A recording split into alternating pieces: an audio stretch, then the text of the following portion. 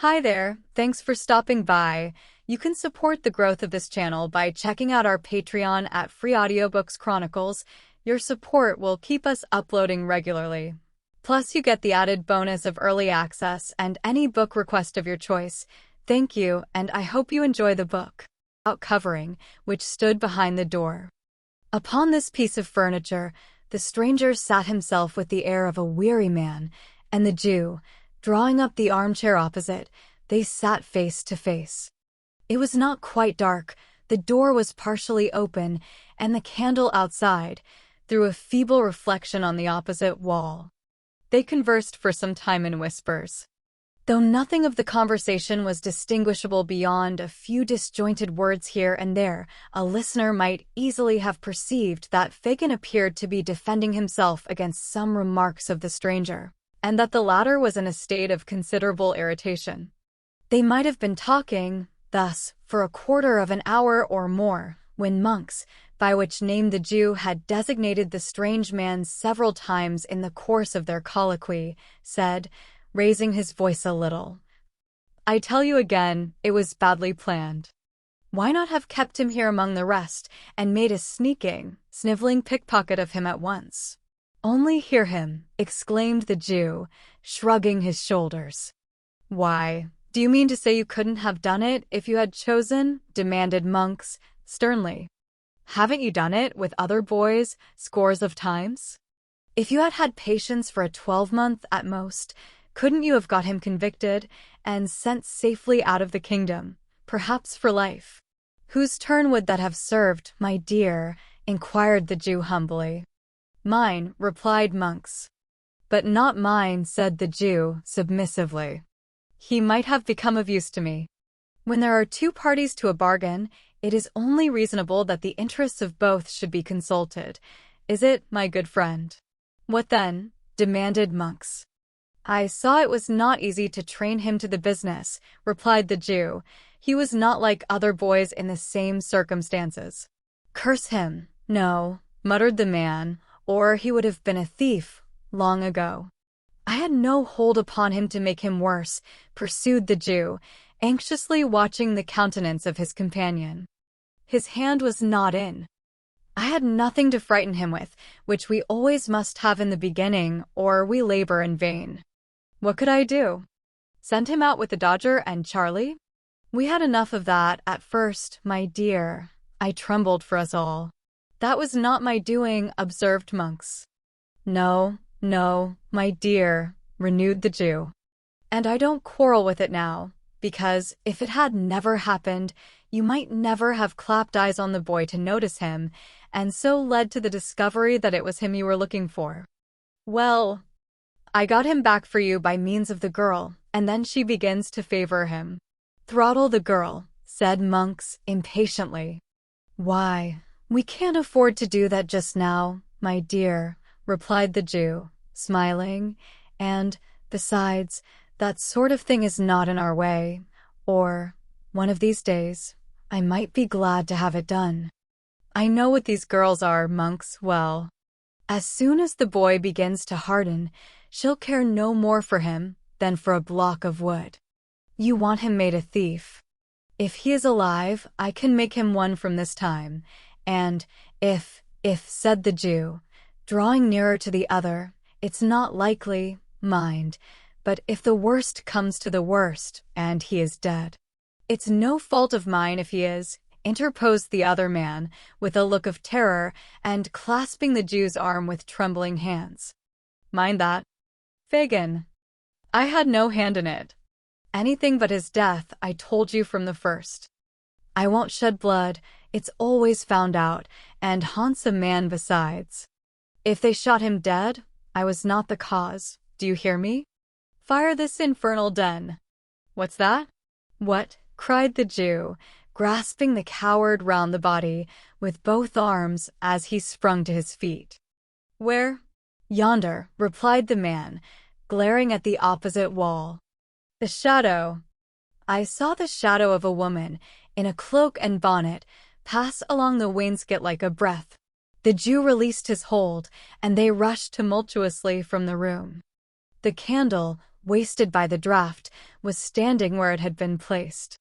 It showed them only the empty staircase and their own white faces. They listened intently. A profound silence reigned throughout the house. "It's your fancy," said the Jew, taking up the light and turning to his companion. "I'll swear I saw it," replied Monks, trembling. "It was bending forward when I saw it first, and when I spoke, it darted away." The Jew glanced contemptuously at the pale face of his associate and, telling him he could follow, if he pleased, ascended the stairs. They looked into all the rooms. They were cold, bare, and empty. They descended into the passage, and thence into the cellars below. The green damp hung upon the low walls. The tracks of the snail and slug glistened in the light of the candle, but all was still as death. "What do you think now?" said the Jew, when they had regained the passage. "Besides ourselves, there's not a creature in the house except Toby and the boys, and they're safe enough. See here."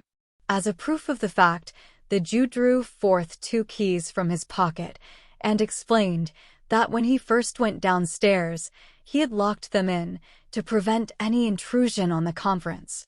This accumulated testimony effectually staggered Mr. Monks. His protestations had gradually become less and less vehement as they proceeded in their search without making any discovery, and now he gave vent to several very grim laughs and confessed it could only have been his excited imagination. He declined any renewal of the conversation, however, for that night, suddenly remembering that it was past 1 o'clock. And so the amiable couple parted.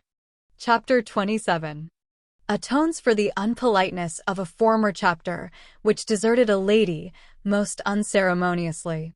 As it would be, by no means, seemly in a humble author to keep so mighty a personage as a beadle waiting, with his back to the fire, and the skirts of his coat gathered up under his arms, until such time as it might suit his pleasure to relieve him, and as it would still less become his station or his gallantry to involve in the same neglect a lady on whom that beadle had looked with an eye of tenderness and affection, and in whose ear he had whispered sweet words, which, coming from such a quarter, might well thrill the bosom of maid or matron of whatsoever degree.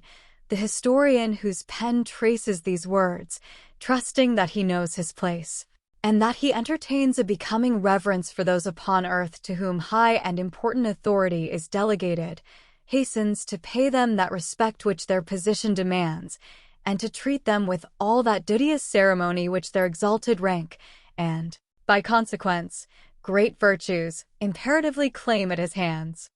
Towards this end, indeed, he had purposed to introduce, in this place, a dissertation touching the divine right of beadles and elucidative of the position that a beadle can do no wrong, which could not fail to have been both pleasurable and profitable to the right-minded reader, but which he is unfortunately compelled, by want of time and space, to postpone to some more convenient and fitting opportunity, on the arrival of which he will be prepared to show that a beadle properly constituted, that is to say, a parochial beadle, attached to a parochial workhouse and attending in his official capacity the parochial church, is, in right and virtue of his office, possessed of all the excellences and best qualities of humanity, and that to none of those excellences can mere company's beadles, or court of law beadles, or even chapel of ease beadles, save the last, and they in a very lowly and inferior degree, lay the remotest sustainable claim. Mr.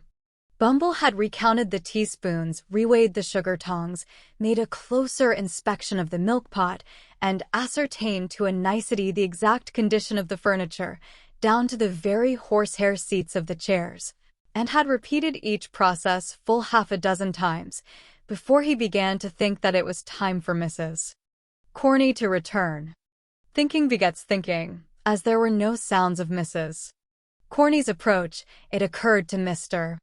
Bumble that it would be an innocent and virtuous way of spending the time if he were further to allay his curiosity by a cursory glance at the interior of Mrs. Corney's chest of drawers. Having listened at the keyhole to assure himself that nobody was approaching the chamber, Mr. Bumble, beginning at the bottom, proceeded to make himself acquainted with the contents of the 3 long drawers, which, being filled with various garments of good fashion and texture, carefully preserved between 2 layers of old newspapers, speckled with dried lavender, seemed to yield him exceeding satisfaction. Arriving, in course of time, at the right-hand corner drawer, in which was the key, and beholding therein a small padlocked box, which, being shaken, gave forth a pleasant sound, as of the chinking of coin, Mr. Bumble returned with a stately walk to the fireplace, and, resuming his old attitude, said, with a grave and determined air, "I'll do it." He followed up this remarkable declaration by shaking his head in a waggish manner for 10 minutes, as though he were remonstrating with himself for being such a pleasant dog, and then he took a view of his legs in profile, with much seeming pleasure and interest. He was still placidly engaged in this latter survey when Mrs. Corney, hurrying into the room, threw herself, in a breathless state, on a chair by the fireside, and covering her eyes with one hand, placed the other over her heart and gasped for breath. "Mrs. Corney," said Mr. Bumble, stooping over the matron, "what is this, ma'am? Has anything happened, ma'am? Pray answer me. I'm on Mr. Bumble, in his alarm, could not immediately think of the word tenterhooks, so he said, "broken bottles." "Oh, Mr. Bumble," cried the lady, "I have been so dreadfully put out." "Put out, ma'am," exclaimed Mr. Bumble, "who has dared to?" "I know," said Mr. Bumble, checking himself with native majesty, "this is them wicious paupers." "It's dreadful to think of," said the lady, shuddering. "Then don't think of it, ma'am," rejoined Mr. Bumble. "I can't help it," whimpered the lady. "Then take something, ma'am," said Mr. Bumble soothingly. "A little of the wine?" "Not for the world," replied Mrs. Corney. "I couldn't. Oh, the top shelf in the right-hand corner. Oh." Uttering these words, the good lady pointed, distractedly, to the cupboard, and underwent a convulsion from internal spasms. Mr. Bumble rushed to the closet, and, snatching a pint-green glass bottle from the shelf thus incoherently indicated, filled a teacup with its contents, and held it to the lady's lips. "I'm better now," said Mrs. Corney, falling back after drinking half of it. Mr. Bumble raised his eyes piously to the ceiling in thankfulness, and, bringing them down again to the brim of the cup, lifted it to his nose. "Peppermint," exclaimed Mrs. Corney in a faint voice, smiling gently on the beetle as she spoke. "Try it. There's a little something else in it." Mr. Bumble tasted the medicine with a doubtful look, smacked his lips, took another taste, and put the cup down empty. "It's very comforting," said Mrs. Corney. "Very much so indeed, ma'am," said the beetle. As he spoke, he drew a chair beside the matron and tenderly inquired what had happened to distress her. "Nothing," replied Mrs. Corney. "I am a foolish, excitable, weak creature." "Not weak, ma'am," retorted Mr. Bumble, drawing his chair a little closer. "Are you a weak creature, Mrs. Corney?" "We are all weak creatures," said Mrs. Corney, laying down a general principle. "So we are," said the beetle. Nothing was said on either side for a minute or two afterwards. By the expiration of that time, Mr. Bumble had illustrated the position by removing his left arm from the back of Mrs. Corney's chair, where it had previously rested, to Mrs. Corney's apron string, round which it gradually became entwined. "We are all weak creatures," said Mr. Bumble. Mrs. Corney sighed. "Don't sigh, Mrs. Corney," said Mr. Bumble. "I can't help it," said Mrs. Corney. And she sighed again. "This is a very comfortable room, ma'am," said Mr. Bumble, looking round. "Another room, and this, ma'am, would be a complete thing." "It would be too much for one," murmured the lady. "But not for two, ma'am," rejoined Mr. Bumble in soft accents. Mrs. Corny." Mrs. Corny drooped her head. When the beetle said this, the beetle drooped his, to get a view of Mrs. Corny's face. Mrs.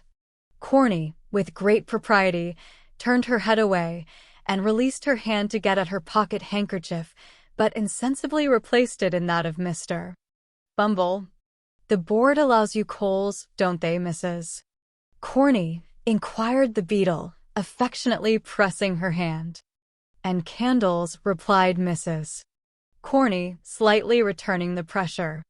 "Coals, candles, and house rent free," said Mr. Bumble. "Oh, Mrs. Corny, what an angel you are!" The lady was not proof against this burst of feeling. She sank into Mr. Bumble's arms, and that gentleman in his agitation imprinted a passionate kiss upon her chaste nose. "Such parochial perfection!" exclaimed Mr. Bumble rapturously. "You know that Mr. Slout is worse tonight, my fascinator." "Yes," replied Mrs. Corny bashfully. "He can't live a week, the doctor says," pursued Mr. Bumble. "He is the master of this establishment. His death will cause a vacancy. That vacancy must be filled up." "Oh, Mrs. Corny, what a prospect this opens! What an opportunity for a gening of hearts and housekeepings!" Mrs. Corny sobbed. "The little word," said Mr. Bumble, bending over the bashful beauty. "The one little word, my blessed Corny?" Yes," sighed out the matron. "One more," pursued the beetle. "Compose your darling feelings for only one more." "When is it to come off?" Mrs. Corny twice essayed to speak, and twice failed. At length, summoning up courage, she threw her arms around Mr. Bumble's neck and said it might be as soon as ever he pleased, and that he was a irresistible duck. Matters being thus amicably and satisfactorily arranged, the contract was solemnly ratified in another teacupful of the peppermint mixture, which was rendered the more necessary by the flutter and agitation of the lady's spirits. While it was being disposed of, she acquainted Mr. Bumble with the old woman's decease. "Very good," said that gentleman, sipping his peppermint. "I'll call it sour berries as I go home, and tell him to send tomorrow morning." "Was it that has frightened you, love?" "It wasn't anything particular, dear," said the lady evasively. "It must have been something, love," urged Mr. Bumble. "Won't you tell your own bee?" "Not now," rejoined the lady. "One of these days. After we're married, dear." "After we're married," exclaimed Mr. Bumble. "It wasn't any impudence from any of them male paupers us." No, love," interposed the lady, hastily. "If I thought it was," continued Mr. Bumble, "if I thought as any one of 'em had dared to lift his vulgar eyes to that lovely countenance." "They wouldn't have dared to do it, love," responded the lady. "They had better not," said Mr. Bumble, clenching his fist. "Let me see any man, parochial or extra-parochial, as would presume to do it, and I can tell him that he wouldn't do it a second time." Unembellished by any violence of gesticulation, this might have seemed no very high compliment to the lady's charms, but as Mr. Bumble accompanied the threat with many warlike gestures, she was much touched with this proof of his devotion, and protested, with great admiration, that he was indeed a dove.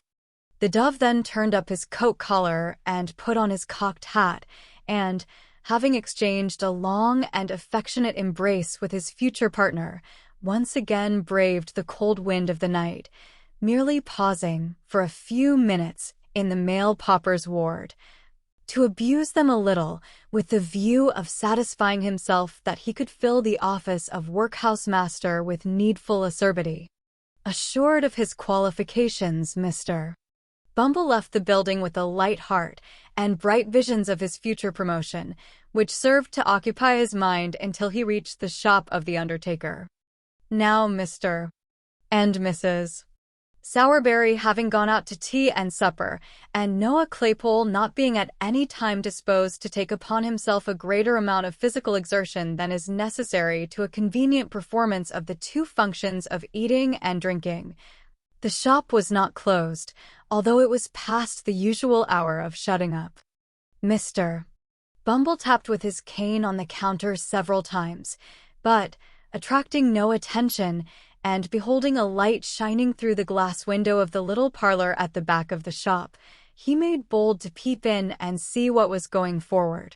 And when he saw what was going forward, he was not a little surprised. The cloth was laid for supper, the table was covered with bread and butter, plates and glasses, a porter pot and a wine bottle. At the upper end of the table, Mr. Noah Claypole lolled negligently in an easy chair, with his legs thrown over one of the arms, an open clasp knife in one hand, and a mass of buttered bread in the other. Close beside him stood Charlotte, opening oysters from a barrel, which Mr. Claypole condescended to swallow, with remarkable avidity. A more than ordinary redness in the region of the young gentleman's nose, and a kind of fixed wink in his right eye, denoted that he was in a slight degree intoxicated. These symptoms were confirmed by the intense relish with which he took his oysters, for which nothing but a strong appreciation of their cooling properties in cases of internal fever could have sufficiently accounted. "Here's a delicious fat one, Noah, dear," said Charlotte. "Try him, do, only this one." "What a delicious thing is an oyster," remarked Mr. Claypole, after he had swallowed it. "What a pity it is a number of M should ever make you feel uncomfortable, isn't it, Charlotte?" "It's quite a cruelty," said Charlotte. "So it is," acquiesced Mr. Claypole. "Ain't you fond of oysters?" "Not overmuch," replied Charlotte. "I like to see you eat, Noah dear, better than eating myself." "Lor," said Noah, reflectively, "how queer." "Have another," said Charlotte. "Here's one with such a beautiful, delicate beard." "I can't manage any more," said Noah. "I'm very sorry." "Come here, Charlotte, and I'll kiss your—" "What?" said Mr. Bumble, bursting into the room. "Say that again, sir." Charlotte uttered a scream and hid her face in her apron. Mr. Claypole, without making any further change in his position than suffering his legs to reach the ground, gazed at the beadle in drunken terror. "Say it again, you vile, audacious fellow," said Mr. Bumble. "How dare you mention such a thing, sir? And how dare you encourage him, you insolent minx?" "Kiss her," exclaimed Mr. Bumble, in strong indignation. "Faugh! I didn't mean to do it," said Noah, blubbering. "She's always a-kissing of me, whether I like it or not." "Oh, Noah," cried Charlotte reproachfully. You know you are," retorted Noah. "She's always a-doin' of it, Mr. Bumble, sir. She chucks me under the chin, please, sir, and makes all manner of love." "Silence," cried Mr. Bumble sternly. "Take yourself downstairs, ma'am. Noah, you shut up the shop. Say another word till your master comes home, at your peril, and, when he does come home, tell him that Mr. Bumble said he was to send a old woman's shell after breakfast tomorrow morning. Do you hear, sir?" "Kissing," cried Mr. Bumble, holding up his hands.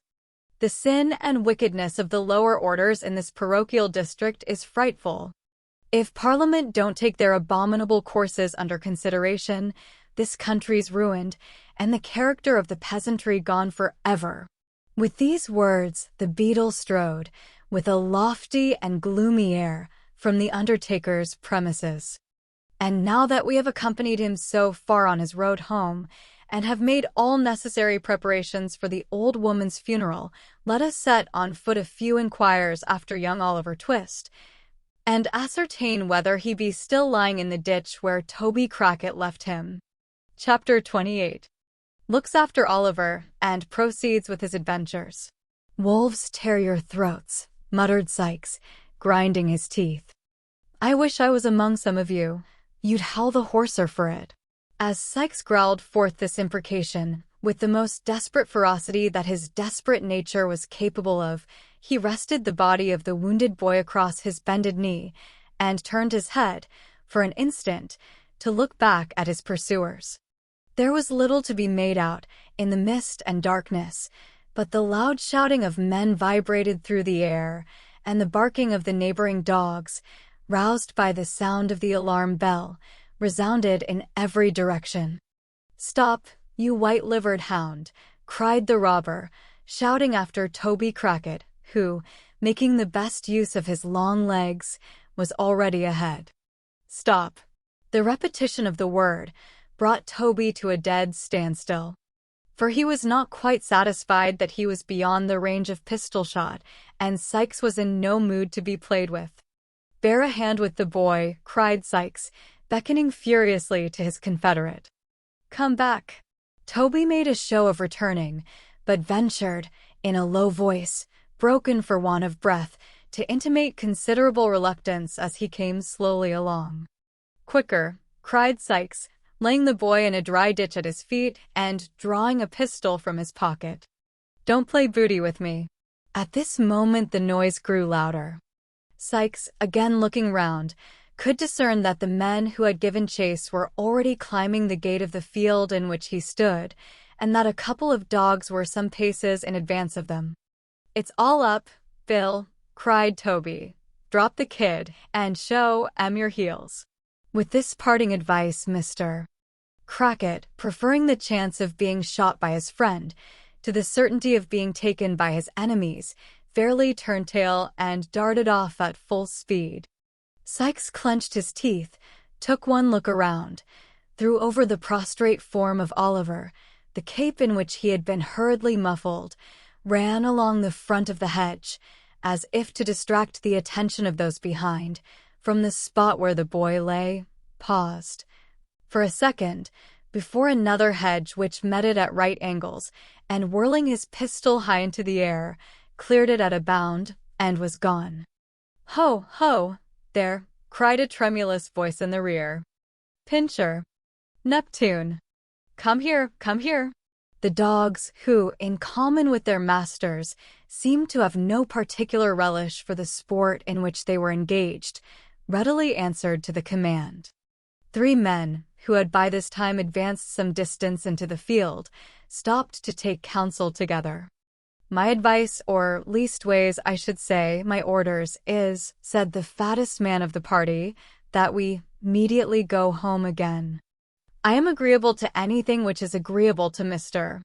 Giles," said a shorter man, who was by no means of a slim figure, and who was very pale in the face and very polite, as frightened men frequently are. "I shouldn't wish to appear ill-mannered, gentlemen," said the third, who had called the dogs back. "Mr. Giles ought to know." "Certainly," replied the shorter man, "and whatever Mr. Giles says, it isn't our place to contradict him." No, I know my situation. Thank my stars, I know my situation." To tell the truth, the little man did seem to know his situation, and to know perfectly well that it was by no means a desirable one, for his teeth chattered in his head as he spoke. "You are afraid," Brittles said Mr. Giles. "I ain't," said Brittles. "You are," said Giles. "You're a falsehood, Mr. Giles," said Brittles. "You're a lie, Brittles," said Mr. Giles. Now, these 4 retorts arose from Mr. Giles's taunt, and Mr. Giles's taunt had arisen from his indignation at having the responsibility of going home again imposed upon himself under cover of a compliment. The third man brought the dispute to a close, most philosophically. "I'll tell you what it is, gentlemen," said he, "we're all afraid." "Speak for yourself, sir," said Mr. Giles, who was the palest of the party. "So I do," replied the man. "It's natural and proper to be afraid under such circumstances." "I am." "So am I," said Brittles, "only there's no call to tell a man he is," so bounceably. These frank admissions softened Mr. Giles, who at once owned that he was afraid, upon which they all three faced about and ran back again with the completest unanimity until Mr. Giles, who had the shortest wind of the party, as was encumbered with a pitchfork, most handsomely insisted on stopping to make an apology for his hastiness of speech. "But it's wonderful," said Mr. Giles, when he had explained, "what a man will do when his blood is up. I should have committed murder, I know I should, if we'd caught one of them rascals."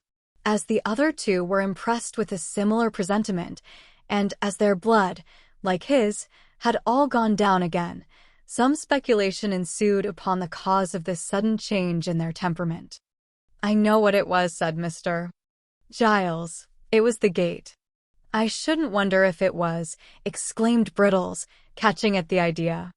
"You may depend upon it," said Giles, "that gate stopped the flow of the excitement. I felt all mine suddenly going away as I was climbing over it." By a remarkable coincidence, the other two had been visited with the same unpleasant sensation at that precise moment. It was quite obvious, therefore, that it was the gate, especially as there was no doubt regarding the time at which the change had taken place, because all three remembered that they had come in sight of the robbers at the instant of its occurrence. This dialogue was held between the two men who had surprised the burglars and a traveling tinker who had been sleeping in an outhouse and who had been roused, together with his two mongrel curs, to join in the pursuit. Mr. Giles acted in the double capacity of butler and steward to the old lady of the mansion. Brittles was a lad of all work, who, having entered her service a mere child, was treated as a promising young boy still, though he was something past 30.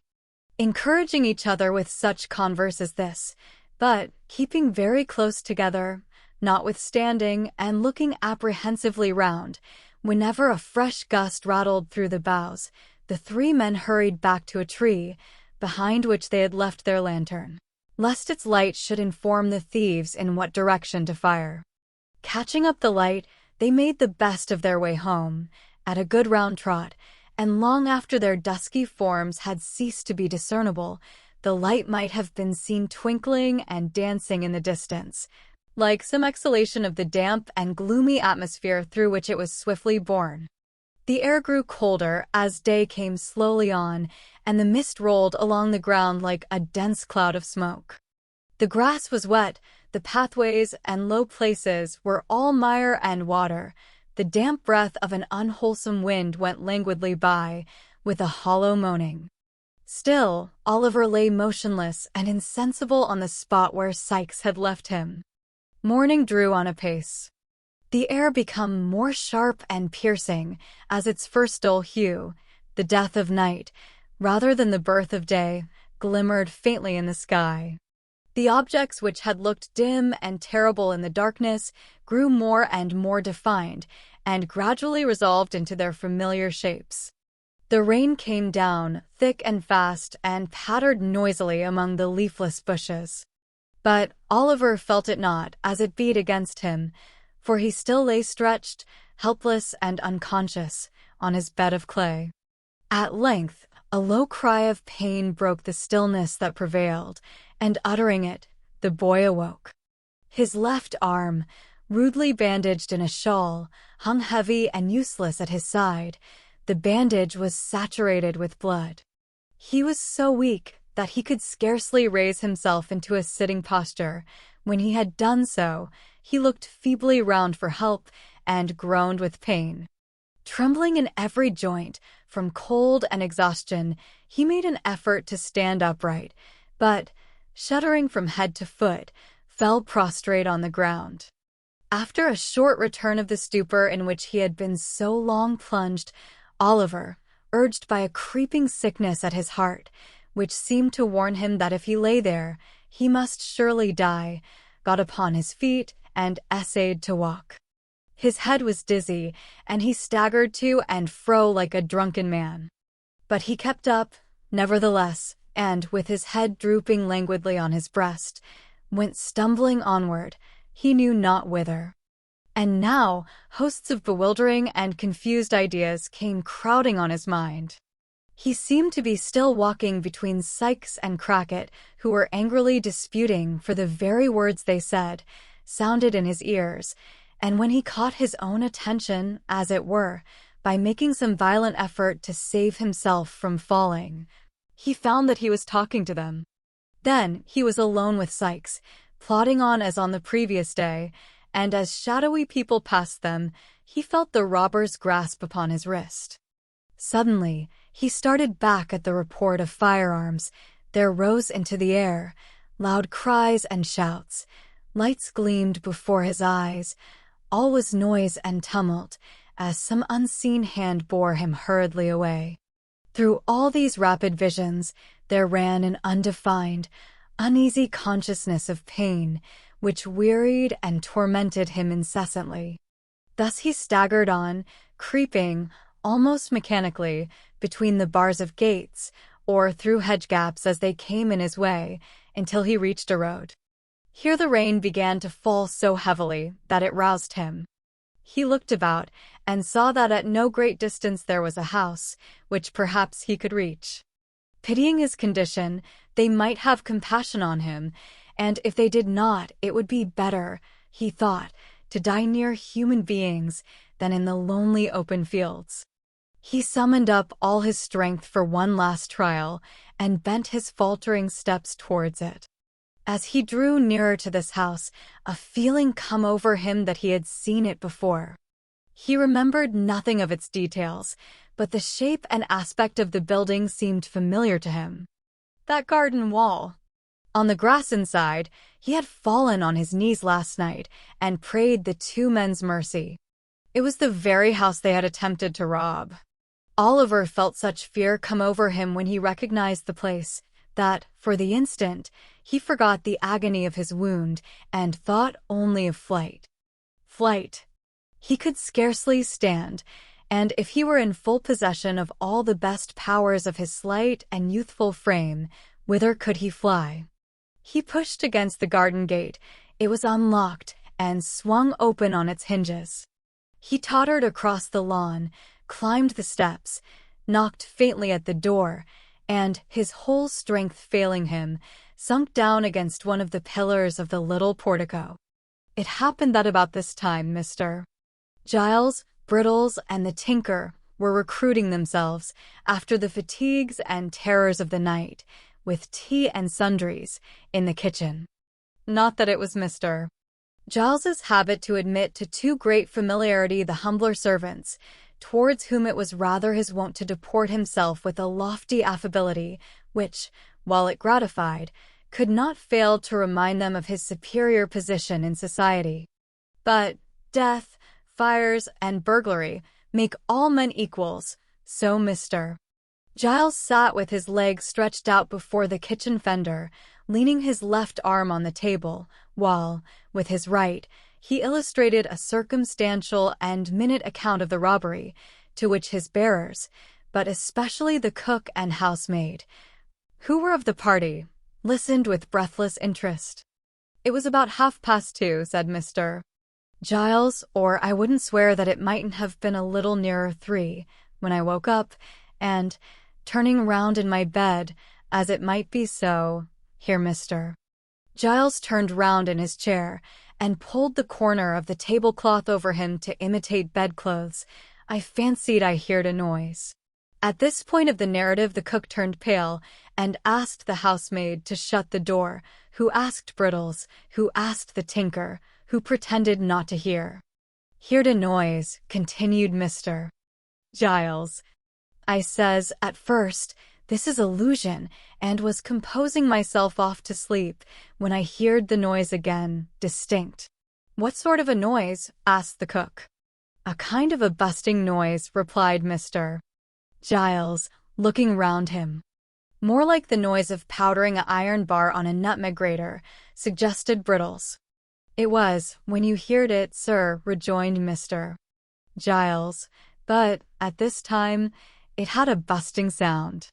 I turned down the clothes, continued Giles, rolling back the tablecloth, sat up in bed, and listened. The cook and housemaid simultaneously ejaculated, "Lor," and drew their chairs closer together. I heard it now, quite apparent, resumed Mr. Giles. Somebody, I says, is forcing of a door or window. What's to be done? I'll call up that poor lad, Brittles, and save him from being murdered in his bed, or his throat, I says, may be cut from his right ear to his left, without his ever knowing it. Here, all eyes were turned upon Brittles, who fixed his upon the speaker, and stared at him, with his mouth wide open, and his face expressive of the most unmitigated horror. I tossed off the clothes, said Giles, throwing away the tablecloth and looking very hard at the cook and housemaid, got softly out of bed, drew on a pair of ladies present, Mr. Giles, murmured the tinker. Of shoes, sir, said Giles, turning upon him, and laying great emphasis on the word, seized the loaded pistol that always goes upstairs with the plate basket, and walked on tiptoes to his room. Brittles, I says, when I had woke him, don't be frightened. So you did, observed Brittles, in a low voice. We're dead men, I think, Brittles, I says, continued Giles, but don't be frightened. Was he frightened? Asked the cook. Not a bit of it, replied Mr. Giles. He was as firm, pretty near as firm as I was. I should have died at once, I'm sure, if it had been me, observed the housemaid. You're a woman, retorted Brittles, plucking up a little. Brittles is right, said Mr. Giles, nodding his head, approvingly. From a woman, nothing else was to be expected. We, being men, took a dark lantern that was standing on Brittles' hob, and groped our way downstairs in the pitch dark, as it might be so. Mr. Giles had risen from his seat, and taken 2 steps with his eyes shut, to accompany his description with appropriate action, when he started violently, in common with the rest of the company, and hurried back to his chair. The cook and housemaid screamed. It was a knock, said Mr. Giles, assuming perfect serenity. Open the door, somebody. Nobody moved. It seems a strange sort of a thing, a knock coming at such a time in the morning, said Mr. Giles, surveying the pale faces which surrounded him, and looking very blank himself, but the door must be opened. Do you hear somebody? Mr. Giles, as he spoke, looked at Brittles, but that young man, being naturally modest, probably considered himself nobody, and so held that the inquiry could not have any application to him. At all events, he tendered no reply. Mr. Giles directed an appealing glance at the tinker, but he had suddenly fallen asleep. The women were out of the question. If Brittles would rather open the door in the presence of witnesses, said Mr. Giles, after a short silence, I am ready to make one. So am I, said the tinker, waking up as suddenly as he had fallen asleep. Brittles capitulated on these terms, and the party, being somewhat reassured by the discovery, made on throwing open the shutters, that it was now broad day, took their way upstairs, with the dogs in front. The 2 women, who were afraid to stay below, brought up the rear. By the advice of Mr.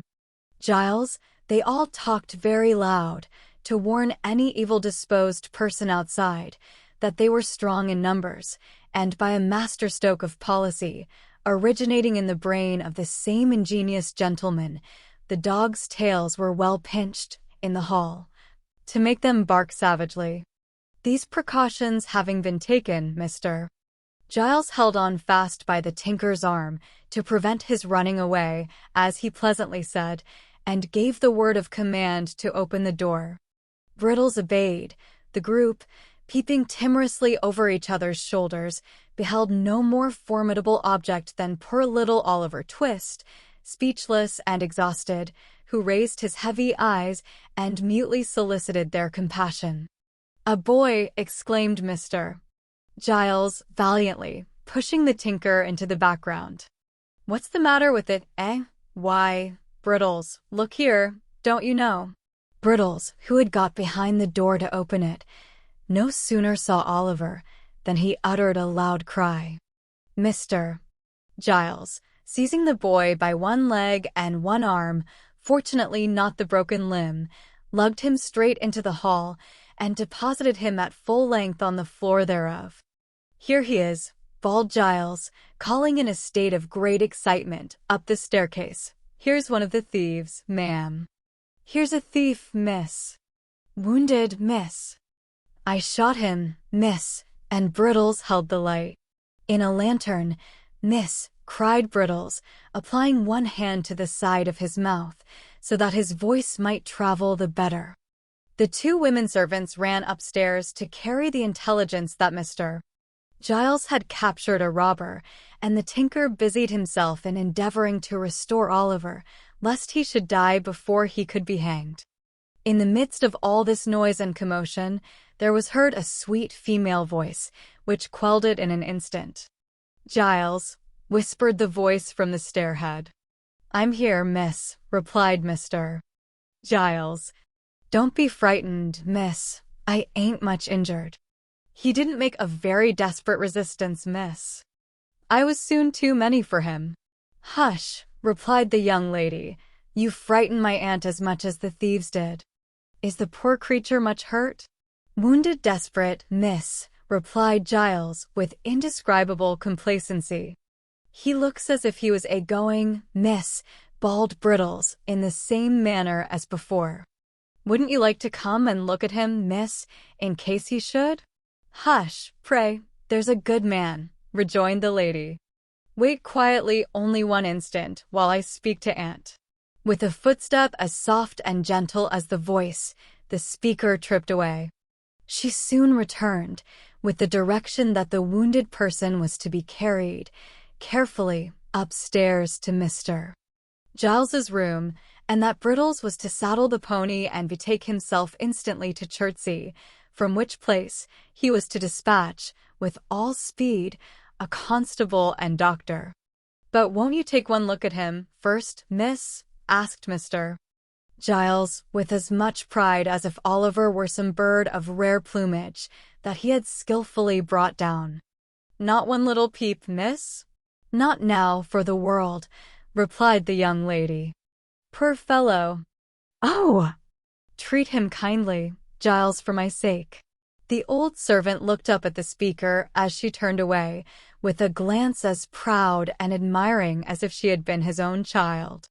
Then, bending over Oliver, he helped to carry him upstairs, with the care and solicitude of a woman. Chapter 29 has an introductory account of the inmates of the house to which Oliver resorted. In a handsome room, though its furniture had rather the air of old-fashioned comfort than of modern elegance, there sat two ladies at a well-spread breakfast table. Mr. Giles, dressed with scrupulous care in a full suit of black, was in attendance upon them. He had taken his station some halfway between the sideboard and the breakfast table, and, with his body drawn up to its full height, his head thrown back, and inclined the merest trifle on one side, his left leg advanced, and his right hand thrust into his waistcoat, while his left hung down by his side, grasping a waiter, looked like one who labored under a very agreeable sense of his own merits and importance. Of the two ladies, one was well advanced in years, but the high-backed oaken chair in which she sat was not more upright than she. Dressed with the utmost nicety and precision, in a quaint mixture of bygone costume, with some slight concessions to the prevailing taste, which rather served to point the old style pleasantly than to impair its effect, she sat, in a stately manner, with her hands folded on the table before her. Her eyes, and age had dimmed but little of their brightness, were attentively upon her young companion.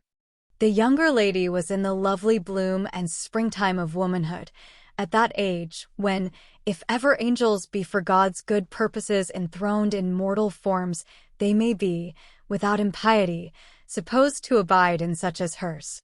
She was not past 17.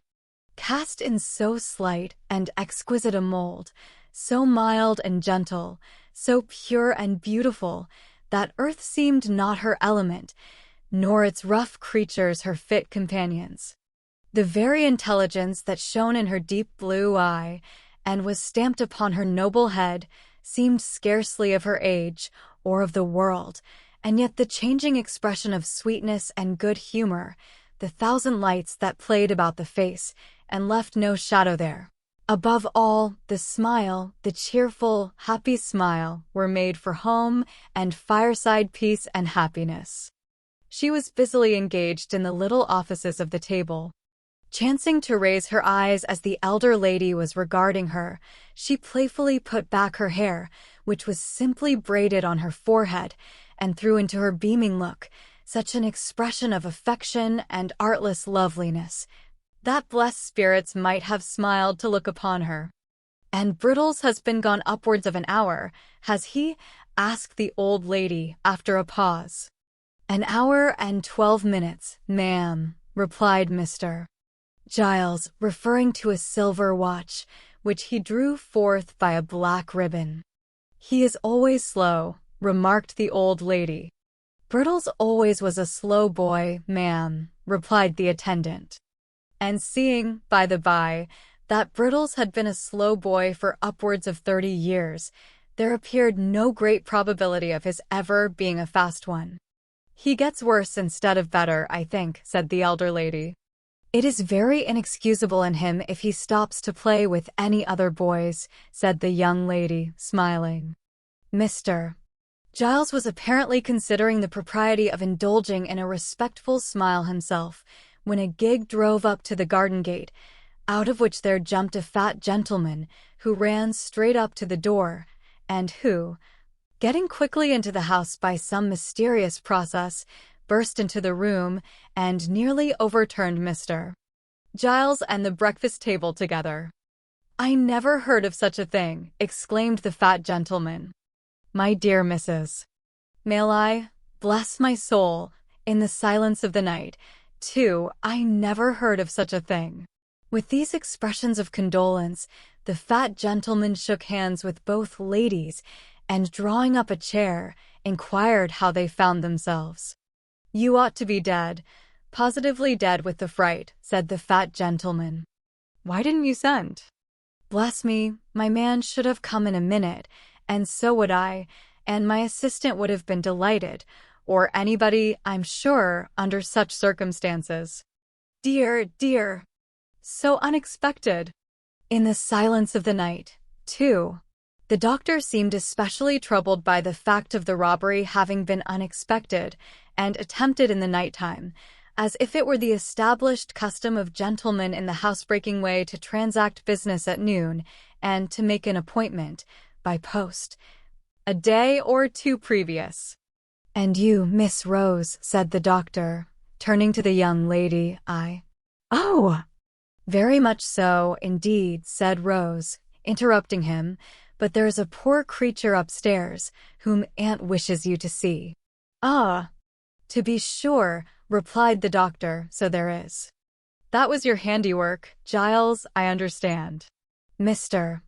Giles, who had been feverishly putting the teacups to rights, blushed very red, and said that he had had that honor.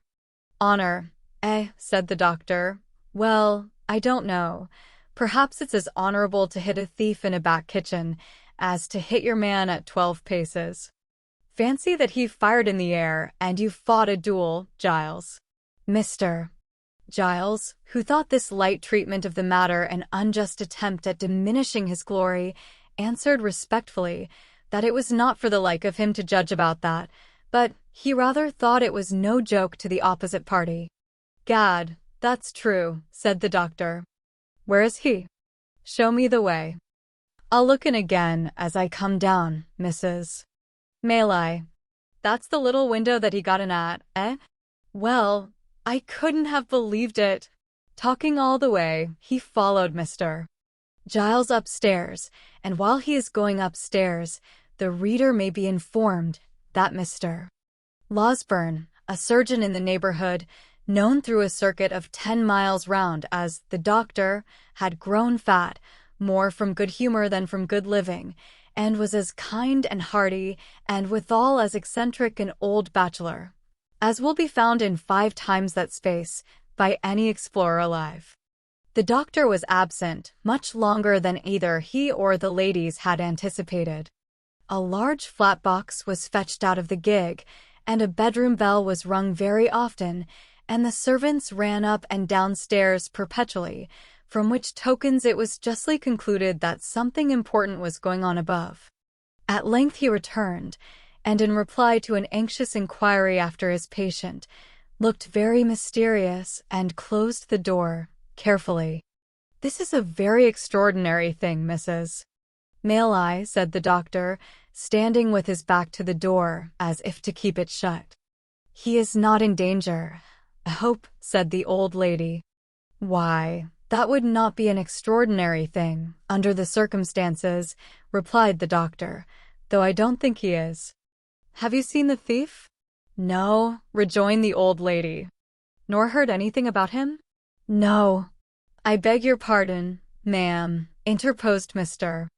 Giles, "but I was going to tell you about him when Dr. Losberne came in."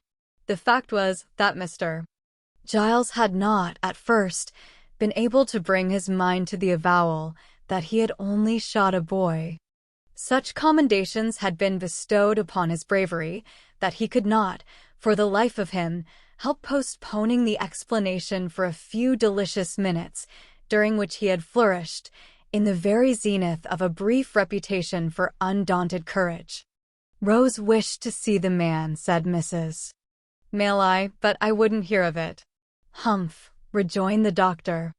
"There is nothing very alarming in his appearance. Have you any objection to see him in my presence?" "If it be necessary," replied the old lady, "certainly not."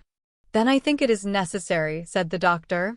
"At all events, I am quite sure that you would deeply regret not having done so, if you postponed it. He is perfectly quiet and comfortable now. Allow me, Miss Rose, will you permit me?" "Not the slightest fear. I pledge you my honor." Chapter 30 relates what Oliver's new visitors thought of him. With many loquacious assurances that they would be agreeably surprised in the aspect of the criminal, the doctor drew the young lady's arm through one of his, and offering his disengaged hand to Mrs.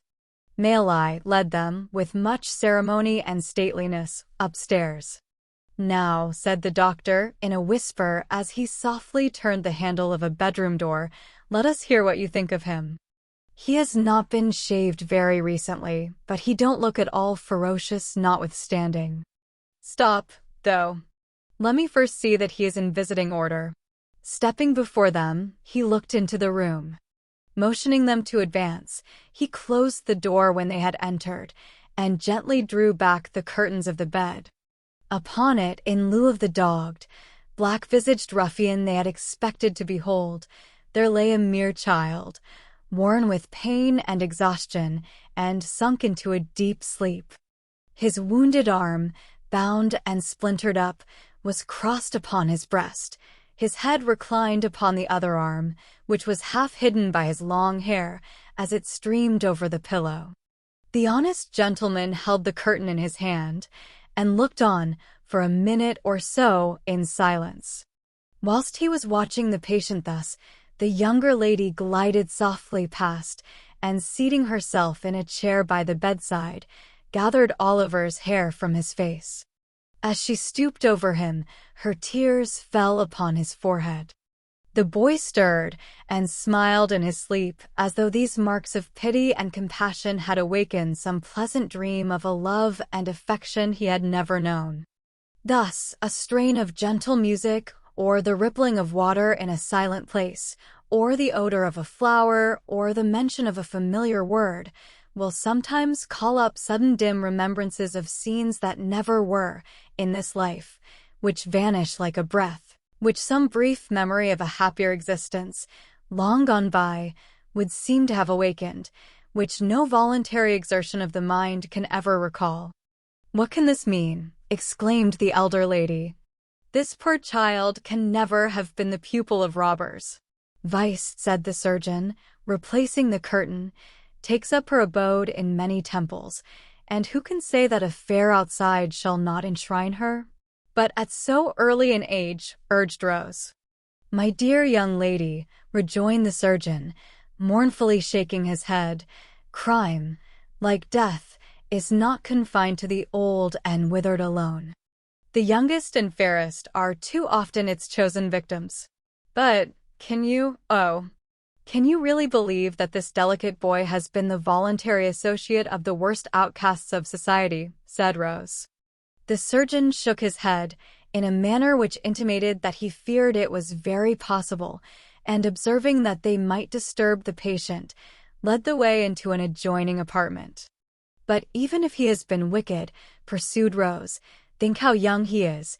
Think that he may never have known a mother's love, or the comfort of a home, that ill usage and blows, or the want of bread, may have driven him to herd with men who have forced him to guilt.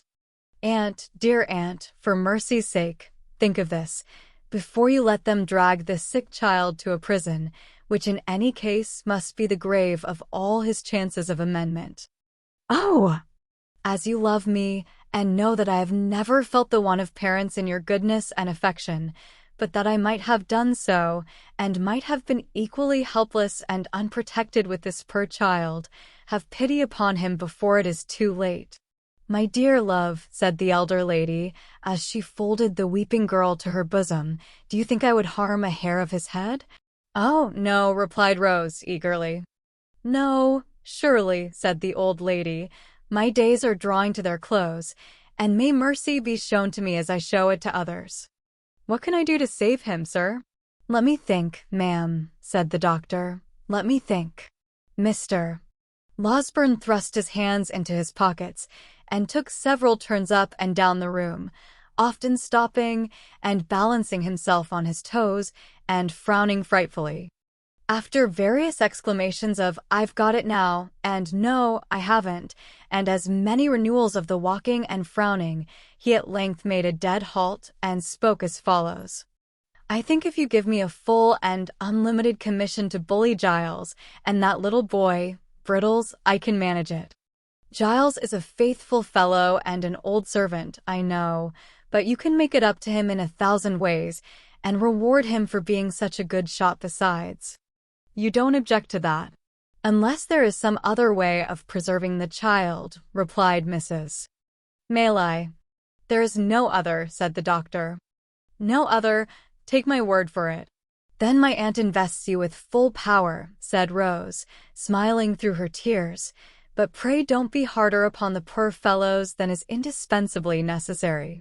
"You seem to think," retorted the doctor, "that everybody is disposed to be hard-hearted today, except yourself, Miss Rose. I only hope, for the sake of the rising male sex generally, that you may be found in as vulnerable and soft-hearted a mood by the first eligible young fellow who appeals to your compassion, and I wish I were a young fellow, that I might avail myself on the spot of such a favorable opportunity for doing so as the present." "You're as great a boy as poor Brittles himself," returned Rose, blushing. "Well," said the doctor, laughing heartily, "that is no very difficult matter. But to return to this boy. The great point of our agreement is yet to come. He will wake in an hour or so, I dare say, and although I have told that thick-headed constable fellow downstairs that he mustn't be moved or spoken to, on peril of his life, I think we may converse with him without danger.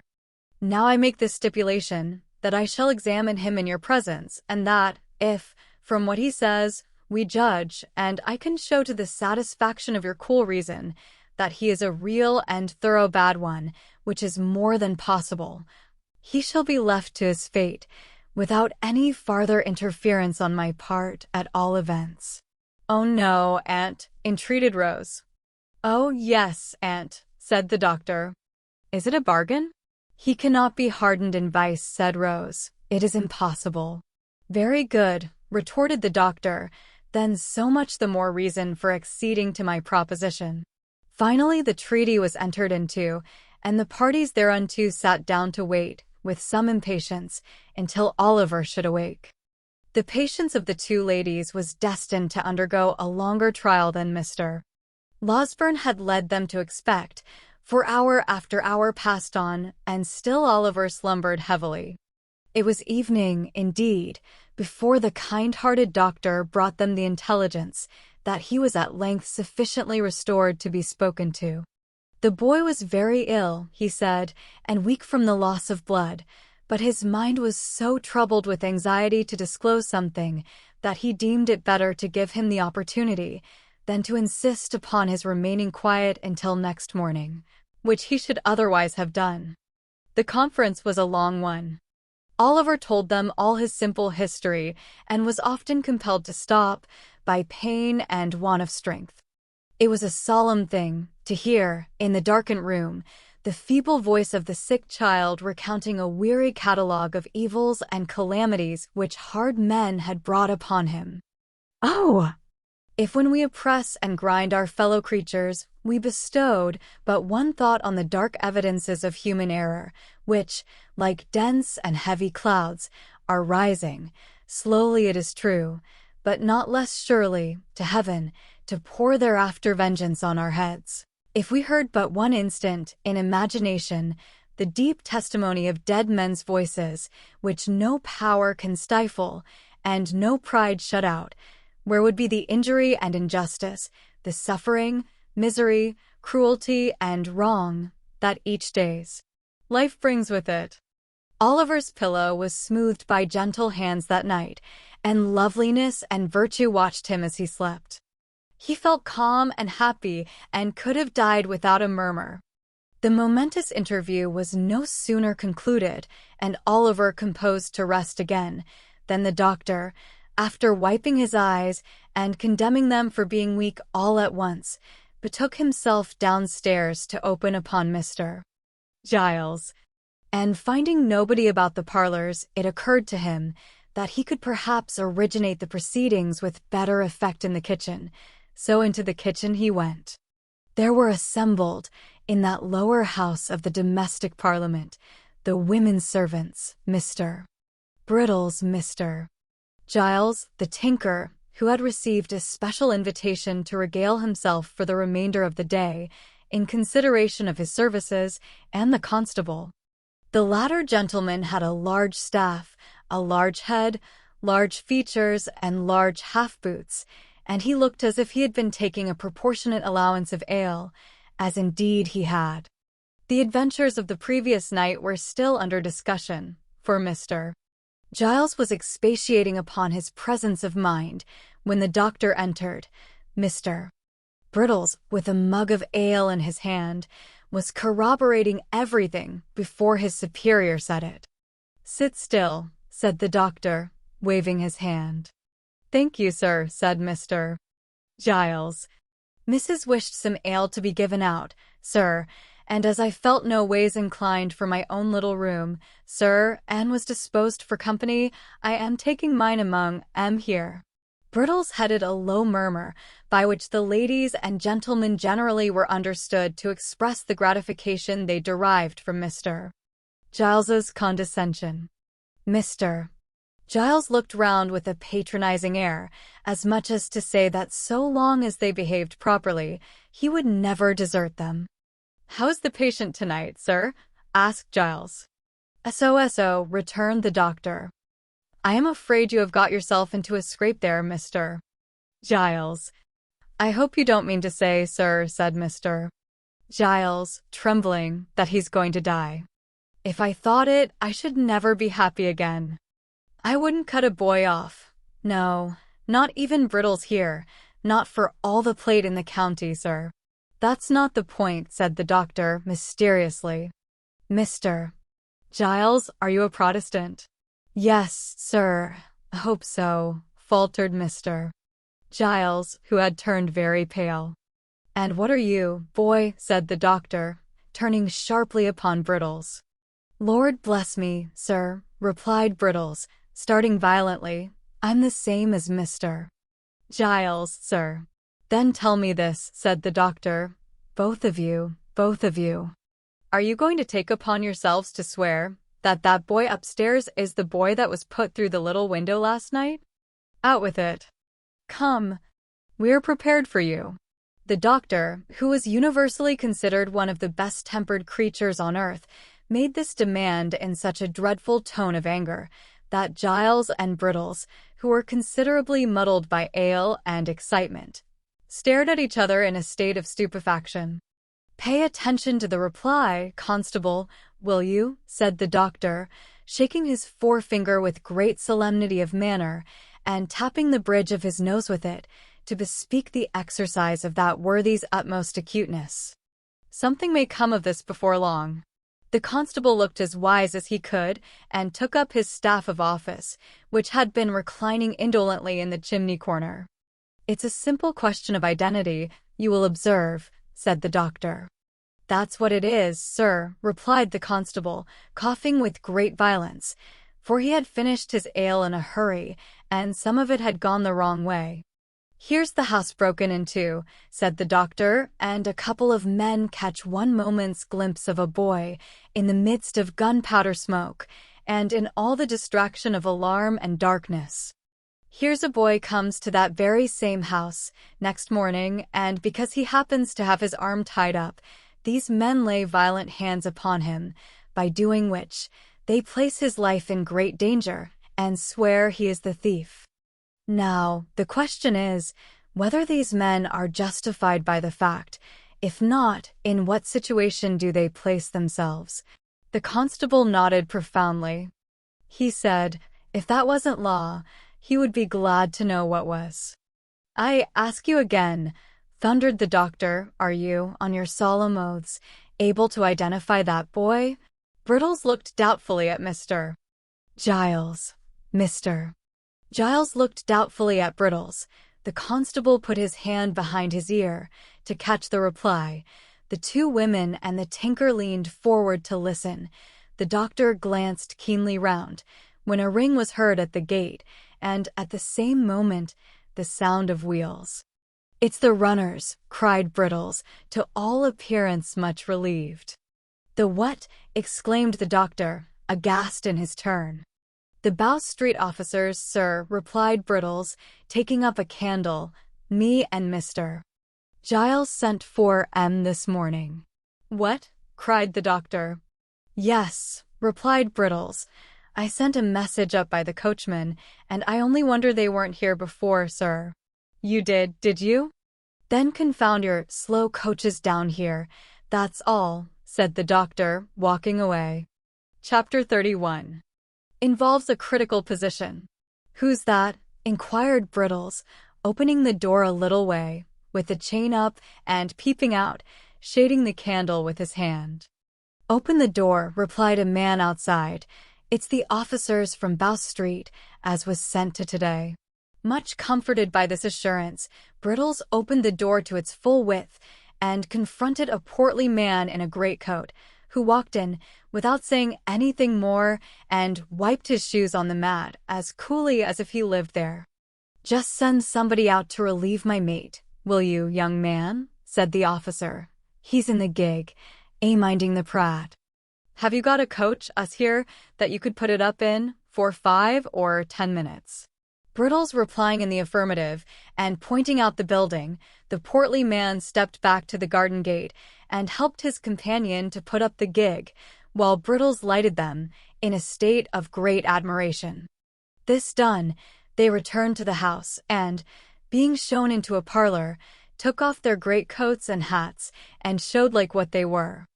The man who had knocked at the door was a stout personage of middle height, aged about 50, with shiny black hair, cropped pretty close, half-whiskers, a round face, and sharp eyes.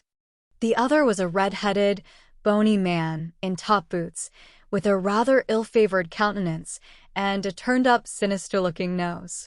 Tell your governor that Blathers and Duff is here, will you? Said the stouter man, smoothing down his hair and laying a pair of handcuffs on the table. Oh! Good evening, master. Can I have a word or two with you in private, if you please? This was addressed to Mr. Losberne, who now made his appearance.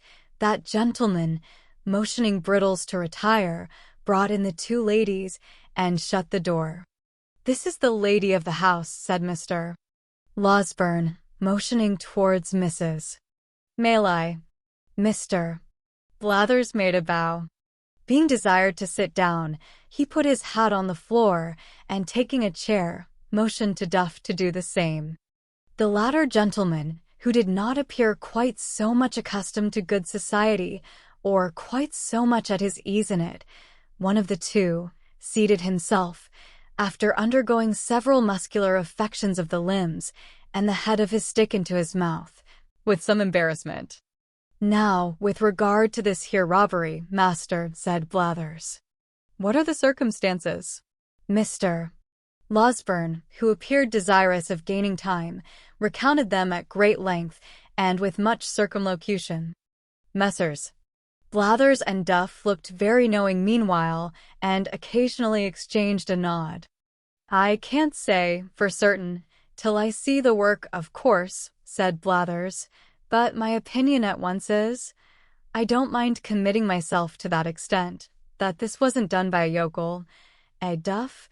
"Certainly not," replied Duff. And, translating the word yokel for the benefit of the ladies, "I apprehend your meaning to be that this attempt was not made by a countryman," said Mr. Losberne with a smile. "That's it, master," replied Blathers. "This is all about the robbery, is it?" "All," replied the doctor. "Now, what is this, about this here boy that the servants are talking on?" said Blathers. "Nothing at all," replied the doctor. "One of the frightened servants chose to take it into his head that he had something to do with this attempt to break into the house, but it's nonsense, sheer absurdity." "Very easy disposed of, if it is," remarked Duff. "What he says is quite correct," observed Blathers, nodding his head in a confirmatory way, and playing carelessly with the handcuffs, as if they were a pair of castanets. "Who is the boy? What account does he give of himself? Where did he come from? He didn't drop out of the clouds, did he, master?" "Of course not," replied the doctor, with a nervous glance at the two ladies. "I know his whole history, but we can talk about that presently. You would like, first, to see the place where the thieves made their attempt, I suppose?" "Certainly," rejoined Mr. Blathers. "We had better inspect the premises first, and examine the servants afterwards. That's the usual way of doing business." Lights were then procured, and Messrs. Blathers and Duff, attended by the native constable, Brittles, Giles, and everybody else in short, went into the little room at the end of the passage and looked out at the window, and afterwards went round by way of the lawn and looked in at the window, and after that had a candle handed out to inspect the shutter with, and after that a lantern to trace the footsteps with, and after that a pitchfork to poke the bushes with. This done, amidst the breathless interest of all beholders, they came in again, and Mr. Giles and Brittles were put through a melodramatic representation of their share in the previous night's adventures, which they performed some 6 times over, contradicting each other, in not more than one important respect, the first time, and in not more than a dozen the last. This consummation being arrived at, Blathers and Duff cleared the room, and held a long council together, compared with which, for secrecy and solemnity, a consultation of great doctors on the knottiest point in medicine would be mere child's play. Meanwhile, the doctor walked up and down the next room in a very uneasy state, and Mrs. May and Rose looked on with anxious faces. "Upon my word," he said, making a halt, after a great number of very rapid turns, "I hardly know what to do." "Surely," said Rose, "the poor child's story, faithfully repeated to these men, will be sufficient to exonerate him." "I doubt it, my dear young lady," said the doctor, shaking his head. "I don't think it would exonerate him, either with them, or with legal functionaries of a higher grade. What is he, after all, they would say? A runaway. Judged by mere worldly considerations and probabilities, his story is a very doubtful one. You believe it, surely, interrupted Rose. I believe it, strange as it is, and perhaps I may be an old fool for doing so, rejoined the doctor, but I don't think it is exactly the tale for a practical police officer, nevertheless. Why not? Demanded Rose.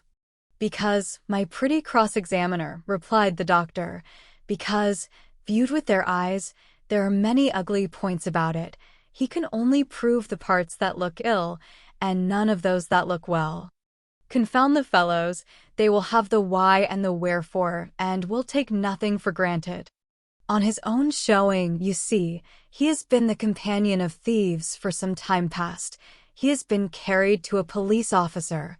On a charge of picking a gentleman's pocket, he has been taken away, forcibly, from that gentleman's house, to a place which he cannot describe or point out, and of the situation of which he has not the remotest idea.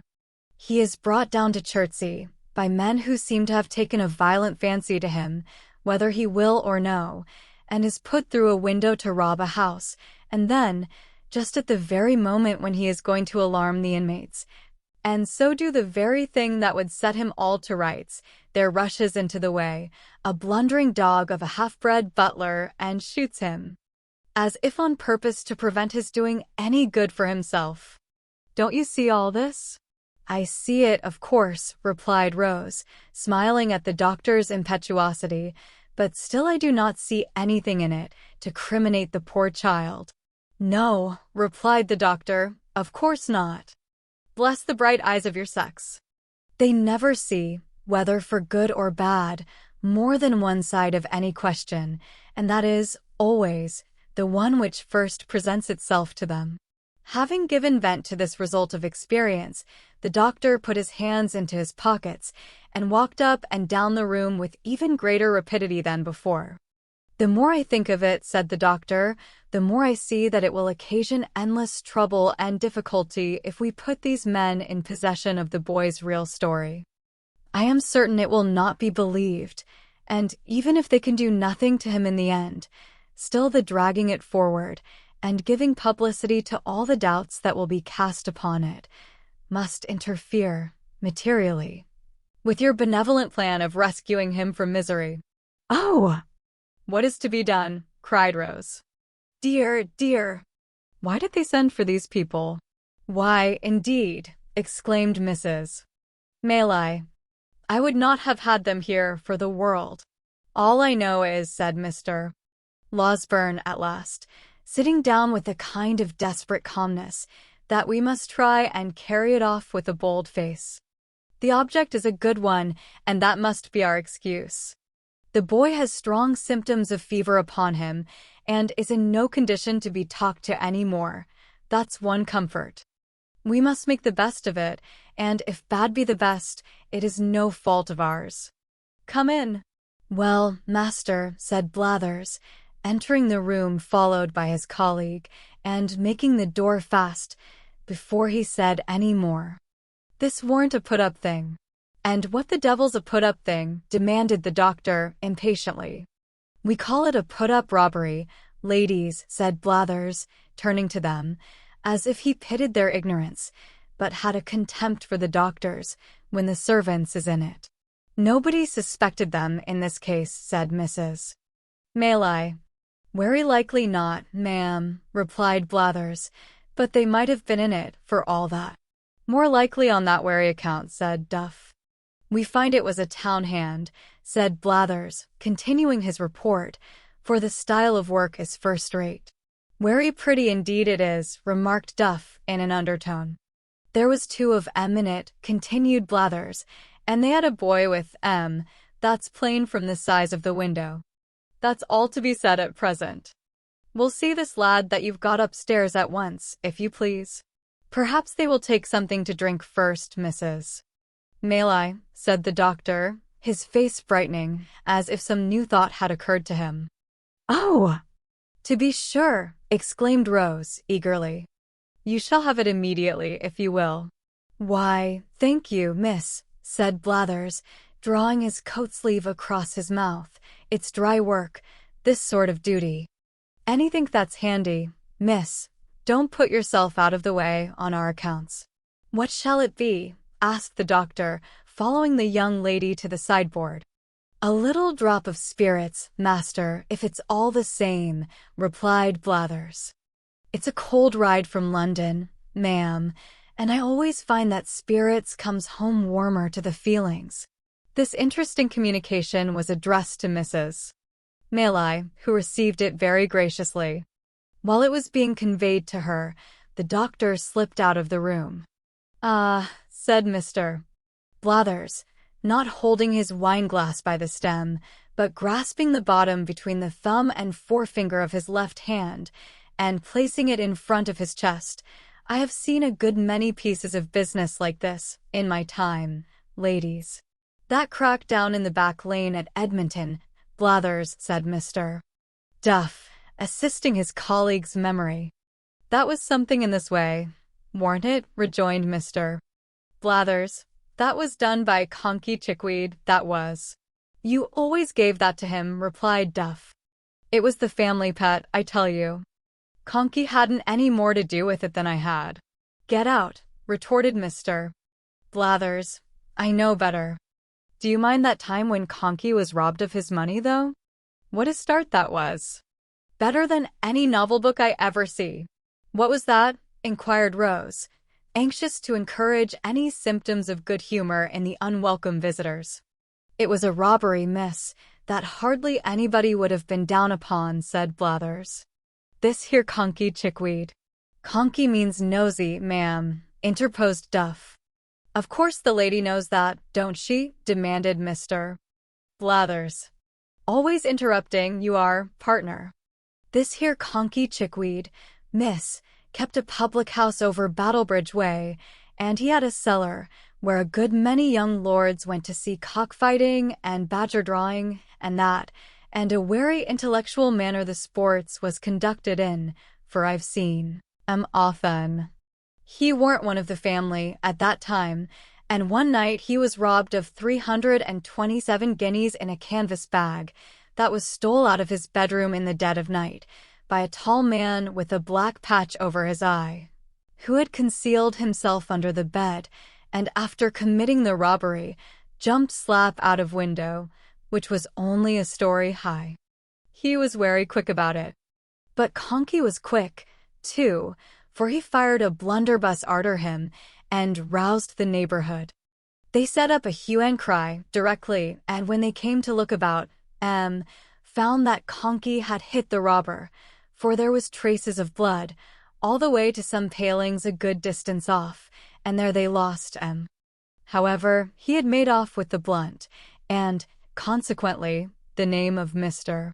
Chickweed, licensed whittler, appeared in the Gazette among the other bankrupts, and all manner of benefits and subscriptions, and I don't know what all, was got up for the poor man, who was in a very low state of mind about his loss, and went up and down the streets, for 3 or 4 days, pulling his hair off in such a desperate manner that many people was afraid he might be going to make away with himself. One day he came up to the office, all in a hurry, and had a private interview with the magistrate, who, after a deal of talk, rings the bell and orders Jem Spires in. Jem was an active officer, and tells him to go and assist Mr. Chickweed in apprehending the man as robbed his house. "I see him, Spires," said Chickweed, "pass my house yesterday morning. Why didn't you up and collar him?" says Spires. "I was so struck all of a heap that you might have fractured my skull with a toothpick," says the poor man, "but we're sure to have him, for between 10 and 11 o'clock at night he passed again." Spires no sooner heard this than he put some clean linen and a comb in his pocket, in case he should have to stop a day or two, and away he goes, and sets himself down at one of the public-house windows behind the little red curtain, with his hat on, all ready to bolt out at a moment's notice. He was smoking his pipe here, late at night, when all of a sudden Chickweed roars out, "Here he is! Stop thief! Murder!" Jem Spires dashes out, and there he sees Chickweed, a tearing down the street full cry.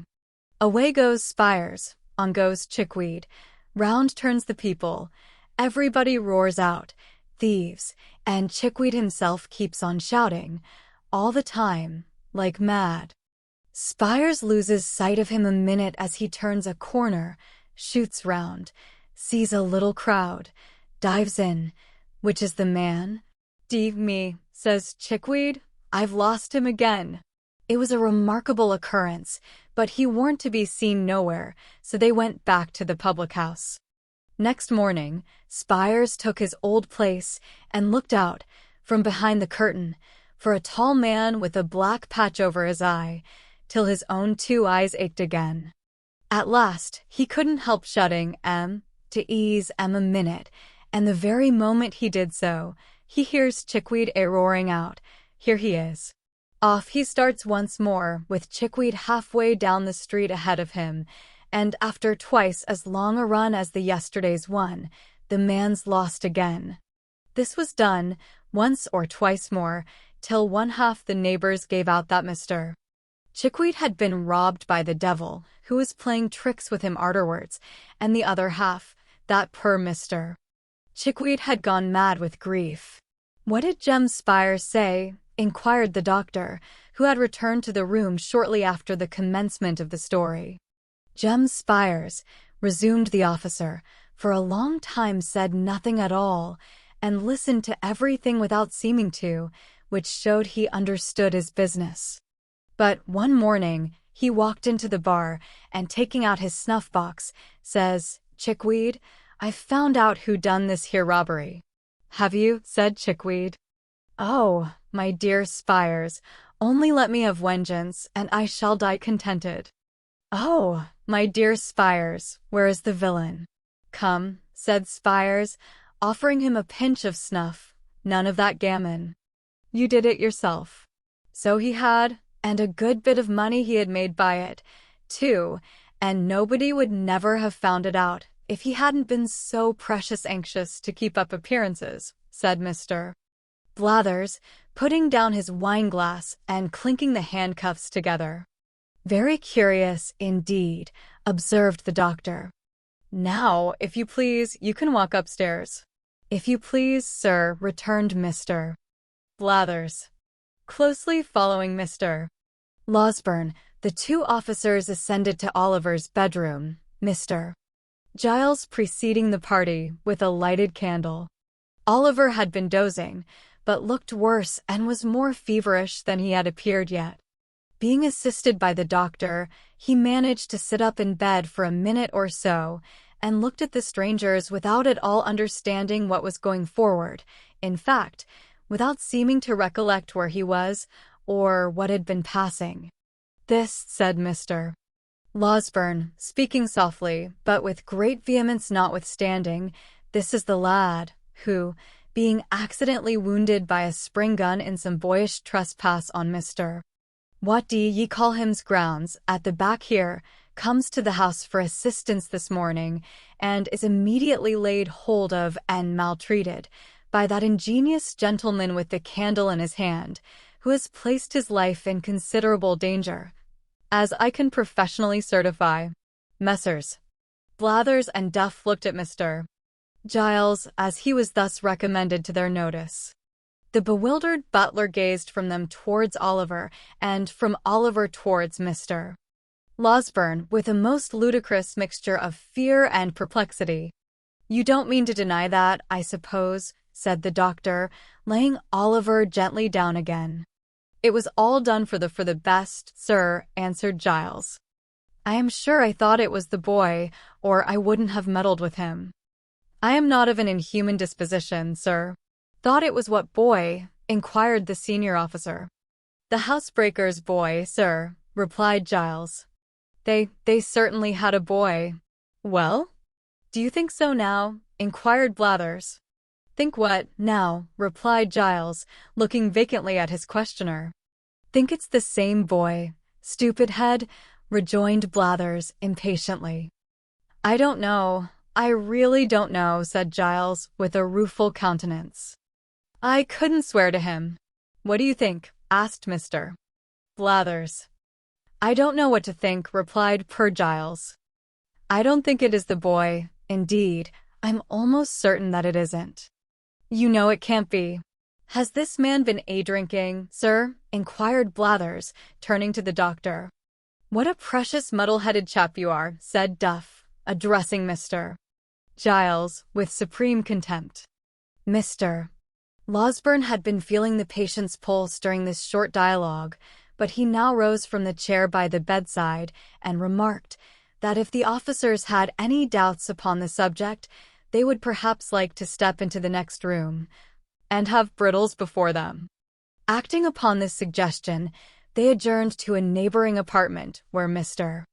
Brittles, being called in, involved himself and his respected superior in such a wonderful maze of fresh contradictions and impossibilities as tended to throw no particular light on anything but the fact of his own strong mystification, except, indeed, his declarations that he shouldn't know the real boy if he were put before him that instant, that he had only taken Oliver to be he, because Mr. Giles had said he was, and that Mr. Giles had, 5 minutes previously, admitted in the kitchen that he began to be very much afraid he had been a little too hasty. Among other ingenious surmises, the question was then raised whether Mr. Giles had really hit anybody, and upon examination of the fellow pistol to that which he had fired, it turned out to have no more destructive loading than gunpowder and brown paper. A discovery which made a considerable impression on everybody but the doctor, who had drawn the ball about 10 minutes before. Upon no one, however, did it make a greater impression than on Mr. Giles himself, who, after laboring, for some hours, under the fear of having mortally wounded a fellow creature, eagerly caught at this new idea and favored it to the utmost. Finally, the officers, without troubling themselves very much about Oliver, left the Chertsey constable in the house, and took up their rest for that night in the town, promising to return the next morning. With the next morning, there came a rumor that 2 men and a boy were in the cage at Kingston, who had been apprehended overnight under suspicious circumstances, and to Kingston Messrs. Blathers and Duff journeyed accordingly. The suspicious circumstances, however, resolving themselves, on investigation, into the one fact that they had been discovered sleeping under a haystack, which, although a great crime, is only punishable by imprisonment, and is, in the merciful eye of the English law, and its comprehensive love of all the king's subjects, held to be no satisfactory proof, in the absence of all other evidence, that the sleeper or sleepers have committed burglary accompanied with violence, and have therefore rendered themselves liable to the punishment of death. Messrs. Blathers and Duff came back again, as wise as they went. In short, after some more examination and a great deal more conversation, a neighboring magistrate was readily induced to take the joint bail of Mrs. Mayleye and Mr. Losberne for Oliver's appearance if he should ever be called upon, and Blathers and Duff, being rewarded with a couple of guineas, returned to town with divided opinions on the subject of their expedition. The latter gentleman, on a mature consideration of all the circumstances, inclining to the belief that the burglarious attempt had originated with the family pet, and the former being equally disposed to concede the full merit of it to the great Mr. Conky Chickweed. Meanwhile, Oliver gradually throve and prospered under the united care of Mrs. Mayleye, Rose, and the kind-hearted Mr. Losberne. If fervent prayers, gushing from hearts overcharged with gratitude, be heard in heaven, and if they be not, what prayers are, the blessings which the orphan child called down upon them, sunk into their souls, diffusing peace and happiness. Chapter 32. Of the happy life Oliver began to lead with his kind friends. Oliver's ailings were neither slight nor few. In addition to the pain and delay attendant on a broken limb, his exposure to the wet and cold had brought on fever and ague, which hung about him for many weeks and reduced him sadly. But at length he began, by slow degrees, to get better and to be able to say sometimes, in a few tearful words, how deeply he felt the goodness of the two sweet ladies, and how ardently he hoped that when he grew strong and well again, he could do something to show his gratitude, only something which would let them see the love and duty with which his breast was full, something, however slight, which would prove to them that their gentle kindness had not been cast away, but that the poor boy whom their charity had rescued from misery or death was eager to serve them with his whole heart and soul. "Poor fellow," said Rose, when Oliver had been one day feebly endeavoring to utter the words of thankfulness that rose to his pale lips, "you shall have many opportunities of serving us, if you will. We are going into the country, and my aunt intends that you shall accompany us. The quiet place, the pure air, and all the pleasure and beauties of spring will restore you in a few days. We will employ you in 100 ways when you can bear the trouble." "The trouble," cried Oliver. "Oh, dear lady, if I could but work for you, if I could only give you pleasure by watering your flowers, or watching your birds, or running up and down the whole day long, to make you happy, what would I give to do it?" "You shall give nothing at all," said Miss Maylie, smiling, "for, as I told you before, we shall employ you in 100 ways, and if you only take half the trouble to please us that you promise now, you will make me very happy indeed." "Happy, ma'am," cried Oliver. "How kind of you to say so." "You will make me happier than I can tell you," replied the young lady. "To think that my dear good aunt should have been the means of rescuing anyone from such sad misery as you have described to us would be an unspeakable pleasure to me, but to know that the object of her goodness and compassion was sincerely grateful and attached, in consequence, would delight me more than you can well imagine. Do you understand me?" she inquired, watching Oliver's thoughtful face. "Oh, yes, ma'am, yes," replied Oliver eagerly, "but I was thinking that I am ungrateful now." "To whom?" inquired the young lady. "To the kind gentleman and the dear old nurse who took so much care of me before," rejoined Oliver.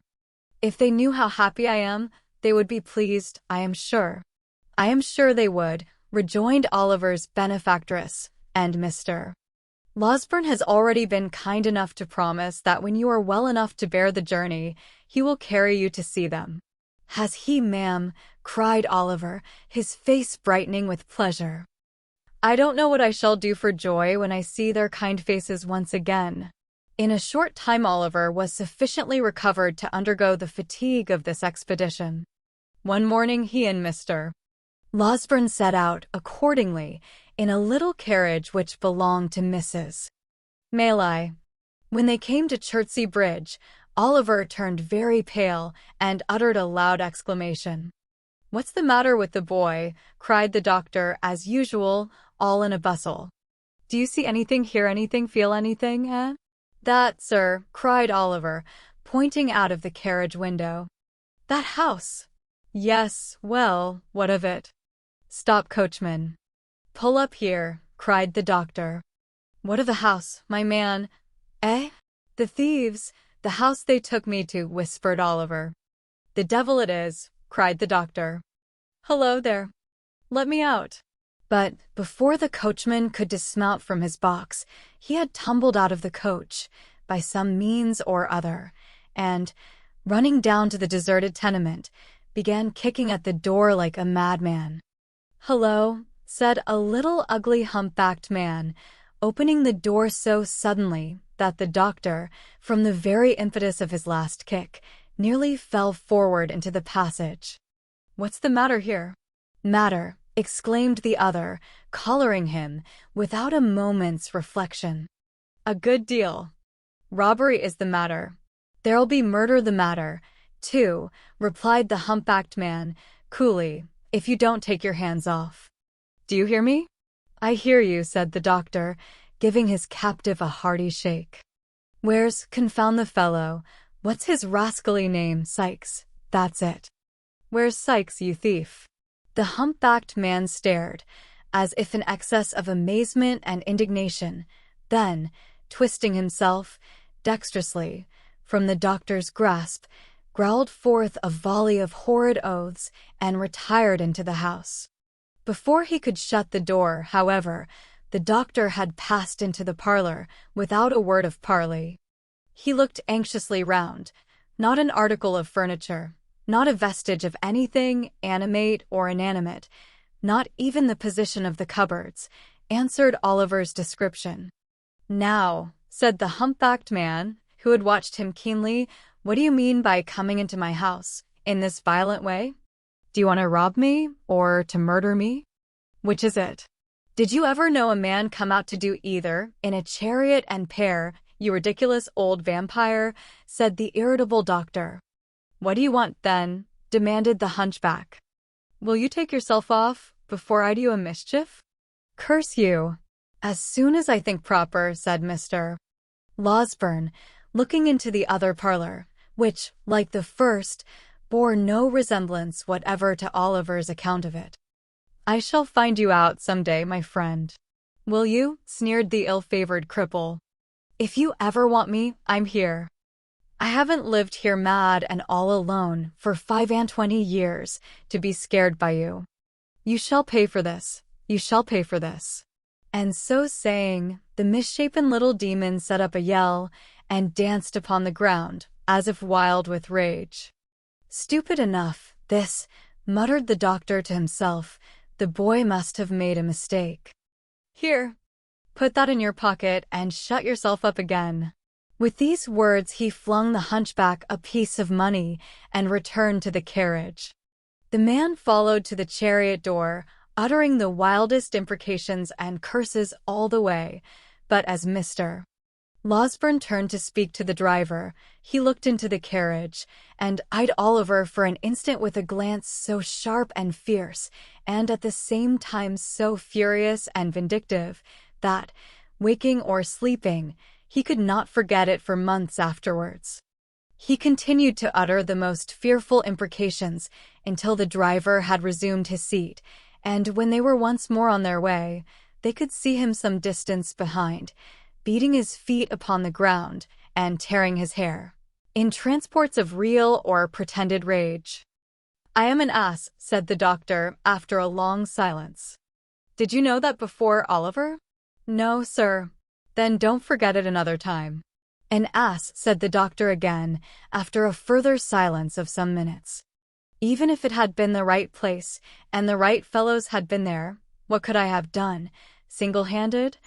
And if I had had assistance, I see no good that I should have done, except leading to my own exposure, and an unavoidable statement of the manner in which I have hushed up this business. That would have served me right, though. I am always involving myself in some scrape or other by acting on impulse. It might have done me good." Now, the fact was that the excellent doctor had never acted upon anything but impulse all through his life, and it was no bad compliment to the nature of the impulses which governed him, that so far from being involved in any peculiar troubles or misfortunes, he had the warmest respect and esteem of all who knew him. If the truth must be told, he was a little out of temper, for a minute or two, at being disappointed in procuring corroborative evidence of Oliver's story on the very first occasion on which he had a chance of obtaining any.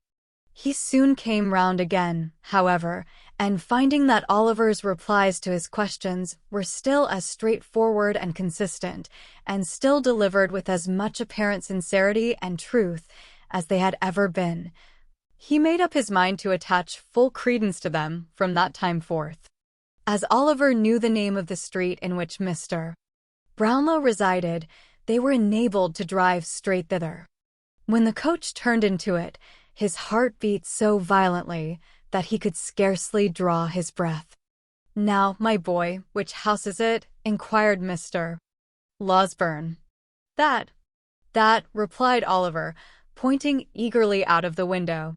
"The White House." "Oh! Make haste! Pray make haste. I feel as if I should die. It makes me tremble so." "Come, come," said the good doctor, patting him on the shoulder. "You will see them directly, and they will be overjoyed to find you safe and well." Oh, I hope so, cried Oliver. They were so good to me. So very, very good to me. The coach rolled on. It stopped. No, that was the wrong house, the next door. It went on a few paces and stopped again. Oliver looked up at the windows with tears of happy expectation coursing down his face.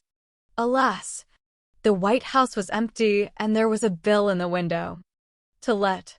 Knock at the next door, cried Mr. Losberne, taking Oliver's arm in his. What has become of Mr. Brownlow, who used to live in the adjoining house, do you know? The servant did not know, but would go and inquire. She presently returned and said that Mr. Brownlow had sold off his goods and gone to the West Indies 6 weeks before. Oliver clasped his hands and sank feebly backward. Has his housekeeper gone too? Inquired Mr. Losberne after a moment's pause. Yes, sir, replied the servant. The old gentleman, the housekeeper, and a gentleman who was a friend of Mr. Brownlow's all went together. Then turn towards home again, said Mr. Losberne to the driver, and don't stop to bait the horses till you get out of this confounded London. The bookstall keeper, sir, said Oliver.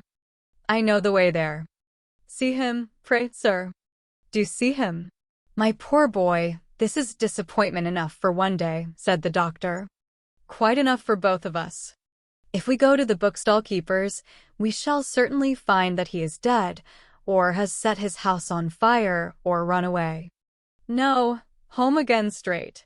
And in obedience to the doctor's impulse, home they went. This bitter disappointment caused Oliver much sorrow and grief, even in the midst of his happiness, for he had pleased himself many times during his illness with thinking of all that Mr. Brownlow and Mrs. Bidwin would say to him, and what delight it would be to tell them how many long days and nights he had passed in reflecting on what they had done for him and in bewailing his cruel separation from them. The hope of eventually clearing himself with them, too, and explaining how he had been forced away, had buoyed him up and sustained him under many of his recent trials, and now the idea that they should have gone so far, and carried with them the belief that he was an impostor and a robber, a belief which might remain uncontradicted to his dying day, was almost more than he could bear. The circumstance occasioned no alteration, however, in the behavior of his benefactors.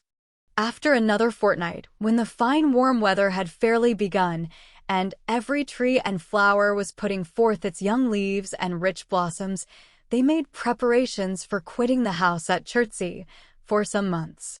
Sending the plate, which had so excited Fagin's cupidity, to the bankers, and leaving Giles and another servant in care of the house, they departed to a cottage at some distance in the country and took Oliver with them. Who can describe the pleasure and delight, the peace of mind and soft tranquility the sickly boy felt in the balmy air and among the green hills and rich woods of an inland village? Who can tell how scenes of peace and quietude sink into the minds of pain-worn dwellers in close and noisy places and carry their own freshness deep into their jaded hearts? Men who have lived in crowded, pent-up streets, through lives of toil, and who have never wished for change, men to whom custom has indeed been second nature, and who have come almost to love each brick and stone that formed the narrow boundaries of their daily walks. Even they, with the hand of death upon them, have been known to yearn at last for one short glimpse of nature's face, and, carried far from the scenes of their old pains and pleasures, have seemed to pass at once into a new state of being. Crawling forth from day to some green sunny spot, they have had such memories wakened up within them by the sight of the sky, and hill and plain, and glistening water, that a foretaste of heaven itself has soothed their quick decline, and they have sunk into their tombs as peacefully as the sun whose setting they watched from their lonely chamber window but a few hours before faded from their dim and feeble sight. The memories which peaceful country scenes call up are not of this world, nor of its thoughts and hopes. Their gentle influence may teach us how to weave fresh garlands for the graves of those we loved, may purify our thoughts and bear down before it old enmity and hatred. But beneath all this, there lingers, in the least reflective mind, a vague and half-formed consciousness of having held such feelings long before, in some remote and distant time, which calls up solemn thoughts of distant times to come, and bends down pride and worldliness beneath it. It was a lovely spot to which they repaired. Oliver, whose days had been spent among squalid crowds, and in the midst of noise and brawling, seemed to enter on a new existence there. The rose and honeysuckle clung to the cottage walls, the ivy crept round the trunks of the trees, and the garden flowers perfumed the air with delicious odors. Hard by was a little churchyard, not crowded with tall, unsightly gravestones, but full of humble mounds, covered with fresh turf and moss, beneath which the old people of the village lay at rest.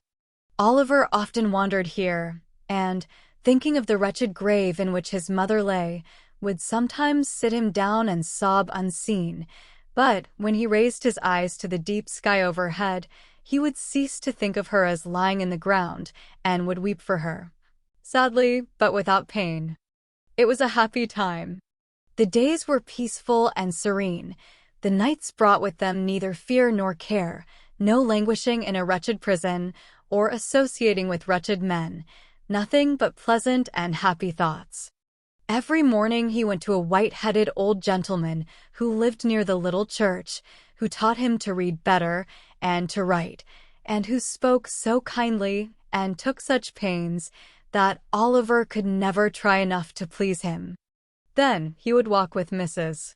Maley and Rose, and hear them talk of books, or perhaps sit near them, in some shady place, and listen whilst the young lady read, which he could have done, until it grew too dark to see the letters.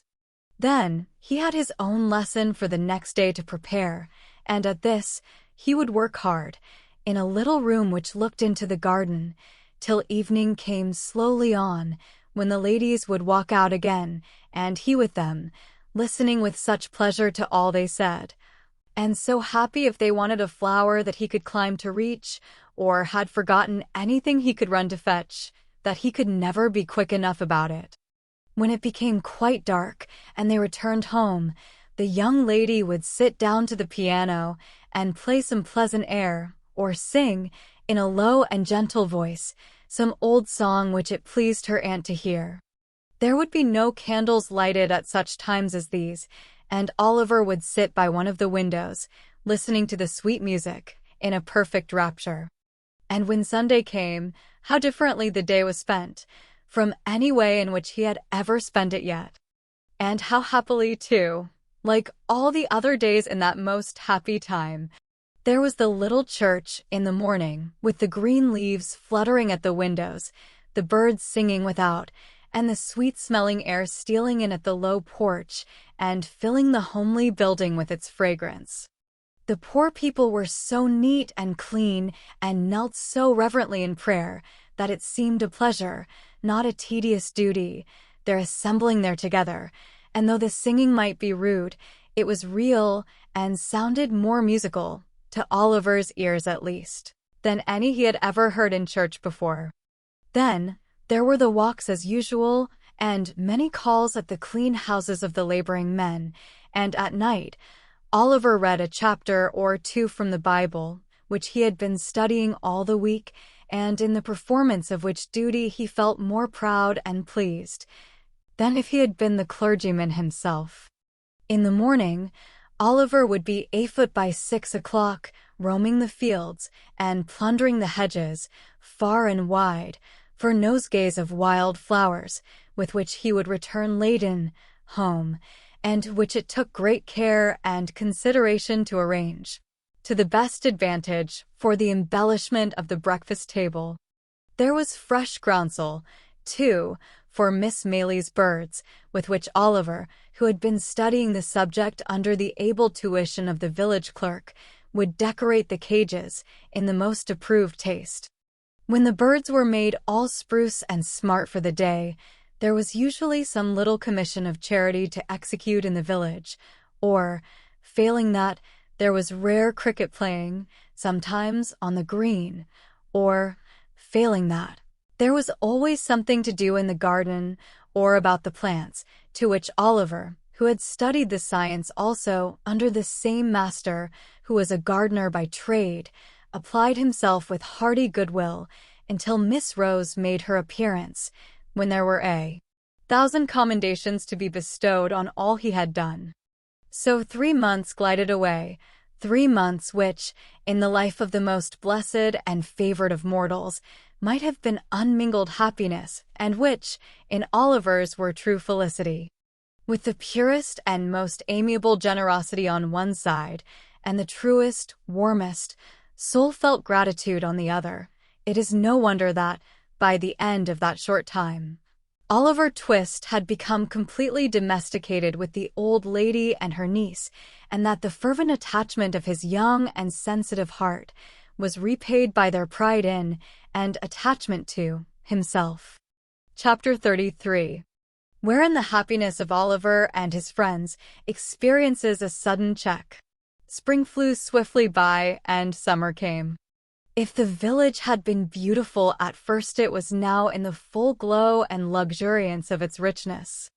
The great trees, which had looked shrunken and bare in the earlier months, had now burst into strong life and health, and stretching forth their green arms over the thirsty ground, converted open and naked spots into choice nooks, where was a deep and pleasant shade from which to look upon the wide prospect, steeped in sunshine, which lay stretched beyond.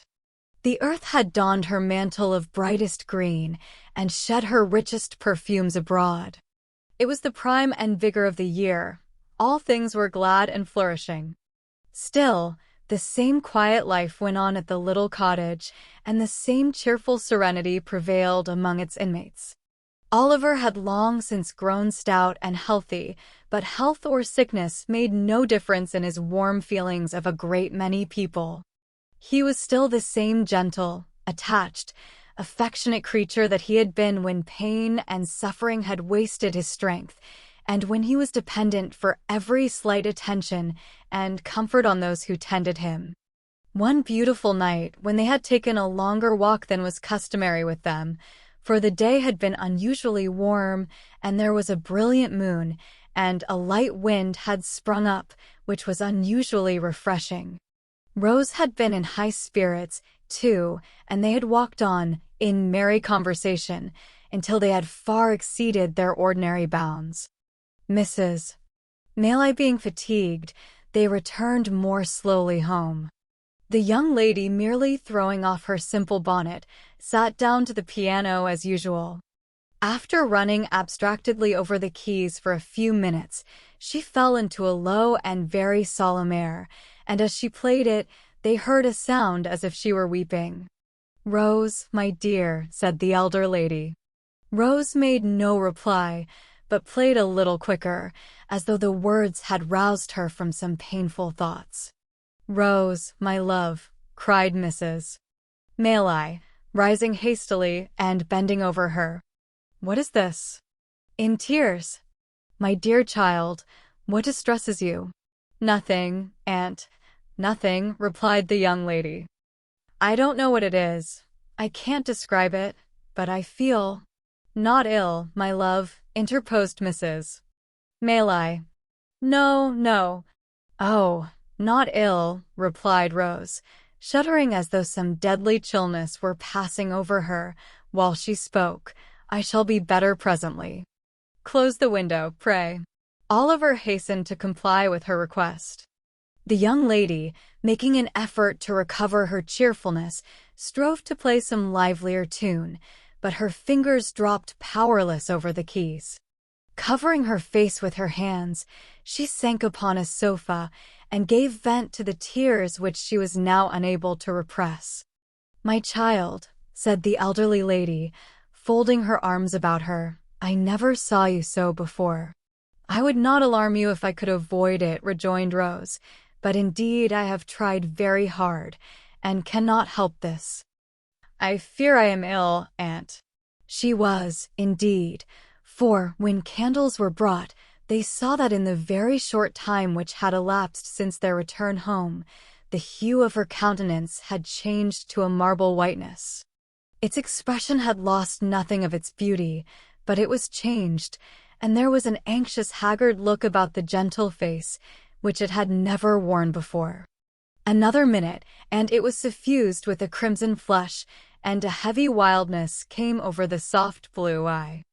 Again this disappeared, like the shadow thrown by a passing cloud, and she was once more deadly pale.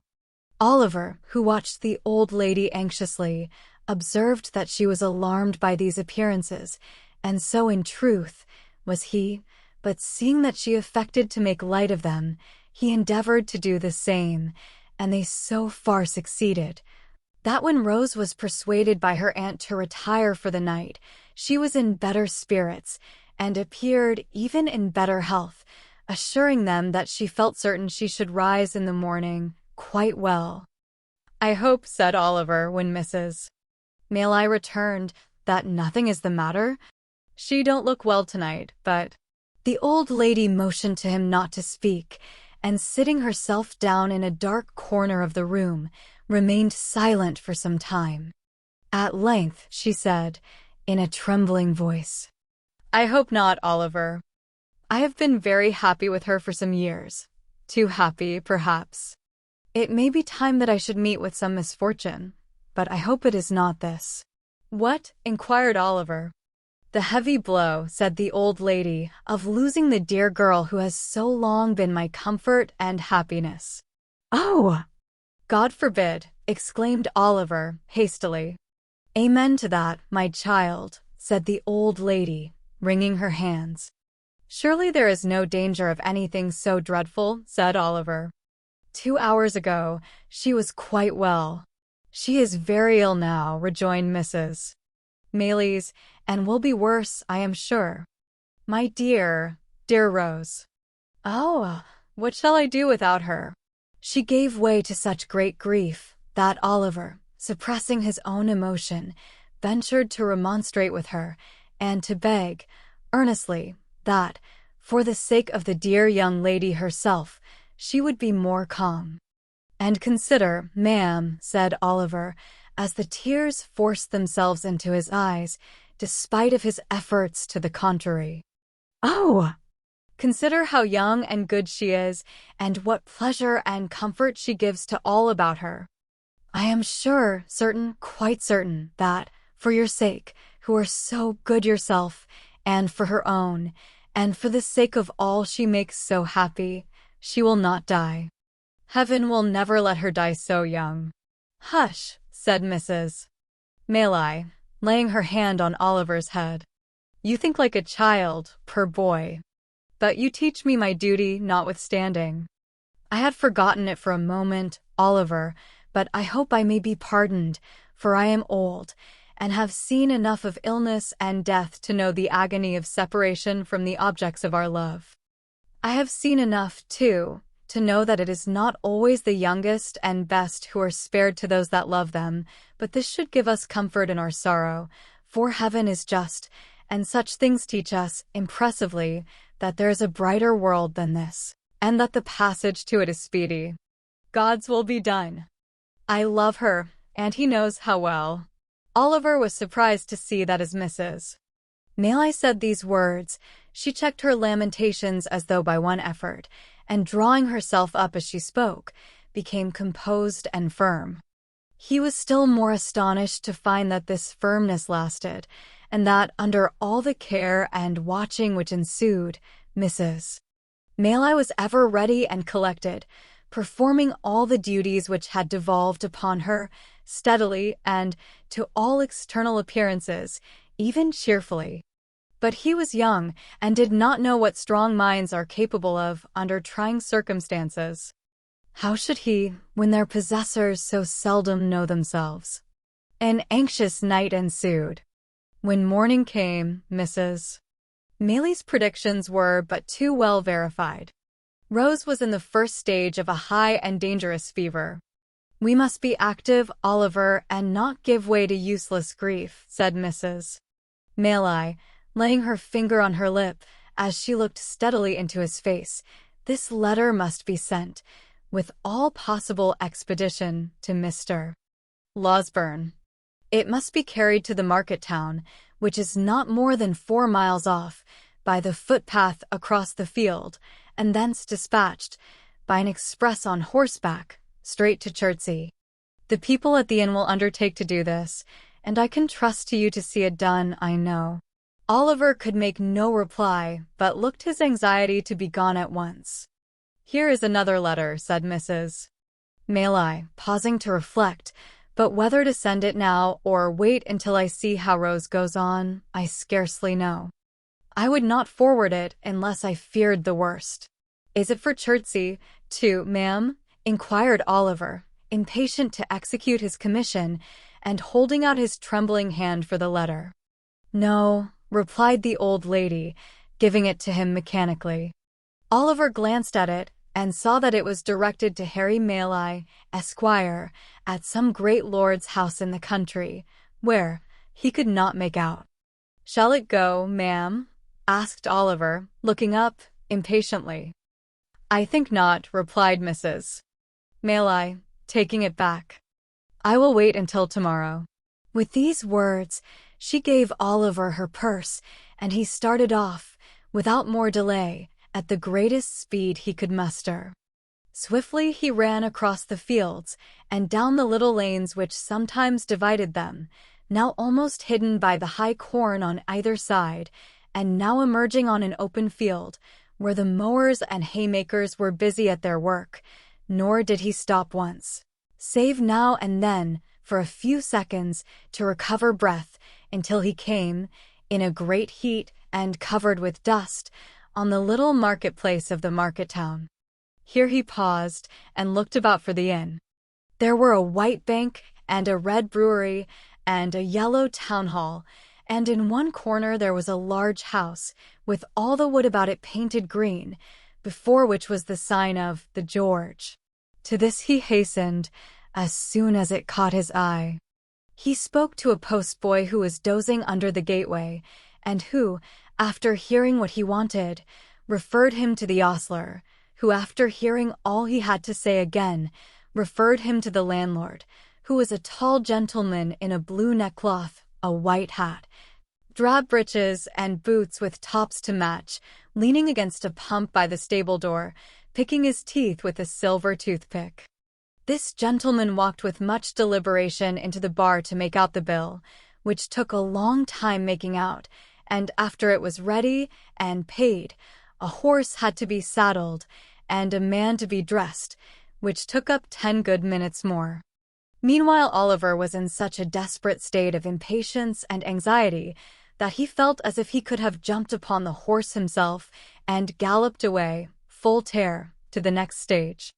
At length, all was ready, and the little parcel having been handed up, with many injunctions and entreaties for its speedy delivery, the man set spurs to his horse, and rattling over the uneven paving of the market-place, was out of the town, and galloping along the turnpike road in a couple of minutes.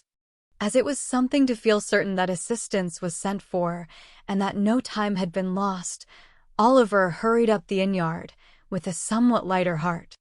He was turning out of the gateway when he accidentally stumbled against a tall man wrapped in a cloak, who was at that moment coming out of the inn door. "Ha!" cried the man, fixing his eyes on Oliver, and suddenly recoiling. "What the devil's this?" "I beg your pardon, sir," said Oliver. "I was in a great hurry to get home, and didn't see you were coming." "Death," muttered the man to himself, glaring at the boy with his large dark eyes. "Who would have thought it? Grind him to ashes. He'd start up from a stone coffin to come in my way." "I am sorry," stammered Oliver, confused by the strange man's wild look. "I hope I have not hurt you, wrought you," murmured the man, in a horrible passion, between his clenched teeth. "If I had only had the courage to say the word, I might have been free of you in a night. Curses on your head, and black death on your heart, you imp. What are you doing here?" The man shook his fist as he uttered these words incoherently. He advanced towards Oliver, as if with the intention of aiming a blow at him, but fell violently on the ground, writhing and foaming in a fit. Oliver gazed, for a moment, at the struggles of the madman, for such he supposed him to be, and then darted into the house for help. Having seen him safely carried into the hotel, he turned his face homewards, running as fast as he could, to make up for lost time, and recalling with a great deal of astonishment and some fear the extraordinary behavior of the person from whom he had just parted. The circumstance did not dwell in his recollection long, however, for when he reached the cottage, there was enough to occupy his mind, and to drive all considerations of self completely from his memory. Rose Maylie had rapidly grown worse. Before midnight she was delirious. A medical practitioner, who resided on the spot, was in constant attendance upon her, and after first seeing the patient, he had taken Mrs. Maylie aside, and pronounced her disorder to be one of a most alarming nature. In fact, he said, it would be little short of a miracle if she recovered. How often did Oliver start from his bed that night, and stealing out, with noiseless footstep, to the staircase, listen for the slightest sound from the sick chamber. How often did a tremble shake his frame, and cold drops of terror start upon his brow, when a sudden trampling of feet caused him to fear that something too dreadful to think of had even then occurred. And what had been the fervency of all the prayers he had ever muttered, compared with those he poured forth, now, in the agony and passion of his supplication for the life and health of the gentle creature who was tottering on the deep grave's verge? Oh! The suspense, the fearful, acute suspense of standing idly by while the life of one we dearly love is trembling in the balance. Oh! The racking thoughts that crowd upon the mind and make the heart beat violently, and the breath come thick, by the force of the images they conjure up before it, the desperate anxiety to be doing something to relieve the pain or lessen the danger, which we have no power to alleviate, the sinking of soul and spirit which the sad remembrance of our helplessness produces. What tortures can equal these? What reflections or endeavors can, in the full tide and fever of the time, allay them? Morning came, and the little cottage was lonely and still. People spoke in whispers. Anxious faces appeared at the gate. From time to time, women and children went away in tears. All the livelong day, and for hours after it had grown dark, Oliver paced softly up and down the garden, raising his eyes every instant to the sick chamber, and shuddering to see the darkened window, looking as if death lay stretched inside. Late that night, Mr. Losberne arrived. "It is hard," said the good doctor, turning away as he spoke. "So young, so much beloved, but there is very little hope." Another morning. The sun shone brightly as if it looked upon no misery or care, and, with every leaf and flower in full bloom about her, with life and health and sounds and sights of joy surrounding her on every side, the fair young creature lay, wasting fast. Oliver crept away to the old churchyard, and sitting down on one of the green mounds, wept and prayed for her in silence. There was such peace and beauty in the scene, so much of brightness and mirth in the sunny landscape, such blithesome music in the songs of the summer birds, such freedom in the rapid flight of the rook, careering overhead, so much of life and joyousness in all, that, when the boy raised his aching eyes and looked about, the thought instinctively occurred to him that this was not a time for death, that Rose could surely never die when humbler things were all so glad and gay, that graves were for cold and cheerless winter, not for sunlight and fragrance. He almost thought that shrouds were for the old and shrunken, and that they never wrapped the young and graceful form in their ghastly folds. A knell from the church bell broke harshly on these youthful thoughts. Another. Again. It was tolling for the funeral service. A group of humble mourners entered the gate, wearing white favors, for the corpse was young. They stood uncovered by a grave, and there was a mother once, among the weeping train. But the sun shone brightly, and the birds sang on. Oliver turned homeward, thinking on the many kindnesses he had received from the young lady, and wishing that the time could come again, that he might never cease showing her how grateful and attached he was. He had no cause for self-reproach on the score of neglect or want of thought, for he had been devoted to her service, and yet 100 little occasions rose up before him, on which he fancied he might have been more zealous and more earnest, and wished he had been. We need be careful how we deal with those about us, when every death carries to some small circle of survivors thoughts of so much omitted, and so little done, of so many things forgotten, and so many more which might have been repaired. There is no remorse so deep as that which is unavailing. If we would be spared its tortures, let us remember this in time.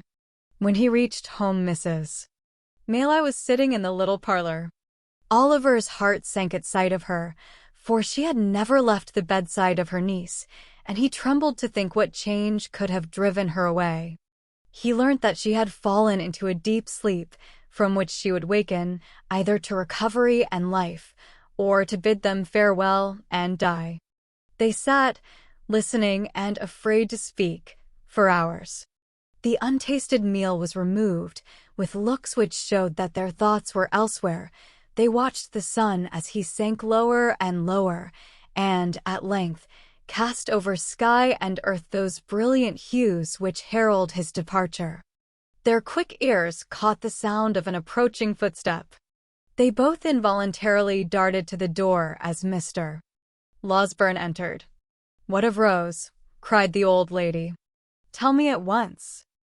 I can bear it, anything but suspense." "Oh, tell me. In the name of heaven." "You must compose yourself," said the doctor, supporting her. "Be calm, my dear ma'am, pray. Let me go, in God's name." "My dear child." "She is dead." "She is dying." "No," cried the doctor, passionately. "As he is good and merciful, she will live to bless us all, for years to come." The lady fell upon her knees, and tried to fold her hands together, but the energy which had supported her so long fled up to heaven with her first thanksgiving, and she sank into the friendly arms which were extended to receive her. Chapter 34 contains some introductory particulars relative to a young gentleman who now arrives upon the scene and a new adventure which happened to Oliver. It was almost too much happiness to bear. Oliver felt stunned and stupefied by the unexpected intelligence. He could not weep, or speak, or rest. He had scarcely the power of understanding anything that had passed until, after a long ramble in the quiet evening air, a burst of tears came to his relief, and he seemed to awaken, all at once, to a full sense of the joyful change that had occurred, and the almost insupportable load of anguish which had been taken from his breast. The night was fast closing in when he returned homeward, laden with flowers which he had culled, with peculiar care, for the adornment of the sick chamber. As he walked briskly along the road, he heard behind him the noise of some vehicle approaching at a furious pace. Looking round, he saw that it was a post-chaise, driven at great speed, and as the horses were galloping and the road was narrow, he stood leaning against a gate until it should have passed him. As it dashed on, Oliver caught a glimpse of a man in a white nightcap, whose face seemed familiar to him, although his view was so brief that he could not identify the person. In another second or two, the nightcap was thrust out of the chaise window, and a stentorian voice bellowed to the driver to stop, which he did, as soon as he could pull up his horses. Then the nightcap once again appeared, and the same voice called Oliver by his name. "Here," cried the voice. "Oliver, what's the news?" "Miss Rose." "Master Oliver." "Is it you, Giles?" cried Oliver, running up to the chaise door. Giles popped out his nightcap again, preparatory to making some reply, when he was suddenly pulled back by a young gentleman who occupied the other corner of the chaise and who eagerly demanded what was the news. "In a word," cried the gentleman, "better or worse?"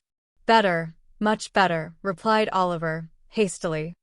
"Thank heaven!" exclaimed the gentleman. "You are sure?" "Quite, sir," replied Oliver. "The change took place only a few hours ago, and Mr. Losberne says that all danger is at an end." The gentleman said not another word, but, opening the chaise door, leaped out and taking Oliver hurriedly by the arm, led him aside. "You are quite certain?" "There is no possibility of any mistake on your part, my boy, is there?" demanded the gentleman in a tremulous voice. "Do not deceive me by awakening hopes that are not to be fulfilled." "I would not for the world, sir," replied Oliver. "Indeed, you may believe me. Mr. Losberne's words were that she would live to bless us all for many years to come." "I heard him say so." The tears stood in Oliver's eyes as he recalled the scene which was the beginning of so much happiness, and the gentleman turned his face away and remained silent for some minutes. Oliver thought he heard him sob more than once, but he feared to interrupt him by any fresh remark, for he could well guess what his feelings were, and so stood apart, feigning to be occupied with his nosegay. All this time Mr. Giles, with the white nightcap on, had been sitting on the steps of the chaise, supporting an elbow on each knee, and wiping his eyes with a blue cotton pocket handkerchief dotted with white spots. That the honest fellow had not been feigning emotion was abundantly demonstrated by the very red eyes with which he regarded the young gentleman when he turned round and addressed him. "I think you had better go on to my mother's in the chaise, Giles," said he. "I would rather walk slowly on, so as to gain a little time before I see her." "You can say I am coming." "I beg your pardon, Mr. Harry," said Giles, giving a final polish to his ruffled countenance with the handkerchief, "but if you would leave the postboy to say that, I should be very much obliged to you. It wouldn't be proper for the maids to see me in this state, sir. I should never have any more authority with them if they did." "Well," rejoined Harry Maley, smiling, "you can do as you like. Let him go on with the luggage, if you wish it, and do follow with us. Only first exchange that nightcap for some more appropriate covering, or we shall be taken for madmen."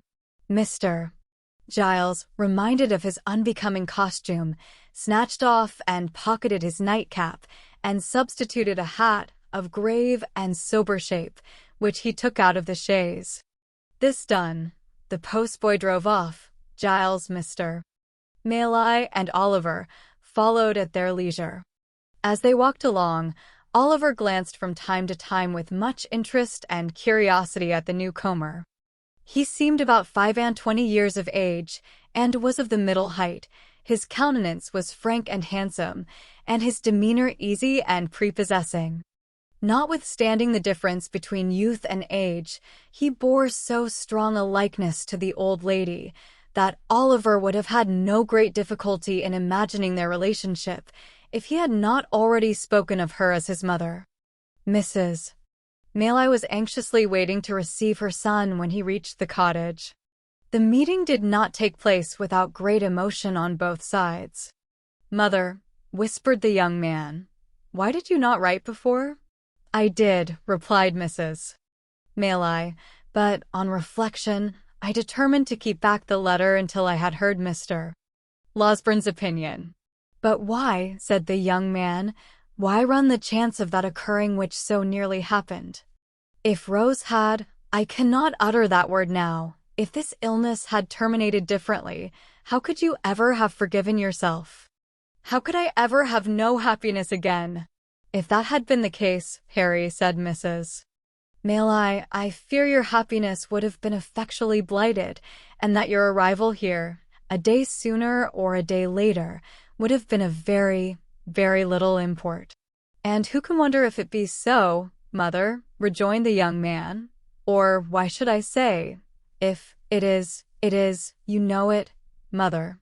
You must know it.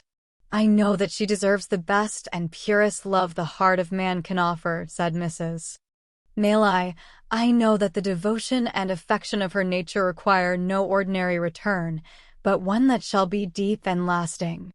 If I did not feel this, and know, besides, that a changed behavior in one she loved would break her heart, I should not feel my task so difficult of performance, or have to encounter so many struggles in my own bosom, when I take what seems to me to be the strict line of duty. This is unkind, mother, said Harry. Do you still suppose that I am a boy ignorant of my own mind, and mistaking the impulses of my own soul? I think, my dear son, returned Mrs. Maley, laying her hand upon his shoulder, that youth has many generous impulses which do not last, and that among them are some, which, being gratified, become only the more fleeting.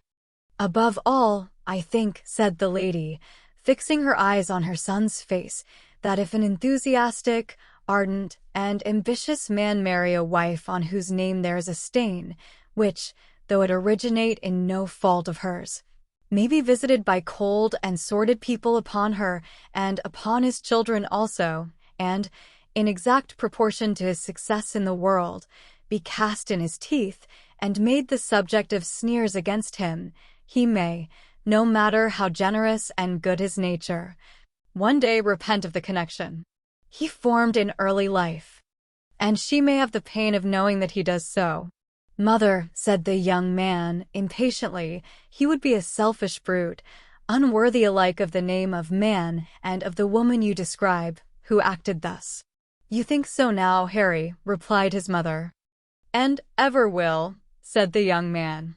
The mental agony I have suffered during the last 2 days wrings from me the avowal to you of a passion which, as you well know, is not one of yesterday, nor one I have lightly formed. On Rose, sweet, gentle girl, my heart is set as firmly as ever heart of man was set on woman. I have no thought, no view, no hope in life beyond her, and if you oppose me in this great stake, you take my peace and happiness in your hands and cast them to the wind. Mother, think better of this and of me, and do not disregard the happiness of which you seem to think so little. Harry, said Mrs. Maley, it is because I think so much of warm and sensitive hearts that I would spare them from being wounded. But we have said enough and more than enough on this matter just now. Let it rest with Rose, then, interposed Harry. You will not press these overstrained opinions of yours so far as to throw any obstacle in my way? I will not, rejoined Mrs. Maley, but I would have you consider. I have considered, was the impatient reply. Mother, I have considered years and years. I have considered ever since I have been capable of serious reflection. My feelings remain unchanged, as they ever will, and why should I suffer the pain of a delay in giving them vent, which can be productive of no earthly good? No! Before I leave this place, Rose shall hear me. She shall, said Mrs. Maley. There is something in your manner which would almost imply that she will hear me coldly, mother, said the young man. Not coldly, rejoined the old lady. Far from it. How then? Urged the young man. She has formed no other attachment? No, indeed, replied his mother.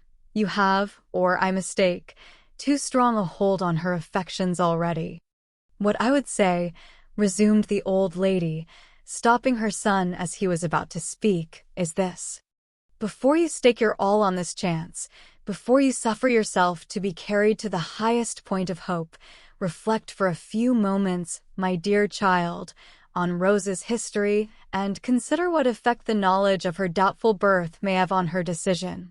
Devoted as she is to us, with all the intensity of her noble mind, and with that perfect sacrifice of self which, in all matters, great or trifling, has always been her characteristic.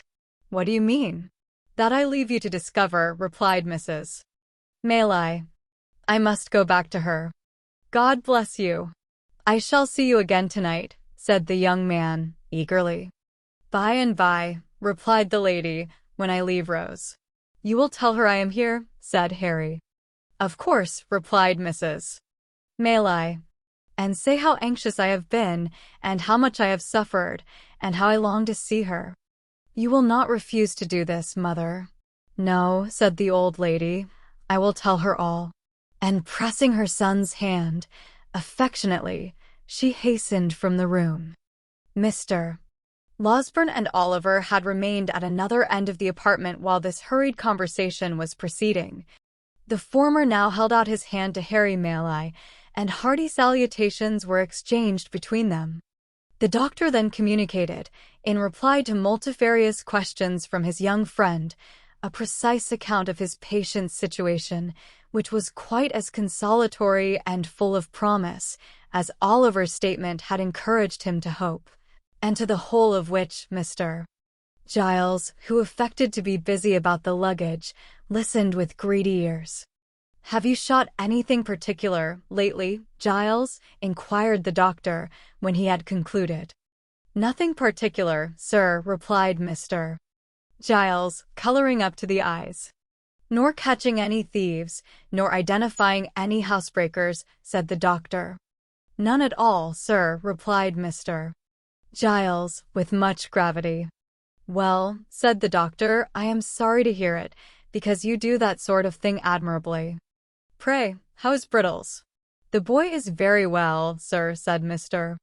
Giles, recovering his usual tone of patronage, "and sends his respectful duty, sir." "That's well," said the doctor. "Seeing you here reminds me, Mr. Giles, that on the day before that on which I was called away so hurriedly, I executed, at the request of your good mistress, a small commission in your favor. Just step into this corner a moment, will you?" Mr. Giles walked into the corner with much importance and some wonder, and was honored with a short whispering conference with the doctor, on the termination of which he made a great many bows, and retired with steps of unusual stateliness. The subject matter of this conference was not disclosed in the parlor, but the kitchen was speedily enlightened concerning it, for Mr. Giles walked straight thither, and having called for a mug of ale, announced, with an air of majesty, which was highly effective, that it had pleased his mistress, in consideration of his gallant behavior on the occasion of that attempted robbery, to deposit, in the local savings bank, the sum of £25 for his sole use and benefit. At this, the two women servants lifted up their hands and eyes, and supposed that Mr. Giles, pulling out his shirt frill, replied, "No, no," and that if they observed that he was at all haughty to his inferiors, he would thank them to tell him so. And then he made a great many other remarks, no less illustrative of his humility, which were received with equal favor and applause, and were, withal, as original and as much to the purpose as the remarks of great men commonly are.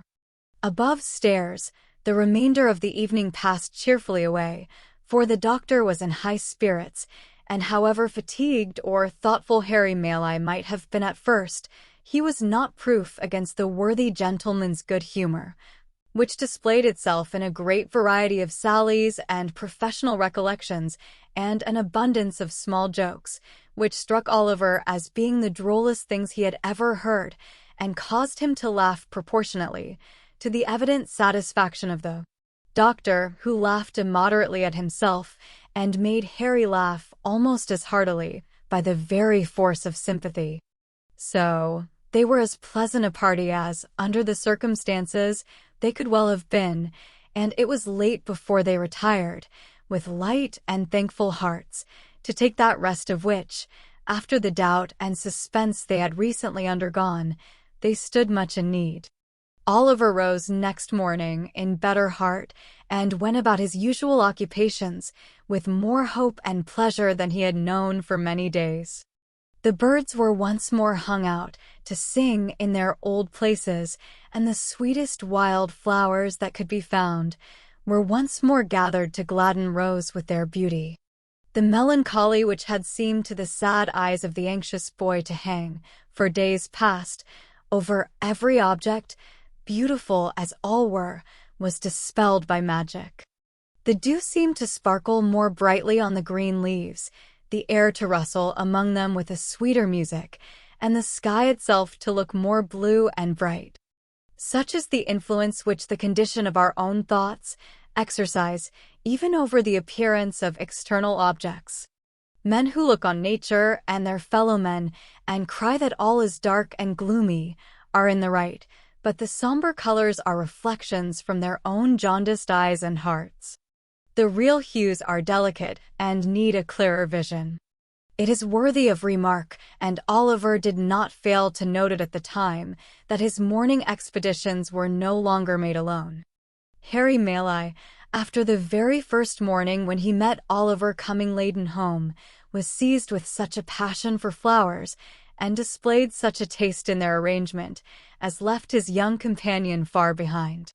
If Oliver were behindhand in these respects, he knew where the best were to be found, and morning after morning they scoured the country together, and brought home the fairest that blossomed. The window of the young lady's chamber was open now, for she loved to feel the rich summer air stream in, and revive her with its freshness, but there always stood in water, just inside the lattice, one particular little bunch, which was made up with great care. Every morning, Oliver could not help noticing that the withered flowers were never thrown away, although the little vase was regularly replenished, nor could he help observing that whenever the doctor came into the garden, he invariably cast his eyes up to that particular corner and nodded his head most expressively as he set forth on his morning's walk. Pending these observations, the days were flying by, and Rose was rapidly recovering.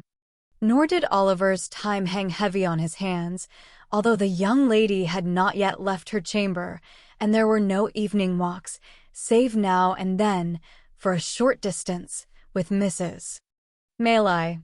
He applied himself, with redoubled assiduity, to the instructions of the white-headed old gentleman, and labored so hard that his quick progress surprised even himself.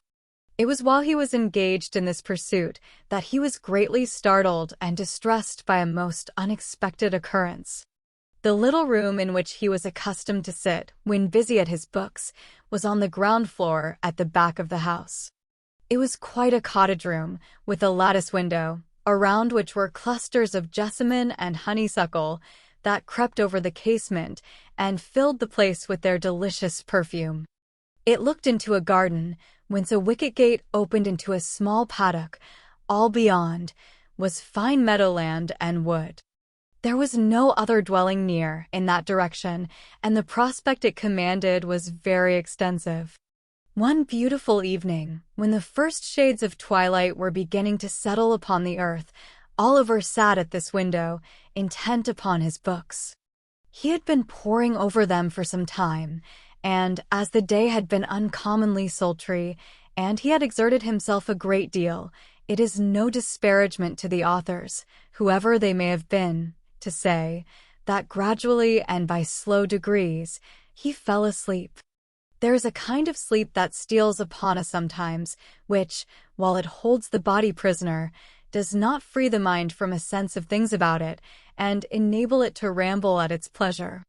So far as an overpowering heaviness, a prostration of strength, and an utter inability to control our thoughts or power of motion can be called sleep, this is it, and yet we have a consciousness of all that is going on about us, and if we dream at such a time, words which are really spoken or sounds which really exist at the moment accommodate themselves with surprising readiness to our visions, until reality and imagination become so strangely blended that it is afterwards almost matter of impossibility to separate the two.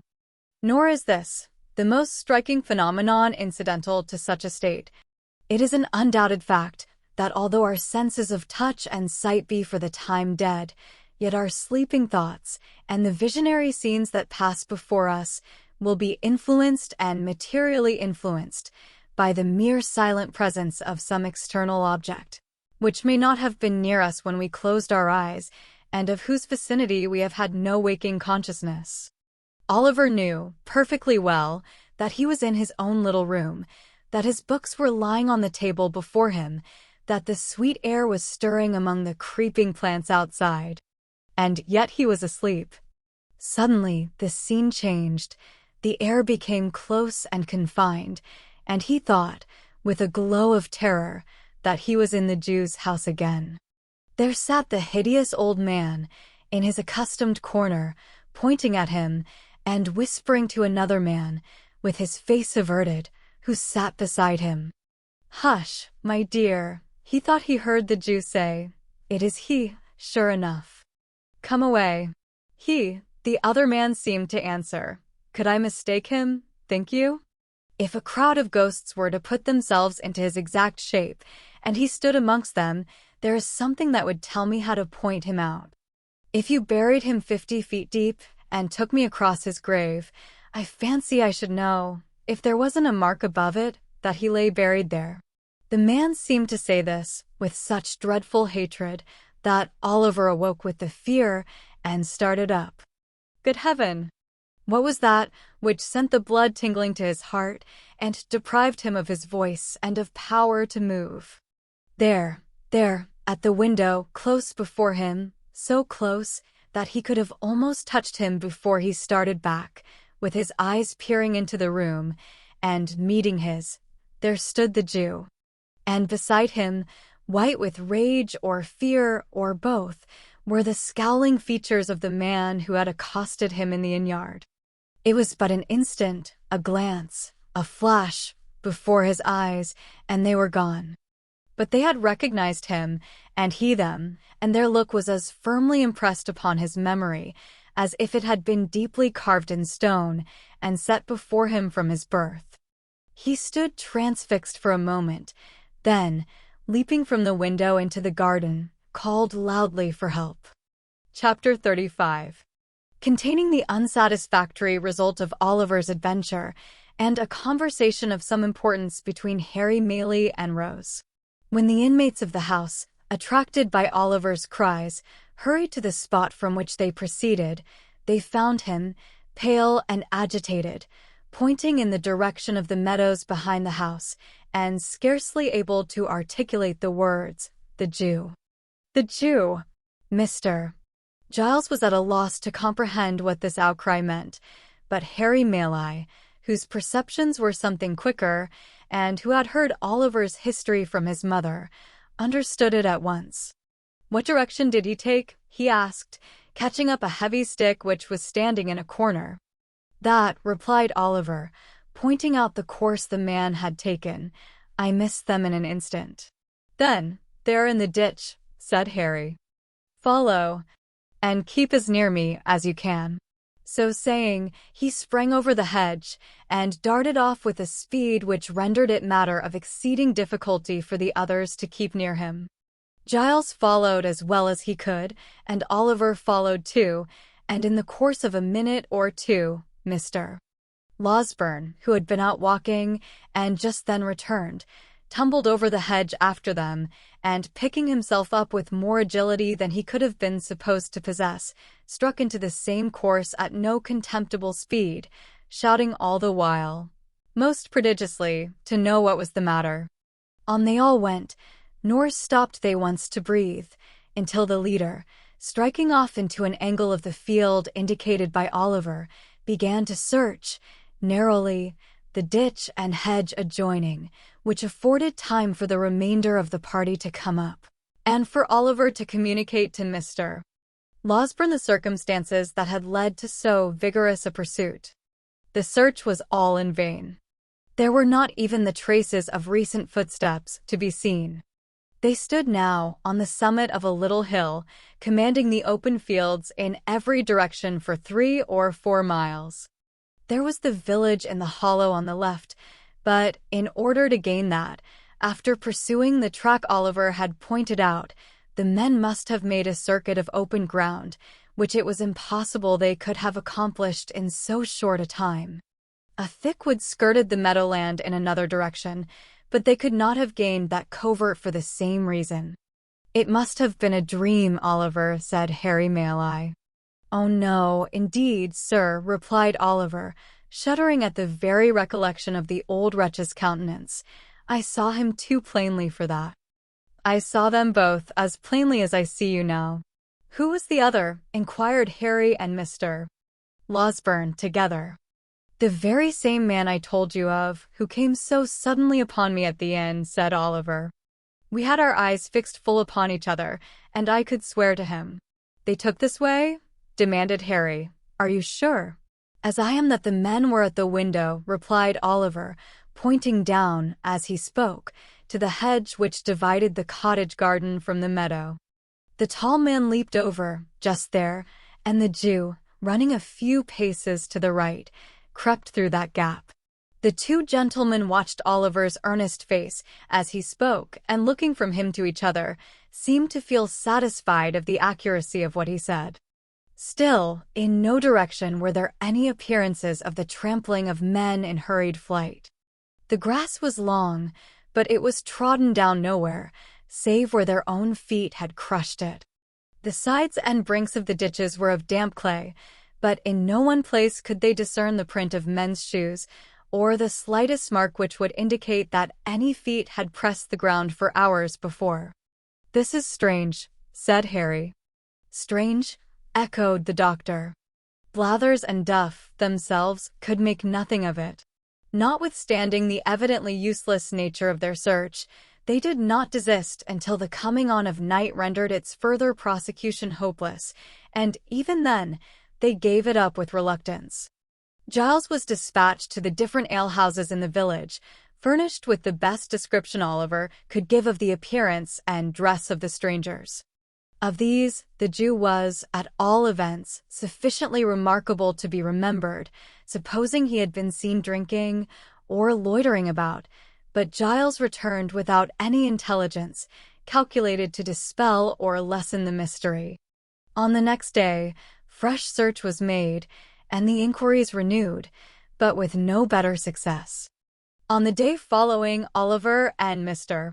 Maelai repaired to the market town, in the hope of seeing or hearing something of the men there, but this effort was equally fruitless. After a few days, the affair began to be forgotten, as most affairs are, when wonder, having no fresh food to support it, dies away of itself. Meanwhile, Rose was rapidly recovering. She had left her room, was able to go out, and mixing once more with the family, carried joy into the hearts of all. But although this happy change had a visible effect on the little circle, and although cheerful voices and merry laughter were once more heard in the cottage, there was at times an unwonted restraint upon some there, even upon Rose herself, which Oliver could not fail to remark. Mrs. Maelai and her son were often closeted together for a long time, and more than once Rose appeared with traces of tears upon her face. After Mr. Losberne had fixed a day for his departure to Chertsey, these symptoms increased, and it became evident that something was in progress which affected the peace of the young lady, and of somebody else besides. At length, one morning, when Rose was alone in the breakfast parlor, Harry Maelai entered, and, with some hesitation, begged permission to speak with her for a few moments. A very few, will suffice, Rose," said the young man, drawing his chair towards her. "What I shall have to say has already presented itself to your mind. The most cherished hopes of my heart are not unknown to you, though from my lips you have not heard them stated." Rose had been very pale from the moment of his entrance, but that might have been the effect of her recent illness. She merely bowed, and bending over some plants that stood near, waited in silence for him to proceed. I ought to have left here before," said Harry. "You should, indeed," replied Rose. "Forgive me for saying so, but I wish you had. I was brought here by the most dreadful and agonizing of all apprehensions," said the young man, "the fear of losing the one dear being on whom my every wish and hope are fixed. You had been dying, trembling between earth and heaven. We know that when the young, the beautiful, and good are visited with sickness, their pure spirits insensibly turned towards their bright home of lasting rest. We know, heaven help us, that the best and fairest of our kind too often fade in blooming. There were tears in the eyes of the gentle girl as these words were spoken, and when one fell upon the flower over which she bent, and glistened brightly in its cup, making it more beautiful, it seemed as though the outpouring of her fresh young heart claimed kindred naturally with the loveliest things in nature. A creature, continued the young man, passionately, a creature as fair and innocent of guile as one of God's own angels, fluttered between life and death. Oh! Who could hope, when the distant world to which she was akin half opened to her view, that she would return to the sorrow and calamity of this? Rose, Rose, to know that you were passing away like some soft shadow, which a light from above casts upon the earth, to have no hope that you would be spared to those who linger here, hardly to know a reason why you should be, to feel that you belong to that bright sphere whither so many of the fairest and the best have winged their early flight, and yet to pray, amid all these consolations, that you might be restored to those who loved you. These were distractions almost too great to bear. They were mine, by day and night, and with them came such a rushing torrent of fears and apprehensions and selfish regrets, lest you should die, and never know how devotedly I loved you, as almost bore down sense and reason in its course. You recovered.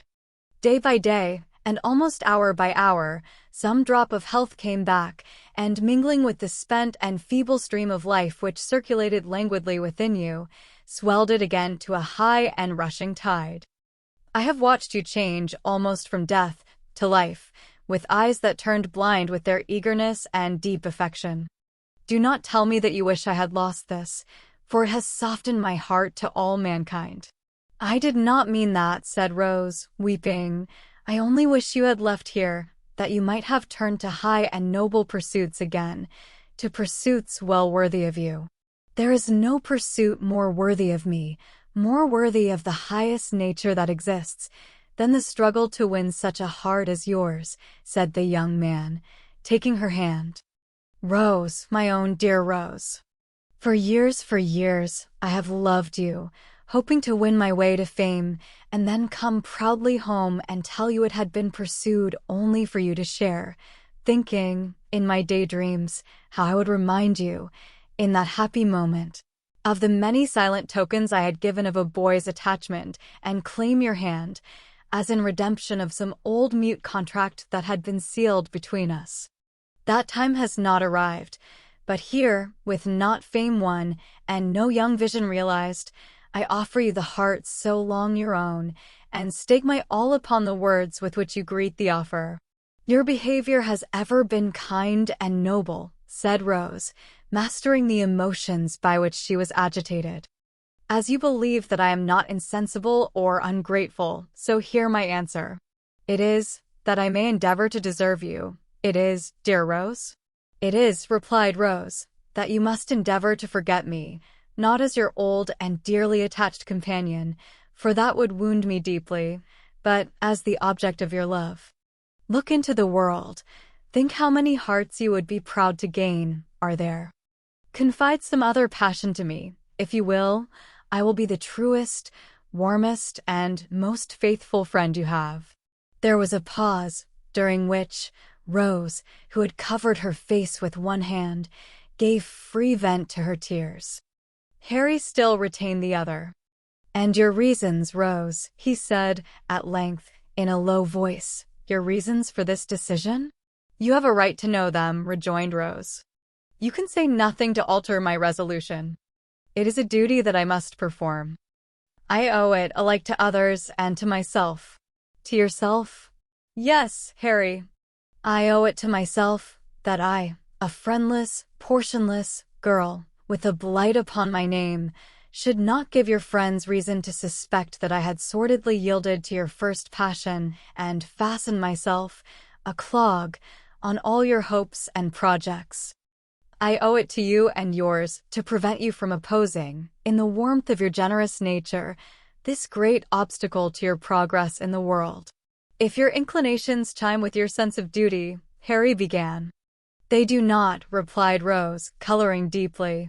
Then you return my love, said Harry. Say but that, dear Rose. Say but that, and soften the bitterness of this hard disappointment. If I could have done so, without doing heavy wrong to him I loved, rejoined Rose, I could have received this declaration very differently, said Harry. Do not conceal that from me, at least, Rose. I could, said Rose. Stay, she added, disengaging her hand. Why should we prolong this painful interview? Most painful to me, and yet productive of lasting happiness, notwithstanding, for it will be happiness to know that I once held the high place in your regard which I now occupy, and every triumph you achieve in life will animate me with new fortitude and firmness. Farewell, Harry. As we have met today, we meet no more, but in other relations than those in which this conversation have placed us, we may be long and happily entwined. And may every blessing that the prayers of a true and earnest heart can call down from the source of all truth and sincerity cheer and prosper you. Another word, Rose, said Harry. Your reason in your own words. From your own lips, let me hear it. The prospect before you, answered Rose firmly, is a brilliant one. All the honors to which great talents and powerful connections can help men in public life are in store for you. But those connections are proud, and I will neither mingle with such as may hold in scorn the mother who gave me life, nor bring disgrace or failure on the son of her who has so well supplied that mother's place. In a word, said the young lady, turning away as her temporary firmness forsook her, there is a stain upon my name, which the world visits on innocent heads. I will carry it into no blood but my own, and the reproach shall rest alone on me. One word more, Rose. Dearest Rose. One more, cried Harry, throwing himself before her. If I had been less fortunate, the world would call it, if some obscure and peaceful life had been my destiny, if I had been poor, sick, helpless, would you have turned from me then? Or has my probable advancement to riches and honor given this scruple birth? Do not press me to reply, answered Rose. The question does not arise and never will. It is unfair, almost unkind, to urge it. If your answer be what I almost dare to hope it is, retorted Harry, it will shed a gleam of happiness upon my lonely way and light the path before me. It is not an idle thing to do so much by the utterance of a few brief words for one who loves you beyond all else. Oh, Rose, in the name of my ardent and enduring attachment, in the name of all I have suffered for you and all you doom me to undergo, answer me this one question. Then, if your lot had been differently cast, rejoined Rose, if you had been even a little, but not so far above me, if I could have been a help and comfort to you in any humble scene of peace and retirement, and not a blot and drawback in ambitious and distinguished crowds, I should have been spared this trial. I have every reason to be happy, very happy now, but then, Harry, I own I should have been happier. Busy recollections of old hopes, cherished as a girl, long ago, crowded into the mind of Rose, while making this avowal, but they brought tears with them, as old hopes will when they come back withered, and they relieved her. I cannot help this weakness, and it makes my purpose stronger, said Rose, extending her hand. I must leave you now, indeed. I ask one promise, said Harry. Once and only once more, say within a year, but it may be much sooner. I may speak to you again on this subject, for the last time. Not to press me to alter my right determination, replied Rose, with a melancholy smile. It will be useless. No, said Harry. To hear you repeat it, if you will, finally repeat it. I will lay at your feet whatever of station of fortune I may possess, and if you still adhere to your present resolution, will not seek, by word or act, to change it. Then let it be so, rejoined Rose. It is but one pang the more, and by that time I may be enabled to bear it better. She extended her hand again, but the young man caught her to his bosom, and imprinting one kiss on her beautiful forehead, hurried from the room.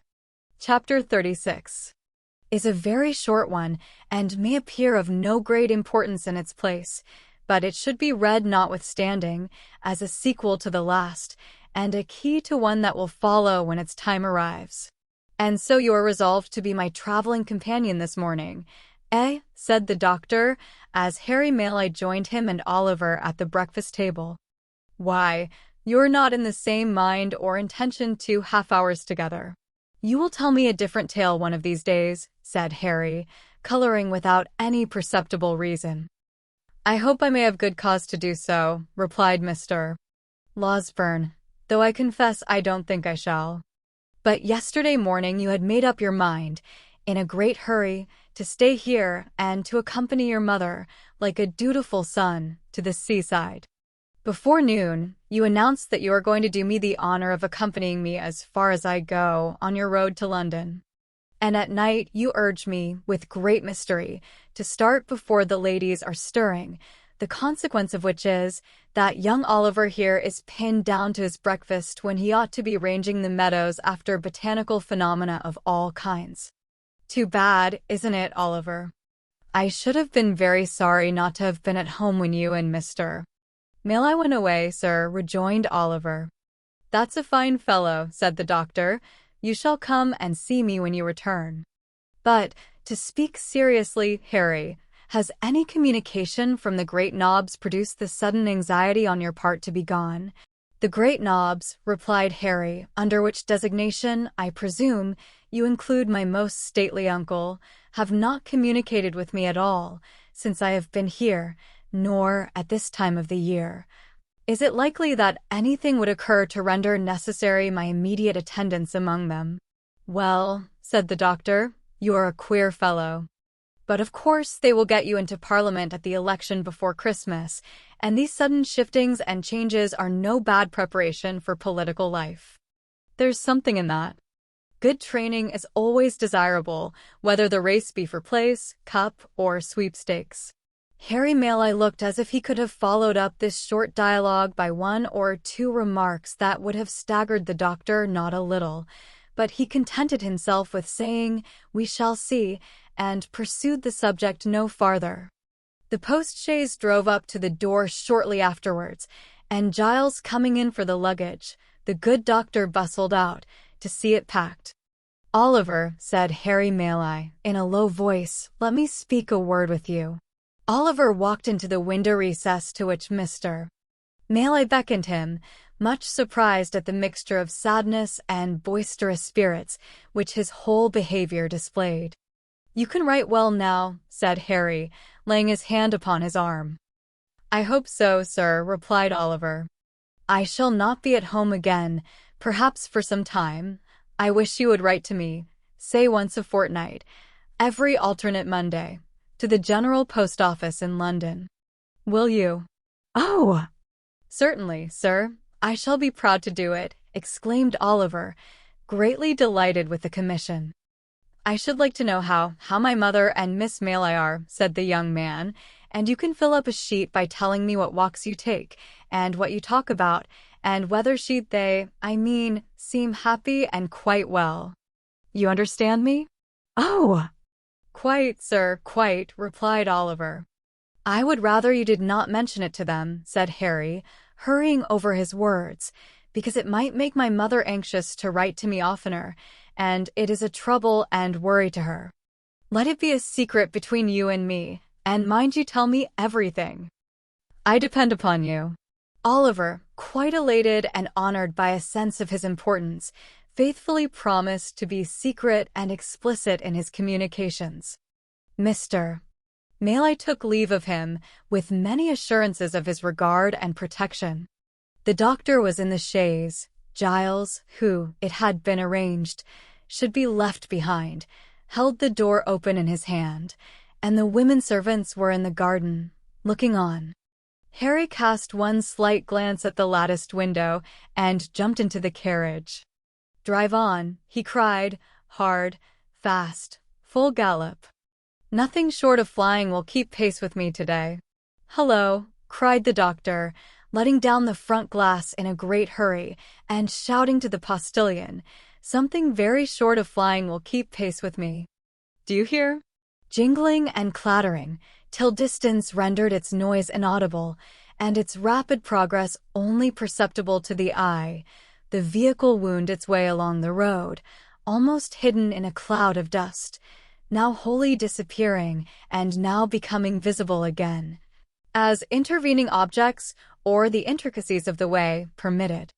It was not until even the dusty cloud was no longer to be seen that the gazers dispersed, and there was one looker-on who remained with eyes fixed upon the spot where the carriage had disappeared, long after it was many miles away, for, behind the white curtain which had shrouded her from view when Harry raised his eyes towards the window, sat Rose herself. "He seems in high spirits and happy," she said, at length. "I feared for a time he might be otherwise. I was mistaken. I am very, very glad." Tears are signs of gladness as well as grief, but those which coursed down Rose's face, as she sat pensively at the window, still gazing in the same direction, seemed to tell more of sorrow than of joy. Chapter 37, in which the reader may perceive a contrast not uncommon in matrimonial cases. Mr. Bumble sat in the workhouse parlor, with his eyes moodily fixed on the cheerless grate, whence, as it was summer time, no brighter gleam proceeded than the reflection of certain sickly rays of the sun, which were sent back from its cold and shining surface.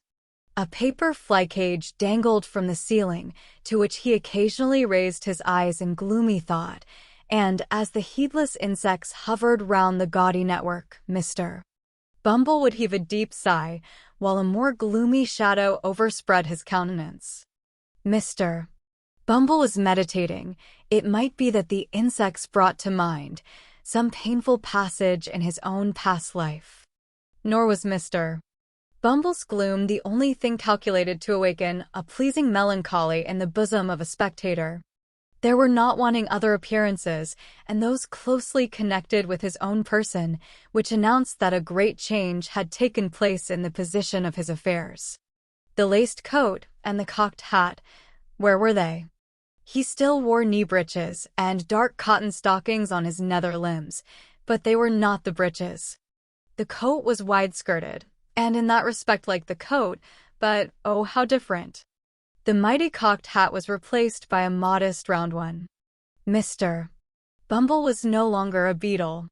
There are some promotions in life which, independent of the more substantial rewards they offer, require peculiar value and dignity from the coats and waistcoats connected with them.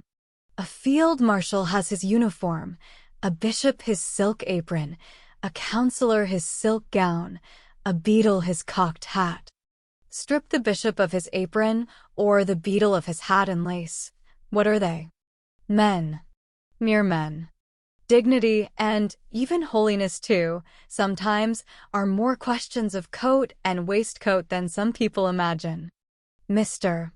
Bumble had married Mrs. Corney and was master of the workhouse. Another beadle had come into power. On him the cocked hat, gold-laced coat, and staff had all three descended. "And tomorrow 2 months it was done," said Mr. Bumble, with a sigh.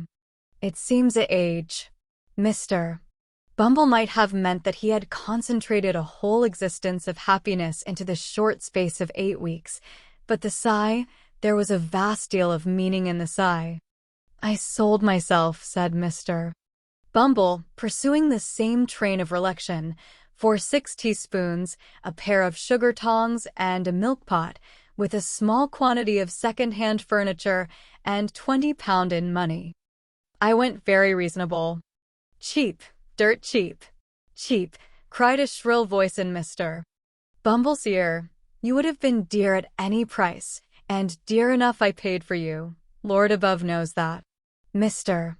Bumble turned and encountered the face of his interesting consort, who, imperfectly comprehending the few words she had overheard of his complaint, had hazarded the foregoing remark at a venture. "Mrs. Bumble, ma'am," said Mr. Bumble, with a sentimental sternness. "Well," cried the lady. "Have the goodness to look at me," said Mr. Bumble, fixing his eyes upon her. "If she stands such eye as that," said Mr. Bumble to himself, "she can stand anything. It is I never knew to fail with paupers. If it fails with her, my power is gone. Whether an exceedingly small expansion of I be sufficient to quell paupers, who, being lightly fed, are in no very high condition, or whether the late Mrs. Corney was particularly proof against eagle glances, are matters of opinion. The matter of fact is that the matron was in no way overpowered by Mr. Bumble's scowl, but, on the contrary, treated it with great disdain, and even raised a laugh thereat, which sounded as though it were genuine. On hearing this most unexpected sound, Mr. Bumble looked first incredulous and afterwards amazed. He then relapsed into his former state, nor did he rouse himself until his attention was again awakened by the voice of his partner. "Are you going to sit snoring there all day?" inquired Mrs. Bumble. "I am going to sit here as long as I think proper, ma'am," rejoined Mr. Bumble, "and although I was not snoring, I shall snore, gape, sneeze, laugh, or cry as the humor strikes me, such being my prerogative." "Your prerogative," sneered Mrs. Bumble, with ineffable contempt. "I said the word, ma'am," said Mr. Bumble. "The prerogative of a man is to command." "And what's the prerogative of a woman, in the name of goodness?" cried the relict of Mr. Corney, deceased. "To obey, ma'am," thundered Mr.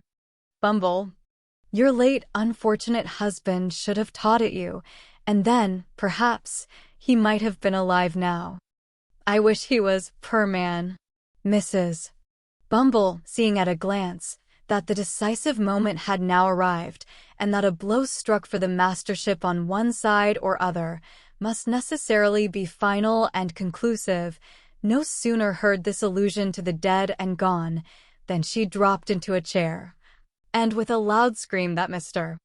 Bumble was a hard-hearted brute, fell into a paroxysm of tears. But tears were not the things to find their way to Mr. Bumble's soul. His heart was waterproof. Like washable beaver hats that improve with rain, his nerves were rendered stouter and more vigorous by showers of tears, which, being tokens of weakness, and so far tacit admissions of his own power, pleased and exalted him.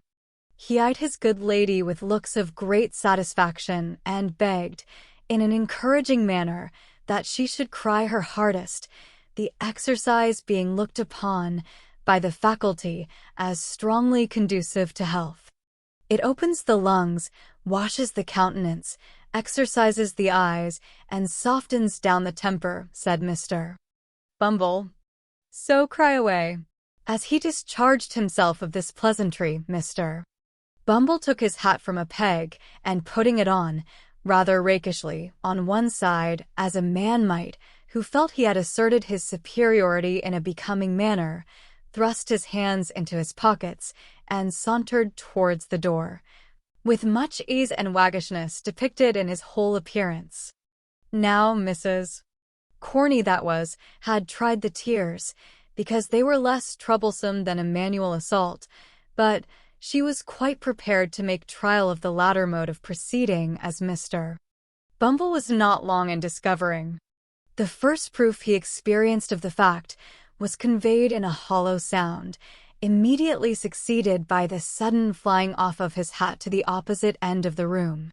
This preliminary proceeding laying bare his head, the expert lady, clasping him tightly round the throat with one hand, inflicted a shower of blows, dealt with singular vigor and dexterity, upon it with the other. This done, she created a little variety by scratching his face and tearing his hair, and, having, by this time, inflicted as much punishment as she deemed necessary for the offense, she pushed him over a chair, which was luckily well situated for the purpose, and defied him to talk about his prerogative again, if he dared. "Get up," said Mrs. Bumble, in a voice of command. "And take yourself away from here, unless you want me to do something desperate." Mr. Bumble rose with a very rueful countenance, wondering much what something desperate might be. Picking up his hat, he looked towards the door. "Are you going?" demanded Mrs. Bumble. "Certainly, my dear, certainly," rejoined Mr. Bumble, making a quicker motion towards the door. "I didn't intend to. I'm going, my dear." "You are so very violent that really I—" At this instant, Mrs. Bumble stepped hastily forward to replace the carpet, which had been kicked up in the scuffle. Mr. Bumble immediately darted out of the room, without bestowing another thought on his unfinished sentence, leaving the late Mrs. Corney in full possession of the field. Mr. Bumble was fairly taken by surprise and fairly beaten. He had a decided propensity for bullying, derived no inconsiderable pleasure from the exercise of petty cruelty, and, consequently, was, it is needless to say, a coward. This is by no means a disparagement to his character, for many official personages who are held in high respect and admiration are the victims of similar infirmities. The remark is made, indeed, rather in his favor than otherwise, and with a view of impressing the reader with a just sense of his qualifications for office. But the measure of his degradation was not yet full. After making a tour of the house and thinking, for the first time, that the poor laws really were too hard on people, and that men who ran away from their wives, leaving them chargeable to the parish, ought, in justice, to be visited with no punishment at all, but rather rewarded as meritorious individuals who had suffered much, Mr. Bumble came to a room where some of the female paupers were usually employed in washing the parish linen, when the sound of voices and conversation now proceeded. "Hem," said Mr. Bumble, summoning up all his native dignity. "These women at least shall continue to respect the prerogative. Hello. Hello there. What do you mean by this noise, you hussies?" With these words, Mr. Bumble opened the door and walked in with a very fierce and angry manner, which was at once exchanged for a most humiliated and cowering air, as his eyes unexpectedly rested on the form of his lady wife. "My dear," said Mr. Bumble, "I didn't know you were here." "Didn't know I was here," repeated Mrs. Bumble. "What do you do here?" "I thought they were talking rather too much to be doing their work properly, my dear," replied Mr. Bumble, glancing distractedly at a couple of old women at the washtub, who were comparing notes of admiration at the workhouse master's humility. "You thought they were talking too much," said Mrs.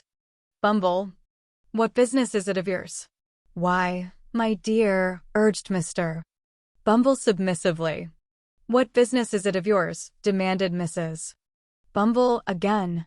"It's very true, your matron here, my dear," submitted Mr.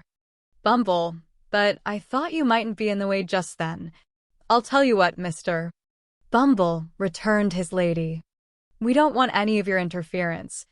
You're a great deal too fond of poking your nose into things that don't concern you, making everybody in the house laugh the moment your back is turned, and making yourself look like a fool every hour in the day. Be off, come." Mr. Bumble, seeing with excruciating feelings the delight of the two old paupers, who were tittering together most rapturously, hesitated for an instant. Mrs. Bumble, whose patience brooked no delay, caught up a bowl of soapsuds and, motioning him towards the door, ordered him instantly to depart, on pain of receiving the contents upon his portly person. What could Mr. Bumble do? He looked dejectedly round and slunk away, and as he reached the door, the titterings of the paupers broke into a shrill chuckle of irrepressible delight. It wanted but this. He was degraded in their eyes. He had lost caste and station before the very paupers. He had fallen from all the height and pomp of beadleship to the lowest depth of the most snubbed henpeckary. "All in 2 months," said Mr.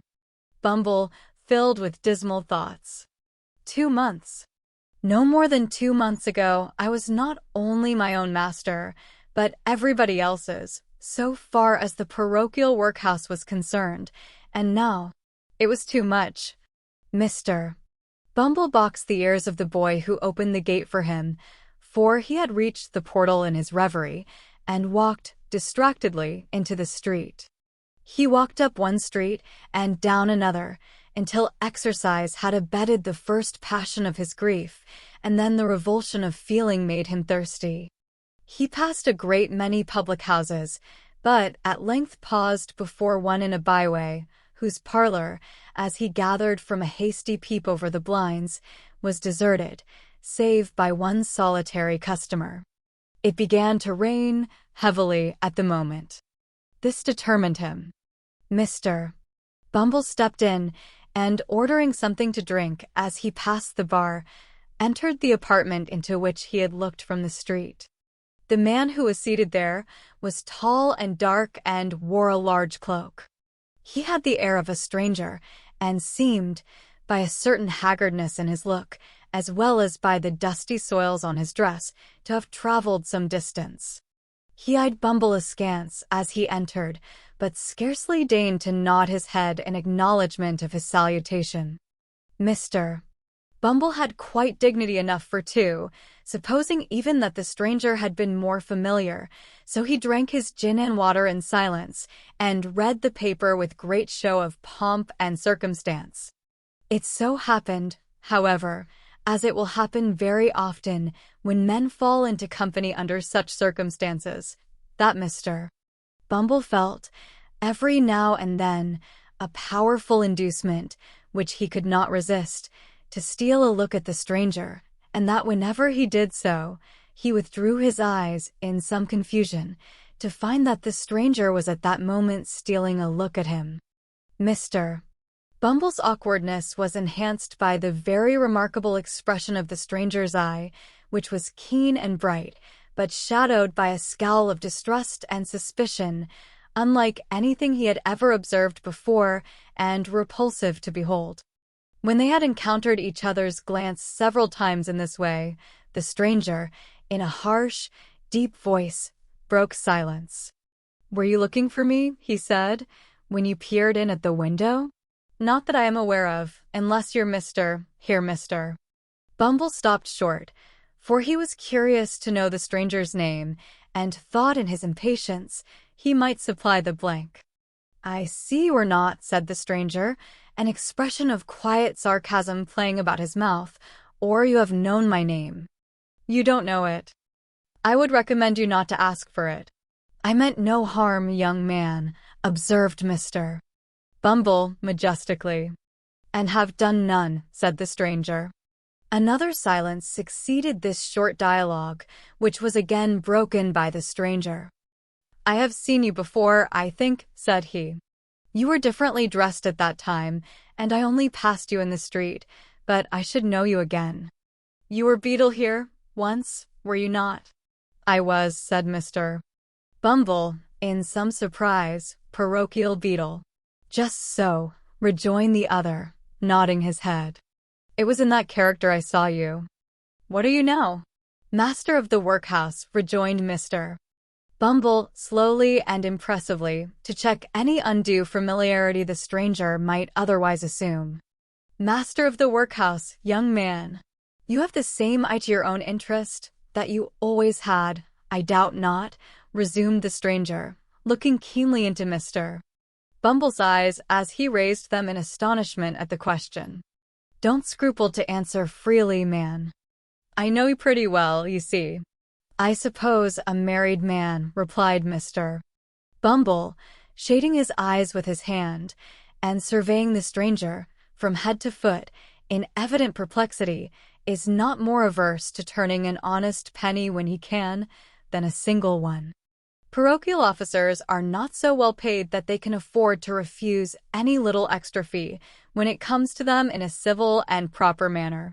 The stranger smiled, and nodded his head again, as much to say he had not mistaken his man, then rang the bell. "Fill this glass again," he said, handing Mr. Bumble's empty tumbler to the landlord. Let it be strong and hot. You like it so, I suppose? Not too strong, replied Mr. Bumble, with a delicate cough. You understand what that means, landlord, said the stranger, drily. The host smiled, disappeared, and shortly afterwards returned with a steaming jorum, of which the first gulp brought the water into Mr. Bumble's eyes. Now listen to me, said the stranger, after closing the door and window. I came down to this place, today, to find you out, and, by one of those chances which the devil throws in the way of his friends sometimes, you walked into the very room I was sitting in, while you were uppermost in my mind. I want some information from you. I don't ask you to give it for nothing, slight as it is. Put up that to begin with.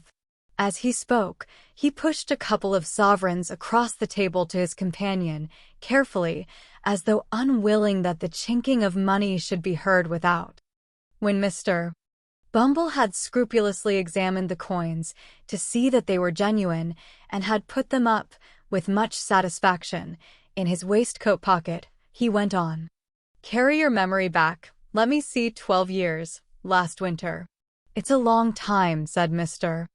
Bumble. Very good. I've done it. The scene, the workhouse. Good. And the time, night. Yes. And the place, the crazy hole, wherever it was, in which miserable drabs brought forth the life and health so often denied to themselves, gave birth to puling children for the parish to rear, and hid their shame, rot in the grave. The lying-in room, I suppose, said Mr. Bumble, not quite following the stranger's excited description. Yes, said the stranger. A boy was born there. A many boys, observed Mr. Bumble, shaking his head, despondingly. A murrain on the young devils, cried the stranger. I speak of one, a meek-looking, pale-faced boy, who was apprenticed down here to a coffin-maker. I wish he had made his coffin and screwed his body in it, and who afterwards ran away to London, as it was supposed. Why, you mean Oliver. Young Twist, said Mr. Bumble. I remember him, of course. There wasn't an obstinater young rascal. It's not of him I want to hear. I've heard enough of him, said the stranger, stopping Mr. Bumble in the outset of a tirade on the subject of poor Oliver's vices. It's of a woman, the hag that nursed his mother. Where is she? Where is she? Said Mr. Bumble, whom the gin and water had rendered facetious. It would be hard to tell. There's no midwifery there, whichever place she's gone to, so I suppose she's out of employment. Anyway. What do you mean? Demanded the stranger, sternly. That she died last winter, rejoined Mr. Bumble. The man looked fixedly at him when he had given this information, and although he did not withdraw his eyes for some time afterwards, his gaze gradually became vacant and abstracted, and he seemed lost in thought. For some time, he appeared doubtful whether he ought to be relieved or disappointed by the intelligence, but at length he breathed more freely, and withdrawing his eyes, observed that it was no great matter. With that he rose, as if to depart. But Mr. Bumble was cunning enough, and he at once saw that an opportunity was opened for the lucrative disposal of some secret in the possession of his better half. He well remembered the night of old Sally's death, which the occurrences of that day had given him good reason to recollect, as the occasion on which he had proposed to Mrs. Corney, and although that lady had never confided to him the disclosure of which she had been the solitary witness, he had heard enough to know that it related to something that had occurred in the old woman's attendance as workhouse nurse upon the young mother of Oliver Twist. Hastily calling this circumstance to mind, he informed the stranger, with an air of mystery, that one woman had been closeted with the old harridan shortly before she died, and that she could, as he had reason to believe, throw some light on the subject of his inquiry. How can I find her? Said the stranger, thrown off his guard, and plainly showing that all his fears, whatever they were aroused afresh by the intelligence. "Only through me," rejoined Mr. Bumble. "When?" cried the stranger, hastily. "Tomorrow," rejoined Bumble. "At 9 in the evening," said the stranger, producing a scrap of paper and writing down upon it an obscure address by the waterside, in characters that betrayed his agitation. "At 9 in the evening. Bring her to me there. I needn't tell you to be secret. It's your interest." With these words, he led the way to the door, after stopping to pay for the liquor that had been drunk. Shortly remarking that their roads were different, he departed, without more ceremony than an emphatic repetition of the hour of appointment for the following night. On glancing at the address, the parochial functionary observed that it contained no name. The stranger had not gone far, so he made after him to ask it. "What do you want?" cried the man, turning quickly round, as Bumble touched him on the arm. "Following me?" "Only to ask a question," said the other, pointing to the scrap of paper. "What name am I to ask for?" "Monk's," rejoined the man, and strode hastily away. Chapter 38. Containing an account of what passed between Mr. and Mrs. Bumble and Mr. Monk's at their nocturnal interview. It was a dull, close, overcast summer evening. The clouds, which had been threatening all day, spread out in a dense and sluggish mass of vapor, already yielded large drops of rain, and seemed to presage a violent thunderstorm, when Mr. and Mrs. Bumble, turning out of the main street of the town, directed their course towards a scattered little colony of ruinous houses, distant from it some mile and a half, or thereabouts, and erected on a low unwholesome swamp, bordering upon the river. They were both wrapped in old and shabby outer garments, which might, perhaps, serve the double purpose of protecting their persons from the rain and sheltering them from observation. The husband carried a lantern, from which, however, no light yet shone, and trudged on, a few paces in front, as though, the way being dirty, to give his wife the benefit of treading in his heavy footprints. They went on, in profound silence. Every now and then, Mr. Bumble relaxed his pace and turned his head as if to make sure that his helpmate was following. Then, discovering that she was close at his heels, he mended his rate of walking and proceeded, at a considerable increase of speed, towards their place of destination. This was far from being a place of doubtful character, for it had long been known as the residence of none but low ruffians, who, under various pretenses of living by their labor, subsisted chiefly on plunder and crime. It was a collection of mere hovels, some hastily built with loose bricks, others of old worm-eaten ship timber, jumbled together without any attempt at order or arrangement, and planted, for the most part, within a few feet of the river's bank. A few leaky boats drawn up on the mud, and made fast to the dwarf wall which skirted it, and here and there an oar or coil of rope, appeared, at first, to indicate that the inhabitants of these miserable cottages pursued some avocation on the river. But a glance at the shattered and useless condition of the articles thus displayed would have led a passer-by, without much difficulty, to the conjecture that they were disposed there, rather for the preservation of appearances than with any view to their being actually employed. In the heart of this cluster of huts, and skirting the river, which its upper stories overhung, stood a large building, formerly used as a manufactory of some kind. It had, in its day, probably furnished employment to the inhabitants of the surrounding tenements. But it had long since gone to ruin. The rat, the worm, and the action of the damp had weakened and rotted the piles on which it stood, and a considerable portion of the building had already sunk down into the water, while the remainder, tottering and bending over the dark stream, seemed to wait a favorable opportunity of following its old companion and involving itself in the same fate. It was before this ruinous building that the worthy couple paused, as the first peal of distant thunder reverberated in the air, and the rain commenced pouring violently down.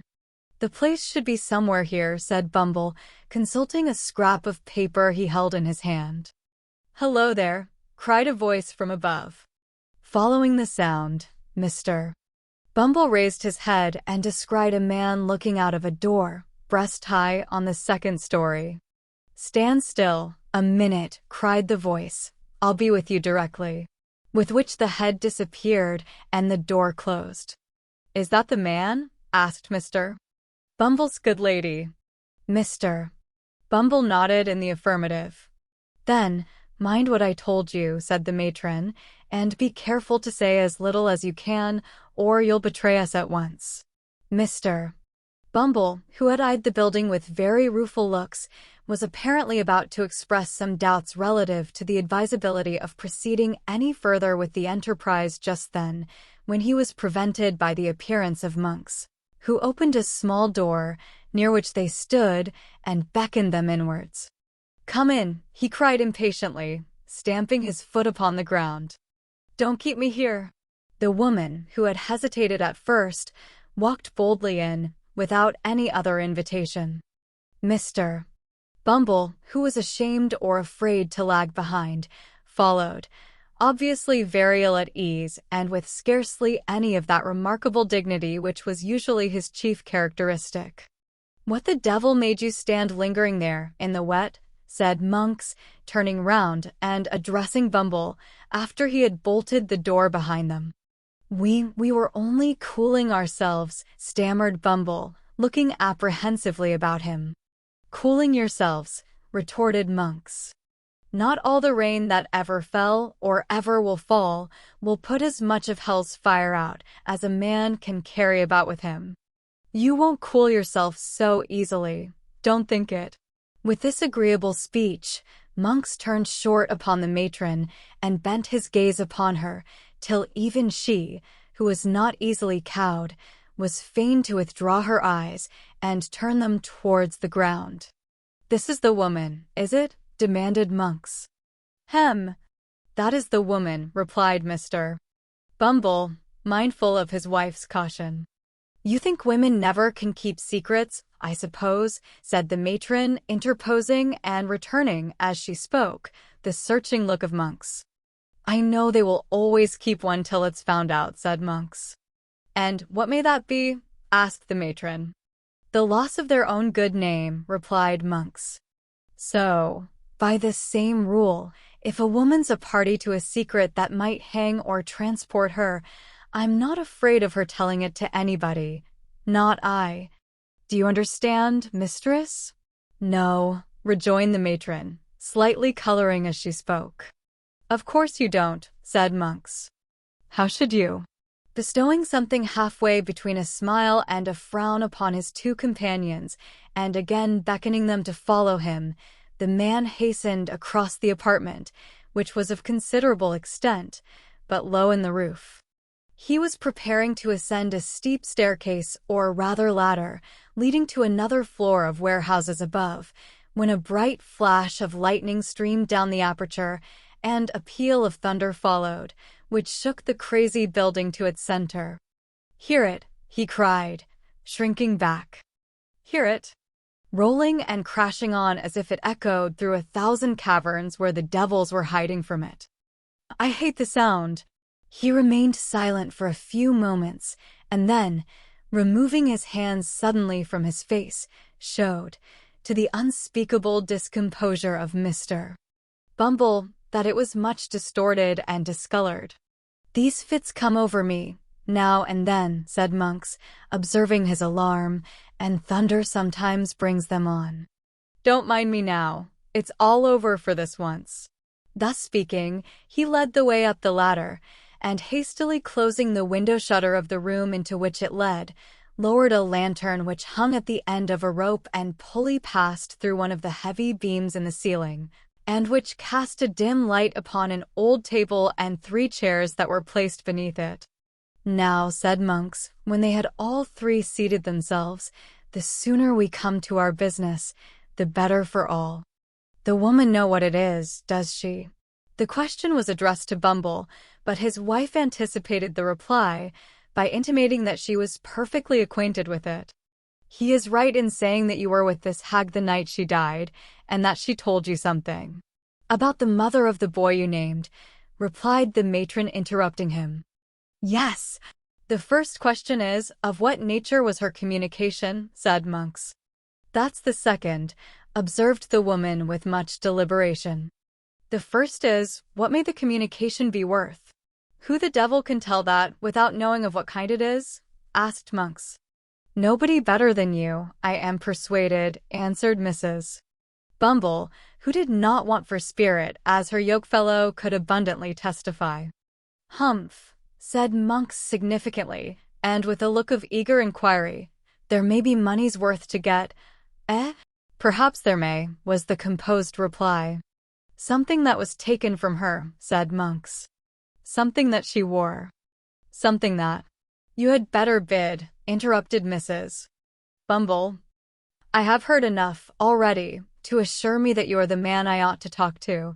Mr. Bumble, who had not yet been admitted by his better half into any greater share of the secret than he had originally possessed, listened to this dialogue with outstretched neck and distended eyes, which he directed towards his wife and Monks by turns. In undisguised astonishment, increased, if possible, when the latter sternly demanded what sum was required for the disclosure. What's it worth to you? Asked the woman, as collectedly as before. It may be nothing. It may be 20 pounds, replied Monks. Speak out and let me know which. Add 5 pounds to the sum you have named. Give me 25 pounds in gold, said the woman, and I'll tell you all I know. Not before. 25 pounds, exclaimed Monks, drawing back. I spoke as plainly as I could, replied Mrs. Bumble. It's not a large sum, either. Not a large sum for a paltry secret that may be nothing when it's told, cried Monks impatiently, and which has been lying dead for 12 years past or more. Such matters keep well, and, like good wine, often double their value in course of time, answered the matron, still preserving the resolute indifference she had assumed. As to lying dead, there are those who will lie dead for 12,000 years to come, or 12,000,000, for anything you or I know, who will tell strange tales at last. What if I pay it for nothing? Asked Monks, hesitating.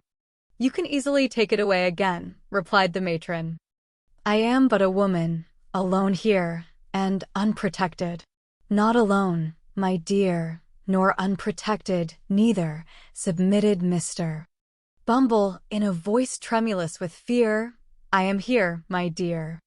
And besides, said Mr. Bumble, his teeth chattering as he spoke, Mr. Monks is too much of a gentleman to attempt any violence on parochial persons. Mr.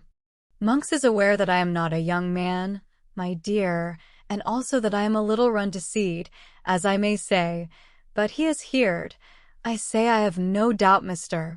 Monks has heard, my dear, that I am a very determined officer, with very uncommon strength, if I'm once roused. I only want a little rousing, that's all. As Mr. Bumble spoke, he made a melancholy feint of grasping his lantern with fierce determination, and plainly showed, by the alarmed expression of every feature, that he did want a little rousing, and not a little, prior to making any very warlike demonstration, unless, indeed, against paupers or other person or persons trained down for the purpose. You are a fool, said Mrs. Bumble in reply, and had better hold your tongue. He had better have cut it out before he came, if he can't speak in a lower tone, said Monks, grimly. So, he's your husband, eh? He my husband, tittered the matron, parrying the question. I thought as much, when you came in, rejoined Monks, marking the angry glance which the lady darted at her spouse as she spoke. So much the better. I have less hesitation in dealing with two people when I find that there's only one will between them. I'm in earnest. See here. He thrust his hand into a side pocket, and producing a canvas bag, told out 25 sovereigns on the table, and pushed them over to the woman.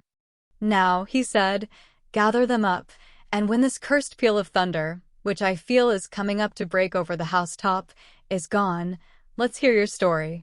The thunder, which seemed in fact much nearer, and to shiver and break almost over their heads, having subsided, Monks, raising his face from the table, bent forward to listen to what the woman should say. The faces of the three nearly touched, as the two men leant over the small table in their eagerness to hear, and the woman also leant forward to render her whisper audible. The sickly rays of the suspended lantern falling directly upon them aggravated the paleness and anxiety of their countenances, which, encircled by the deepest gloom and darkness, looked ghastly in the extreme. "When this woman, that we called Old Sally, died," the matron began, "she and I were alone." "Was there no one by?" asked Monks, in the same hollow whisper. "No sick wretch or idiot in some other bed? No one who could hear, and might, by possibility, understand?" "Not a soul," replied the woman. "We were alone. I stood alone beside the body when death came over it." "Good," said Monks, regarding her attentively. "Go on." "She spoke of a young creature," resumed the matron, "who had brought a child into the world some years before, not merely in the same room, but in the same bed, in which she then lay dying." "Aye," said Monks, with quivering lip, and glancing over his shoulder, "blood. How things come about?" "The child was the one you named to him last night," said the matron, nodding carelessly towards her husband. "The mother this nurse had robbed." "In life?" asked Monks. "In death," replied the woman, with something like a shudder. "She stole from the corpse, when it had hardly turned to one, that which the dead mother had prayed her, with her last breath, to keep for the infant's sake." "She sold it," cried Monks, with desperate eagerness. "Did she sell it? Where? When? To whom? How long before?" "As she told me, with great difficulty, that she had done this," said the matron, "she fell back and died." "Without saying more?" cried Monks, in a voice which, from its very suppression, seemed only the more furious. "It's a lie. I'll not be played with." She said more. "I'll tear the life out of you both, but I'll know what it was." "She didn't utter another word," said the woman, to all appearance unmoved, as Mr. Bumble was very far from being, by the strange man's violence, but she clutched my gown, violently, with one hand, which was partly closed, and when I saw that she was dead, and so removed the hand by force, I found it clasped a scrap of dirty paper, which contained, interposed Monks, stretching forward. "Nothing," replied the woman. "It was a pawnbroker's duplicate." "For what?" demanded Monks. "In good time I'll tell you," said the woman. "I judged that she had kept the trinket for some time, in the hope of turning it to better account, and then had pawned it, and had saved or scraped together money to pay the pawnbroker's interest year by year, and prevent its running out, so that if anything came of it, it could still be redeemed. Nothing had come of it, and, as I tell you, she died with the scrap of paper, all worn and tattered, in her hand. The time was out in 2 days. I thought something might one day come of it too, and so redeemed the pledge." "Where is it now?" asked Monks quickly. "There," replied the woman. And, as if glad to be relieved of it, she hastily threw upon the table a small kid bag scarcely large enough for a French watch, which Monks, pouncing upon, tore open with trembling hands. It contained a little gold locket, in which were 2 locks of hair and a plain gold wedding ring. "It has the word Agnes engraved on the inside," said the woman. "There is a blank left for the surname, and then follows the date, which is within a year before the child was born. I found out that." "And this is all," said Monks, after a close and eager scrutiny of the contents of the little packet. "All," replied the woman. Mr. Bumble drew a long breath, as if he were glad to find that the story was over, and no mention made of taking the £25 back again, and now he took courage to wipe the perspiration which had been trickling over his nose, unchecked, during the whole of the previous dialogue.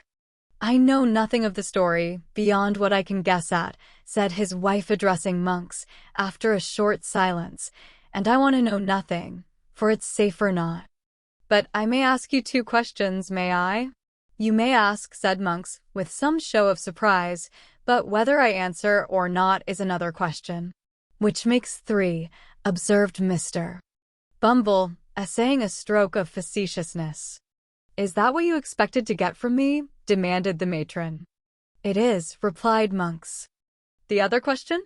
What do you propose to do with it? Can it be used against me?" "Never," rejoined Monks, "nor against me either. See here. But don't move a step forward, or your life is not worth a bulrush."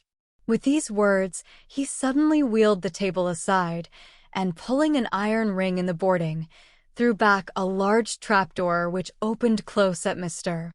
Bumble's feet and caused that gentleman to retire several paces backward with great precipitation. "Look down," said Monks, lowering the lantern into the gulf. "Don't fear me. I could have let you down, quietly enough, when you were seated over it if that had been my game." Thus encouraged, the matron drew near to the brink, and even Mr. Bumble himself, impelled by curiosity, ventured to do the same.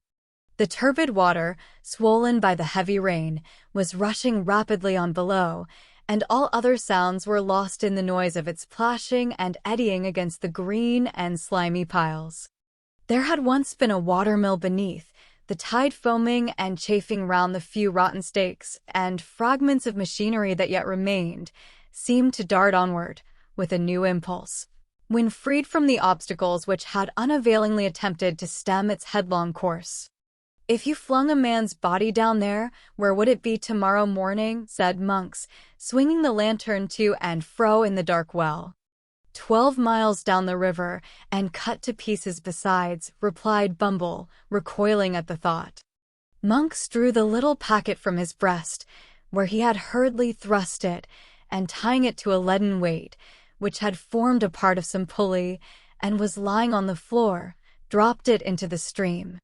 It fell straight and true as a die, clove the water with a scarcely audible splash, and was gone. The 3, looking into each other's faces, seemed to breathe more freely.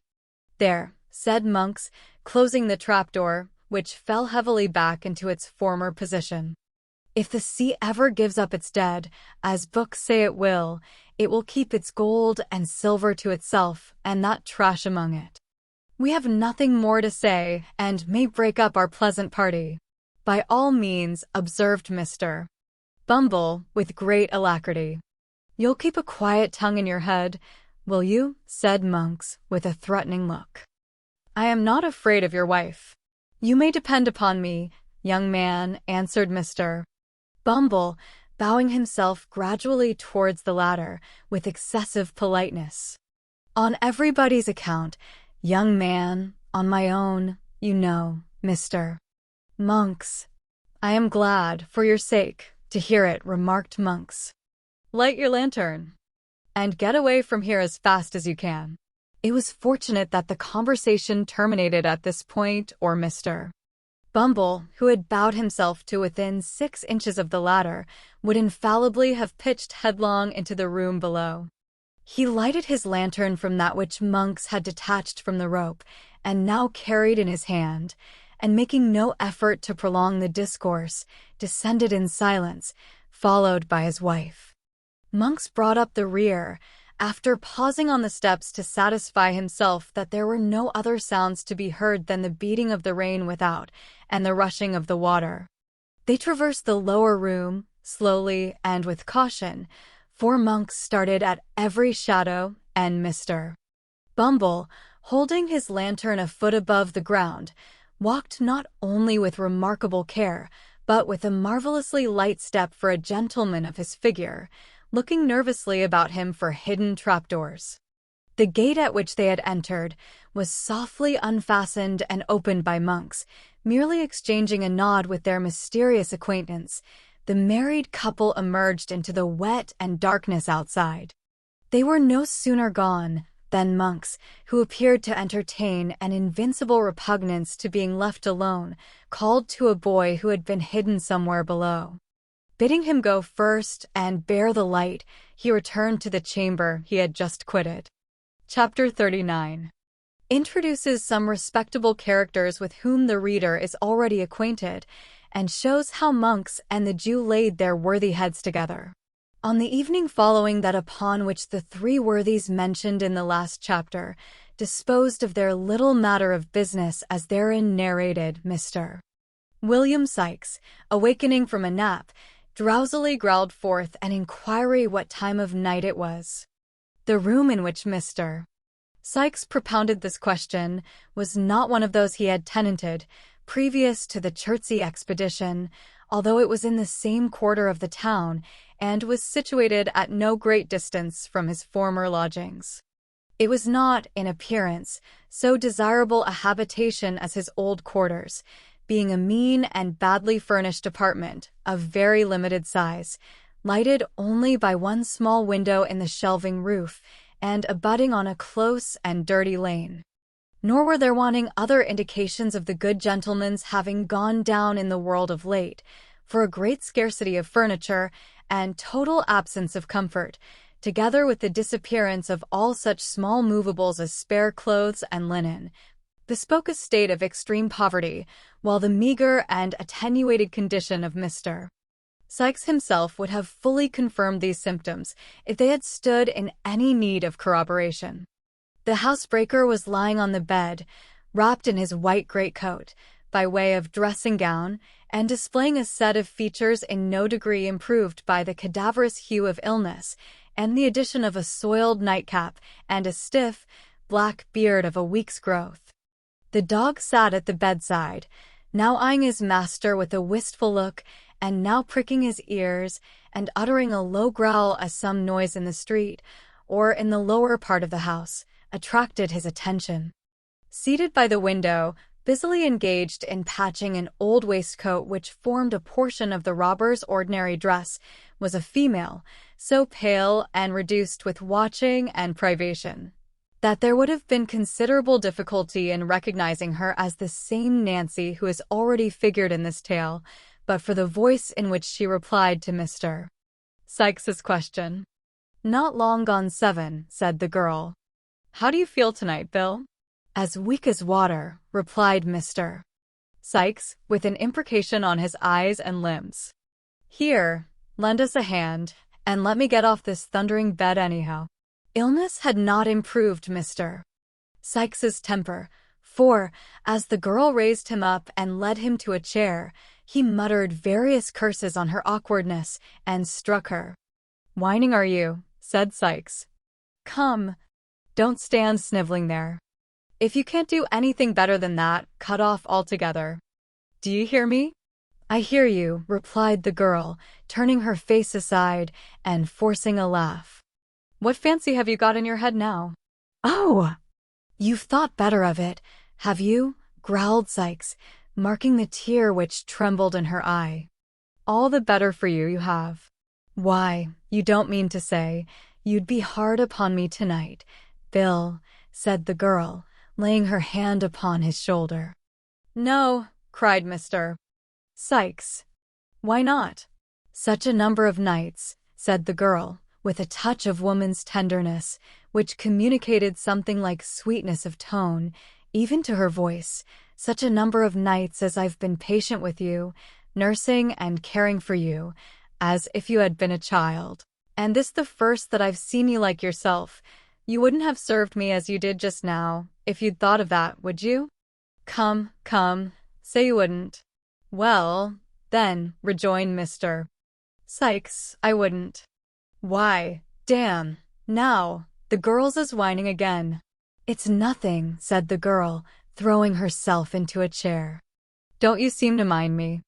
It'll soon be over." "What'll be over?" demanded Mr. Sikes in a savage voice. "What foolery are you up to now again? Get up and bustle about, and don't come over me with your woman's nonsense." At any other time, This remonstrance and the tone in which it was delivered would have had the desired effect, but the girl, being really weak and exhausted, dropped her head over the back of the chair and fainted before Mr.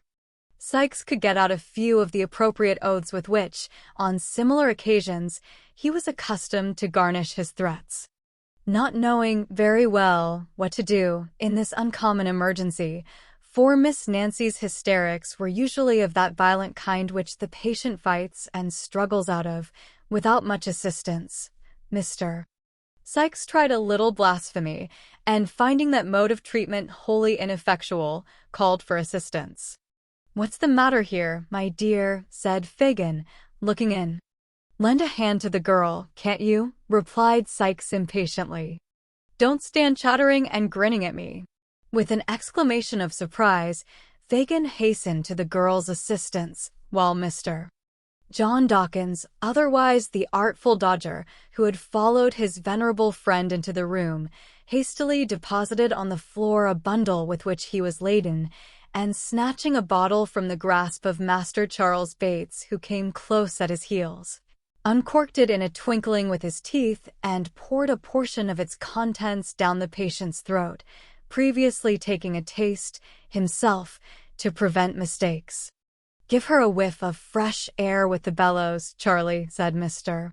Dawkins, "and you slap her hands, Fagin, while Bill undoes the petticoats."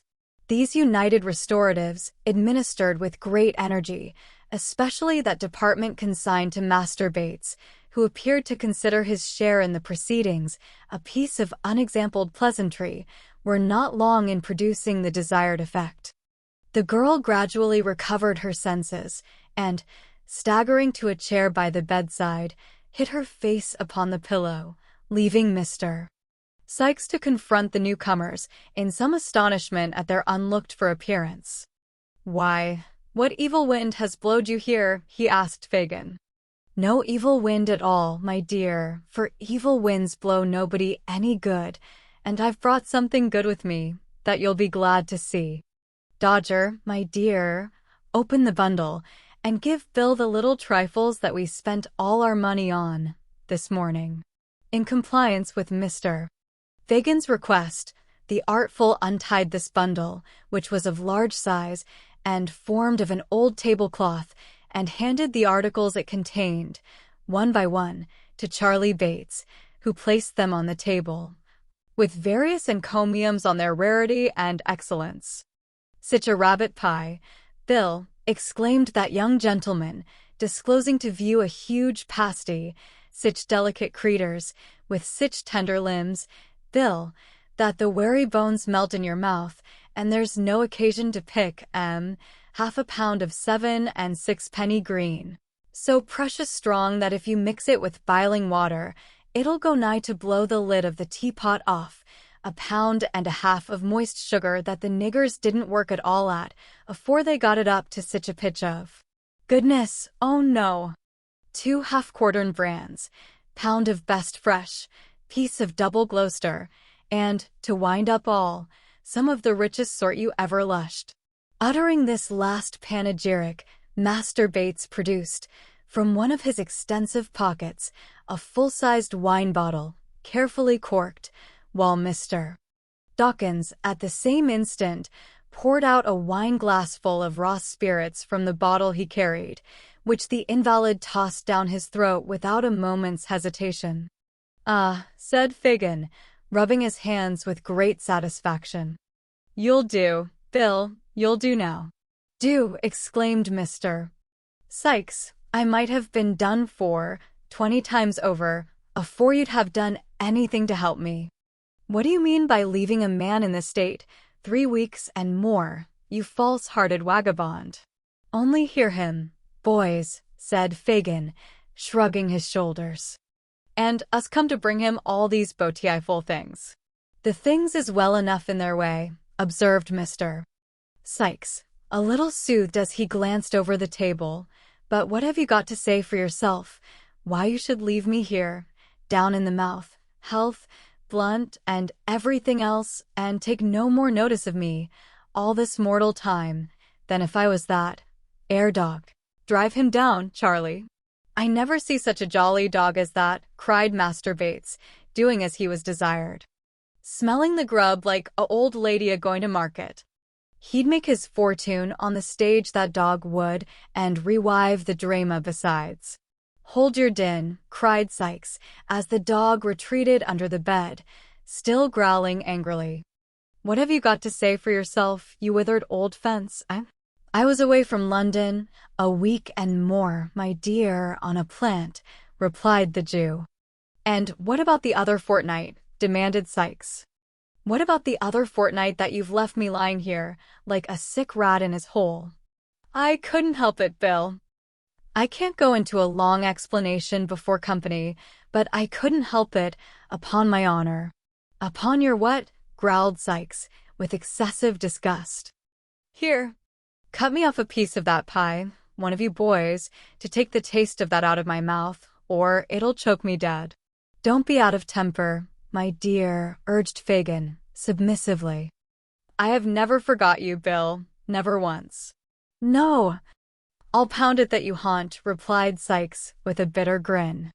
You've been scheming and plotting away, every hour that I've laid shivering and burning here, and Bill was to do this, and Bill was to do that, and Bill was to do it all, dirt cheap, as soon as he got well, and was quite poor enough for your work. If it hadn't been for the girl, I might have died. There now, Bill, remonstrated Fagin, eagerly catching at the word. If it hadn't been for the girl. Who but poor old Fagin was the means of your having such a handy girl about you? He says true enough there, said Nancy, coming hastily forward. Let him be, let him be. Nancy's appearance gave a new turn to the conversation, for the boys, receiving a sly wink from the wary old Jew, began to ply her with liquor, of which, however, she took very sparingly, while Fagin, assuming an unusual flow of spirits, gradually brought Mr. Sikes into a better temper by affecting to regard his threats as a little pleasant banter, and, moreover, by laughing very heartily at one or two rough jokes, which, after repeated applications to the spirit bottle, he condescended to make. It's all very well, said Mr. Sikes, but I must have some blunt from you tonight. I haven't a piece of coin about me, replied the Jew. Then you've got lots at home, retorted Sikes, and I must have some from there. Lots, cried Fagin, holding up his hands. I haven't so much as would. I don't know how much you've got, and I dare say you hardly know yourself, as it would take a pretty long time to count it, said Sikes. But I must have some tonight, and that's flat. Well, well, said Fagin, with a sigh, I'll send the artful round presently. You won't do nothing of the kind, rejoined Mr. Sikes. The artful's a deal too artful, and would forget to come, or lose his way, or get dodged by traps and so be prewented, or anything for an excuse, if you put him up to it. Nancy shall go to the ken and fetch it, to make all sure, and I'll lie down and have a snooze while she's gone. After a great deal of haggling and squabbling, Fagin beat down the amount of the required advance from £5 to £3 4 and 6pence, protesting with many solemn asseverations that that would only leave him 18pence to keep house with, Mr. Sikes sullenly remarking that if he couldn't get any more he must accompany him home, with the Dodger and Master Bates put the eatables in the cupboard. The Jew then, taking leave of his affectionate friend, returned homeward, attended by Nancy and the boys, Mr. Sikes, meanwhile, flinging himself on the bed and composing himself to sleep away the time until the young ladies' return. In due course, they arrived at Fagin's abode, where they found Toby Crackit and Mr. Chitlin intent upon their 15th game at cribbage, which it is scarcely necessary to say the latter gentleman lost, and with it his 15th and last sixpence, much to the amusement of his young friends. Mr. Crackit, apparently somewhat ashamed at being found relaxing himself with a gentleman so much his inferior in station and mental endowments, yawned, and inquiring after Sikes, took up his hat to go. Has nobody been, Toby? Asked Fagin. Not a living leg, answered Mr. Crackit, pulling up his collar. It's been as dull as swipes. You ought to stand something handsome, Fagin, to recompense me for keeping house so long. Damn, I'm as flat as a juryman, and should have gone to sleep as fast as Newgate if I hadn't had the good nature to amuse this youngster. Horrid dull, I'm blessed if I ain't. With these and other ejaculations of the same kind, Mr. Toby Crackit swept up his winnings and crammed them into his waistcoat pocket with a haughty air, as though such small pieces of silver were wholly beneath the consideration of a man of his figure. This done, he swaggered out of the room, with so much elegance and gentility that Mr. Chitlin, bestowing numerous admiring glances on his legs and boots till they were out of sight, assured the company that he considered his acquaintance cheap at 15 sixpences an interview, and that he didn't value his losses the snap of his little finger. What a rum chap you are, Tom, said Master Bates, highly amused by this declaration. Not a bit of it, replied Mr. Chitlin. Am I, Fagin? A very clever fellow, my dear, said Fagin, patting him on the shoulder and winking to his other pupils. And Mr. Crackit is a heavy swell, ain't he, Fagin? Asked Tom. No doubt at all of that, my dear. And it is a creditable thing to have his acquaintance, ain't it, Fagin? Pursued Tom. Very much so, indeed, my dear. They're only jealous, Tom, because he won't give it to them. Ah, cried Tom, triumphantly, that's where it is. He has cleaned me out. But I can go and earn some more, when I like, can't I, Fagin? To be sure you can, and the sooner you go the better, Tom, so make up your loss at once, and don't lose any more time. Dodger. Charlie. It's time you were on the lay. Come. It's near 10, and nothing done yet. In obedience to this hint, the boys, nodding to Nancy, took up their hats and left the room, the Dodger and his vivacious friend indulging, as they went, in many witticisms at the expense of Mr. Chitlin, in whose conduct, it is but justice to say, there was nothing very conspicuous or peculiar, inasmuch as there are a great number of spirited young bloods upon town, who pay a much higher price than Mr. Chitlin for being seen in good society, and a great number of fine gentlemen, composing the good society aforesaid, who established their reputation upon very much the same footing as Flash Toby Crackit.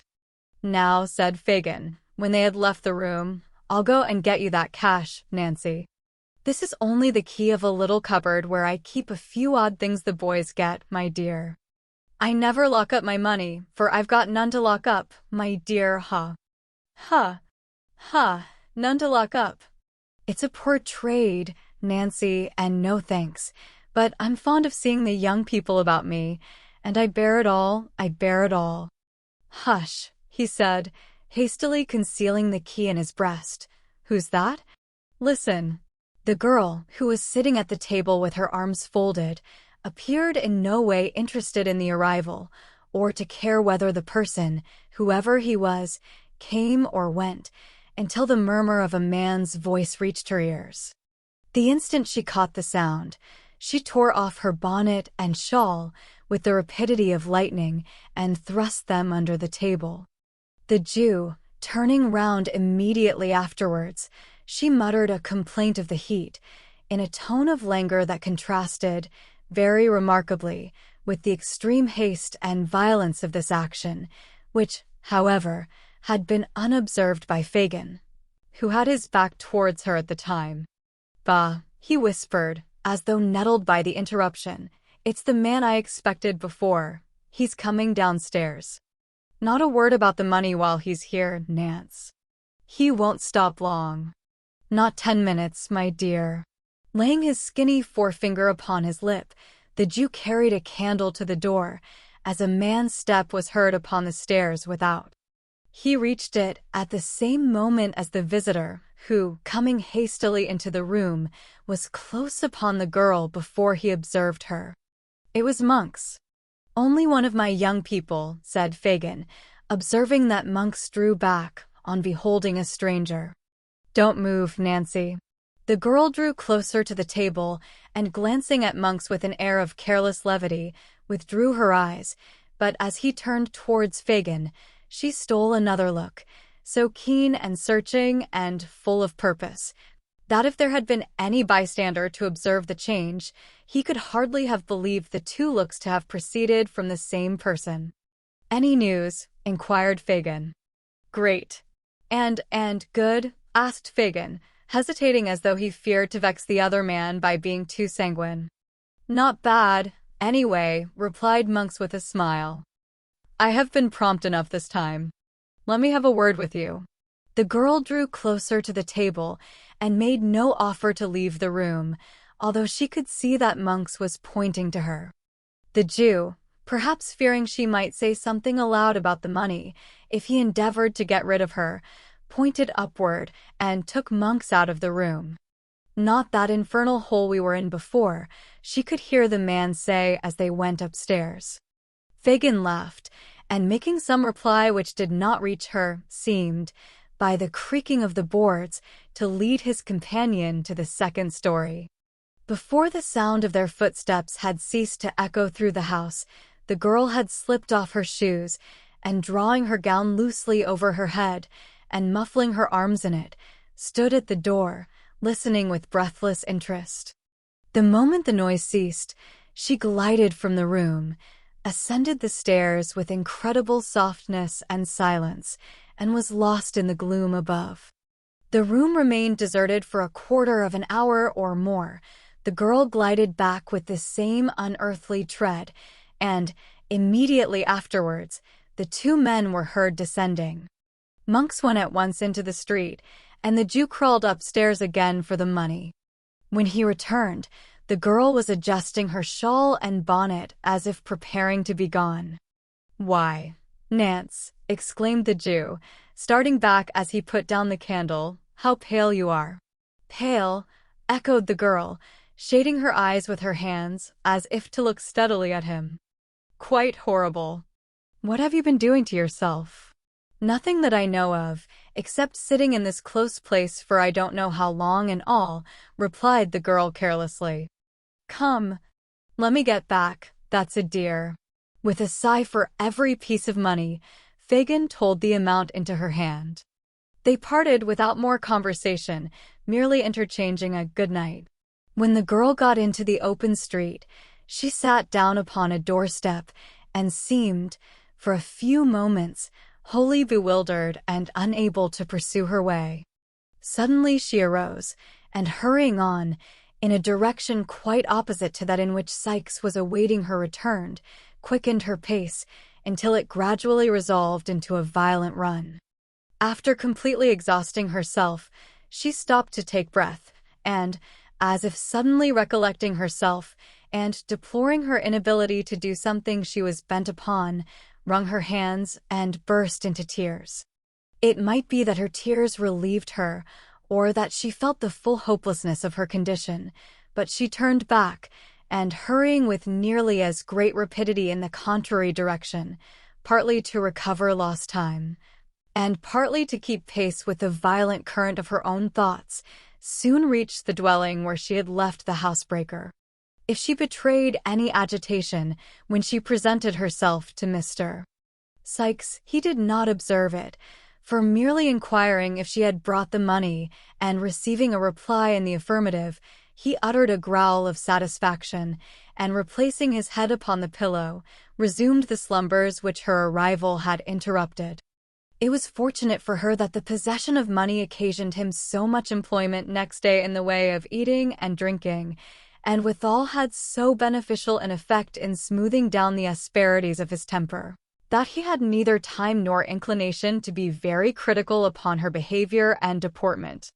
That she had all the abstracted and nervous manner of one who is on the eve of some bold and hazardous step, which it has required no common struggle to resolve upon, would have been obvious to the lynx-eyed Fagin, who would most probably have taken the alarm at once, but Mr. Sykes, lacking the niceties of discrimination and being troubled with no more subtle misgivings than those which resolve themselves into a dogged roughness of behavior towards everybody, and being, furthermore, in an unusually amiable condition, as has been already observed, saw nothing unusual in her demeanor, and indeed troubled himself so little about her that, had her agitation been far more perceptible than it was, it would have been very unlikely to have awakened his suspicions. As that day closed in, the girl's excitement increased, and, when night came on and she sat by, watching until the housebreaker should drink himself asleep, there was an unusual paleness in her cheek and a fire in her eye that even Sykes observed with astonishment. Mr. Sykes, being weak from the fever, was lying in bed, taking hot water with his gin to render it less inflammatory, and had pushed his glass towards Nancy to be replenished for the third or fourth time when these symptoms first struck him. "Why, burn my body," said the man, raising himself on his hands as he stared the girl in the face. "You look like a corpse come to life again." "What's the matter?" "Matter," replied the girl. "Nothing. What do you look at me so hard for?" "What foolery is this?" demanded Sykes, grasping her by the arm and shaking her roughly. "What is it? What do you mean? What are you thinking of?" "Of many things, Bill," replied the girl, shivering, and as she did so, pressing her hands upon her eyes. "But, Lord, what odds in that?" The tone of forced gaiety in which the last words were spoken seemed to produce a deeper impression on Sykes than the wild and rigid look which had preceded them.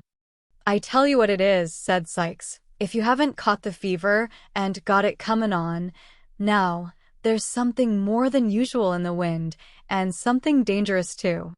You're not going to?" "No, damn. You wouldn't do that." "Do what?" asked the girl. "There ain't," said Sykes, fixing his eyes upon her and muttering the words to himself, "there ain't a stauncher-hearted gal going, or I'd have cut her throat 3 months ago. She's got the fever coming on, that's it." Fortifying himself with this assurance, Sykes drained the glass to the bottom, and then, with many grumbling oaths, called for his physic. The girl jumped up with great alacrity, poured it quickly out, but with her back towards him, and held the vessel to his lips while he drank off the contents. "Now," said the robber, "come and sit aside of me, and put on your own face, or I'll alter it so that you won't know it again when you do want it." The girl obeyed. Sykes, locking her hand in his, fell back upon the pillow, turning his eyes upon her face. They closed, opened again, closed once more, again opened. He shifted his position restlessly, and, after dozing again and again, for 2 or 3 minutes, and as often springing up with a look of terror and gazing vacantly about him, was suddenly stricken, as it were, while in the very attitude of rising, into a deep and heavy sleep. The grasp of his hand relaxed, the upraised arm fell languidly by his side, and he lay like one in a profound trance. "The laudanum has taken effect at last," murmured the girl as she rose from the bedside. "I may be too late, even now." She hastily dressed herself in her bonnet and shawl, looking fearfully round, from time to time, as if, despite the sleeping draught, she expected every moment to feel the pressure of Sykes's heavy hand upon her shoulder. Then, stooping softly over the bed, she kissed the robber's lips, and then, opening and closing the room door with noiseless touch, hurried from the house. A watchman was crying 9:30 down a dark passage through which she had to pass in gaining the main thoroughfare. "Has it long gone the half-hour?" asked the girl. "It'll strike the hour in another quarter," said the man, raising his lantern to her face. "And I cannot get there in less than an hour or more," muttered Nancy, brushing swiftly past him and gliding rapidly down the street. Many of the shops were already closing in the back lanes and avenues through which she tracked her way, in making from Spitalfields towards the West End of London. The clock struck 10, increasing her impatience. She tore along the narrow pavement, elbowing the passengers from side to side, and darting almost under the horses' heads, crossed crowded streets, where clusters of persons were eagerly watching their opportunity to do the like. "The woman is mad," said the people, turning to look after her as she rushed away. When she reached the more wealthy quarter of the town, the streets were comparatively deserted, and here her headlong progress excited a still greater curiosity in the stragglers whom she hurried past. Some quickened their pace behind, as though to see whither she was hastening at such an unusual rate, and a few made head upon her, and looked back, surprised at her undiminished speed, but they fell off one by one, and when she neared her place of destination, she was alone. It was a family hotel in a quiet but handsome street near Hyde Park. As the brilliant light of the lamp which burnt before its door guided her to the spot, the clock struck 11. She had loitered for a few paces as though irresolute, and making up her mind to advance, but the sound determined her, and she stepped into the hall. The porter's seat was vacant. She looked round with an air of incertitude, and advanced towards the stairs. "Now, young woman," said a smartly dressed female, looking out from a door behind her, "who do you want here?" "A lady who is stopping in this house," answered the girl. "A lady," was the reply, accompanied with a scornful look. "What lady?" "Miss Mayleye," said Nancy. The young woman, who had by this time noted her appearance, replied only by a look of virtuous disdain, and summoned a man to answer her. To him, Nancy repeated her request. "What name am I to say?" asked the waiter. "It's of no use saying any," replied Nancy. "Nor business," said the man. "No, nor that neither," rejoined the girl. "I must see the lady." "Come," said the man, pushing her towards the door. "None of this. Take yourself off." "I shall be carried out if I go," said the girl violently, "and I can make that a job that two of you won't like to do." "Isn't there anybody here," she said, looking round, "that will see a simple message carried for a poor wretch like me?" This appeal produced an effect on a good-tempered-faced man-cook, who with some of the other servants was looking on, and who stepped forward to interfere. "Take it up for her, Joe, can't you?" said this person. "What's the good?" replied the man. "You don't suppose the young lady will see such as her, do you?" This allusion to Nancy's doubtful character raised a vast quantity of chaste wrath in the bosoms of 4 housemaids, who remarked, with great fervor, that the creature was a disgrace to her sex, and strongly advocated her being thrown, ruthlessly, into the kennel. "Do what you like with me," said the girl, turning to the men again, "but do what I ask you first, and I ask you to give this message for God Almighty's sake." The soft-hearted cook added his intercession, and the result was that the man who had first appeared undertook its delivery. "What's it to be?" said the man, with one foot on the stairs. "That a young woman earnestly asks to speak to Miss Mayleye alone," said Nancy, "and that if the lady will only hear the first word she has to say, she will know whether to hear her business, or to have her turned out of doors as an impostor." "I say," said the man, "you're coming it strong." "You give the message," said the girl firmly, "and let me hear the answer." The man ran upstairs. Nancy remained, pale and almost breathless, listening with quivering lip to the very audible expressions of scorn, of which the chaste housemaids were very prolific, and of which they became still more so when the man returned, and said the young woman was to walk upstairs. "It's no good being proper in this world," said the first housemaid. "Brass can do better than the gold what has stood the fire," said the second. The third contented herself with wondering what ladies was made of, and the fourth took the first in a quartet of shameful, with which the Dianas concluded. Regardless of all this, for she had weightier matters at heart, Nancy followed the man, with trembling limbs, to a small antechamber, lighted by a lamp from the ceiling. Here he left her and retired. Chapter 40. A Strange Interview, which is a sequel to The Last Chamber. The girl's life had been squandered in the streets, and among the most noisome of the stews and dens of London, but there was something of the woman's original nature left in her still. And when she heard a light step approaching the door opposite to that by which she had entered, and thought of the wide contrast which the small room would in another moment contain, she felt burdened with the sense of her own deep shame, and shrunk as though she could scarcely bear the presence of her with whom she had sought this interview. But struggling with these better feelings was pride, the vice of the lowest and most debased creatures no less than of the high and self-assured. The miserable companion of thieves and ruffians, the fallen outcast of low haunts, the associate of the scourings of the jails and hulks, living within the shadow of the gallows itself. Even this degraded being felt too proud to betray a feeble gleam of the womanly feeling which she thought a weakness, but which alone connected her with that humanity, of which her wasting life had obliterated so many, many traces when a very child. She raised her eyes sufficiently to observe that the figure which presented itself was that of a slight and beautiful girl.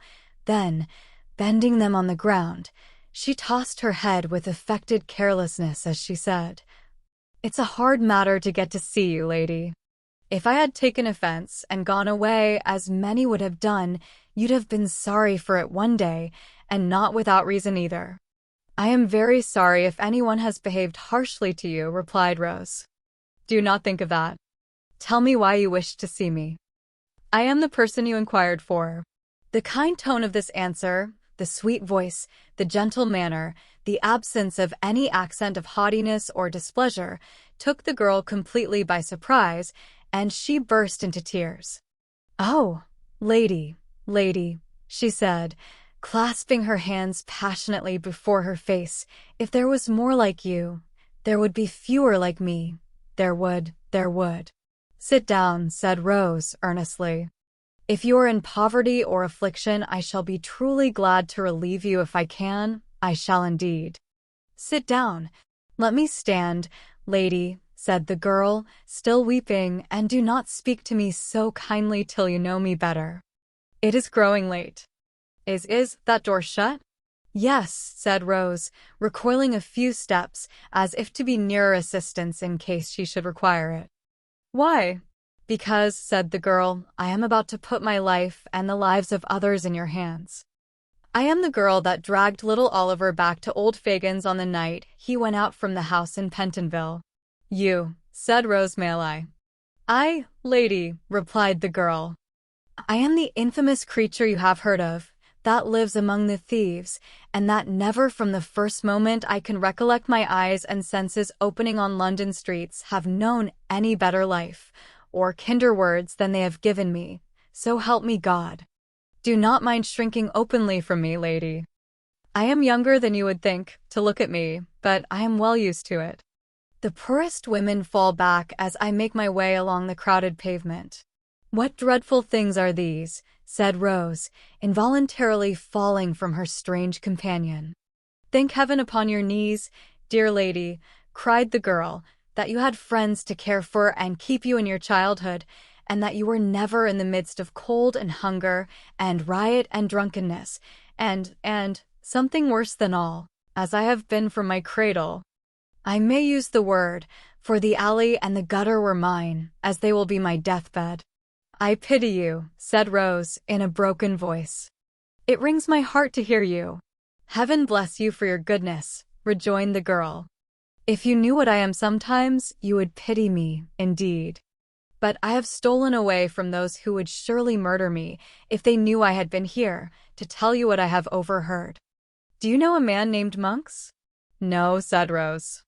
"He knows you," replied the girl, "and knew you were here, for it was by hearing him tell the place that I found you out." "I never heard the name," said Rose. "Then he goes by some other amongst us," rejoined the girl, "which I more than thought before. Some time ago, and soon after Oliver was put into your house on the night of the robbery, I, suspecting this man, listened to a conversation held between him and Fagin in the dark.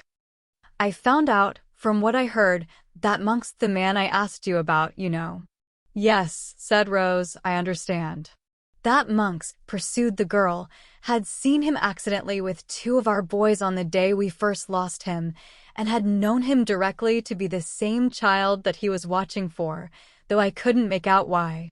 A bargain was struck with Fagin, that if Oliver was got back he should have a certain sum, and he was to have more for making him a thief, which this monk's wanted for some purpose of his own. For what purpose? Asked Rose. He caught sight of my shadow on the wall as I listened, in the hope of finding out, said the girl, and there are not many people besides me that could have got out of their way in time to escape discovery. But I did, and I saw him no more till last night. And what occurred then? I'll tell you, lady. Last night he came again. Again they went upstairs, and I, wrapping myself up so that my shadow would not betray me, again listened at the door. The first words I heard Monk say were these, so the only proofs of the boy's identity lie at the bottom of the river, and the old hag that received them from the mother is rotting in her coffin. They laughed, and talked of his success in doing this, and Monk's, talking on about the boy, and getting very wild, said that though he had got the young devil's money safely now, he'd rather have had it the other way, for what a game it would have been to have brought down the boast of the father's will, by driving him through every jail in town, and then hauling him up for some capital felony which Fagin could easily manage, after having made a good profit of him besides. What is all this? Said Rose. The truth, lady, though it comes from my lips, replied the girl. Then, he said, with oaths common enough in my ears, but strange to yours, that if he could gratify his hatred by taking the boy's life without bringing his own neck in danger, he would. But, as he couldn't, he'd be upon the watch to meet him at every turn in life. And if he took advantage of his birth and history, he might harm him yet. In short, Fagin, he says, Jew as you are, you never laid such snares as I'll contrive for my young brother, Oliver. His brother, exclaimed Rose. Those were his words, said Nancy, glancing uneasily round, as she had scarcely ceased to do, since she began to speak, for a vision of Sikes haunted her perpetually. And more. When he spoke of you and the other lady, and said it seemed contrived by heaven, or the devil, against him, that Oliver should come into your hands, he laughed, and said there was some comfort in that too. For how many thousands and hundreds of thousands of pounds would you not give, if you had them, to know who your two-legged spaniel was? You do not mean, said Rose, turning very pale, to tell me that this was said in earnest? He spoke in hard and angry earnest, if a man ever did, replied the girl, shaking her head. He is an earnest man when his hatred is up. I know many who do worse things, but I'd rather listen to them all a dozen times than to that monk's once. It is growing late, and I have to reach home without suspicion of having been on such an errand as this. I must get back quickly. But what can I do? Said Rose. To what use can I turn this communication without you? Back. Why do you wish to return to companions you paint in such terrible colors? If you repeat this information to a gentleman whom I can summon in an instant from the next room, you can be consigned to some place of safety without half an hour's delay. I wish to go back, said the girl. I must go back, because how can I tell such things to an innocent lady like you? Because among the men I have told you of, there is one, the most desperate among them all, that I can't leave, no, not even to be saved from the life I am leading now. Your having interfered in this dear boy's behalf before, said Rose, your coming here at so great a risk, to tell me what you have heard, your manner, which convinces me of the truth of what you say, your evident contrition and sense of shame, all lead me to believe that you might yet be reclaimed. Oh, said the earnest girl, folding her hands as the tears coursed down her face, do not turn a deaf ear to the entreaties of one of your own sex. The first, I do believe, whoever appealed to you in the voice of pity and compassion. Do hear my words, and let me save you yet for better things. Lady, cried the girl, sinking on her knees, dear, sweet, angel lady, you are the first that ever blessed me with such words as these, and if I had heard them years ago, they might have turned me from a life of sin and sorrow. But it is too late, it is too late. It is never too late, said Rose, for penitence and atonement. It is, cried the girl, writhing in agony of her mind. I cannot leave him now. I could not be his death. Why should you be? Asked Rose. Nothing could save him, cried the girl. If I told others what I have told you, and led to their being taken, he would be sure to die. He is the boldest, and has been so cruel. Is it possible, cried Rose, that for such a man as this, you can resign every future hope and the certainty of immediate rescue? It is madness. I don't know what it is, answered the girl. I only know that it is so, and not with me alone, but with hundreds of others as bad and wretched as myself. I must go back. Whether it is God's wrath for the wrong I have done, I do not know, but I am drawn back to him through every suffering and ill usage, and I should be, I believe, if I knew that I was to die by his hand at last. What am I to do? Said Rose. I should not let you depart from me thus. You should, lady, and I know you will, rejoined the girl, rising. You will not stop my going because I have trusted in your goodness and forced no promise from you, as I might have done. Of what use, then, is the communication you have made? Said Rose. This mystery must be investigated, or how will its disclosure to me benefit Oliver, whom you are anxious to serve? You must have some kind gentleman about you that will hear it as a secret and advise you what to do, rejoined the girl. But where can I find you again when it is necessary? Asked Rose. I do not seek to know where these dreadful people live, but where will you be walking or passing at any settled period from this time? Will you promise me that you will have my secret strictly kept and come alone or with the only other person that knows it, and that I shall not be watched or followed? Asked the girl. I promise you solemnly, answered Rose. Every Sunday night, from 11 until the clock strikes 12, said the girl without hesitation, I will walk on London Bridge if I am alive. Stay another moment, interposed Rose, as the girl moved hurriedly towards the door. Think once again on your own condition and the opportunity you have of escaping from it. You have a claim on me, not only as the voluntary bearer of this intelligence, but as a woman lost almost beyond redemption. Will you return to this gang of robbers and to this man when a word can save you?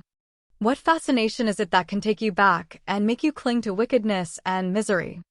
Oh! Is there no chord in your heart that I can touch? Is there nothing left to which I can appeal against this terrible infatuation?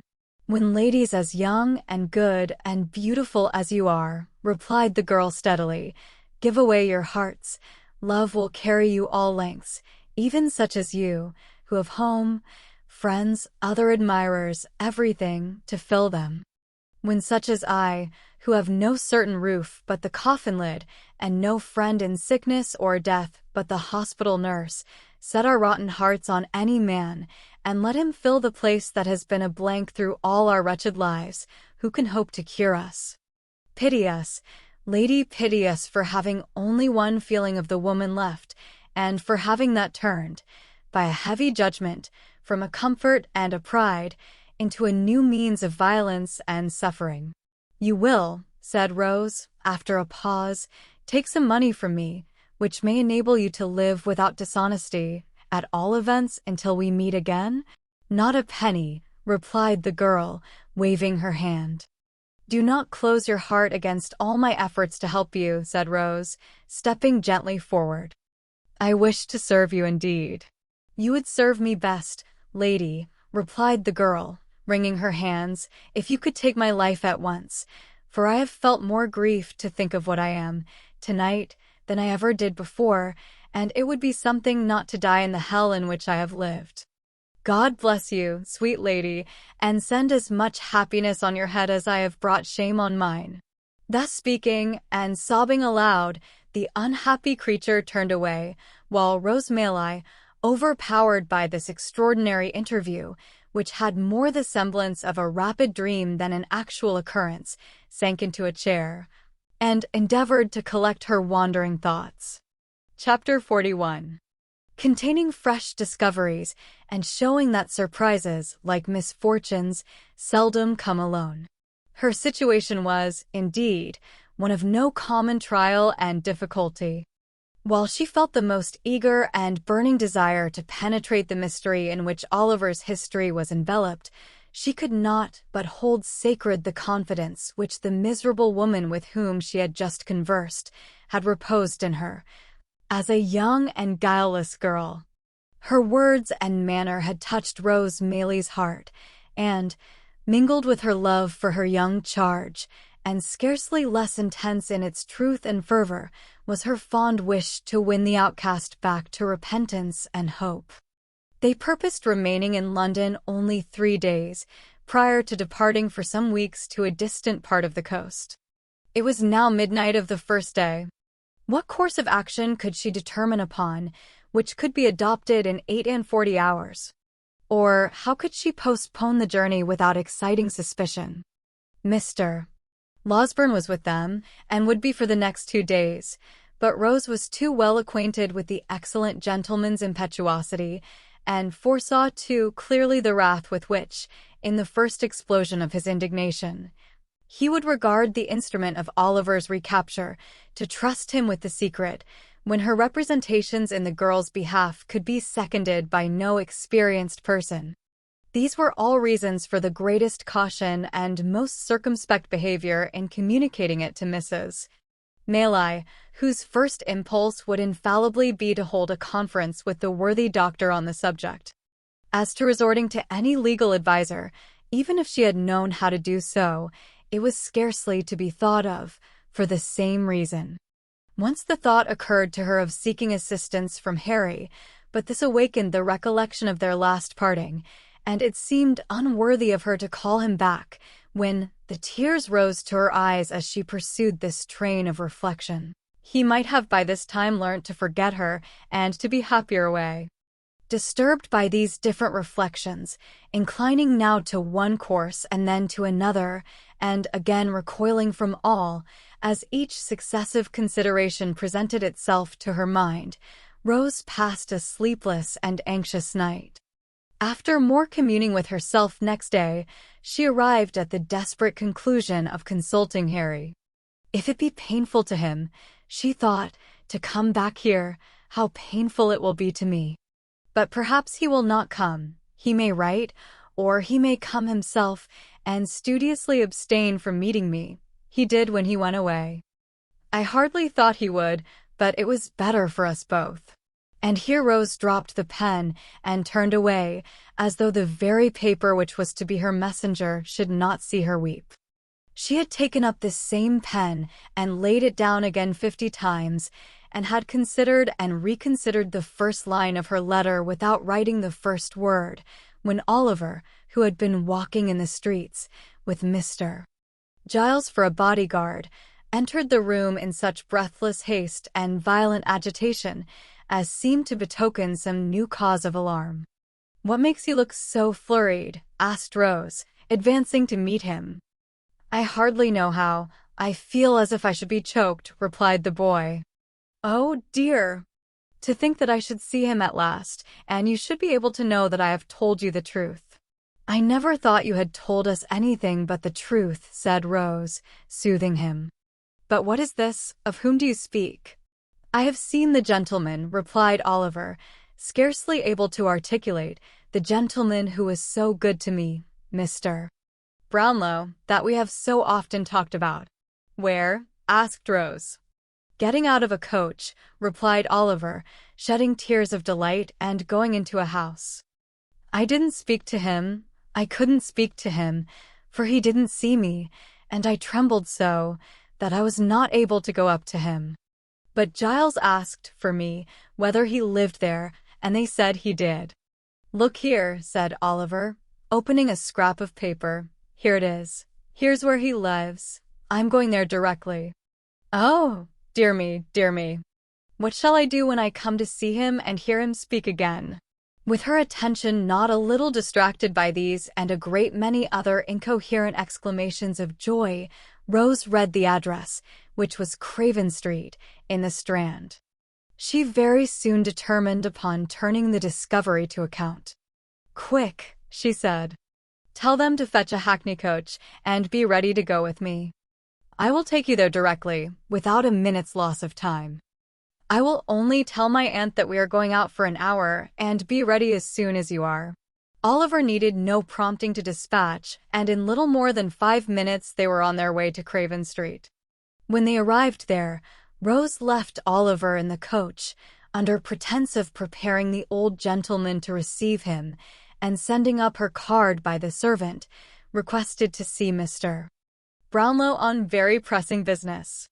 The servant soon returned, to beg that she would walk upstairs, and following him into an upper room, Miss Maylie was presented to an elderly gentleman of benevolent appearance, in a bottle-green coat. At no great distance from whom was seated another old gentleman, in nankeen breeches and gaiters, who did not look particularly benevolent, and who was sitting with his hands clasped on the top of a thick stick, and his chin propped thereupon. "Dear me," said the gentleman in the bottle-green coat, hastily rising with great politeness, "I beg your pardon, young lady. I imagined it was some importunate person who, I beg you will excuse me. Be seated, pray. Mr. Brownlow, I believe, sir," said Rose, glancing from the other gentleman to the one who had spoken. "That is my name," said the old gentleman. "This is my friend, Mr. Grimwig. Grimwig, will you leave us for a few minutes?" "I believe," interposed Miss Maylie, "that at this period of our interview, I need not give that gentleman the trouble of going away.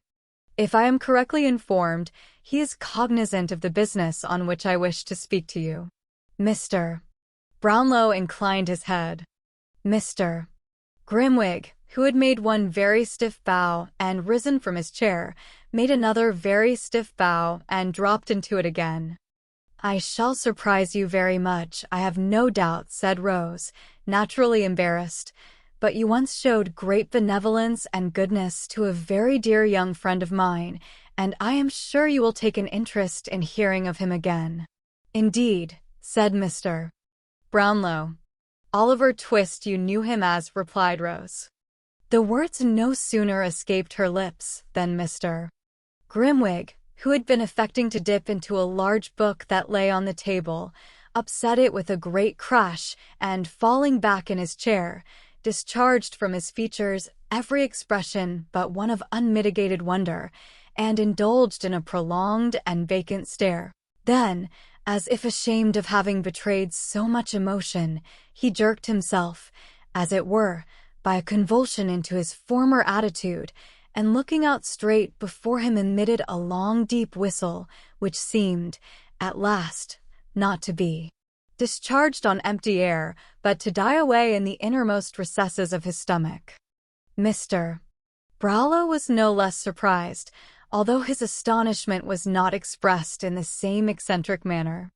He drew his chair nearer to Miss Maylie's and said, "Do me the favor, my dear young lady, to leave entirely out of the question that goodness and benevolence of which you speak, and of which nobody else knows anything. And if you have it in your power to produce any evidence which will alter the unfavorable opinion I was once induced to entertain of that poor child, in heaven's name put me in possession of it."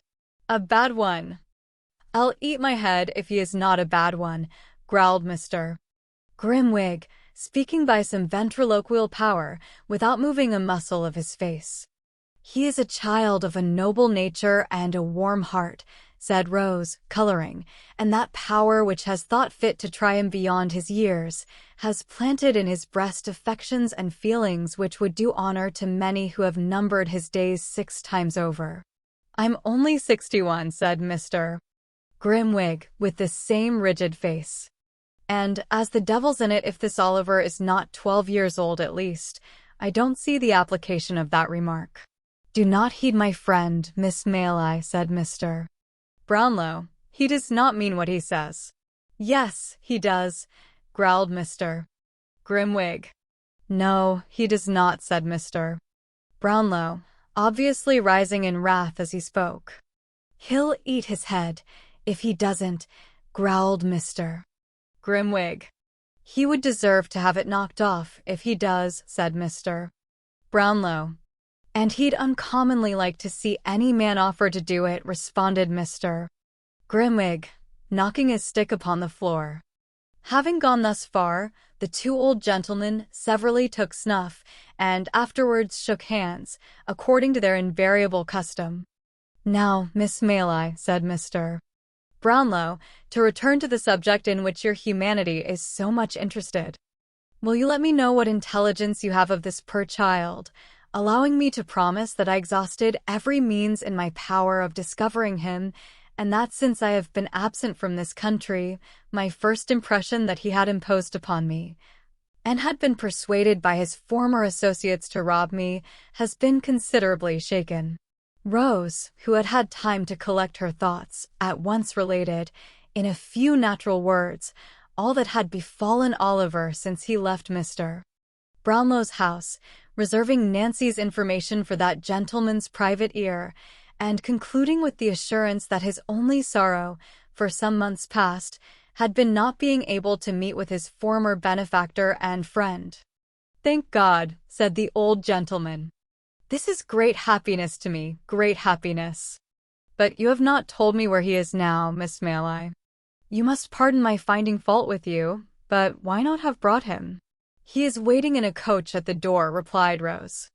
At this door, cried the old gentleman, with which he hurried out of the room, down the stairs, up the coach steps, and into the coach, without another word.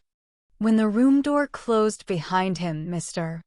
Grimwig lifted up his head, and converting one of the hind legs of his chair into a pivot, described 3 distinct circles with the assistance of his stick and the table, sitting in it all the time. After performing this evolution, he rose and limped as fast as he could up and down the room at least a dozen times, and then stopping suddenly before Rose, kissed her without the slightest preface. Hush, he said, as the young lady rose in some alarm at this unusual proceeding. Don't be afraid. I'm old enough to be your grandfather. You're a sweet girl. I like you. Here they are. In fact, as he threw himself at one dexterous dive into his former seat, Mr. Brownlow returned, accompanied by Oliver, whom Mr. Grimwig received very graciously, and if the gratification of that moment had been the only reward for all her anxiety and care in Oliver's behalf, Rose Maylie would have been well repaid. There's somebody else who should not be forgotten, by the by, said Mr. Brownlow, ringing the bell. Send Mrs. Bidwin here, if you please. The old housekeeper answered the summons with all dispatch, and dropping a curtsy at the door, waited for orders. Why, you get blinder every day, Bidwin, said Mr. Brownlow, rather testily. Well, that I do, sir, replied the old lady. People's eyes, at my time of life, don't improve with age, sir. I could have told you that, rejoined Mr. Brownlow, but put on your glasses and see if you can't find out what you were wanted for, will you? The old lady began to rummage in her pocket for her spectacles. But Oliver's patience was not proof against this new trial, and yielding to his first impulse, he sprang into her arms. God be good to me, cried the old lady, embracing him. It is my innocent boy. My dear old nurse, cried Oliver. He would come back, I knew he would, said the old lady, holding him in her arms. How well he looks, and how like a gentleman's son he is dressed again.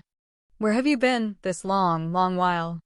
Ah, the same sweet face, but not so pale, the same soft eye, but not so sad.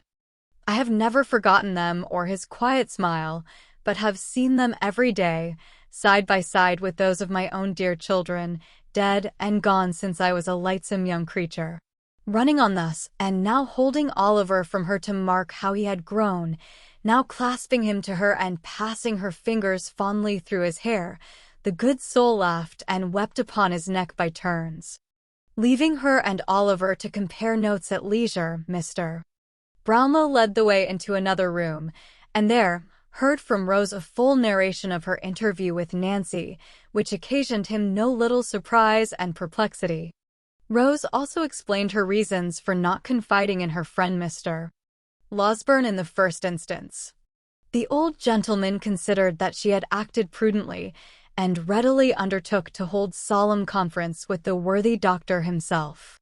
To afford him an early opportunity for the execution of this design, it was arranged that he should call at the hotel at 8 o'clock that evening, and that in the meantime Mrs. Mayle should be cautiously informed of all that had occurred. These preliminaries adjusted, Rose and Oliver returned home. Rose had by no means overrated the measure of the good doctor's wrath. Nancy's history was no sooner unfolded to him than he poured forth a shower of mingled threats and execrations, threatened to make her the first victim of the combined ingenuity of Messrs. Blathers and Duff, and actually put on his hat preparatory to sallying forth to obtain the assistance of those worthies. And, doubtless, he would, in this first outbreak, have carried the intention into effect without a moment's consideration of the consequences, if he had not been restrained, in part, by corresponding violence on the side of Mr. Brownlow, who was himself of an irascible temperament, and party by such arguments and representations as seemed best calculated to dissuade him from his hot-brained purpose. "Then what the devil is to be done?" said the impetuous doctor, when they had rejoined the two ladies. "Are we to pass a vote of thanks to all these vagabonds, male and female, and beg them to accept £100 or so apiece as a trifling mark of our esteem, and some slight acknowledgment of their kindness to Oliver?" "Not exactly that," rejoined Mr. Brownlow, laughing, "but we must proceed gently and with great care." "Gentleness and care," exclaimed the doctor. "I'd send them one and all too." "Never mind where," interposed Mr. Brownlow. "But reflect whether sending them anywhere is likely to attain the object we have in view." "What object?" asked the doctor. "Simply the discovery of Oliver's parentage, and regaining for him the inheritance of which, if this story be true, he has been fraudulently deprived." "Ah," said Mr. Losberne, cooling himself with his pocket-handkerchief, "I almost forgot that." "You see," pursued Mr. Brownlow, placing this poor girl entirely out of the question, "and supposing it were possible to bring these scoundrels to justice without compromising her safety, what good should we bring about?" "Hanging a few of them at least, in all probability," suggested the doctor, "and transporting the rest." "Very good," replied Mr. Brownlow, smiling, "but no doubt they will bring that about for themselves in the fullness of time, and if we step in to forestall them, it seems to me that we shall be performing a very quixotic act, in direct opposition to our own interest, or at least to Oliver's, which is the same thing." "How?" inquired the doctor. "Thus. It is quite clear that we shall have extreme difficulty in getting to the bottom of this mystery, unless we can bring this man, Monks, upon his knees. That can only be done by stratagem, and by catching him when he is not surrounded by these people. For, suppose he were apprehended, we have no proof against him. He is not even, so far as we know, or as the facts appear to us, concerned with the gang in any of their robberies. If he were not discharged, it is very unlikely that he could receive any further punishment than being committed to prison as a rogue and vagabond, and of course ever afterwards his mouth would be so obstinately closed that he might as well, for our purposes, be deaf, dumb, blind, and an idiot. "Then," said the doctor impetuously, "I put it to you again, whether you think it reasonable that this promise to the girl should be considered binding, a promise made with the best and kindest intentions, but really—" "Do not discuss the point, my dear young lady, pray," said Mr. Brownlow, interrupting Rose as she was about to speak. "The promise shall be kept. I don't think it will, in the slightest degree, interfere with our proceedings." But before we can resolve upon any precise course of action, it will be necessary to see the girl, to ascertain from her whether she will point out this monk's, on the understanding that he is to be dealt with by us, and not by the law, or, if she will not, or cannot do that, to procure from her such an account of his haunts and description of his person, as will enable us to identify him. She cannot be seen until next Sunday night. This is Tuesday. I would suggest that in the meantime, we remain perfectly quiet and keep these matters secret even from Oliver himself. Although Mr. Losberne received with many wry faces a proposal involving a delay of 5 whole days, he was fain to admit that no better course occurred to him just then, and as both Rose and Mrs. Mayley sided very strongly with Mr. Brownlow, that gentleman's proposition was carried unanimously. "I should like," he said, "to call in the aid of my friend Grimwig. He is a strange creature, but a shrewd one, and might prove of material assistance to us. I should say that he was bred a lawyer, and quitted the bar in disgust, because he had only one brief and a motion of course in 20 years. Though whether that is recommendation or not, you must determine for yourselves." "I have no objection to your calling in your friend if I may call in mine," said the doctor. "We must put it to the vote," replied Mr. Brownlow. "Who may he be?" "That lady's son, and this young lady's very old friend," said the doctor, motioning towards Mrs.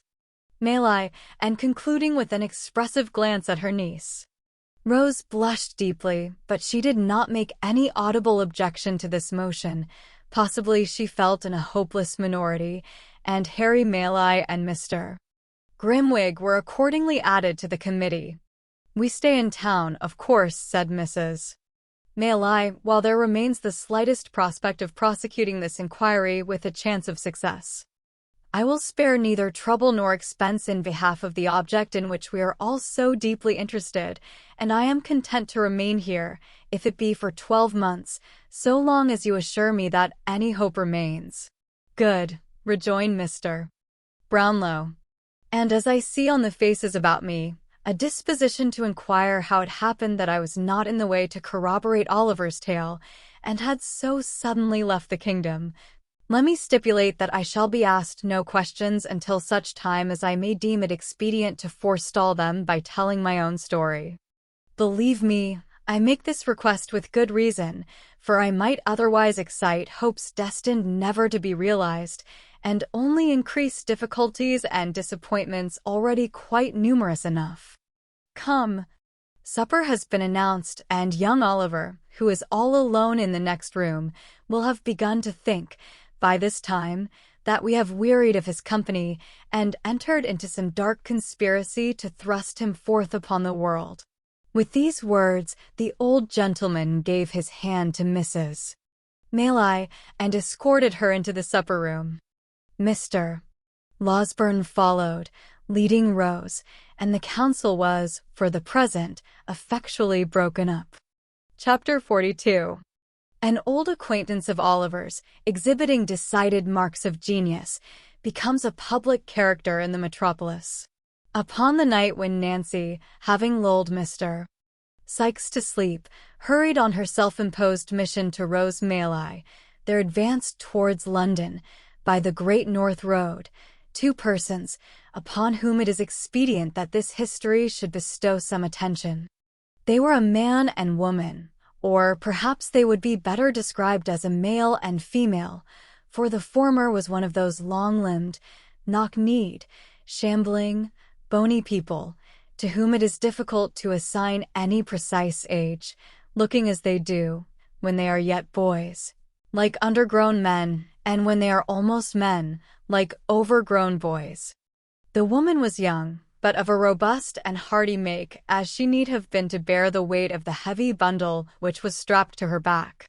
Her companion was not encumbered with much luggage, as there merely dangled from a stick which he carried over his shoulder, a small parcel wrapped in a common handkerchief, and apparently light enough. This circumstance, added to the length of his legs, which were of unusual extent, enabled him with much ease to keep some half-dozen paces in advance of his companion, to whom he occasionally turned with an impatient jerk of the head, as if reproaching her tardiness and urging her to greater exertion. Thus, they had toiled along the dusty road, taking little heed of any object within sight, save when they stepped aside to allow a wider passage for the mail coaches which were whirling out of town, until they passed through Highgate Archway, when the foremost traveler stopped and called impatiently to his companion.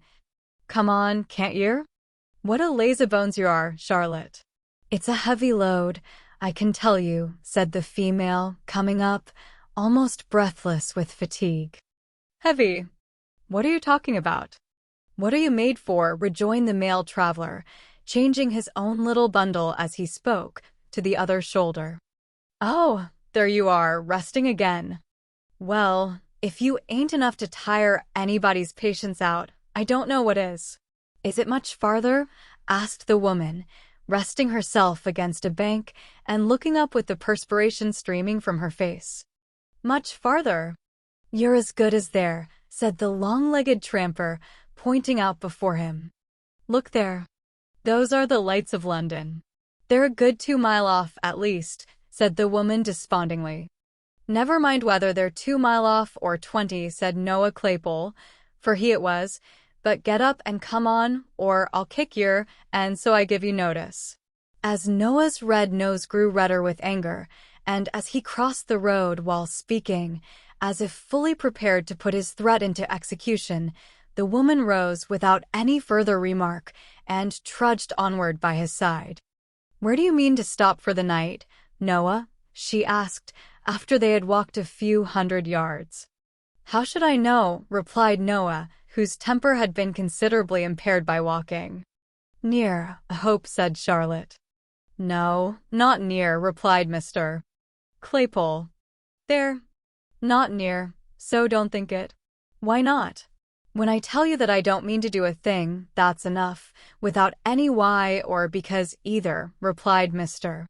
Claypole with dignity. "Well, you needn't be so cross," said his companion. "A pretty thing it would be, wouldn't it, to go and stop at the very first public house outside the town, so that Sowerberry, if he come up after us, might poke in his old nose, and have us taken back in a cart with handcuffs on," said Mr. Claypole in a jeering tone. "No, I shall go and lose myself among the narrowest streets I can find, and not stop till we come to the very out-of-the-wayest house I can set eyes on. Cod, yer may thanks you stars I've got ahead, for if we hadn't gone, at first, the wrong road a purpose and come back across country, yer'd have been locked up hard and fast a week ago, my lady. And serve you right for being a fool." "I know I ain't as cunning as you are," replied Charlotte, "but don't put all the blame on me, and say I should have been locked up. You would have been if I had been, anyway. Yer took the money from the till, you know yer did," said Mr. Claypole. "I took it for you, Noah, dear," rejoined Charlotte. "Did I keep it?" asked Mr. Claypole. "No, you trusted in me, and let me carry it like a dear, and so you are," said the lady, chucking him under the chin and drawing her arm through his. This was indeed the case, but as it was not Mr. Claypole's habit to repose a blind and foolish confidence in anybody, it should be observed, in justice to that gentleman, that he had trusted Charlotte to this extent, in order that, if they were pursued, the money might be found on her, which would leave him an opportunity of asserting his innocence of any theft and would greatly facilitate his chances of escape. Of course, he entered at this juncture into no explanation of his motives, and they walked on very lovingly together. In pursuance of this cautious plan, Mr. Claypole went on, without halting, until he arrived at the Angel at Islington, where he wisely judged, from the crowd of passengers and numbers of vehicles, that London began in earnest. Just pausing to observe which appeared the most crowded streets, and consequently the most to be avoided, he crossed into St. John's Road, and was soon deep in the obscurity of the intricate and dirty ways, which, lying between Gray's Inn Lane and Smithfield, render that part of the town one of the lowest and worst that improvement has left in the midst of London. Through these streets, Noah Claypole walked, dragging Charlotte after him, now stepping into the kennel to embrace at a glance the whole external character of some small public house, now jogging on again, as some fancied appearance induced him to believe it too public for his purpose. At length, he stopped in front of one, more humble in appearance and more dirty than any he had yet seen, and, having crossed over and surveyed it from the opposite pavement, graciously announced his intention of putting up there for the night. "So give us the bundle," said Noah, unstrapping it from the woman's shoulders and slinging it over his own, "and don't you speak, except when you spoke to." "What's the name of the house? T-Char 3 what?" "Cripples," said Charlotte. "3 Cripples," repeated Noah, "and a very good sign too.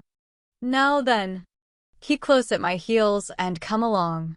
With these injunctions, he pushed the rattling door with his shoulder and entered the house, followed by his companion. There was nobody in the bar but a young Jew, who, with his 2 elbows on the counter, was reading a dirty newspaper.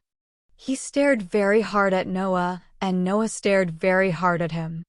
If Noah had been attired in his charity boy's dress, there might have been some reason for the Jew opening his eyes so wide, but as he had discarded the coat and badge and wore a short smock frock over his leathers, there seemed no particular reason for his appearance exciting so much attention in a public house.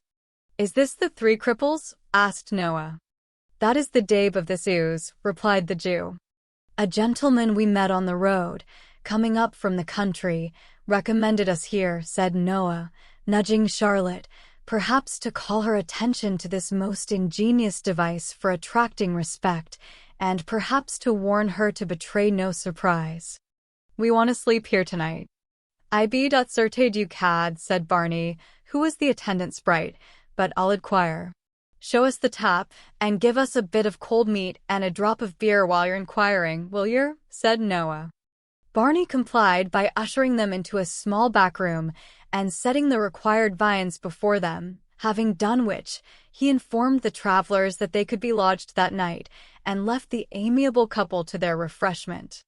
Now, this back room was immediately behind the bar and some steps lower, so that any person connected with the house, undrawing a small curtain which concealed a single pane of glass fixed in the wall of the last-named apartment, about 5 feet from its flooring, could not only look down upon any guests in the back room without any great hazard of being observed, the glass being in a dark angle of the wall, between which and a large upright beam the observer had to thrust himself, but could, by applying his ear to the partition, ascertain with tolerable distinctness their subject of conversation.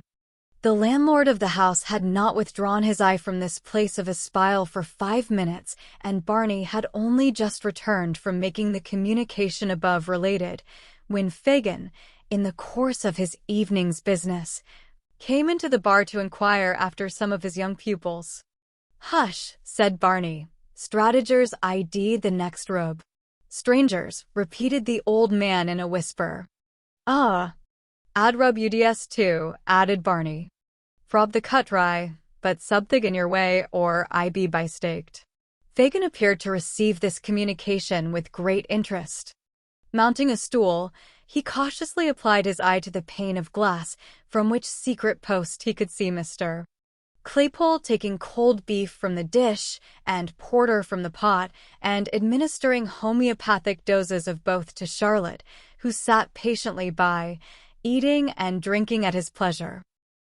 He whispered, looking round to Barney, "I like that fellow's looks. He'd be of use to us. He knows how to train the girl already. Don't make as much noise as a mouse, my dear, and let me hear em talk. Let me hear em." He again applied his eye to the glass, and turning his ear to the partition, listened attentively, with a subtle and eager look upon his face, that might have appertained to some old goblin.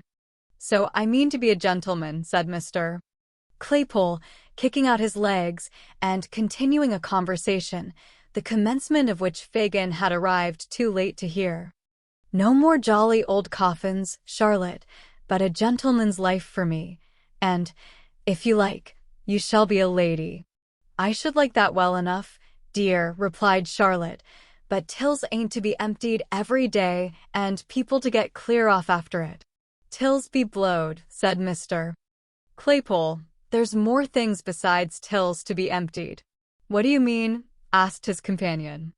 "Pockets, women's ridicules, houses, mail coaches, banks," said Mr. Claypole, rising with the porter. "But you can't do all that, dear," said Charlotte. "I shall look out to get into company with them as can," replied Noah. "They'll be able to make us useful some way or another." "Why, yourself are worth 50 women. I never see such a precious sly and deceitful creetur as yer can be when I let yer." "Lor, how nice it is to hear you say so," exclaimed Charlotte, imprinting a kiss upon his ugly face. "There, that'll do. Don't yer be too affectionate, in case I'm cross with yer," said Noah, disengaging himself with great gravity. "I should like to be the captain of some band, and have the whopping of M and follering M about unbeknown to themselves. That would suit me, if there was good profit, and if we could only get in with some gentlemen of the sort. I say it would be cheap at that £20 note you've got, especially as we don't very well know how to get rid of it ourselves." After expressing this opinion, Mr. Claypole looked into the porter pot with an aspect of deep wisdom, and having well shaken its contents, nodded condescendingly to Charlotte and took a draught, wherewith he appeared greatly refreshed. He was meditating another when the sudden opening of the door and the appearance of a stranger interrupted him. The stranger was Mr. Fagin, and very amiable he looked, and a very low bow he made as he advanced, and setting himself down at the nearest table, ordered something to drink of the grinning Barney. "A pleasant night, sir, but cool for the time of year," said Fagin, rubbing his hands. "From the country, I see, sir." "How do you see that?" asked Noah Claypole. "We have not so much dust as that in London," replied Fagin, pointing from Noah's shoes to those of his companion, and from them to the 2 bundles. "You're a sharp feller," said Noah. "Huh! Huh! Only hear that, Charlotte." "Why, one need be sharp in this town, my dear," replied the Jew, sinking his voice to a confidential whisper, "and that's the truth." Fagin followed up this remark by striking the side of his nose with his right forefinger, a gesture which Noah attempted to imitate, though not with complete success, in consequence of his own nose not being large enough for the purpose. However, Mr. Fagin seemed to interpret the endeavor as expressing a perfect coincidence with his opinion, and put about the liquor which Barney reappeared with, in a very friendly manner. "Good stuff that," observed Mr. Claypole, smacking his lips. "Dear," said Fagin, "a man need be always emptying a till, or a pocket, or a woman's reticule, or a house, or a mail coach, or a bank, if he drinks it regularly." Mr. Claypole no sooner heard this extract from his own remarks than he fell back in his chair, and looked from the Jew to Charlotte with a countenance of ashy paleness and excessive terror. "Don't mind me, my dear," said Fagin, drawing his chair closer. "Huh! Huh! It was lucky it was only me that heard you by chance." "It was very lucky it was only me. I didn't take it," stammered Noah, no longer stretching out his legs like an independent gentleman, but coiling them up as well as he could under his chair. "It was all her doing. Your VE got it now, Charlotte. You know you have." "No matter who's got it, or who did it, my dear," replied Fagin, glancing, nevertheless, with a hawk's eye at the girl and the 2 bundles. "I'm in that way myself, and I like you for it." "In what way?" asked Mr. Claypole, a little recovering. "In that way of business," rejoined Fagin, "and so are the people of the house. You've hit the right nail upon the head, and are as safe here as you could be. There is not a safer place in all this town than is the Cripples. That is, when I like to make it so. And I have taken a fancy to you and the young woman, so I've said the word, and you may make your minds easy. Noah Claypole's mind might have been at ease after this assurance, but his body certainly was not, for he shuffled and writhed about into various uncouth positions, eyeing his new friend meanwhile with mingled fear and suspicion. "I'll tell you more," said Fagin, after he had reassured the girl, by dint of friendly nods and muttered encouragements. "I have got a friend that I think can gratify your darling wish and put you in the right way, where you can take whatever department of the business you think will suit you best at first, and be taught all the others." "You speak as if you were in earnest," replied Noah.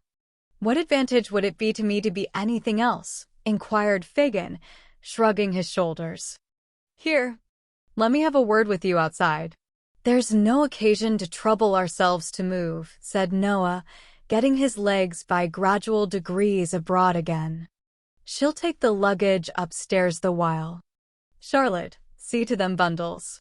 This mandate, which had been delivered with great majesty, was obeyed without the slightest demur, and Charlotte made the best of her way off with the packages while Noah held the door open and watched her out. "She's kept tolerably well under, ain't she?" he asked as he resumed his seat, in the tone of a keeper who had tamed some wild animal. "Quite perfect," rejoined Fagin, clapping him on the shoulder. "You're a genius, my dear." "Why, I suppose if I wasn't, I shouldn't be here," replied Noah.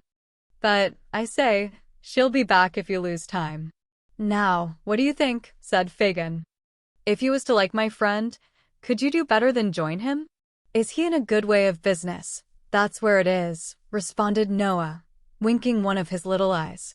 "The top of the tree, employs a power of hands, has the very best society in the profession." "Regular town-maters?" asked Mr. Claypole. "Not a countryman among 'em, and I don't think he'd take you, even on my recommendation, if he didn't run rather short of assistance just now," replied Fagin. "Should I have to hand over?" said Noah, slapping his breeches pocket. "It couldn't possibly be done without," replied Fagin, in a most decided manner. £20, though, it's a lot of money. "Not when it's in a note you can't get rid of," retorted Fagin. "Number and date taken, I suppose? Payment stopped at the bank?" "Ah, it's not worth much to him. It'll have to go abroad, and he couldn't sell it for a great deal in the market." "When could I see him?" asked Noah doubtfully. "Tomorrow morning." "Where?" "Here." Said Noah. "What's the wages?" "Live like a gentleman, board and lodging, pipes and spirits free, half of all you earn, and half of all the young woman earns," replied Mr. Fagin. Whether Noah Claypole, whose rapacity was none of the least comprehensive, would have acceded even to these glowing terms had he been a perfectly free agent, is very doubtful, but as he recollected that, in the event of his refusal, it was in the power of his new acquaintance to give him up to justice immediately, and more unlikely things had come to pass, he gradually relented, and said he thought that would suit him. "But, you see," observed Noah, "as she will be able to do a good deal, I should like to take something very light." "A little fancy work?" suggested Fagin. "Ah, something of that sort," replied Noah. "What do you think would suit me now?" "Something not too trying for the strength, and not very dangerous, you know." "That's the sort of thing." "I heard you talk of something in the spy way upon the others, my dear," said Fagin. "My friend wants somebody who would do that well, very much." "Why, I did mention that, and I shouldn't mind turning my hand to it sometimes," rejoined Mr. Claypole slowly, "but it wouldn't pay by itself, you know." "That's true," observed the Jew, ruminating or pretending to ruminate. "No, it might not." "What do you think, then?" asked Noah, anxiously regarding him. "Something in the sneaking way, where it was pretty sure work and not much more risk than being at home." "What do you think of the old ladies?" asked Fagin. There's a good deal of money made in snatching their bags and parcels and running round the corner. Don't they holler out a good deal and scratch sometimes? Asked Noah, shaking his head. I don't think that would answer my purpose. Ain't there any other line open? Stop, said Fagin, laying his hand on Noah's knee. The Kinchinley. What's that? Demanded Mr. Claypole. The Kinchins, my dear, said Fagin, is the young children that's sent on errands by their mothers, with sixpences and shillings, and the lay is just to take their money away. They've always got it ready in their hands, then knock 'em into the kennel, and walk off very slow, as if there were nothing else the matter but a child fallen down and hurt itself. Ha! Ha! Ha! Ha! Ha! Roared Mr. Claypole, kicking up his legs in an ecstasy. Lord, that's the very thing. To be sure it is, replied Fagin, and you can have a few good beats chalked out in Camden Town and Battle Bridge and neighborhoods like that where they're always going errands, and you can upset as many Kinchins as you want, any hour in the day. Ha! Ha! Ha! With this, Fagin poked Mr. Claypole in the side, and they joined in a burst of laughter both long and loud. Well, that's all right, said Noah, when he had recovered himself and Charlotte had returned. What time tomorrow shall we say? Will 10 do? Asked Fagin, adding, as Mr. Claypole nodded assent, What name shall I tell my good friend? Mr. Bolter, replied Noah, who had prepared himself for such emergency. Mr. Morris Bolter. This is Mrs. Bolter. Mrs. Bolter's humble servant, said Fagin, bowing with grotesque politeness. I hope I shall know her better very shortly. Do you hear the gentleman, Charlotte? Thundered Mr. Claypole. Yes, Noah, dear, replied Mrs. Bolter, extending her hand. She calls me Noah as a sort of fond way of talking, said Mr. Morris Bolter, late Claypole, turning to Fagin. You understand? Oh, yes, I understand, perfectly, replied Fagin, telling the truth for once. Good night. Good night. With many adieus and good wishes, Mr. Fagin went his way. Noah Claypole, bespeaking his good lady's attention, proceeded to enlighten her relative to the arrangement he had made, with all that haughtiness and air of superiority becoming not only a member of the sterner sex, but a gentleman who appreciated the dignity of a special appointment on the Kinchin Lay in London and its vicinity. Chapter 43, wherein is shown how the artful dodger got into trouble. And so it was you that was your own friend, was it? Asked Mr. Claypole, otherwise Bolter, when, by virtue of the compact entered into between them, he had removed next day to Fagin's house. Cod, I thought as much last night. Every man's his own friend, my dear, replied Fagin, with his most insinuating grin. He hasn't as good a one as himself anywhere.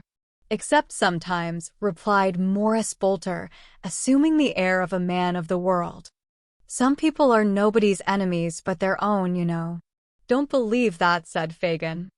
When a man's his own enemy, it's only because he's too much his own friend, not because he's careful for everybody but himself. Pooh! Pooh! There ain't such a thing in nature. There ought to be, if there is, replied Mr. Bolter. That stands to reason. Some conjurers say that number 3 is the magic number, and some say number 7. It's neither, my friend, neither. It's number 1. Ha! Ha! Cried Mr. Bolter. Number 1 forever. In a little community like ours, my dear, said Fagin, who felt it necessary to qualify this position, we have a general number 1, without considering me too as the same, and all the other young people. Oh, the devil! Exclaimed Mr. Bolter. You see, pursued Fagin, affecting to disregard this interruption, we are so mixed up together, and identified in our interests, that it must be so. For instance, It's your object to take care of number one, meaning yourself. Certainly, replied Mr. Bolter. You're about right there. Well, you can't take care of yourself, number one, without taking care of me, number one. Number two, you mean, said Mr. Bolter, who was largely endowed with the quality of selfishness. No, I don't, retorted Fagin. I'm of the same importance to you as you are to yourself. I say, interrupted Mr. Bolter, you're a very nice man, and I'm very fond of you, but we ain't quite so thick together, as all that comes to. Only think, said Fagin, shrugging his shoulders and stretching out his hands, only consider. You've done what's a very pretty thing, and what I love you for doing, but what at the same time would put the cravat round your throat, that's so very easily tied and so very difficult to unloose, in plain English, the halter. Mr. Bolter put his hand to his neckerchief, as if he felt it inconveniently tight, and murmured an assent, qualified in tone but not in substance. The gallows, continued Fagin, the gallows, my dear, is an ugly finger-post, which points out a very short and sharp turning that has stopped many a bold fellow's career on the broad highway. To keep in the easy road, and keep it at a distance, is object number one with you. Of course it is, replied Mr. Bolter. What do you talk about such things for? Only to show you my meaning clearly, said the Jew, raising his eyebrows. To be able to do that, you depend upon me. To keep my little business all snug, I depend upon you. The first is your number one, the second my number one. The more you value your number one, the more careful you must be of mine, so we come at last to what I told you at first, that a regard for number one holds us all together, and must do so, unless we would all go to pieces in company. That's true, rejoined Mr. Bolter, thoughtfully. Oh, you're a cunning old codger. Mr. Fagin saw, with delight, that this tribute to his powers was no mere compliment, but that he had really impressed his recruit with a sense of his wily genius, which it was most important that he should entertain in the outset of their acquaintance. To strengthen an impression so desirable and useful, he followed up the blow by acquainting him, in some detail, with the magnitude and extent of his operations, blending truth and fiction together, as best served his purpose, and bringing both to bear, with so much art, that Mr.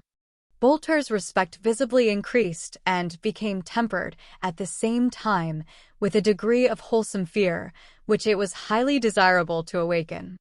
It's this mutual trust we have in each other that consoles me under heavy losses, said Fagin. My best hand was taken from me yesterday morning. You don't mean to say he died? Cried Mr. Bolter. No, no, replied Fagin. Not so bad as that. Not quite so bad. What, I suppose he was wanted, interposed Fagin. Yes, he was wanted. Very particular, inquired Mr. Bolter. No, replied Fagin, not very. He was charged with attempting to pick a pocket, and they found a silver snuff-box on him, his own, my dear, his own, for he took snuff himself and was very fond of it. They remanded him till today, for they thought they knew the owner. Ah! He was worth 50 boxes, and I'd give the price of as many to have him back. You should have known the dodger, my dear. You should have known the dodger. Well, but I shall know him, I hope. Don't you think so? Said Mr. Bolter. I'm doubtful about it, replied Fagin, with a sigh. If they don't get any fresh evidence, it'll only be a summary conviction, and we shall have him back again after 6 weeks or so. But if they do, it's a case of lagging. They know what a clever lad he is. He'll be a lifer. They'll make the artful nothing less than a lifer. What do you mean by lagging and a lifer? Demanded Mr. Bolter. What's the good of talking in that way to me? Why don't you speak so as I can understand you? Fagin was about to translate these mysterious expressions into the vulgar tongue, and, being interpreted, Mr. Bolter would have been informed that they represented that combination of words, transportation for life, when the dialogue was cut short by the entry of Master Bates, with his hands in his breeches pockets, and his face twisted into a look of semi-comical woe. "It's all up, Fagin," said Charlie, when he and his new companion had been made known to each other. "What do you mean?" "They've found the gentleman as owns the box. 2 or 3 more's a-coming to identify him, and the Artful's booked for a passage out," replied Master Bates. "I must have a full suit of mourning, Fagin, and a hatband to visit him in, afore he sets out upon his travels. To think of Jack Dawkins, Lummy Jack, the Dodger, the Artful Dodger, going abroad for a common twopenny halfpenny sneeze-box. I never thought he'd have done it under a gold watch, chain, and seals at the lowest. Oh, why didn't he rob some rich old gentleman of all his valuables, and go out as a gentleman, and not like a common prig, without no honor nor glory?" With this expression of feeling for his unfortunate friend, Master Bates sat himself on the nearest chair with an aspect of chagrin and despondency. "What do you talk about his having neither honor nor glory for?" exclaimed Fagin, darting an angry look at his pupil. "Wasn't he always the top sire among you all? Is there one of you that could touch him or come near him on any scent?" "Not one," replied Master Bates, in a voice rendered husky by regret. "Not one." "Then what do you talk of?" replied Fagin angrily. "What are you blubbering for?" "'Cause it isn't on the record, is it?" said Charlie, chafed into perfect defiance of his venerable friend by the current of his regrets. "'Cause it can't come out in the Dickment, 'cause nobody will never know half of what he was. How will he stand in the Newgate calendar? P'raps not be there at all. Oh, my eye, what a blow it is!" "Ha! Ha!" cried Fagin, extending his right hand and turning to Mr. Bolter in a fit of chuckling which shook him as though he had the palsy. "See what a pride they take in their profession, my dear. Ain't it beautiful?" Mr. Bolter nodded assent, and Fagin, after contemplating the grief of Charlie Bates for some seconds with evident satisfaction, stepped up to that young gentleman and patted him on the shoulder. "Never mind, Charlie," said Fagin soothingly. "It'll come out. It'll be sure to come out. They'll all know what a clever fellow he was. He'll show it himself, and not disgrace his old pals and teachers. Think how young he is, too. What a distinction, Charlie, to be lagged at his time of life." "Well, it is a honor, that is," said Charlie, a little consoled. "He shall have all he wants," continued the Jew. "He shall be kept in the stone jug, Charlie, like a gentleman." "Like a gentleman?" "With his beer every day, and money in his pocket to pitch and toss with, if he can't spend it." "No, shall he though?" cried Charlie Bates. "Aye, that he shall," replied Fagin, "and we'll have a big wig, Charlie, one that's got the greatest gift of the gab, to carry on his defense, and he shall make a speech for himself too, if he likes, and we'll read it all in the papers. Artful Dodger." Shrieks of laughter. Here the court was convulsed. Charlie, eh?" "Ha! Ha!" laughed Master Bates. "What a lark that would be, wouldn't it, Fagin? I say, how the Artful would bother wouldn't he?" "Would," cried Fagin. "He shall, he will." "Ah, to be sure, so he will," repeated Charlie, rubbing his hands.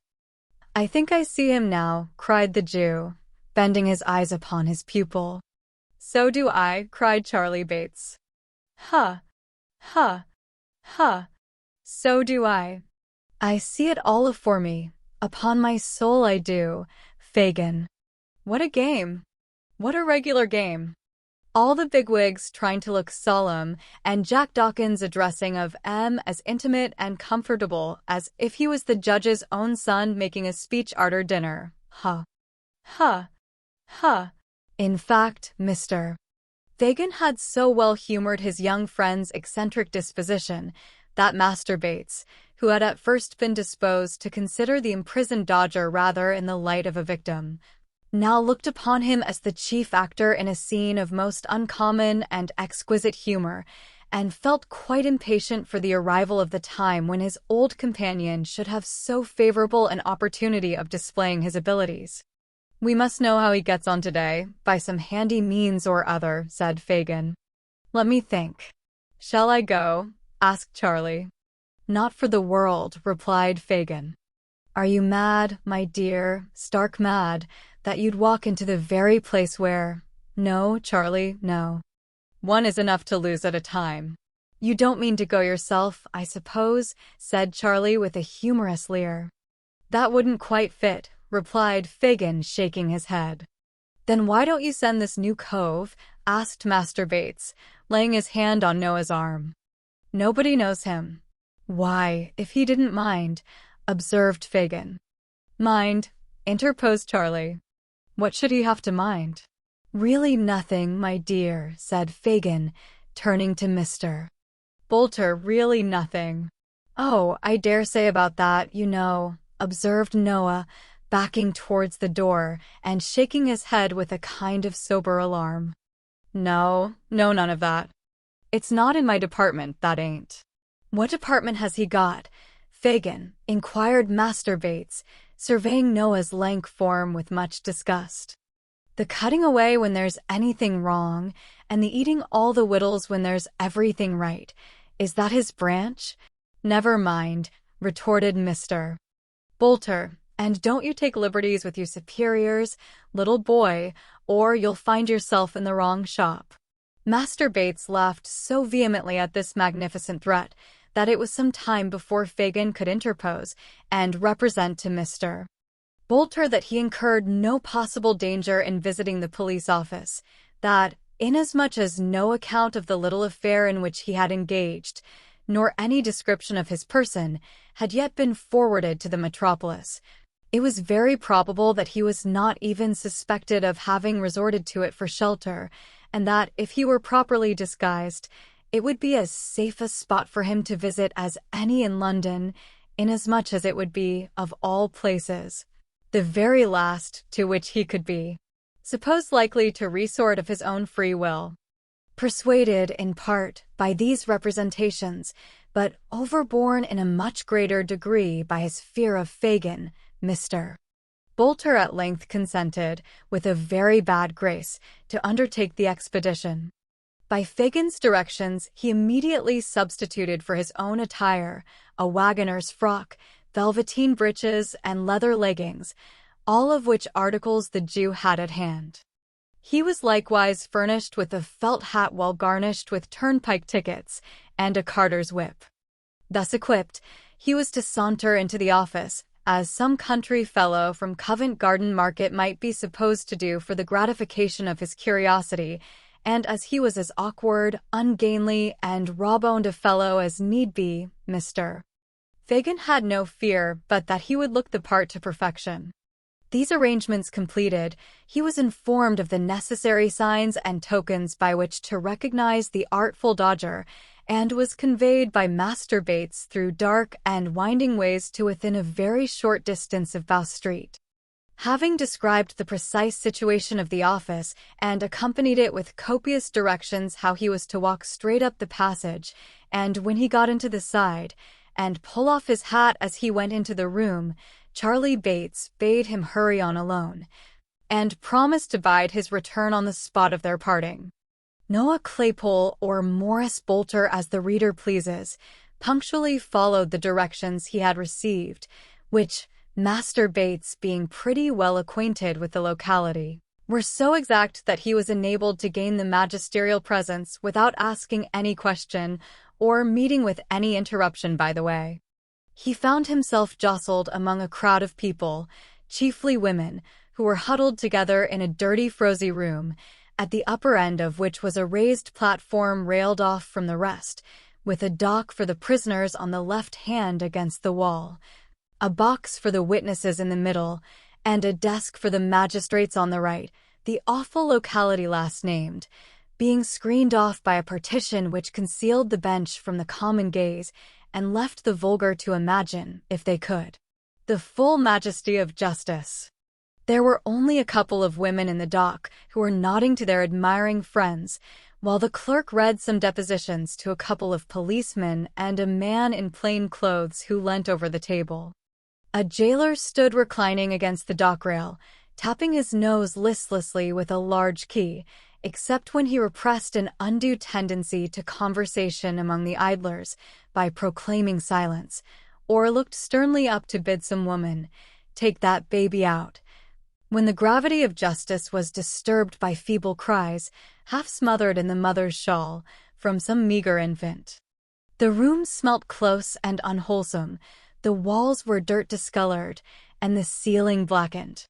There was an old smoky bust over the mantel-shelf, and a dusty clock above the dock, the only thing present that seemed to go on as it ought, for depravity, or poverty, or an habitual acquaintance with both, had left a taint on all the animate matter, hardly less unpleasant than the thick greasy scum on every inanimate object that frowned upon it. Noah looked eagerly about him for the Dodger, but although there were several women who would have done very well for that distinguished character's mother or sister, and more than one man who might be supposed to bear a strong resemblance to his father, nobody at all answering the description given him of Mr. Dickens was to be seen. He waited in a state of much suspense and uncertainty until the women, being committed for trial, went flaunting out, and then was quickly relieved by the appearance of another prisoner who he felt at once could be no other than the object of his visit. It was indeed Mr. Dickens, who, shuffling into the office with the big coat sleeves tucked up as usual, his left hand in his pocket, and his hat in his right hand, preceded the jailer, with a rolling gait altogether indescribable, and, taking his place in the dock, requested in an audible voice to know what he was placed in that disgraceful situation for. "Hold your tongue, will you?" said the jailer. "I'm an Englishman, ain't I?" rejoined the Dodger.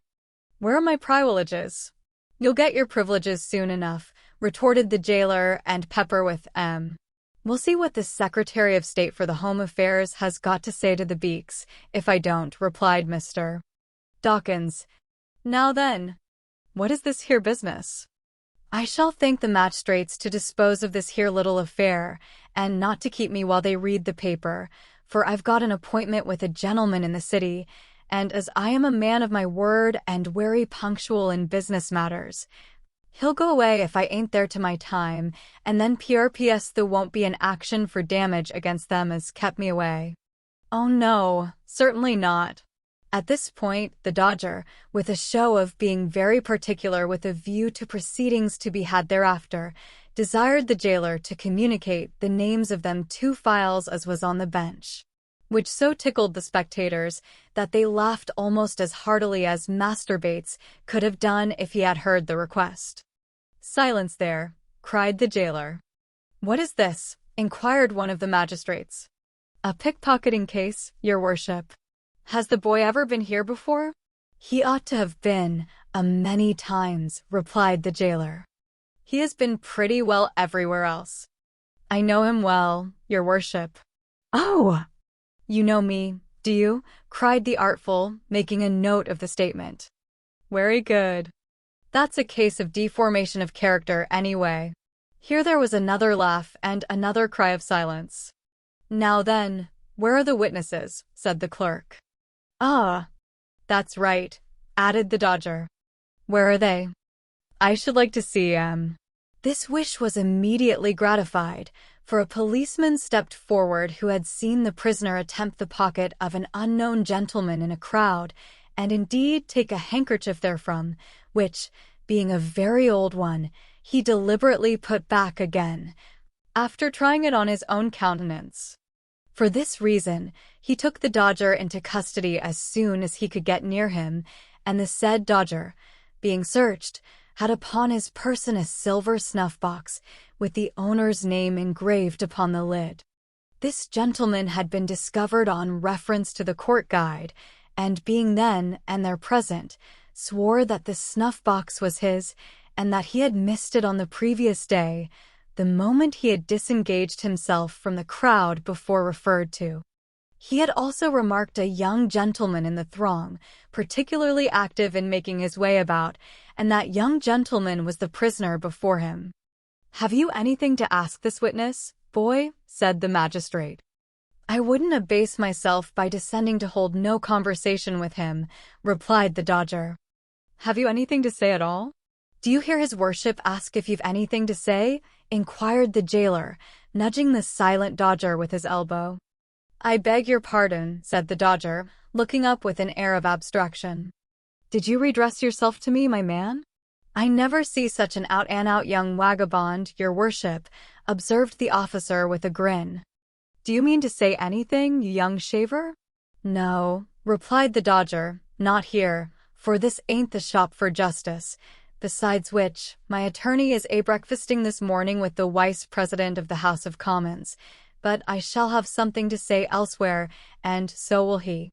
And so will a wery numerous and spectable circle of acquaintance as'll make them beaks wish they'd never been born, or that they'd got their footmen to hang 'em up to their own hat-pegs, afore they let 'em come out this morning to try it on upon me. There. He's fully committed," interposed the clerk. "Take him away." "Come on," said the jailer. "Oh, I'll come on," replied the Dodger, brushing his hat with the palm of his hand. To the bench. It's no use your looking frightened. I won't show you no mercy, not a ha'porth of it. You'll pay for this, my fine fellers. I wouldn't be you for something.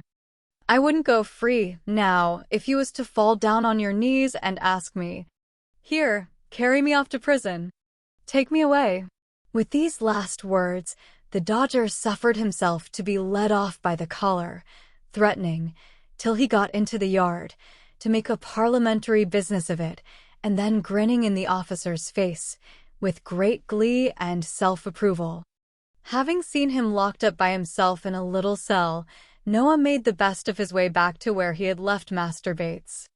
After waiting here some time, he was joined by that young gentleman, who had prudently abstained from showing himself until he had looked carefully abroad from a snug retreat, and ascertained that his new friend had not been followed by any impertinent person.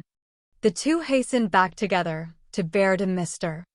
Fagin the animating news that the Dodger was doing full justice to his bringing up, and establishing for himself a glorious reputation. Chapter 44. The time arrives for Nancy to redeem her pledge to Rose Maylie. She fails. Adept as she was in all the arts of cunning and dissimulation, the girl Nancy could not wholly conceal the effect which the knowledge of the step she had taken wrought upon her mind. She remembered that both the crafty Jew and the brutal Sykes had confided to her schemes, which had been hidden from all others, in the full confidence that she was trustworthy and beyond the reach of their suspicion. Vile as those schemes were, desperate as were their originators, and bitter as were her feelings towards Fagin, who had led her, step by step, deeper and deeper down into an abyss of crime and misery, whence was no escape, still, there were times when, even towards him, she felt some relenting, lest her disclosure should bring him within the iron grasp he had so long eluded, and he should fall at last, richly as he merited such a fate, by her hand. But these were the mere wanderings of a mind unable wholly to detach itself from old companions and associations, though enabled to fix itself steadily on one object, and resolved not to be turned aside by any consideration. Her fears for Sykes would have been more powerful inducements to recoil while there was yet time, but she had stipulated that her secret should be rigidly kept. She had dropped no clue which could lead to his discovery. She had refused, even for his sake, a refuge from all the guilt and wretchedness that encompasses her, and what more could she do? She was resolved. Though all her mental struggles terminated in this conclusion, they forced themselves upon her, again and again, and left their traces too. She grew pale and thin, even within a few days. At times, she took no heed of what was passing before her, or no part in conversations where once she would have been the loudest. At other times, she laughed without merriment and was noisy without a moment afterwards. She sat silent and dejected, brooding with her head upon her hands, while the very effort by which she roused herself told, more forcibly than even these indications, that she was ill at ease and that her thoughts were occupied with matters very different and distant from those in the course of discussion by her companions. It was Sunday night, and the bell of the nearest church struck the hour. Sikes and the Jew were talking, but they paused to listen. The girl looked up from the low seat on which she crouched and listened too. 11. An hour this side of midnight, said Sikes, raising the blind to look out and returning to his seat. Dark and heavy it is too. A good night for business this. Ah, replied Fagin. What a pity, Bill, my dear, that there's none quite ready to be done. You're right for once, replied Sikes gruffly. It is a pity, for I'm in the humor too. Fagin sighed and shook his head despondingly. We must make up for lost time when we've got things into a good train. That's all I know, said Sikes. That's the way to talk, my dear, replied Fagin, venturing to pat him on the shoulder. It does me good to hear you. Does you good, does it? Cried Sikes. Well, so be it. Ha! Ha! Ha! Laughed Fagin, as if he were relieved by even this concession. You're like yourself tonight, Bill. Quite like yourself. I don't feel like myself when you lay that withered old claw on my shoulder, so take it away, said Sikes, casting off the Jew's hand. It make you nervous, Bill. Reminds you of being nabbed, does it? Said Fagin, determined not to be offended. Reminds me of being nabbed by the devil, returned Sikes. There never was another man with such a face as yours, unless it was your father, and I suppose he is singeing his grizzled red beard by this time, unless you came straight from the old un without any father at all betwixt you, which I shouldn't wonder at a bit. Fagin offered no reply to this compliment, but, pulling Sikes by the sleeve, pointed his finger towards Nancy, who had taken advantage of the foregoing conversation to put on her bonnet, and was now leaving the room. Hello, cried Sikes. Nance, where's the gal going to at this time of night? Not far. What answers that? Retorted Sikes. Do you hear me? I don't know where, replied the girl. Then I do, said Sikes, more in the spirit of obstinacy than because he had any real objection to the girl going where she listed. Nowhere. Sit down. I'm not well. I told you that before, rejoined the girl. I want a breath of air. Put your head out of the winder, replied Sikes. There's not enough there, said the girl. I want it in the street. Then you won't have it, replied Sikes. With which assurance he rose, locked the door, took the key out, and pulling her bonnet from her head, flung it up to the top of an old press. There, said the robber. Now stop quietly where you are, will you? It's not such a matter as a bonnet would keep me, said the girl, turning very pale. What do you mean, Bill? Do you know what you're doing? Know what I'm— Oh, cried Sikes, turning to Fagin. She's out of her senses, you know, or she daren't talk to me in that way. You'll drive me on the something desperate, muttered the girl, placing both hands upon her breast, as though to keep down by force some violent outbreak. Let me go, will you, this minute, this instant? No, said Sikes. Tell him to let me go, Fagin. He had better. It'll be better for him. Do you hear me? Cried Nancy, stamping her foot upon the ground. Hear you, repeated Sikes, turning round in his chair to confront her. Aye, and if I hear you for half a minute longer, the dog shall have such a grip on your throat as'll tear some of that screaming voice out. What has come over you, you jade? What is it? Let me go, said the girl with great earnestness. Then, sitting herself down on the floor, before the door, she said, Bill, let me go. You don't know what you are doing. You don't, indeed. For only 1 hour, do. Cut my limbs off one by one, cried Sikes, seizing her roughly by the arm, if I don't think the gal's stark raving mad. Get up. Not till you let me go, Not till you let me go. Never, never, screamed the girl. Sykes looked on for a minute, watching his opportunity, and suddenly pinioning her hands dragged her, struggling and wrestling with him by the way, into a small room adjoining, where he sat himself on a bench and, thrusting her into a chair, held her down by force. She struggled and implored by turns until 12 o'clock had struck, and then, wearied and exhausted, ceased to contest the point any further. With a caution, backed by many oaths, to make no more efforts to go out that night, Sykes left her to recover at leisure and rejoined Fagin. "Phew," said the housebreaker, wiping the perspiration from his face. "What a precious strange gal that is." "You may say that, Phil," replied Fagin thoughtfully. "You may say that. What did she take it into her head to go out tonight for, do you think?" asked Sykes. "Come, you should know her better than me." "What does it mean?" "Obstinacy. Woman's obstinacy, I suppose, my dear." "Well, I suppose it is," growled Sykes. "I thought I had tamed her, but she's as bad as ever." "Worse," said Fagin thoughtfully. "I never knew her like this, for such a little cause." "Nor I," said Sykes. "I think she's got a touch of that fever in her blood yet, and it won't come out. Like enough.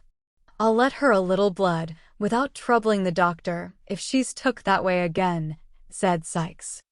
Fagin nodded an expressive approval of this mode of treatment. "She was hanging about me all day and night too, when I was stretched on my back, and you, like a black-hearted wolf as you are, kept yourself aloof," said Sykes. "We was poor too, all the time, and I think, one way or other, it's worried and fretted her, and that being shut up here so long has made her restless, eh?" "That's it, my dear," replied the Jew in a whisper. "Hush." As he uttered these words, the girl herself appeared and resumed her former seat. Her eyes were swollen and red. She rocked herself to and fro, tossed her head, and, after a little time, burst out laughing. "Why, now she's on the other tack," exclaimed Sykes, turning a look of excessive surprise on his companion. Fagin nodded to him to take no further notice just then, and, in a few minutes, the girl subsided into her accustomed demeanor. Whispering Sykes that there was no fear of her relapsing, Fagin took up his hat and bade him good night. He paused when he reached the room door, and looking round, asked if somebody would light him down the dark stairs. "Light him down," said Sykes, who was filling his pipe. "It's a pity he should break his neck himself and disappoint the sightseers. Show him a light." Nancy followed the old man downstairs with a candle. When they reached the passage, he laid his finger on his lip and, drawing close to the girl, said, in a whisper, "What is it, Nancy dear?" "What do you mean?" replied the girl in the same tone. "The reason of all this," replied Fagin. "If he pointed with his skinny forefinger up the stairs, is so hard with you, he's a brute, Nance, a brute beast. Why don't you?" "Well," said the girl, as Fagin paused, with his mouth almost touching her ear, and his eyes looking into hers. "No matter just now. We'll talk of this again. You have a friend in me, Nance, a staunch friend. I have the means at hand, quiet and close. If you want revenge on those that treat you like a dog, worse than his dog, for he humors him sometimes, come to me. I say, come to me. He is the mere hound of a day, but you know me of old, Nance." "I know you well," replied the girl, without manifesting the least emotion. "Good night." She shrank back as Fagin offered to lay his hand on hers, but said good night again, in a steady voice, and, answering his parting look with a nod of intelligence, closed the door between them. Fagin walked towards his home, intent upon the thoughts that were working within his brain.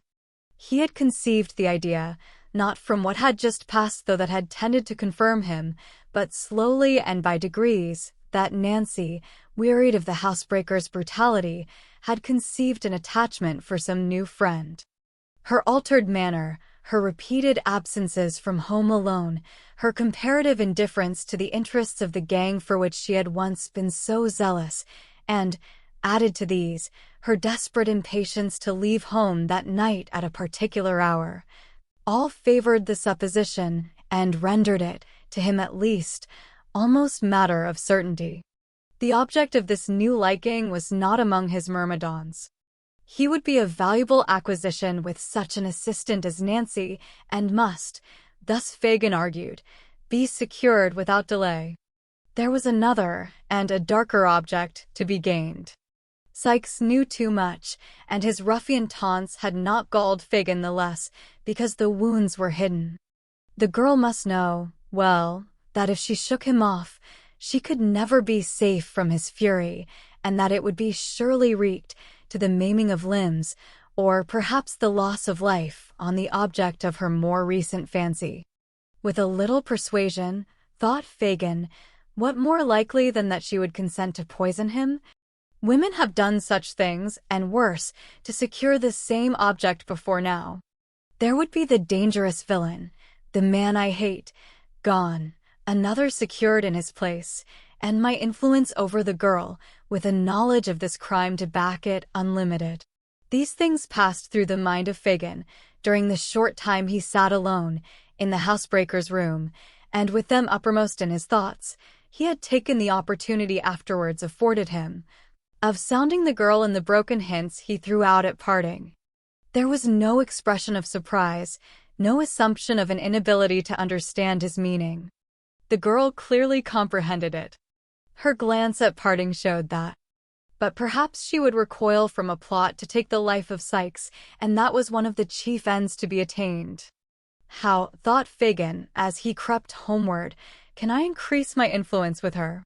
What new power can I acquire? Such brains are fertile in expedients.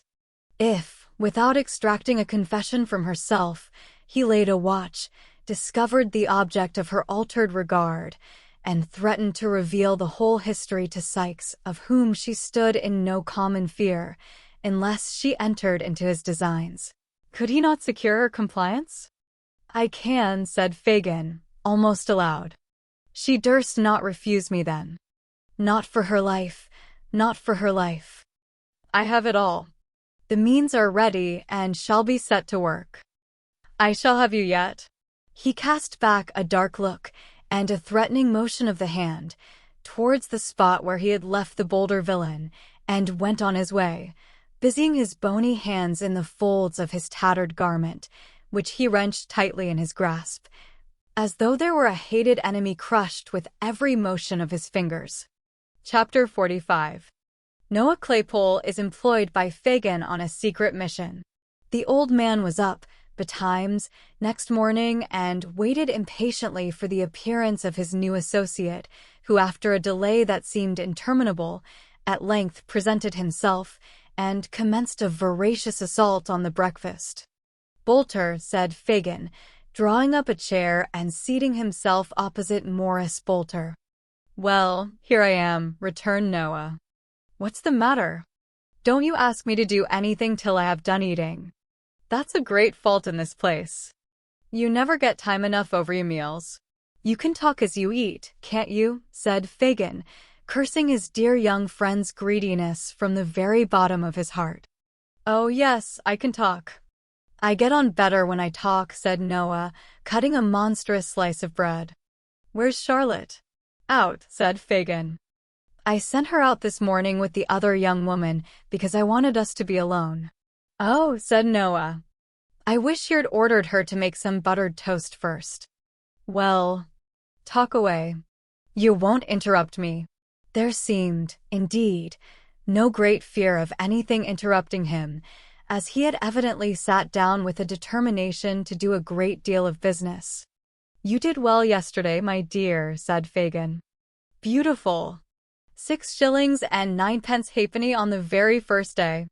The kinchin lay will be a fortune to you. Don't you forget to add 3 pint pots and a milk can, said Mr. Bolter. No, my dear. The pint pots were great strokes of genius, but the milk can was a perfect masterpiece. Pretty well, I think, for a beginner, remarked Mr. Bolter complacently. The pots I took off airy railings, and the milk can was standing by itself outside a public house. I thought it might get rusty with the rain, or catch cold, you know. Eh? Huh. Huh. Huh. Fagin affected to laugh very heartily, and Mr. Bolter, having had his laugh out, took a series of large bites, which finished his first hunk of bread and butter, and assisted himself to a second.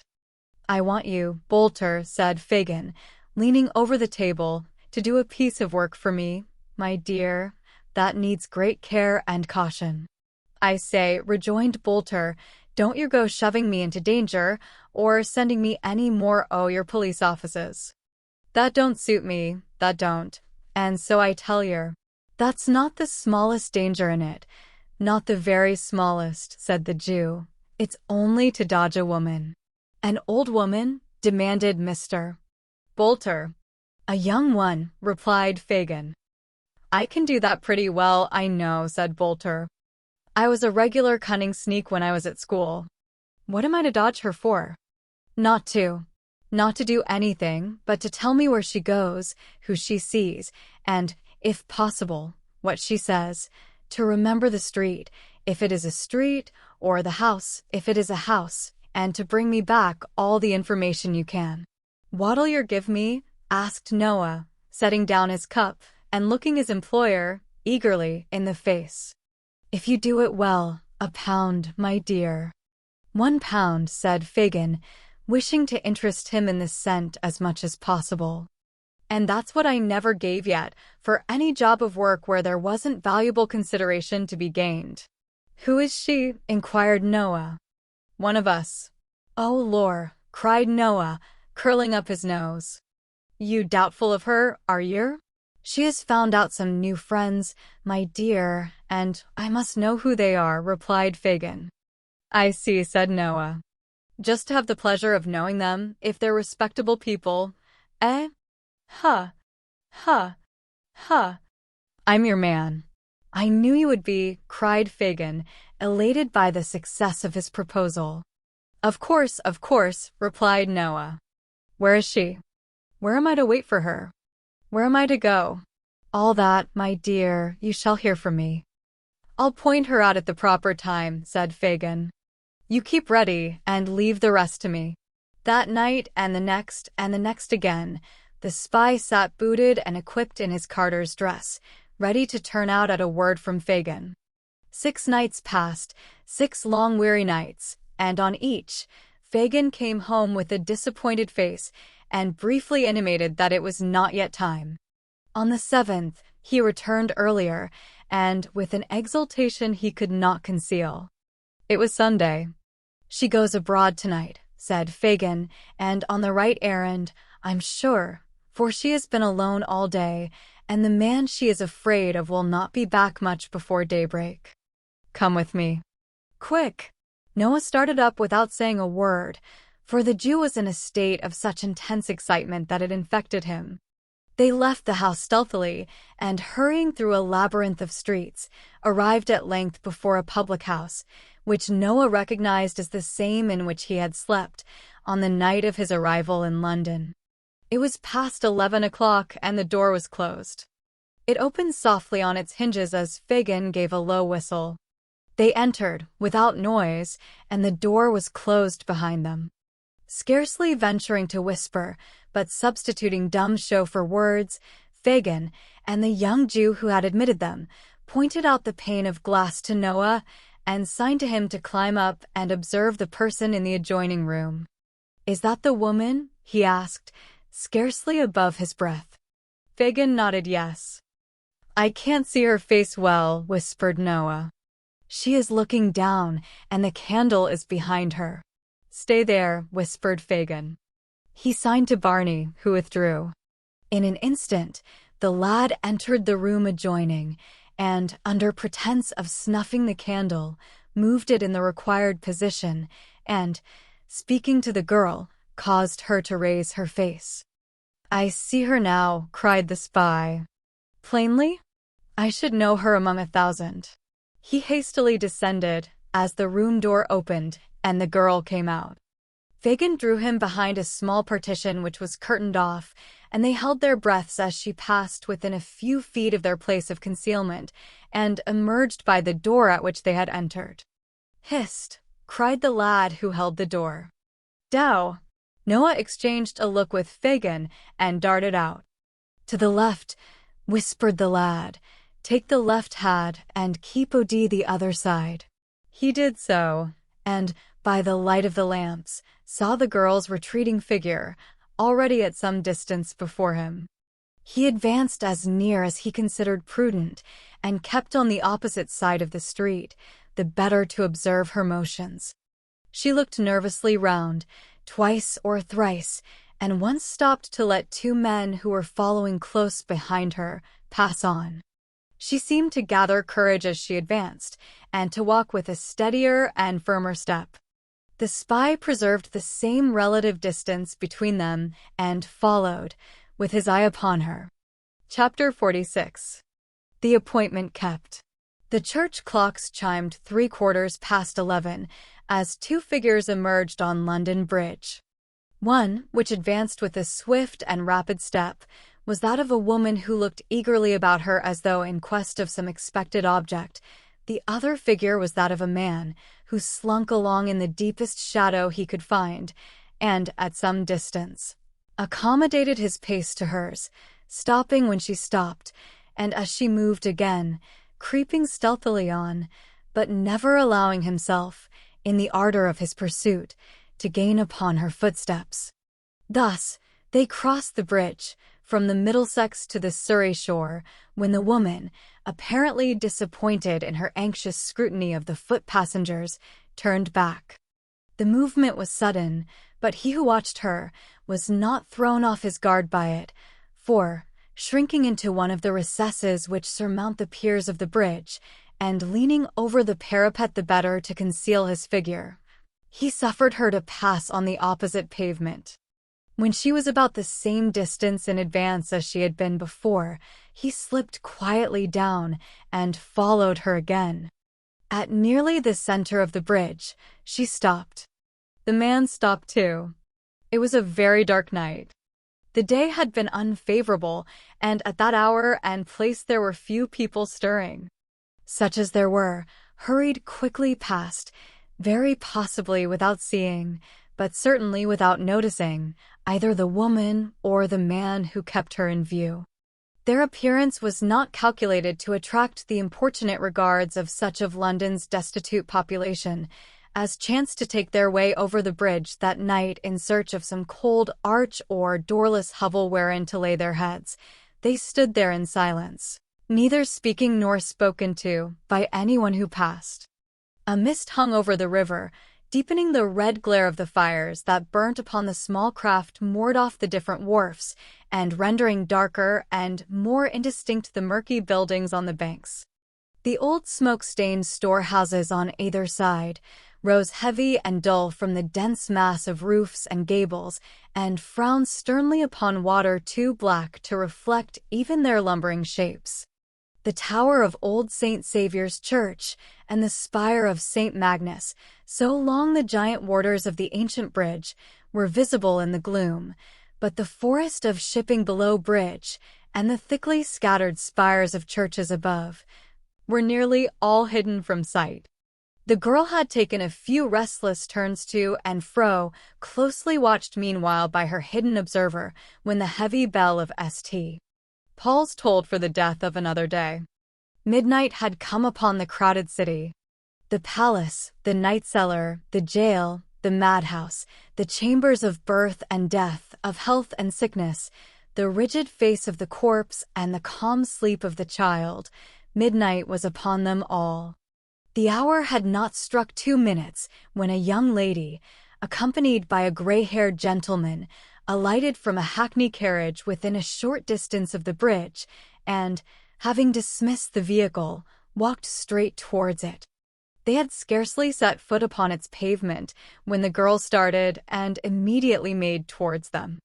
They walked onward, looking about them with the air of persons who entertained some very slight expectation which had little chance of being realized, when they were suddenly joined by this new associate.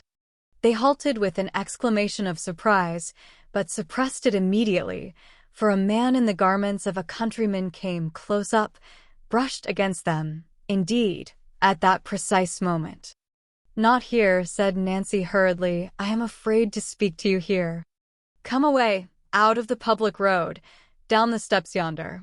As she uttered these words, and indicated, with her hand, the direction in which she wished them to proceed, the countryman looked round, and roughly asking what they took up the whole pavement for, passed on. The steps to which the girl had pointed were those which, on the Surrey bank, and on the same side of the bridge as St. Saviour's Church, form a landing stairs from the river. To this spot, the man bearing the appearance of a countryman hastened unobserved, and after a moment's survey of the place, he began to descend. These stairs are a part of the bridge. They consist of 3 flights. Just below the end of the second, going down, the stone wall on the left terminates in an ornamental pilaster facing towards the Thames.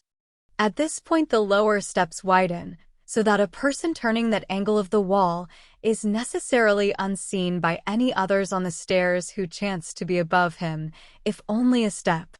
The countryman looked hastily round when he reached this point, and as there seemed no better place of concealment, and, the tide being out, there was plenty of room, he slipped aside, with his back to the pilaster, and there waited, pretty certain that they would come no lower, and that even if he could not hear what was said, he could follow them again, with safety. So tardily stole the time in this lonely place, and so eager was the spy to penetrate the motives of an interview so different from what he had been led to expect, that he more than once gave the matter up for lost, and persuaded himself, either that they had stopped far above, or had resorted to some entirely different spot to hold their mysterious conversation. He was on the point of emerging from his hiding place and regaining the road above, when he heard the sound of footsteps, and directly afterwards of voices almost close at his ear. He drew himself straight upright against the wall, and, scarcely breathing, listened attentively. "This is far enough," said a voice, which was evidently that of the gentleman. "I will not suffer the young lady to go any farther. Many people would have distrusted you too much to have come even so far, but you see I am willing to humor you." "To humor me," cried the voice of the girl whom he had followed. "You're considerate, indeed, sir. To humor me. Well, well, it's no matter." "Why, for what?" said the gentleman in a kinder tone. "For what purpose can you have brought us to this strange place? Why not have let me speak to you, above there, where it is light and there is something stirring, instead of bringing us to this dark and dismal hole?" "I told you before," replied Nancy, "that I was afraid to speak to you there." "I don't know why it is," said the girl, shuddering, "but I have such a fear and dread upon me tonight that I can hardly stand." "A fear of what?" asked the gentleman, who seemed to pity her. "I scarcely know of what," replied the girl. "I wish I did. Horrible thoughts of death, and shrouds with blood upon them, and a fear that has made me burn as if I was on fire, have been upon me all day. I was reading a book tonight to while the time away, and the same things came into the print." "Imagination," said the gentleman, soothing her. "No imagination," replied the girl in a hoarse voice. "I'll swear I saw 'coffin' written in every page of the book in large black letters. Aye, and they carried one close to me, in the streets tonight." "There is nothing unusual in that," said the gentleman. "They have passed me often." "Real ones," rejoined the girl. This was not. There was something so uncommon in her manner that the flesh of the concealed listener crept as he heard the girl utter these words, and the blood chilled within him. He had never experienced a greater relief than in hearing the sweet voice of the young lady as she begged her to be calm, and not allow herself to become the prey of such fearful fancies. "Speak to her kindly," said the young lady to her companion. "Poor creature! She seems to need it. Your haughty religious people would have held their heads up to see me as I am tonight, and preached of flames and vengeance, cried the girl. Oh, dear lady, why aren't those who claim to be God's own folks as gentle and as kind to us poor wretches as you, who, having youth and beauty and all that they have lost, might be a little proud instead of so much humbler? Ah, said the gentleman. A Turk turns his face, after washing it well, to the east, when he says his prayers. These good people, after giving their faces such a rub against the world as to take the smiles off, turn with no less regularity to the darkest side of heaven. Between the Mussulman and the Pharisee, commend me to the first. These words appeared to be addressed to the young lady, and were perhaps uttered with the view of affording Nancy time to recover herself. The gentleman, shortly afterwards, addressed himself to her. You were not here last Sunday night, he said. I couldn't come, replied Nancy. I was kept by force. By whom? Him that I told the young lady of before.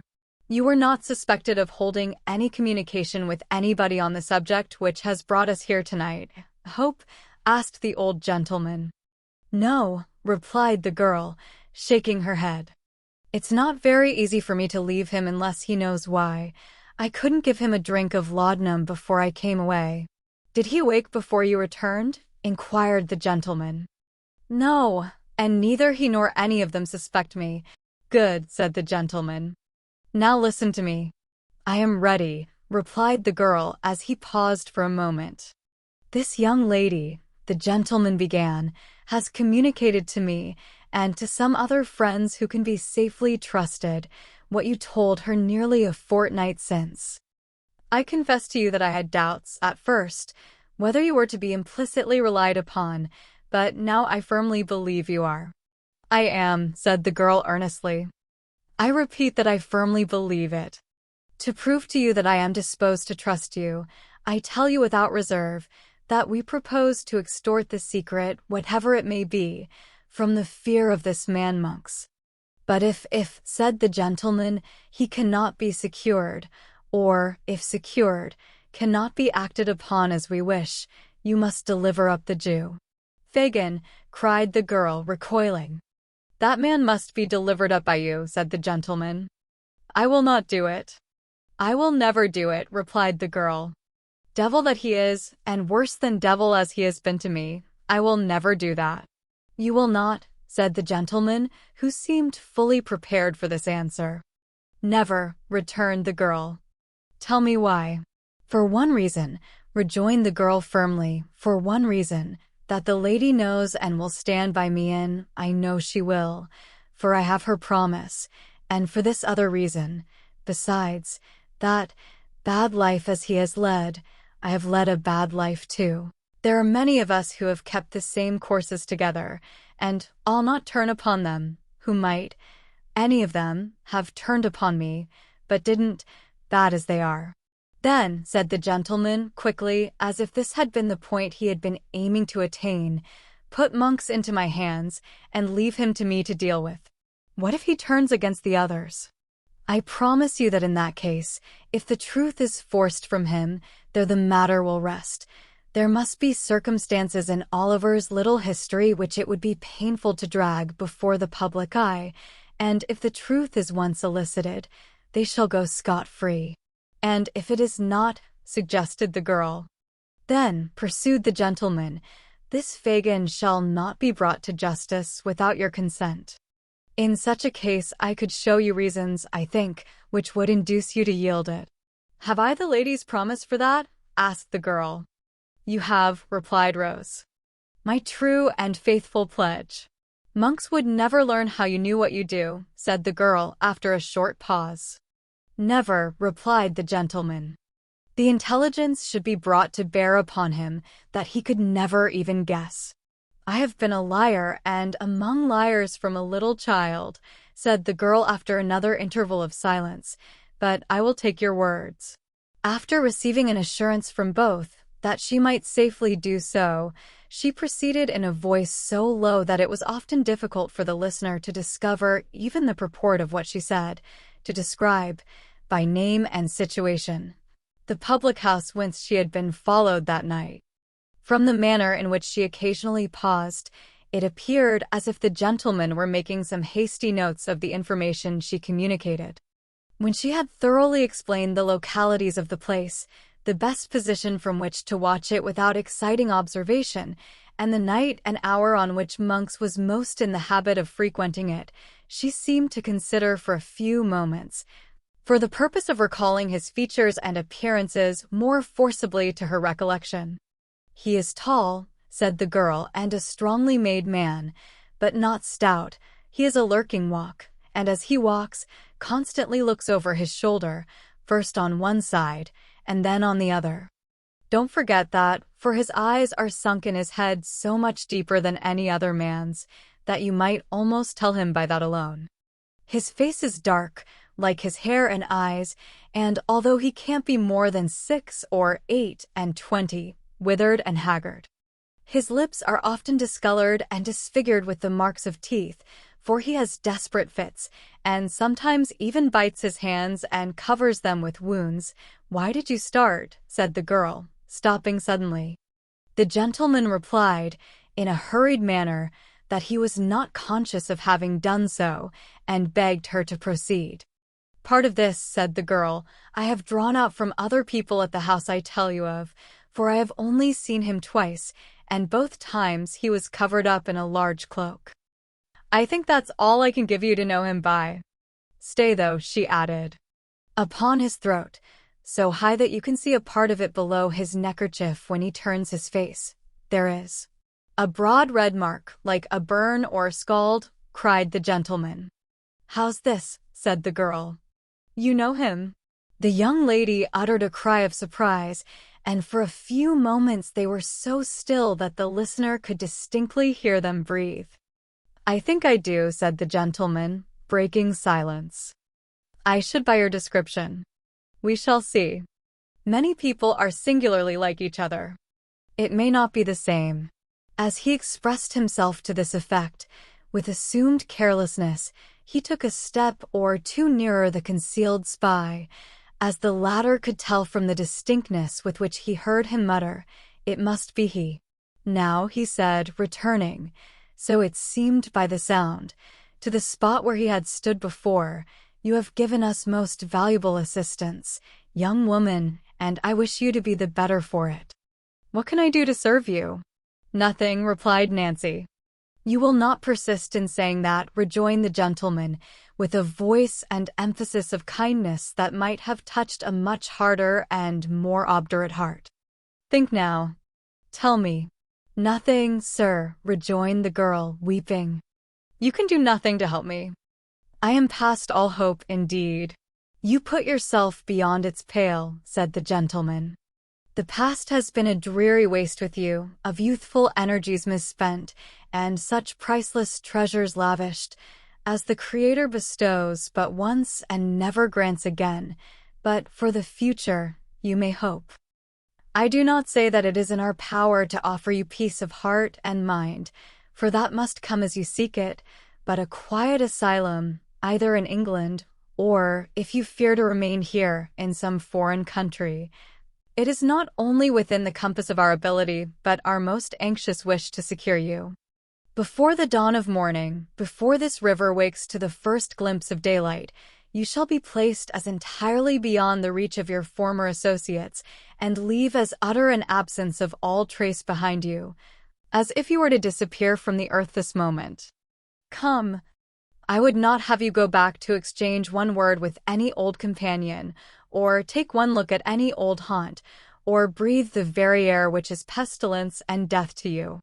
Quit them all, while there is time and opportunity." "She will be persuaded now," cried the young lady. "She hesitates, I am sure." "I fear not, my dear," said the gentleman. "No, sir, I do not," replied the girl, after a short struggle. "I am chained to my old life. I loathe and hate it now, but I cannot leave it. I must have gone too far to turn back, and yet I don't know, for if you had spoken to me so, some time ago, I should have laughed it off. But," she said, Looking hastily round, this fear comes over me again. I must go home. Home, repeated the young lady, with great stress upon the word. Home, lady, rejoined the girl. To such a home as I have raised for myself with the work of my whole life. Let us part. I shall be watched or seen. Go, go. If I have done you any service, all I ask is that you leave me and let me go my way alone. It is useless, said the gentleman with a sigh. We compromise her safety, perhaps, by staying here. We may have detained her longer than she expected already. Yes, yes, urged the girl. You have. What, cried the young lady, can be the end of this poor creature's life? What? Repeated the girl.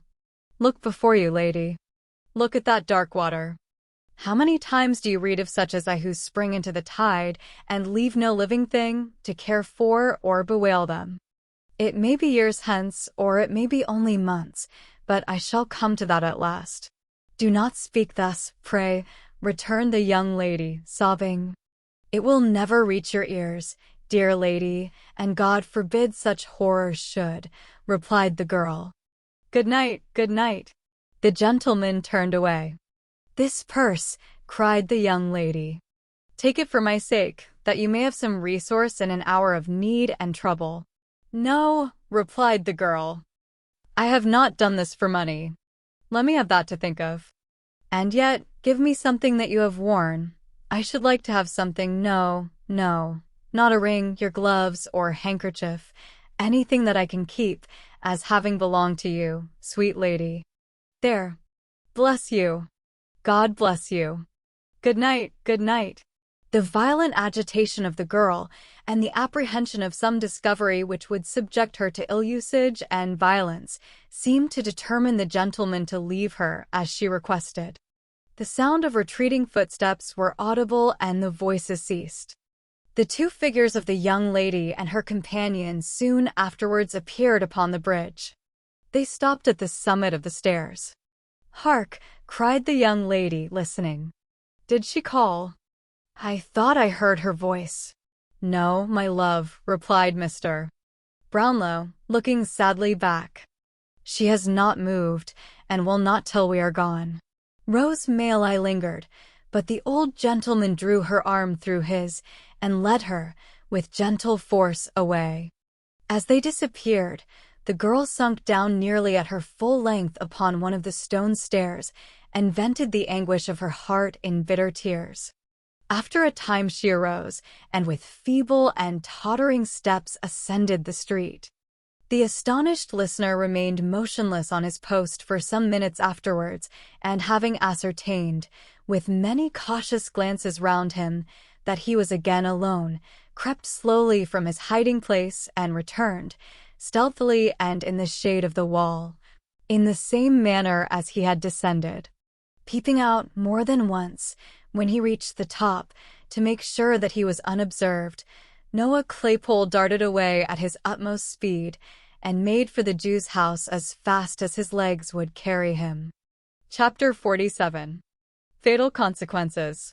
It was nearly 2 hours before daybreak, that time which in the autumn of the year may be truly called the dead of night, when the streets are silent and deserted, when even sounds appear to slumber, and profligacy and riot have staggered home to dream. It was at this still and silent hour that Fagin sat watching in his old lair, with face so distorted and pale, and eyes so red and bloodshot, that he looked less like a man than like some hideous phantom, moist from the grave and worried by an evil spirit. He sat crouching over a cold hearth, wrapped in an old torn coverlet, with his face turned towards a wasting candle that stood upon a table by his side. His right hand was raised to his lips, and as, absorbed in thought, he hit his long black nails, he disclosed among his toothless gums a few such fangs as should have been a dog's or rat's. Stretched upon a mattress on the floor lay Noah Claypole, fast asleep. Towards him the old man sometimes directed his eyes for an instant, and then brought them back again to the candle, which with a long burnt wick drooping almost double, and hot grease falling down in clots upon the table, plainly showed that his thoughts were busy elsewhere. Indeed they were.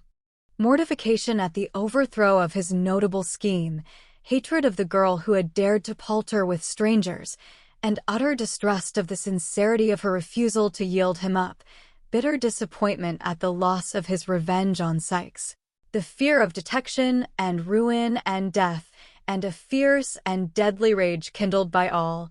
These were the passionate considerations which, following close upon each other with rapid and ceaseless whirl, shot through the brain of Fagin, as every evil thought and blackest purpose lay working at his heart.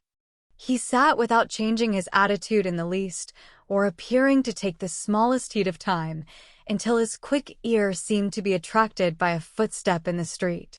At last, he muttered, wiping his dry and fevered mouth. At last. The bell rang gently as he spoke. He crept upstairs to the door, and presently returned accompanied by a man muffled to the chin, who carried a bundle under one arm. Sitting down and throwing back his outer coat, the man displayed the burly frame of Sikes. "There," he said, laying the bundle on the table. "Take care of that, and do the most you can with it. It's been trouble enough to get. I thought I should have been here 3 hours ago." Fagin laid his hand upon the bundle, and locking it in the cupboard, sat down again without speaking. But he did not take his eyes off the robber for an instant during this action, and now that they sat over against each other, face to face, he looked fixedly at him, with his lips quivering so violently, and his face so altered by the emotions which had mastered him, that the housebreaker involuntarily drew back his chair, and surveyed him with a look of real affright. "What now?" cried Sikes. "What do you look at a man so for?" Fagin raised his right hand, and shook his trembling forefinger in the air, but his passion was so great that the power of speech was for the moment gone. "Damn," said Sikes, feeling in his breast with a look of alarm. "He's gone mad. I must look to myself here." "No, no," rejoined Fagin, finding his voice. You're not the person, Bill. I've no fault to find with you."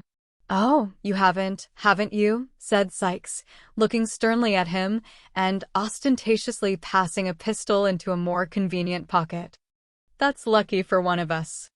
Which one that is, don't matter." "I've got that to tell you, Bill," said Fagin, drawing his chair nearer, "will make you worse than me." "Aye," returned the robber with an incredulous air. "Tell away. Look sharp, or Nance will think I'm lost." "Lost," cried Fagin. "She has pretty well settled that in her own mind already." Sikes looked with an aspect of great perplexity into the Jew's face, and reading no satisfactory explanation of the riddle there, clenched his coat collar in his huge hand and shook him soundly. "Speak, will you?" he said, "or if you don't, it shall be for want of breath. Open your mouth and say what you've got to say in plain words. Out with it, you thundering old cur, out with it." "Suppose that lad that's laying there," Fagin began. Sikes turned round to where Noah was sleeping, as if he had not previously observed him. "Well," he said, resuming his former position. "Suppose that lad," pursued Fagin, "was to peach to blow upon us all, first seeking out the right folks for the purpose, and then having a meeting with M in the street to paint our likenesses, describe every mark that they might know us by, and the crib where we might be most easily taken. Suppose he was to do all this, and besides to blow upon a plant we've all been in, more or less of his own fancy, not grabbed, trapped, tried, earwigged by the parson and brought to it on bread and water, but of his own fancy, to please his own taste, stealing out at nights to find those most interested against us and peaching to them." "Do you hear me?" cried the Jew, his eyes flashing with rage. "Suppose he did all this, what then?" "What then?" replied Sikes, with a tremendous oath. "If he was left alive till I came, I'd grind his skull under the iron heel of my boot into as many grains as there are hairs upon his head." "What if I did it?" cried Fagin almost in a yell. That knows so much and could hang so many besides myself. I don't know, replied Sykes, clenching his teeth and turning white at the mere suggestion. I'd do something in the jail that you'd get me put in irons, and if I was tried along with you, I'd fall upon you with them in the open court and beat your brains out afore the people. I should have such strength, muttered the robber, poising his brawny arm, that I could smash your head as if a loaded wagon had gone over it. You would. Would I? Said the housebreaker. Try me. If it was Charlie, or the Dodger, or Bet, or... I don't care who, replied Sykes impatiently. Whoever it was, I'd serve them the same. Fagin looked hard at the robber, and, motioning him to be silent, stooped over the bed upon the floor and shook the sleeper to rouse him. Sykes leant forward in his chair, looking on with his hands upon his knees, as if wondering much what all this questioning and preparation was to end in. Bolter, Bolter. Poor lad, said Fagin, looking up with an expression of devilish anticipation and speaking slowly and with marked emphasis. He's tired with watching for her so long, watching for her, Bill. What do you mean? Asked Sykes, drawing back. Fagin made no answer, but bending over the sleeper again, hauled him into a sitting posture. When his assumed name had been repeated several times, Noah rubbed his eyes and, giving a heavy yawn, looked sleepily about him. Tell me that again, once again, just for him to hear, said the Jew, pointing to Sykes as he spoke. Tell you what? Asked the sleepy Noah, shaking himself pettishly. That about Nancy, said Fagin, clutching Sykes by the wrist, as if to prevent his leaving the house before he had heard enough. You followed her? Yes. To London Bridge? Yes. Where she met two people. So she did. A gentleman and a lady that she had gone to of her own accord before, who asked her to give up all her pals and monks first, which she did, and to describe him, which she did, and to tell her what house it was that we meet at and go to, which she did, and where it could be best watched from, which she did, and what time the people went there, which she did. She did all this. She told it all, every word, without a threat, without a murmur. She did she not? Cried Fagin, half mad with fury. All right, replied Noah, scratching his head. That's just what it was. What did they say about last Sunday? About last Sunday, replied Noah, considering. Why, I told you that before. Again. Tell it again, cried Fagin, tightening his grasp on Sykes and brandishing his other hand aloft as the foam flew from his lips. They asked her, said Noah, who, as he grew more wakeful, seemed to have a dawning perception who Sykes was. They asked her why she didn't come last Sunday, as she promised. She said she couldn't. Why? Tell him that. Because she was forcibly kept at home by Bill, the man she had told them of before, replied Noah. What more of him? Cried Fagin. What more of the man she had told them of before? Tell him that. Why, that she couldn't very easily get out of doors unless he knew where she was going to, said Noah, and so the first time she went to see the lady, she It made me laugh when she said it, that it did. She gave him a drink of laudanum. Hell's fire, cried Sykes, breaking fiercely from the Jew. Let me go. Flinging the old man from him, he rushed from the room and darted, wildly and furiously, up the stairs. Bill, cried Fagin, following him hastily. A word, only a word. The word would not have been exchanged, but that the housebreaker was unable to open the door, on which he was expending fruitless oaths and violence, when the Jew came panting up. Let me out, said Sykes. Don't speak to me. It's not safe. Let me out, I say. Hear me speak a word, rejoined Fagin, laying his hand upon the lock. You won't be. Well, replied the other. You won't be, too, violent, Bill?" The day was breaking, and there was light enough for the men to see each other's faces. They exchanged one brief glance. There was a fire in the eyes of both, which could not be mistaken. "I mean," said Fagin, showing that he felt all disguise was now useless. "Not too violent for safety. Be crafty, Bill, and not too bold." Sykes made no reply, but, pulling open the door, of which Fagin had turned the lock, dashed into the silent streets. Without one pause or moment's consideration, without once turning his head to the right or left, or raising his eyes to the sky, or lowering them to the ground, but looking straight before him with savage resolution, his teeth so tightly compressed that the strained jaw seemed starting through his skin, the robber held on his headlong course, nor muttered a word, nor relaxed a muscle, until he reached his own door. He opened it softly with a key, strode lightly up the stairs, and entering his own room, double-locked the door, and lifting a heavy table against it, drew back the curtain of the bed. The girl was lying, half-dressed, upon it. He had roused her from her sleep, for she raised herself with a hurried and startled look. "Get up," said the man. "It is you, Bill," said the girl, with an expression of pleasure at his return. "It is," was the reply. "Get up." There was a candle burning, but the man hastily drew it from the candlestick and hurled it under the grate. Seeing the faint light of early day without, the girl rose to undraw the curtain. "Let it be," said Sykes, thrusting his hand before her. "There's enough light for what I've got to do." "Bill," said the girl, in the low voice of alarm, "why do you look like that at me?"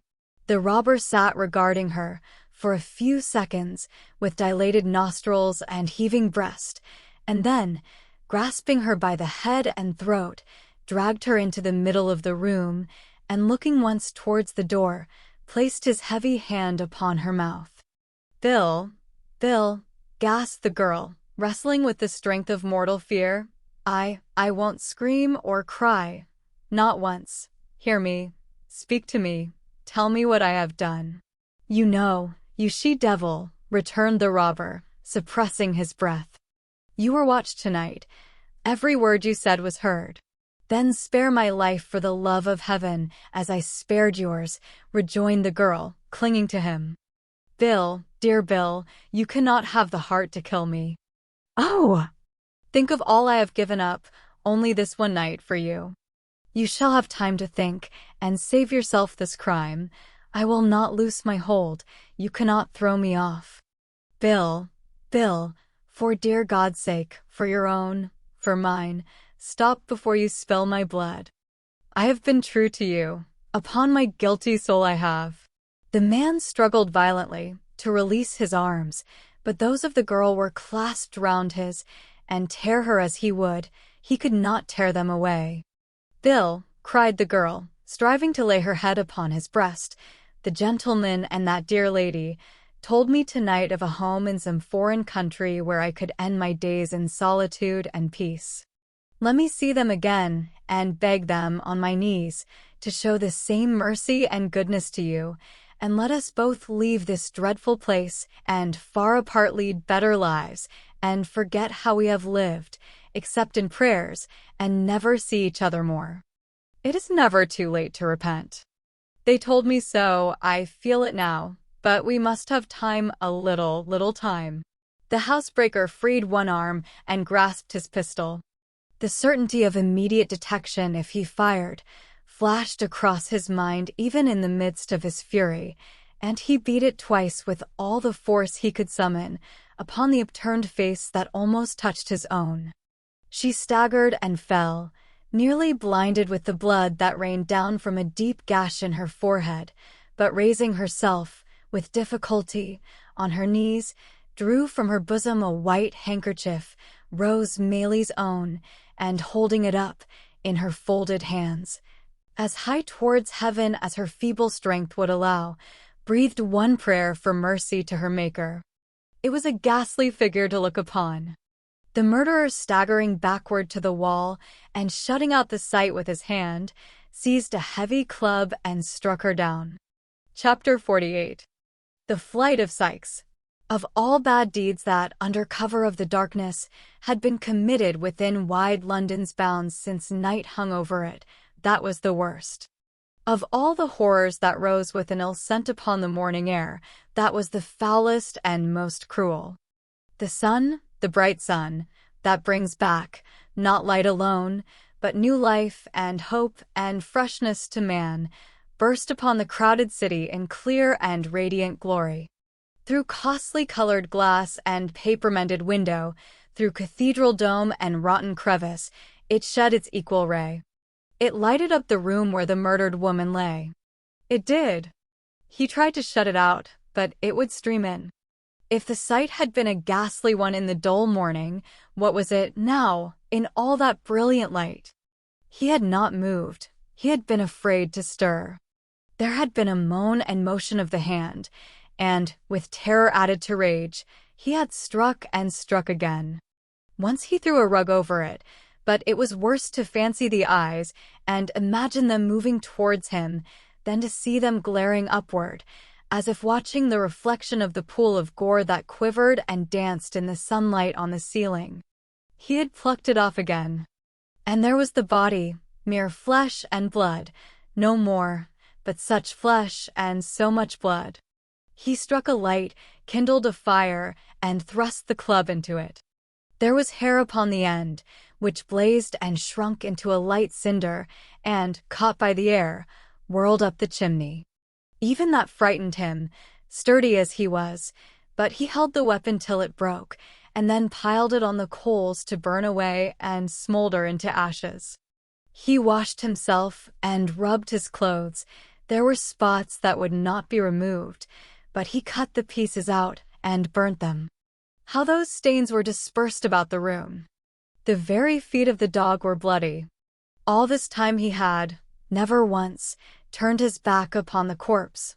No, not for a moment. Such preparations completed, he moved, backward, towards the door, dragging the dog with him, lest he should soil his feet anew and carry out new evidence of the crime into the streets. He shut the door softly, locked it, took the key, and left the house. He crossed over and glanced up at the window to be sure that nothing was visible from the outside. There was the curtain still drawn, which she would have opened to admit the light she never saw again. It lay nearly under there. He knew that. God, how the sun poured down upon the very spot! The glance was instantaneous. It was a relief to have got free of the room. He whistled on the dog and walked rapidly away. He went through Islington, strode up the hill at Highgate on which stands the stone in honor of Whittington, turned down to Highgate Hill, unsteady of purpose and uncertain where to go, struck off to the right again, almost as soon as he began to descend it, and taking the footpath across the fields, skirted Kenwood and so came on Hampstead Heath. Traversing the hollow by the Vale of Heath, he mounted the opposite bank, and crossing the road which joins the villages of Hampstead and Highgate, made along the remaining portion of the heath to the fields at North End, in one of which he laid himself down under a hedge, and slept.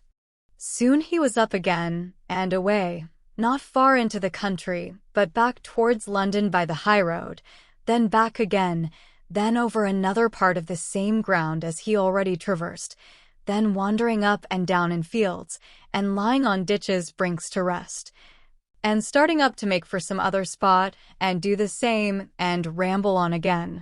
Where could he go, that was near and not too public, to get some meat and drink? Hendon.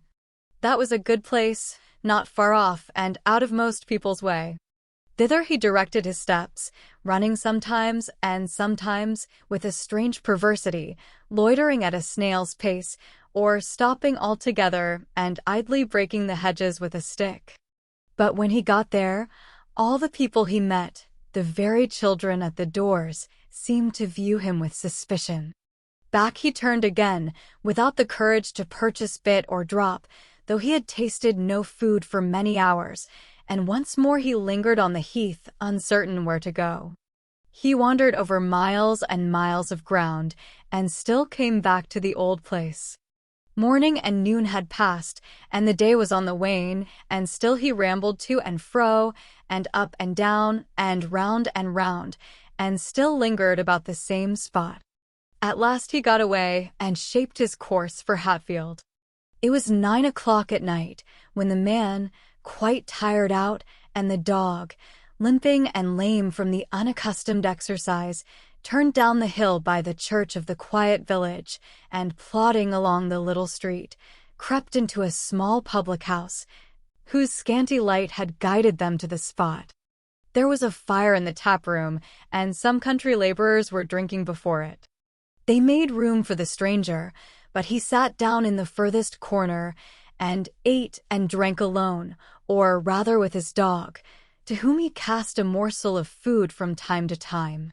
The conversation of the men assembled here turned upon the neighboring land and farmers, and when those topics were exhausted, upon the age of some old man who had been buried on the previous Sunday, the young men present considering him very old, and the old men present declaring him to have been quite young, not older, one white-haired grandfather said, than he was, with 10 or 15 years of life in him at least, if he had taken care.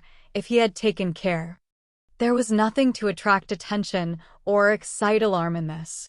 The robber, after paying his reckoning, sat silent and unnoticed in his corner, and had almost dropped asleep when he was half wakened by the noisy entrance of a newcomer.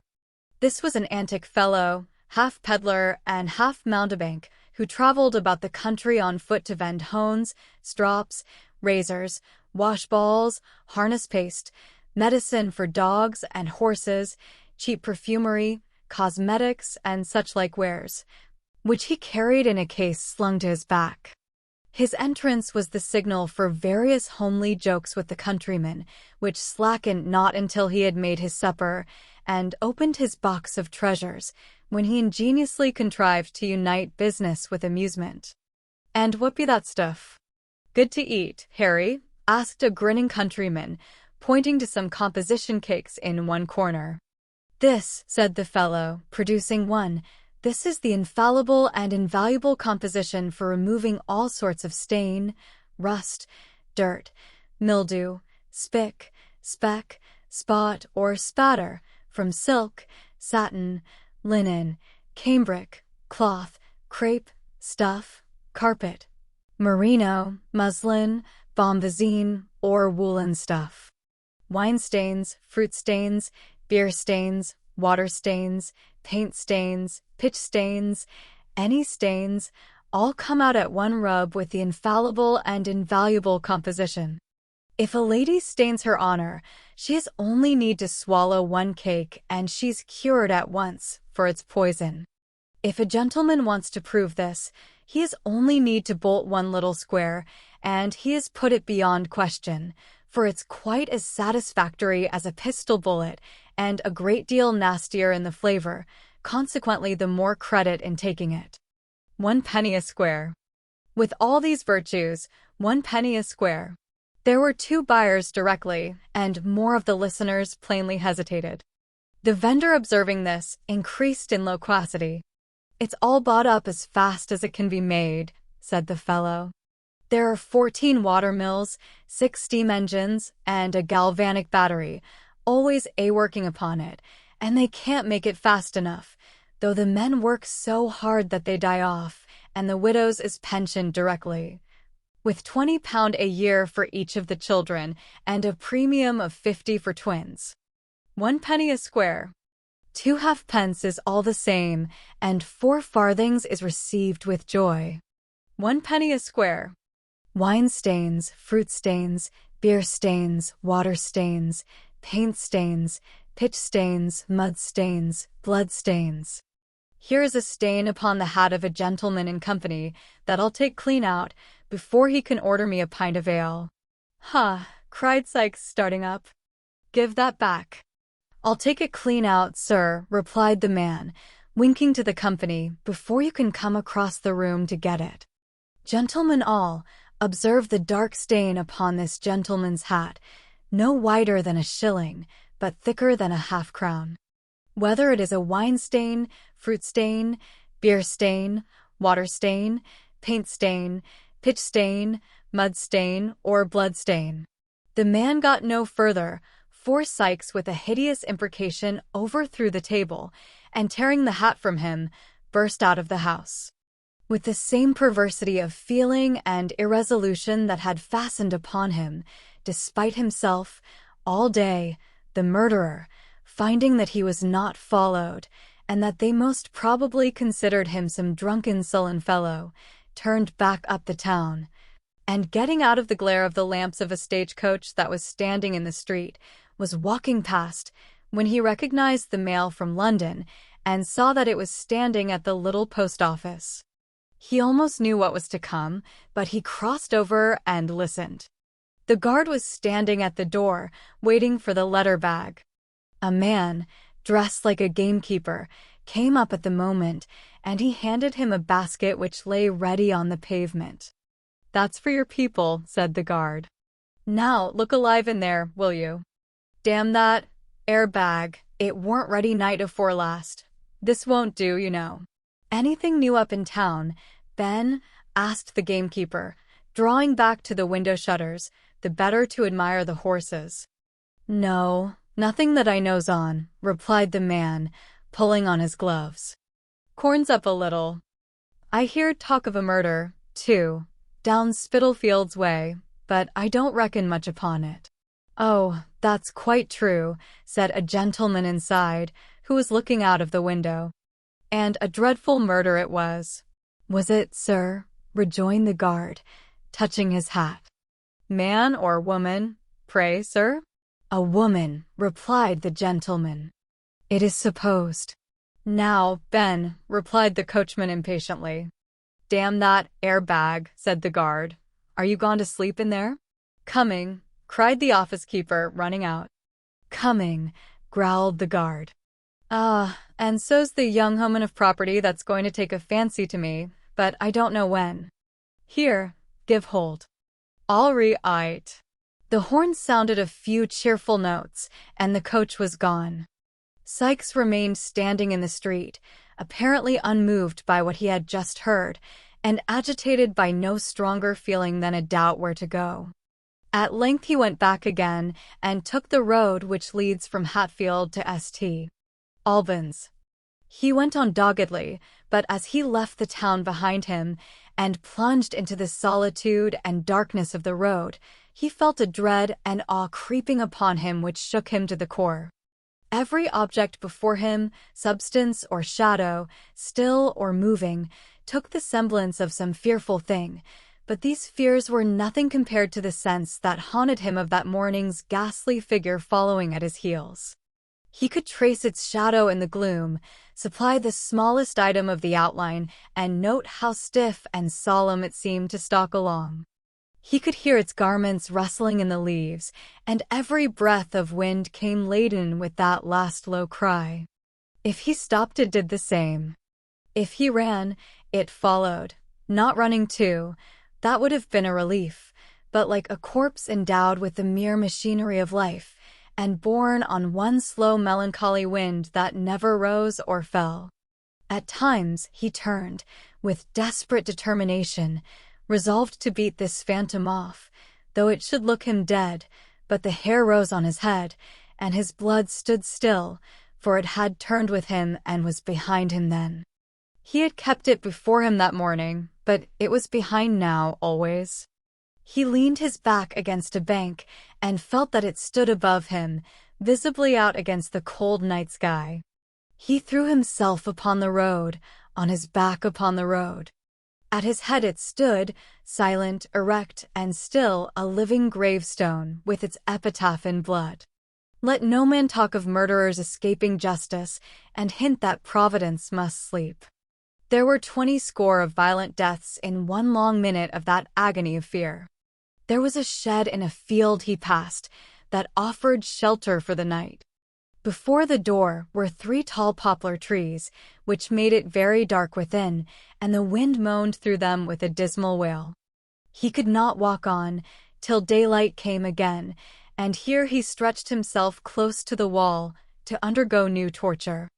For now a vision came before him, as constant and more terrible than that from which he had escaped. Those widely staring eyes, so lusterless and so glassy that he had better borne to see them than think upon them, appeared in the midst of the darkness, light in themselves, but giving light to nothing. There were but two, but they were everywhere. If he shut out the sight, there came the room with every well-known object, some, indeed, that he would have forgotten if he had gone over its contents from memory, each in its accustomed place. The body was in its place, and its eyes were as he saw them when he stole away. He got up and rushed into the field without. The figure was behind him. He re-entered the shed and shrunk down once more. The eyes were there, before he had laid himself along. And here he remained in such terror as none but he can know, trembling in every limb, and the cold sweat starting from every pore, when suddenly there arose upon the night wind the noise of distant shouting, and the roar of voices mingled in alarm and wonder. Any sound of men in that lonely place, even though it conveyed a real cause of alarm, was something to him. He regained his strength and energy at the prospect of personal danger, and springing to his feet, rushed into the open air. The broad sky seemed on fire. Rising into the air with showers of sparks, and rolling one above the other, were sheets of flame, lighting the atmosphere for miles round, and driving clouds of smoke in the direction where he stood. The shouts grew louder as new voices swelled the roar, and he could hear the cry of fire. Mingled with the ringing of an alarm bell, the fall of heavy bodies, and the crackling of flames as they twined round some new obstacle, and shot aloft as though refreshed by food. The noise increased as he looked. There were people there, men and women, light, bustle. It was like new life to him. He darted onward, straight, headlong, dashing through briar and brake, and leaping gate and fence as madly as his dog, who careered with loud and sounding bark before him. He came upon the spot. There were half-dressed figures tearing to and fro, some endeavoring to drag the frightened horses from the stables, others driving the cattle from the yard and outhouses, and others coming laden from the burning pile, amidst a shower of falling sparks, and the tumbling down of red-hot beams. The apertures, where doors and windows stood an hour ago, disclosed a mass of raging fire. Walls rocked and crumbled into the burning well. The molten lead and iron poured down, white-hot, upon the ground. Women and children shrieked, and men encouraged each other with noisy shouts and cheers. The clanking of the engine pumps and the spurting and hissing of the water as it fell upon the blazing wood added to the tremendous roar. He shouted, too, till he was hoarse, and flying from memory and himself, plunged into the thickest of the throng. Hither and thither he dived that night, now working at the pumps, and now hurrying through the smoke and flame, but never ceasing to engage himself wherever noise and men were thickest. Up and down the ladders, upon the roofs of buildings, over floors that quaked and trembled with his weight, under the lee of falling bricks and stones, in every part of that great fire was he, but he bore a charmed life, and had neither scratch nor bruise, nor weariness nor thought, till morning dawned again, and only smoke and blackened ruins remained. This mad excitement over, there returned, with tenfold force, the dreadful consciousness of his crime. He looked suspiciously about him, for the men were conversing in groups, and he feared to be the subject of their talk. The dog obeyed the significant beck of his finger, and they drew off, stealthily, together. He passed near an engine where some men were seated, and they called to him to share in their refreshment. He took some bread and meat, and as he drank a draught of beer, heard the firemen, who were from London, talking about the murder. "He has gone to Birmingham, they say," said one, "but they'll have him yet, for the scouts are out, and by tomorrow night there'll be a cry all through the country." He hurried off, and walked till he almost dropped upon the ground, then lay down in a lane, and had a long, but broken and uneasy sleep. He wandered on again, irresolute and undecided, and oppressed with the fear of another solitary night.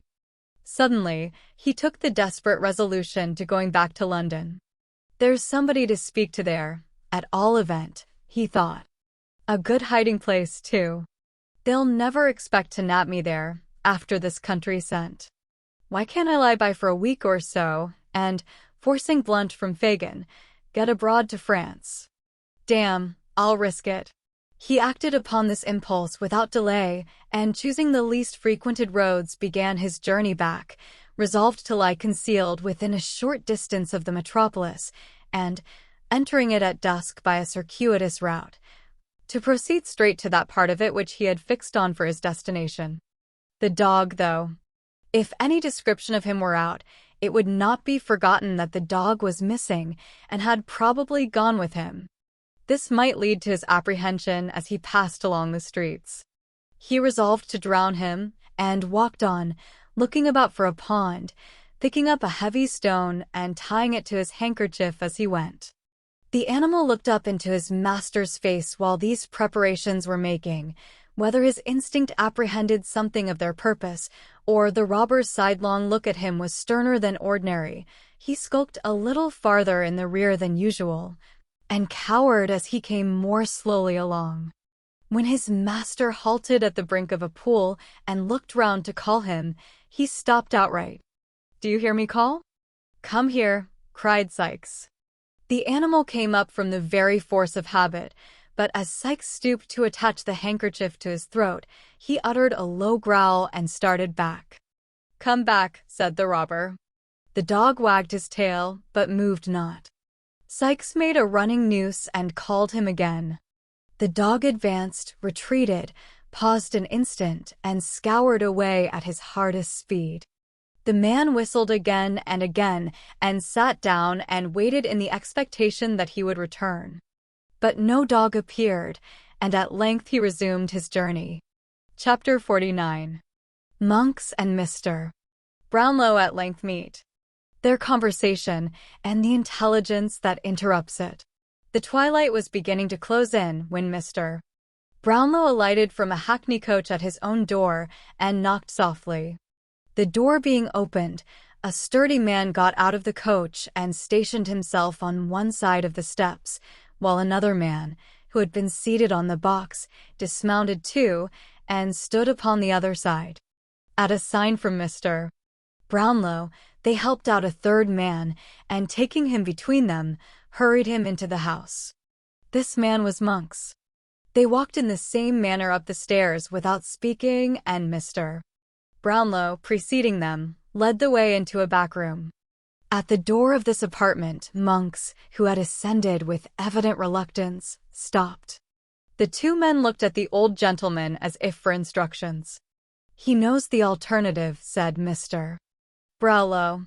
"If he hesitates or moves a finger, but as you bid him, drag him into the street, call for the aid of the police, and impeach him as a felon in my name." "How dare you say this of me?" asked Monks. "How dare you urge me to it, young man?" replied Mr. Brownlow, confronting him with a steady look. "Are you mad enough to leave this house?" "Unhand him." "There, sir. You are free to go, and we to follow. But I warn you, by all I hold most solemn and most sacred, that instant will have you apprehended on a charge of fraud and robbery. I am resolute and immovable. If you are determined to be the same, your blood be upon your own head. By what authority am I kidnapped in the street and brought here by these dogs?" asked Monks, looking from one to the other of the men who stood beside him. "By mine," replied Mr. Brownlow. "Those persons are indemnified by me. If you complain of being deprived of your liberty, you had power and opportunity to retrieve it as you came along, but you deemed it advisable to remain quiet. I say again, throw yourself for protection on the law. I will appeal to the law too, but when you have gone too far to recede, do not sue to me for leniency when the power will have passed into other hands, and do not say I plunged you down the gulf into which you rushed yourself."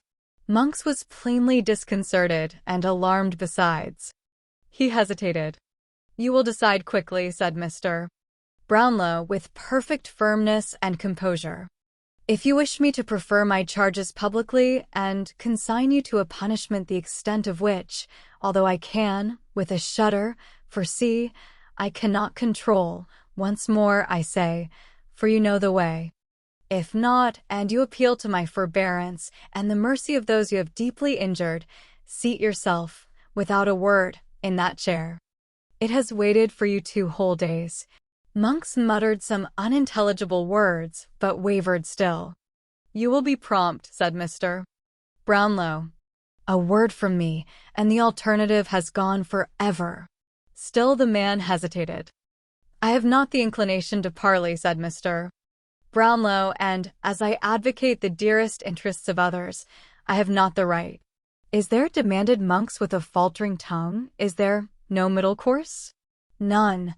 Monks looked at the old gentleman with an anxious eye, but, reading in his countenance nothing but severity and determination, walked into the room, and, shrugging his shoulders, sat down. "Lock the door on the outside," said Mr. Brownlow to the attendants, "and come when I ring." The men obeyed, and the two were left alone together. "This is pretty treatment, sir," said Monks, throwing down his hat and cloak, "from my father's oldest friend." "It is because I was your father's oldest friend, young man," returned Mr. Brownlow. "It is because the hopes and wishes of young and happy years were bound up with him, and that fair creature of his blood and kindred who rejoined her God in youth, and left me here a solitary, lonely man. It is because he knelt with me beside his only sister's deathbed when he was yet a boy, on the morning that would, but heaven willed otherwise, have made her my young wife. It is because my seared heart clung to him, from that time forth, through all his trials and errors, till he died. It is because old recollections and associations filled my heart, and even the sight of you brings with it old thoughts of him. It is because of all these things that I am moved to treat you gently now, yes, Edward Leeford, even now, and blush for your unworthiness who bear the name." "What has the name to do with it?" asked the other, after contemplating, half in silence and half in dogged wonder, the agitation of his companion. "What is the name to me?" "Nothing," replied Mr. Brownlow, "nothing to you. But it was hers, and even at this distance of time brings back to me, an old man, the glow and thrill which I once felt, only to hear it repeated by a stranger." "I am very glad you have changed it. Very, very." "This is almighty fine," said Monks, to retain his assumed designation, after a long silence, during which he had jerked himself in sullen defiance to and fro, and Mr. Brownlow had sat, shading his face with his hand. "But what do you want with me?" "You have a brother," said Mr. Brownlow, rousing himself, "a brother, the whisper of whose name in your ear when I came behind you in the street, was, in itself, almost enough to make you accompany me hither, in wonder and alarm." "I have no brother," replied Monks. "You know I was an only child. Why do you talk to me of brothers?" "You know that as well as I." "Attend to what I do know, and you may not," said Mr. Brownlow. "I shall interest you by and by. I know that of the wretched marriage, into which family pride, and the most sordid and narrowest of all ambition, forced your unhappy father when a mere boy, you were the sole and most unnatural issue." "I don't care for hard names," interrupted Monks with a jeering laugh. "You know the fact, and that's enough for me. But I also know," pursued the old gentleman, "the misery, the slow torture, the protracted anguish of that ill-assorted union. I know how listlessly and wearily each of that wretched pair dragged on their heavy chain through a world that was poison to them both. I know how cold formalities were succeeded by open taunts, how indifference gave place to dislike, dislike to hate, and hate to loathing, until at last they wrenched the clanking bond asunder, and, retiring a wide space apart, carried each a galling fragment.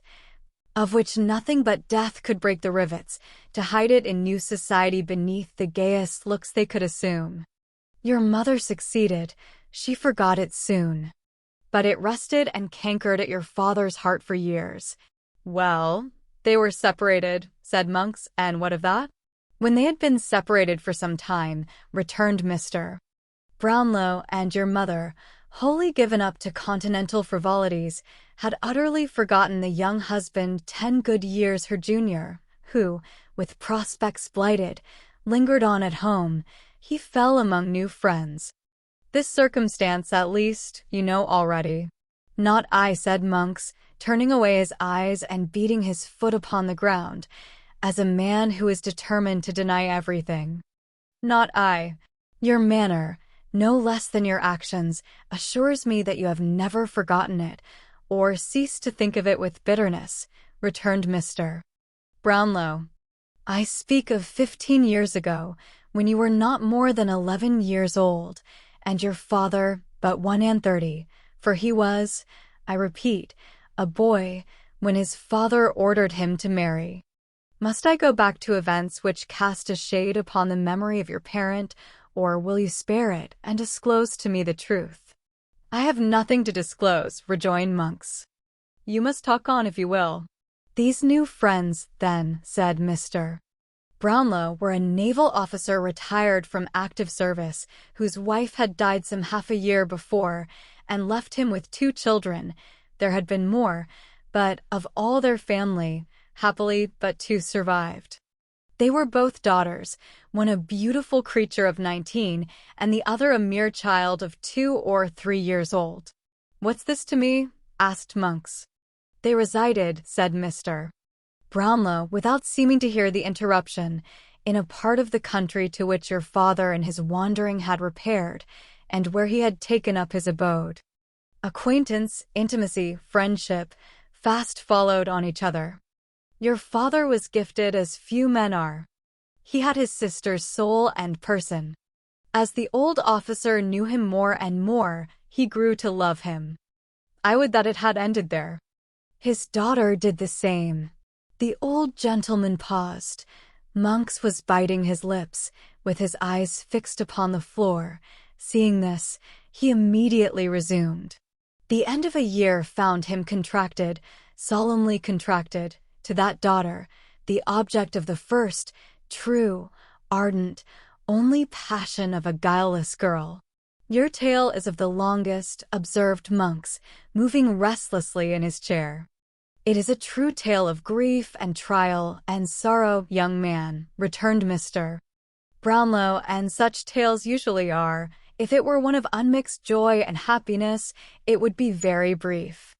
At length one of those rich relations to strengthen whose interest and importance your father had been sacrificed, as others are often, it is no uncommon case, died, and to repair the misery he had been instrumental in occasioning, left him his panacea for all griefs, money. It was necessary that he should immediately repair to Rome, whither this man had sped for health, and where he had died, leaving his affairs in great confusion. He went, was seized with mortal illness there, was followed, the moment the intelligence reached Paris, by your mother who carried you with her. He died the day after her arrival, leaving no will, so that the whole property fell to her and you. At this part of the recital Monks held his breath, and listened with a face of intense eagerness, though his eyes were not directed towards the speaker. As Mr. Brownlow paused, he changed his position with the air of one who has experienced a sudden relief, and wiped his hot face and hands. Before he went abroad, and as he passed through London on his way, said Mr. Brownlow, slowly, and fixing his eyes upon the other's face, he came to me. I never heard of that, interrupted Monks in a tone intended to appear incredulous, but savoring more of disagreeable surprise. He came to me, and left with me, among some other things, a picture, a portrait painted by himself, a likeness of this poor girl, which he did not wish to leave behind, and could not carry forward on his hasty journey. He was worn by anxiety and remorse almost to a shadow, talked in a wild, distracted way of ruin and dishonor worked by himself, confided to me his intention to convert his whole property, at any loss, into money, and, having settled on his wife and you a portion of his recent acquisition, to fly the country. I guessed too well he would not fly alone, and never see it more. Even from me, his old and early friend, whose strong attachment had taken root in the earth that covered one most dear to both, even from me he withheld any more particular confession, promising to write and tell me all, and after that to see me once again, for the last time on earth. Alas, that was the last time. I had no letter, and I never saw him more. I went, said Mr. Brownlow, after a short pause. I went, when all was over, to the scene of his, I will use the term the world would freely use, for worldly harshness or favor are now alike to him, of his guilty love. Resolved that if my fears were realized, that erring child should find one heart and home to shelter and compassionate her. The family had left that part a week before. They had called in such trifling debts as were outstanding, discharged them, and left the place by night. Why or whither, none can tell. Monks drew his breath yet more freely, and looked round with a smile of triumph. When your brother, said Mr. Brownlow, drawing nearer to the other's chair, when your brother, a feeble, ragged, neglected child, was cast in my way by a stronger hand than chance, and rescued by me from a life of vice and infamy. What? Cried Monks. By me, said Mr. Brownlow.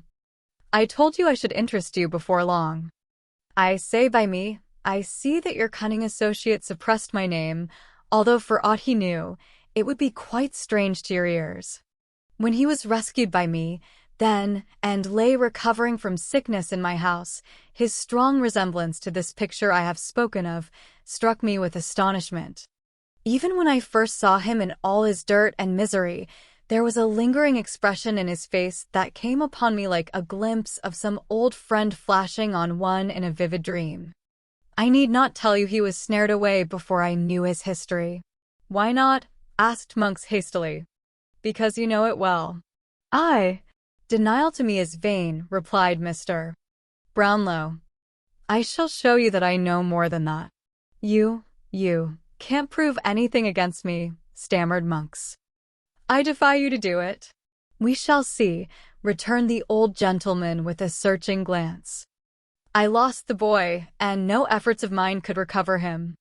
Your mother being dead, I knew that you alone could solve the mystery if anybody could, and as when I had last heard of you, you were on your own estate in the West Indies, whither, as you well know, you retired upon your mother's death to escape the consequences of vicious courses here, I made the voyage.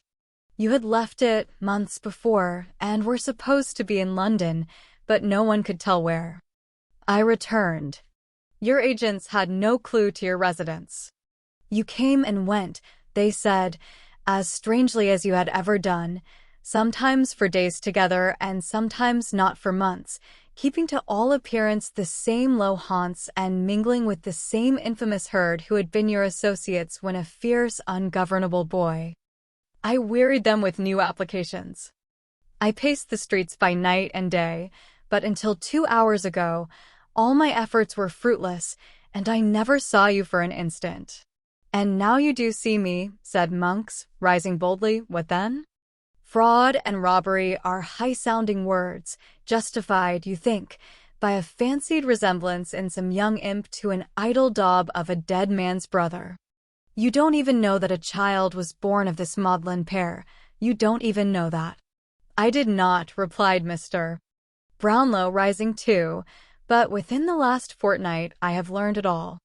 You have a brother, you know it, and him. There was a will, which your mother destroyed, leaving the secret and the gain to you at her own death. It contained a reference to some child likely to be the result of the sad connection, which child was born and accidentally encountered by you when your suspicions were first awakened by his resemblance to your father. You repaired to the place of his birth. There existed proofs long suppressed of his birth and parentage.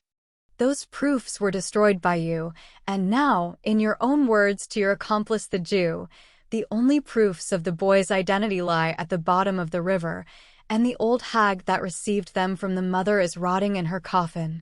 Unworthy son, coward, liar, you, who hold your counsels with thieves and murderers in dark rooms at night, you, whose plots and wiles have brought a violent death upon the head of one worth millions such as you, who from your cradle were gall and bitterness to your own father's heart, and in whom all evil passions, vice, and profligacy festered, till they found a vent in a hideous disease which had made your face an index even to your mind.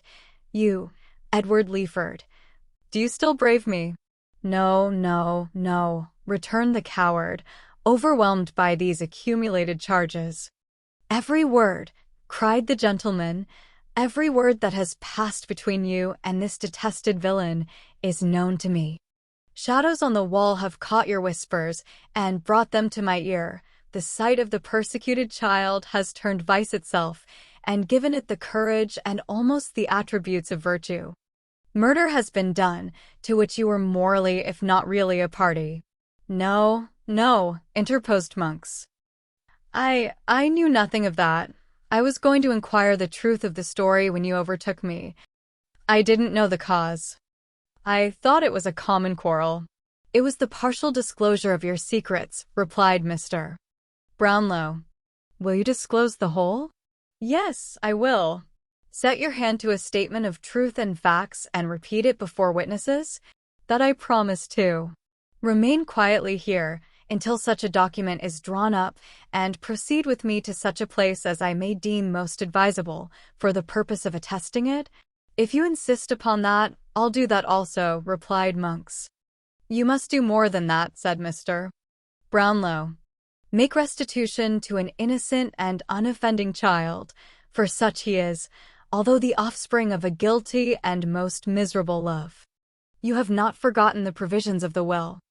Carry them into execution so far as your brother is concerned, and then go where you please. In this world you need meet no more.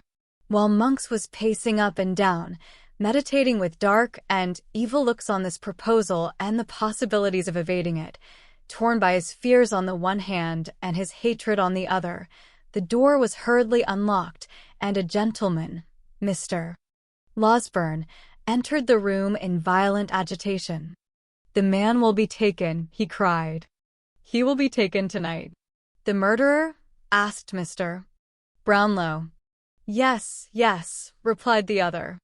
His dog has been seen lurking about some old haunt, and there seems little doubt that his master either is, or will be, there under cover of the darkness. Spies are hovering about in every direction. I have spoken to the men who are charged with his capture, and they tell me he cannot escape. A reward of £100 is proclaimed by government tonight. I will give 50 more, said Mr. Brownlow, and proclaim it with my own lips upon the spot, if I can reach it. Where is Mr. May I? Harry? As soon as he had seen your friend here, safe in a coach with you, he hurried off to where he heard this, replied the doctor, and mounting his horse sallied forth to join the first party at some place in the outskirts agreed upon between them. Fagin, said Mr. Brownlow, what of him? When I last heard, he had not been taken, but he will be, or is, by this time. They're sure of him. Have you made up your mind? Asked Mr. Brownlow in a low voice of Monks. Yes, he replied. You will be secret with me? I will. Remain here till I return. It is your only hope of safety. They left the room, and the door was again locked. What have you done? Asked the doctor in a whisper. All that I could hope to do, and even more. Coupling the poor girl's intelligence with my previous knowledge, and the result of our good friend's inquiries on the spot, I left him no loophole of escape, and laid bare the whole villainy which by these lights became plain as day. Write and appoint the evening after tomorrow at 7 for the meeting. We shall be down there, a few hours before, but shall require rest, especially the young lady, who may have greater need of firmness than either you or I can quite foresee just now. But my blood boils to avenge this poor murdered creature. Which way have they taken? Drive straight to the office and you will be in time, replied Mr. Losberne. I will remain here. The two gentlemen hastily separated, each in a fever of excitement wholly uncontrollable. Chapter 50. The Pursuit and Escape. Near to that part of the Thames on which the church at Rotherhithe abuts, where the buildings on the banks are dirtiest and the vessels on the river blackest with the dust of colliers and the smoke of close-built low-roofed houses, there exists the filthiest, the strangest, the most extraordinary of the many localities that are hidden in London, wholly unknown, even by name, to the great mass of its inhabitants. To reach this place, the visitor has to penetrate through a maze of close, narrow, and muddy streets, thronged by the roughest and poorest of waterside people, and devoted to the traffic they may be supposed to occasion. The cheapest and least delicate provisions are heaped in the shops, the coarsest and commonest articles of wearing apparel dangle at the salesman's door, and stream from the house parapet and windows. Jostling with unemployed laborers of the lowest class, ballast heavers, coal whippers, brazen women, ragged children, and the rough and refuse of the river, he makes his way with difficulty along. Assailed by offensive sights and smells from the narrow alleys which branch off on the right and left, and deafened by the clash of ponderous wagons that bear great piles of merchandise from the stacks of warehouses that rise from every corner. Arriving, at length, in streets remoter and less frequented than those through which he has passed, he walks beneath tottering house fronts projecting over the pavement, dismantled walls that seem to totter as he passes, chimneys half crushed, half hesitating to fall, windows guarded by rusty iron bars that time and dirt have almost eaten away, every imaginable sign of desolation and neglect. In such a neighborhood, beyond Dockhead in the borough of Southwark, stands Jacob's Island, surrounded by a muddy ditch, 6 or 8 feet deep and 15 or 20 wide when the tide is in, once called Mill Pond, but known in the days of this story as Folly Ditch. It is a creek or inlet from the Thames, and can always be filled at high water by opening the sluices at the lead mills from which it took its old name. At such times, a stranger, looking from one of the wooden bridges thrown across it at Mill Lane, will see the inhabitants of the houses on either side lowering from their back doors and windows buckets, pails, domestic utensils of all kinds, in which to haul the water up, and when his eye is turned from these operations to the houses themselves, his utmost astonishment will be excited by the scene before him.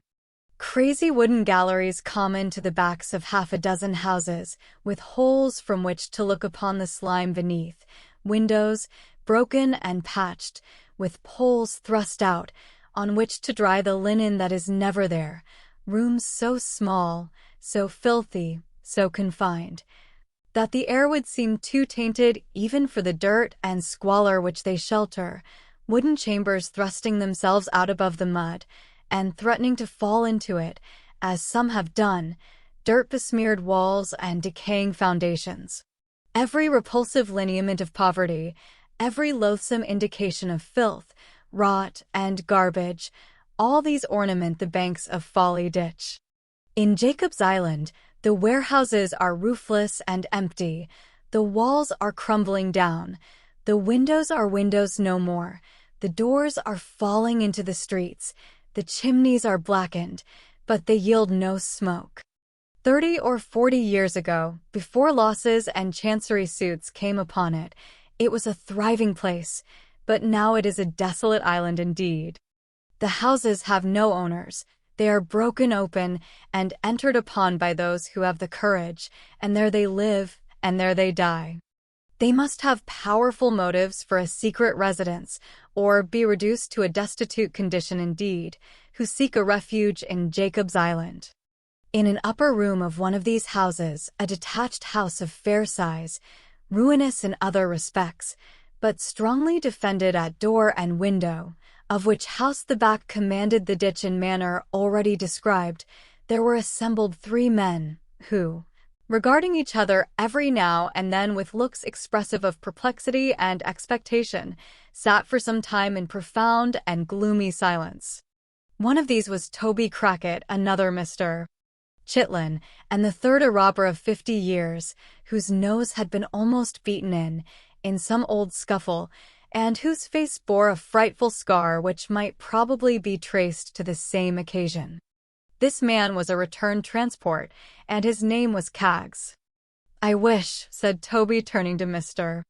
Chitlin, "that you had picked out some other crib when the 2 old ones got too warm and had not come here, my fine feller."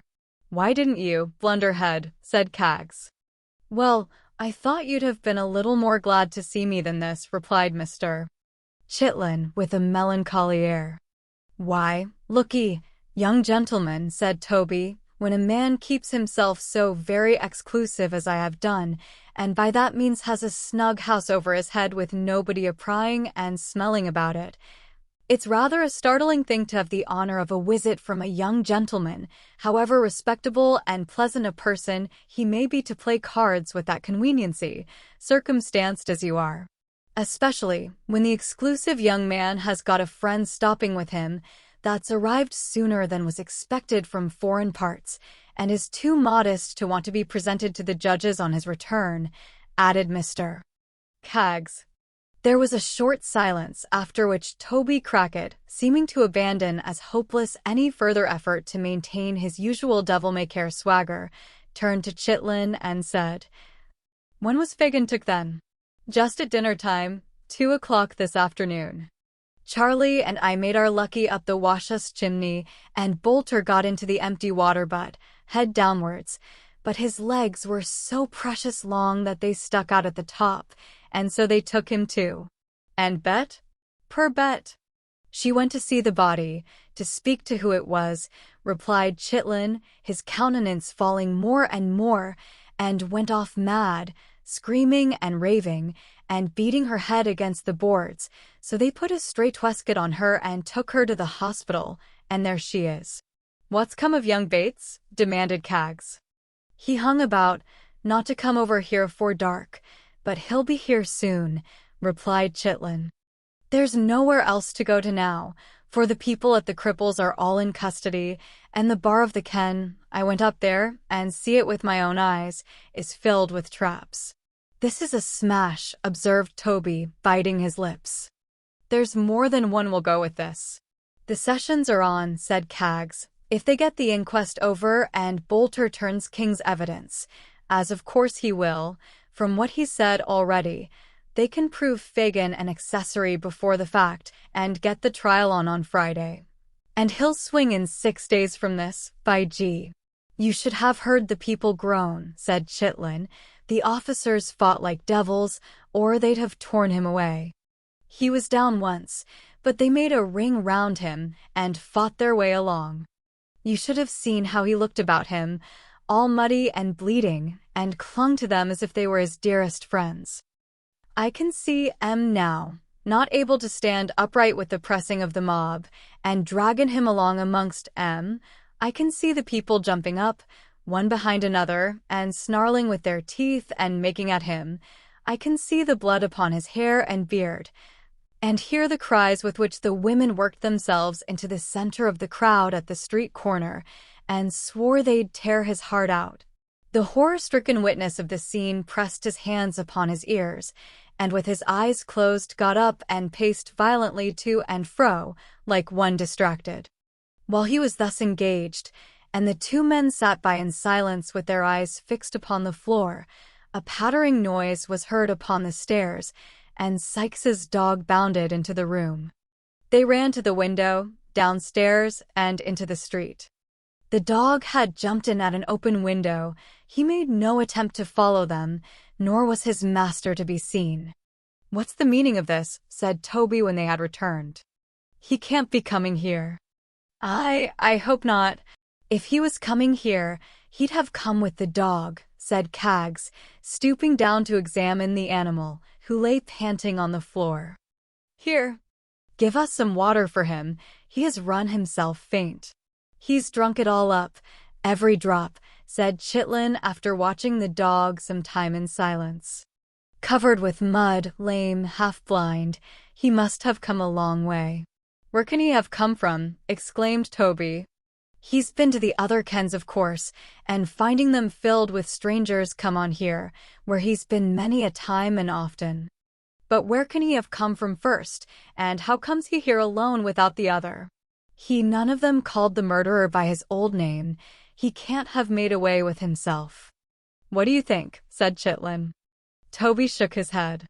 If he had, said Cags, the dog, you'd want to lead us away to where he did it. No. I think he's got out of the country and left the dog behind. He must have given him the slip somehow, or he wouldn't be so easy. This solution, appearing the most probable one, was adopted as the right. The dog, creeping under a chair, coiled himself up to sleep, without more notice from anybody. It being now dark, the shutter was closed, and a candle lighted and placed upon the table.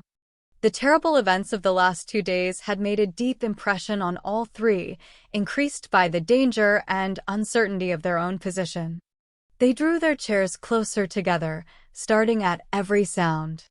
They spoke little, and that in whispers, and were as silent and awe-stricken as if the remains of the murdered woman lay in the next room.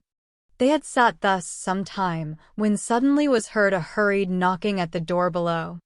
Young Bates, said Cags, looking angrily round, to check the fear he felt himself.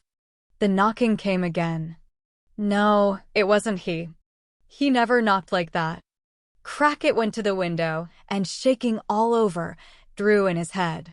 There was no need to tell them who it was. His pale face was enough.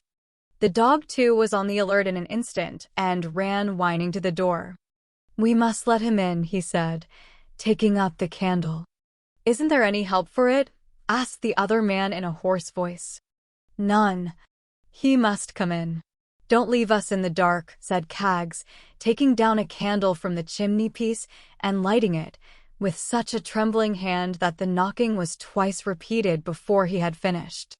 Crackit went down to the door, and returned followed by a man with the lower part of his face buried in a handkerchief, and another tied over his head under his hat. He drew them slowly off. Blanched face, sunken eyes, hollow cheeks, beard of 3 days' growth, wasted flesh, short thick breath, it was the very ghost of Sikes.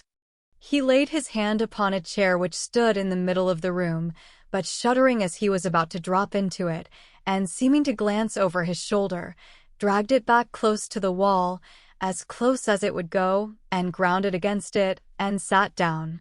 Not a word had been exchanged. He looked from one to another in silence. If an eye were furtively raised and met his, it was instantly averted. When his hollow voice broke silence, they all three started. They seemed never to have heard its tones before. How came that dog here? He asked. Alone. 3 hours ago. Tonight's paper says that Fagans took. Is it true or a lie? True. They were silent again. Damn you all, said Sikes, passing his hand across his forehead. Have you nothing to say to me? There was an uneasy movement among them, but nobody spoke. You that keep this house, said Sikes, turning his face to Crackit, do you mean to sell me, or to let me lie here till this hunt is over? You may stop here, if you think it's safe, returned the person addressed, after some hesitation. Sikes carried his eyes slowly up the wall behind him, rather trying to turn his head than actually doing it, and said, Is it, the body, is it buried? They shook their heads. Why isn't it? He retorted with the same glance behind him. What do they keep such ugly things above the ground for? Who's that knocking? Crackit intimated, by a motion of his hand as he left the room, that there was nothing to fear, and directly came back with Charlie Bates behind him. Sikes sat opposite the door, so that the moment the boy entered the room he encountered his figure. Toby, said the boy, falling back as Sikes turned his eyes towards him, why didn't you tell me this downstairs? There had been something so tremendous in the shrinking off of the three that the wretched man was willing to propitiate even this lad. Accordingly, he nodded and made as though he would shake hands with him. "Let me go into some other room," said the boy, retreating still farther. "Charlie," said Sikes, stepping forward. Don't you know me?" "Don't come nearer me," answered the boy, still retreating and looking with horror in his eyes upon the murderer's face. "You monster!"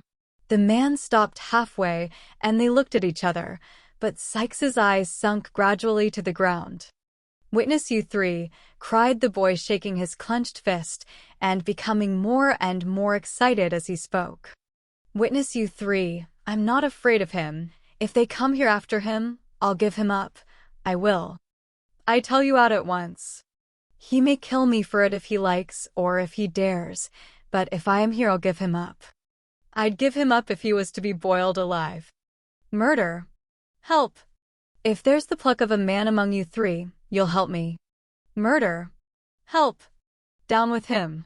Pouring out these cries and accompanying them with violent gesticulation, the boy actually threw himself, single-handed, upon the strong man, and in the intensity of his energy and the suddenness of his surprise, brought him heavily to the ground.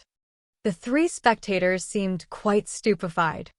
They offered no interference, and the boy and man rolled on the ground together, the former, heedless of the blows that showered upon him, wrenching his hands tighter and tighter in the garments about the murderer's breast, and never ceasing to call for help with all his might. The contest, however, was too unequal to last long. Sikes had him down, and his knee was on his throat, when Crockett pulled him back with a look of alarm and pointed to the window. There were lights gleaming below, voices in loud and earnest conversation, the tramp of hurried footsteps, endless they seemed in number, crossing the nearest wooden bridge. One man on horseback seemed to be among the crowd, for there was the noise of hoofs rattling on the uneven pavement. The gleam of lights increased, the footsteps came more thickly and noisily on.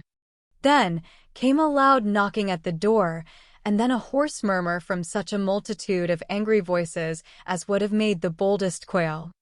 "Help!" shrieked the boy in a voice that rent the air. "He's here! Break down the door!" "In the king's name!" cried the voices without, and the hoarse cry arose again, but louder. "Break down the door!" screamed the boy. "I tell you they'll never open it. Run straight to the room where the light is. Break down the door!" Strokes, thick and heavy, rattled upon the door and lower window shutters as he ceased to speak, and a loud huzzah burst from the crowd, giving the listener, for the first time, some adequate idea of its immense extent. "Open the door of some place where I can lock this screeching hellbabe," cried Sikes fiercely, running to and fro and dragging the boy, now, as easily as if he were an empty sack. "That door! Quick!" He flung him in, bolted it, and turned the key. "Is the downstairs door fast?" "Double-locked and chained," replied Crockett, who, with the other two men, still remained quite helpless and bewildered. "The panels, are they strong?" "Lined with sheet iron." "And the windows too?" "Yes, and the windows." "Damn you!" cried the desperate ruffian, throwing up the sash and menacing the crowd. "Do your worst. I'll cheat you yet." Of all the terrific yells that ever fell on mortal ears, none could exceed the cry of the infuriated throng. Some shouted to those who were nearest to set the house on fire, others roared to the officers to shoot him dead. Among them all, none showed such fury as the man on horseback, who, throwing himself out of the saddle, and bursting through the crowd as if he were parting water, cried, beneath the window, in a voice that rose above all others, 20 guineas to the man who brings a ladder." The nearest voices took up the cry, and hundreds echoed it. Some called for ladders, some for sledgehammers, some ran with torches to and fro as if to seek them, and still came back and roared again. Some spent their breath in impotent curses and execrations. Some pressed forward with the ecstasy of madmen, and thus impeded the progress of those below. Some among the boldest attempted to climb up by the water-spout and crevices in the wall, and all waved to and fro, in the darkness beneath, like a field of corn moved by an angry wind, and joined from time to time in one loud furious roar. "The tide!" cried the murderer as he staggered back into the room and shut the faces out. "The tide was in as I came up. Give me a rope, a long rope. They're all in front. I may drop into the folly ditch and clear off that way. Give me a rope, or I shall do 3 more murders and kill myself." The panic-stricken men pointed to where such articles were kept. The murderer, hastily selecting the longest and strongest cord, hurried up to the housetop. All the windows in the rear of the house had been long ago bricked up, except one small trap in the room where the boy was locked, and that was too small even for the passage of his body. But, from this aperture, he had never ceased to call on those without, to guard the back, and thus, when the murderer emerged at last on the housetop by the door in the roof, a loud shout proclaimed the fact to those in front, who immediately began to pour round, pressing upon each other in an unbroken stream. He planted a board, which he had carried up with him for the purpose, so firmly against the door that it must be matter of great difficulty to open it from the inside, and creeping over the tiles, looked over the low parapet. The water was out and the ditch a bed of mud. The crowd had been hushed during these few moments, watching his motions and doubtful of his purpose, but the instant they perceived it and knew it was defeated, they raised a cry of triumphant execration to which all their previous shouting had been whispers. Again and again it rose. Those who were at too great a distance to know its meaning took up the sound. It echoed and re-echoed. It seemed as though the whole city had poured its population out to curse him. On pressed the people from the front, on, in a strong struggling current of angry faces, with here and there a glaring torch to lighten them up and show them out in all their wrath and passion. The houses on the opposite side of the ditch had been entered by the mob. Sashes were thrown up or torn bodily out. There were tiers and tiers of faces in every window, cluster upon cluster of people clinging to every housetop. Each little bridge, and there were 3 in sight, bent beneath the weight of the crowd upon it. Still the current poured on to find some nook or hole from which to vent their shouts, and only for an instant see the wretch. "They have him now," cried a man on the nearest bridge. "Hurrah!" The crowd grew light with uncovered heads, and again the shout uprose. "I will give £50, cried an old gentleman from the same quarter, to the man who takes him alive. "I will remain here, till he come to ask me for it." There was another roar. At this moment the word was passed among the crowd that the door was forced at last, and that he who had first called for the ladder had mounted into the room. The stream abruptly turned, as this intelligence ran from mouth to mouth, and the people at the windows, seeing those upon the bridges pouring back, quitted their stations and, running into the street, joined the concourse that now thronged pell-mell to the spot they had left, each man crushing and striving with his neighbor, and all panting with impatience to get near the door and look upon the criminal as the officers brought him out.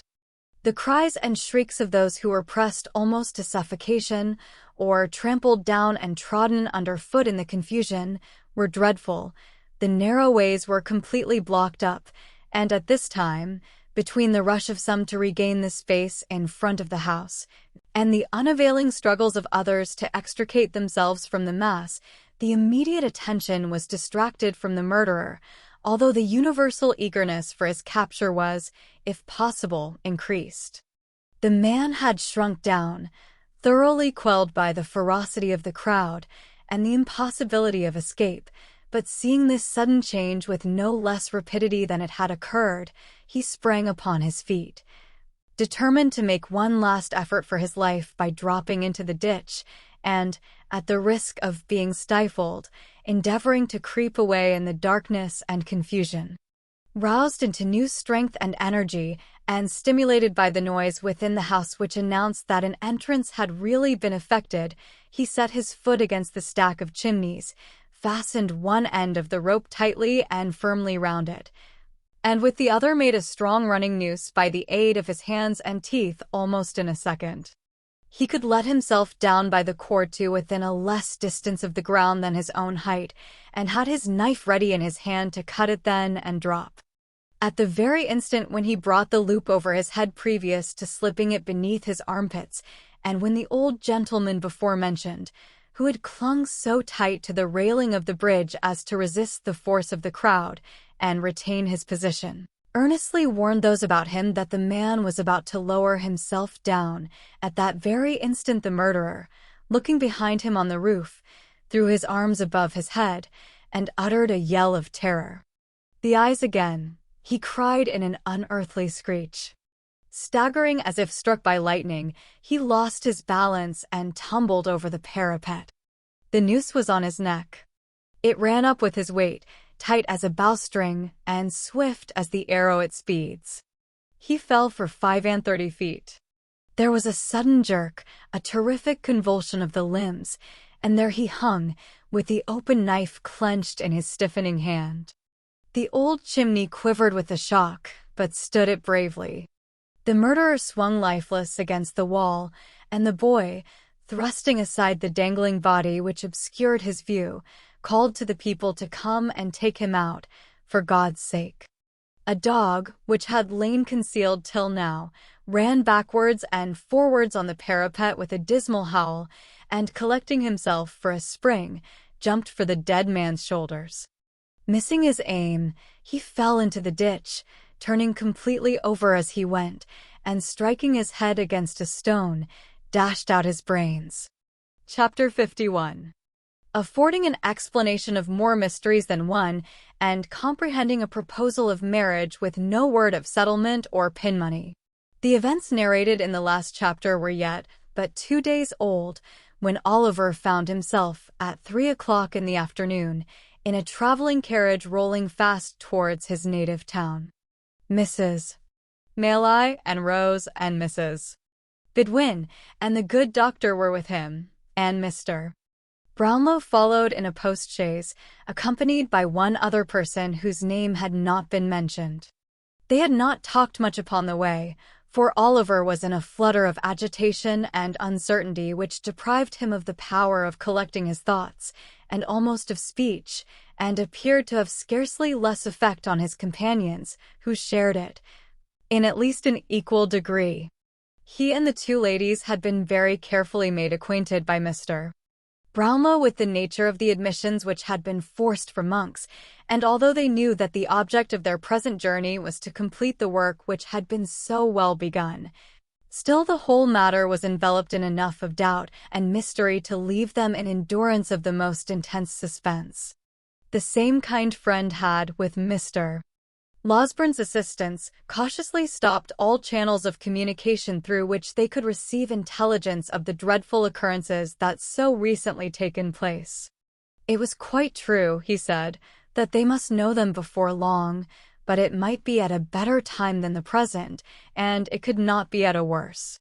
So they travelled on in silence, each busied with reflections on the object which had brought them together, and no one disposed to give utterance to the thoughts which crowded upon all. But if Oliver, under these influences, had remained silent while they journeyed towards his birthplace by a road he had never seen, how the whole current of his recollections ran back to old times, and what a crowd of emotions were wakened up in his breast, when they turned into that which he had traversed on foot, a poor houseless, wandering boy, without a friend to help him, or a roof to shelter his head. "See there, there," cried Oliver, eagerly clasping the hand of Rose, and pointing out at the carriage window. "That's the stile I came over. There are the hedges I crept behind, for fear anyone should overtake me and force me back. Yonder is the path across the fields, leading to the old house where I was a little child.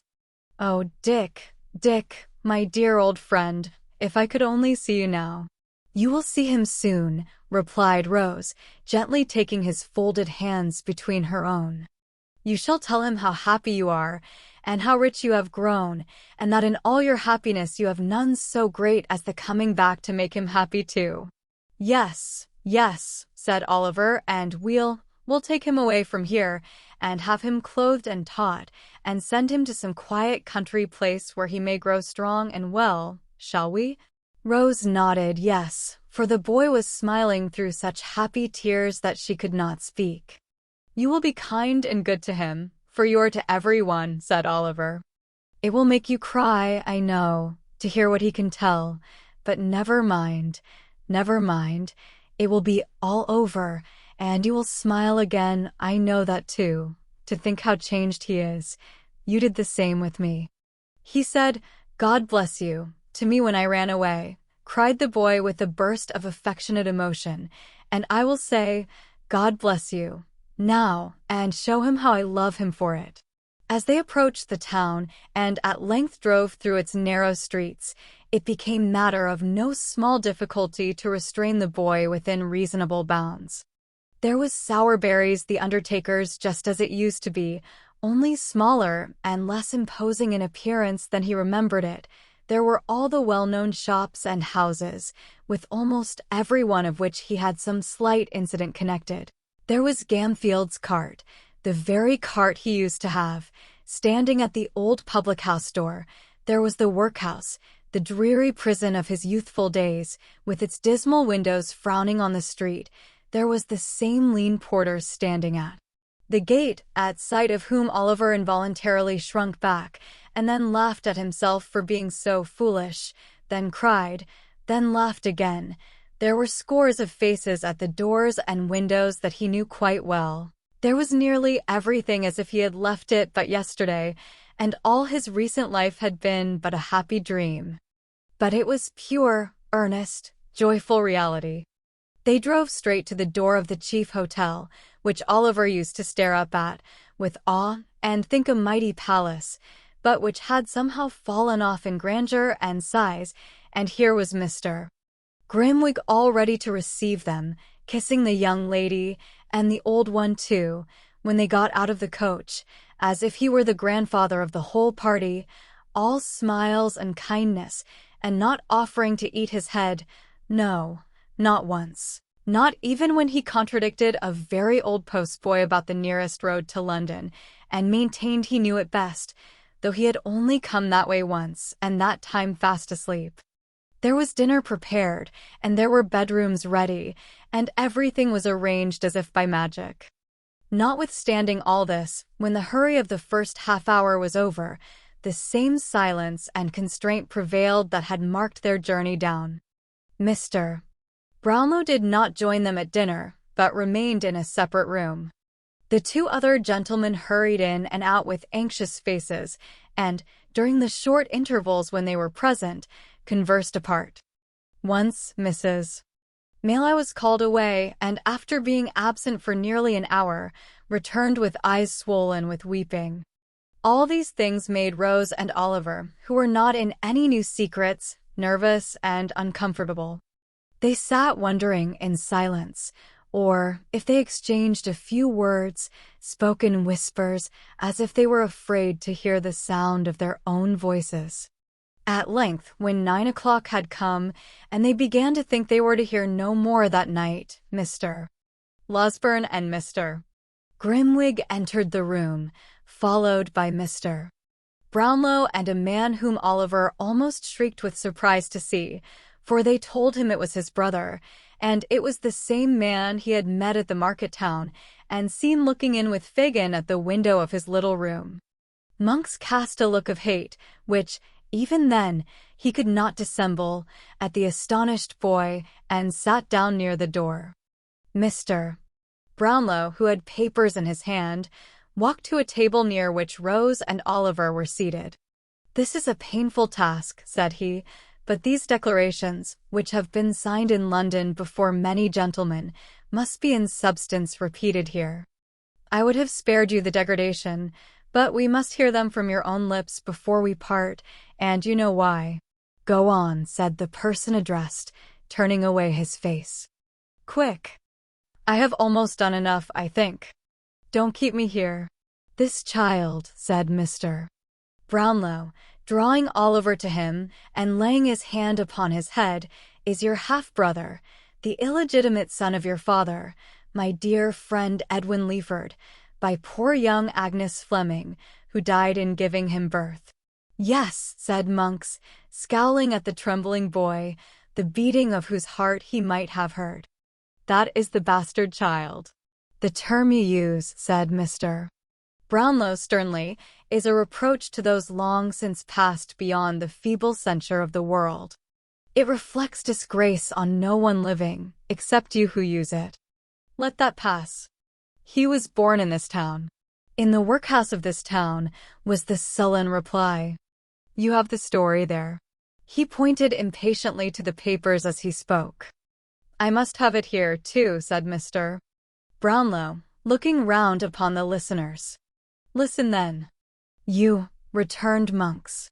His father being taken ill at Rome, was joined by his wife, my mother, from whom he had been long separated, who went from Paris and took me with her to look after his property, for what I know, for she had no great affection for him, nor he for her. He knew nothing of us, for his senses were gone, and he slumbered on till next day, when he died. Among the papers in his desk were two, dated on the night his illness first came on, directed to yourself. He addressed himself to Mr. Brownlow, and enclosed in a few short lines to you, with an intimation on the cover of the package that it was not to be forwarded till after he was dead. One of these papers was a letter to this girl Agnes, the other a will. What of the letter? Asked Mr. Brownlow. The letter, a sheet of paper crossed and crossed again, with a penitent confession and prayers to God to help her. He had palmed a tale on the girl that some secret mystery, to be explained one day, prevented his marrying her just then, and so she had gone on, trusting patiently to him, until she trusted too far and lost what none could ever give her back. She was, at that time, within a few months of her confinement.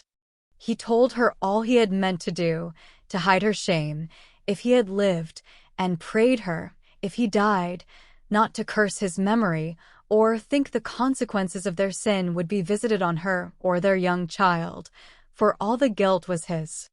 He reminded her of the day he had given her the little locket and the ring with her Christian name engraved upon it, and a blank left for that which he hoped one day to have bestowed upon her, prayed her yet to keep it, and wear it next her heart, as she had done before, and then ran on, wildly, in the same words, over and over again, as if he had gone distracted.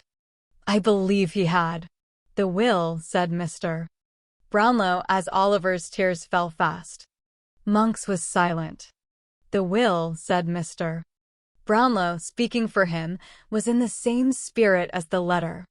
He talked of miseries which his wife had brought upon him, of the rebellious disposition, vice, malice, and premature bad passions of you his only son, who had been trained to hate him, and left you, and your mother, each an annuity of £800.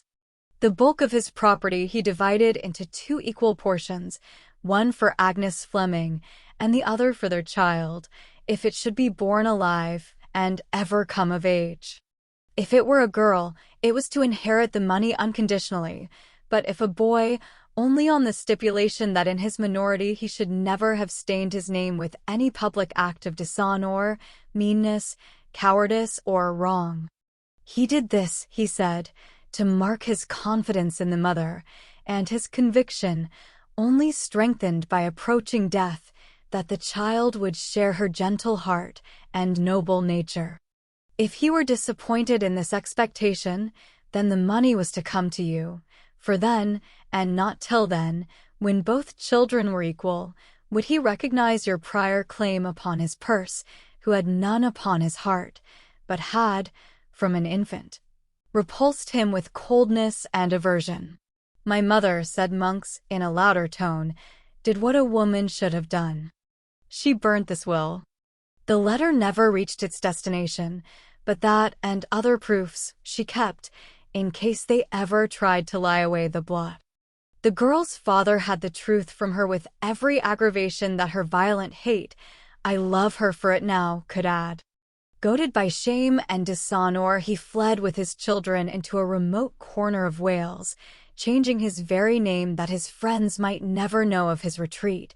And here, no great while afterwards, he was found dead in his bed. The girl had left her home, in secret, some weeks before.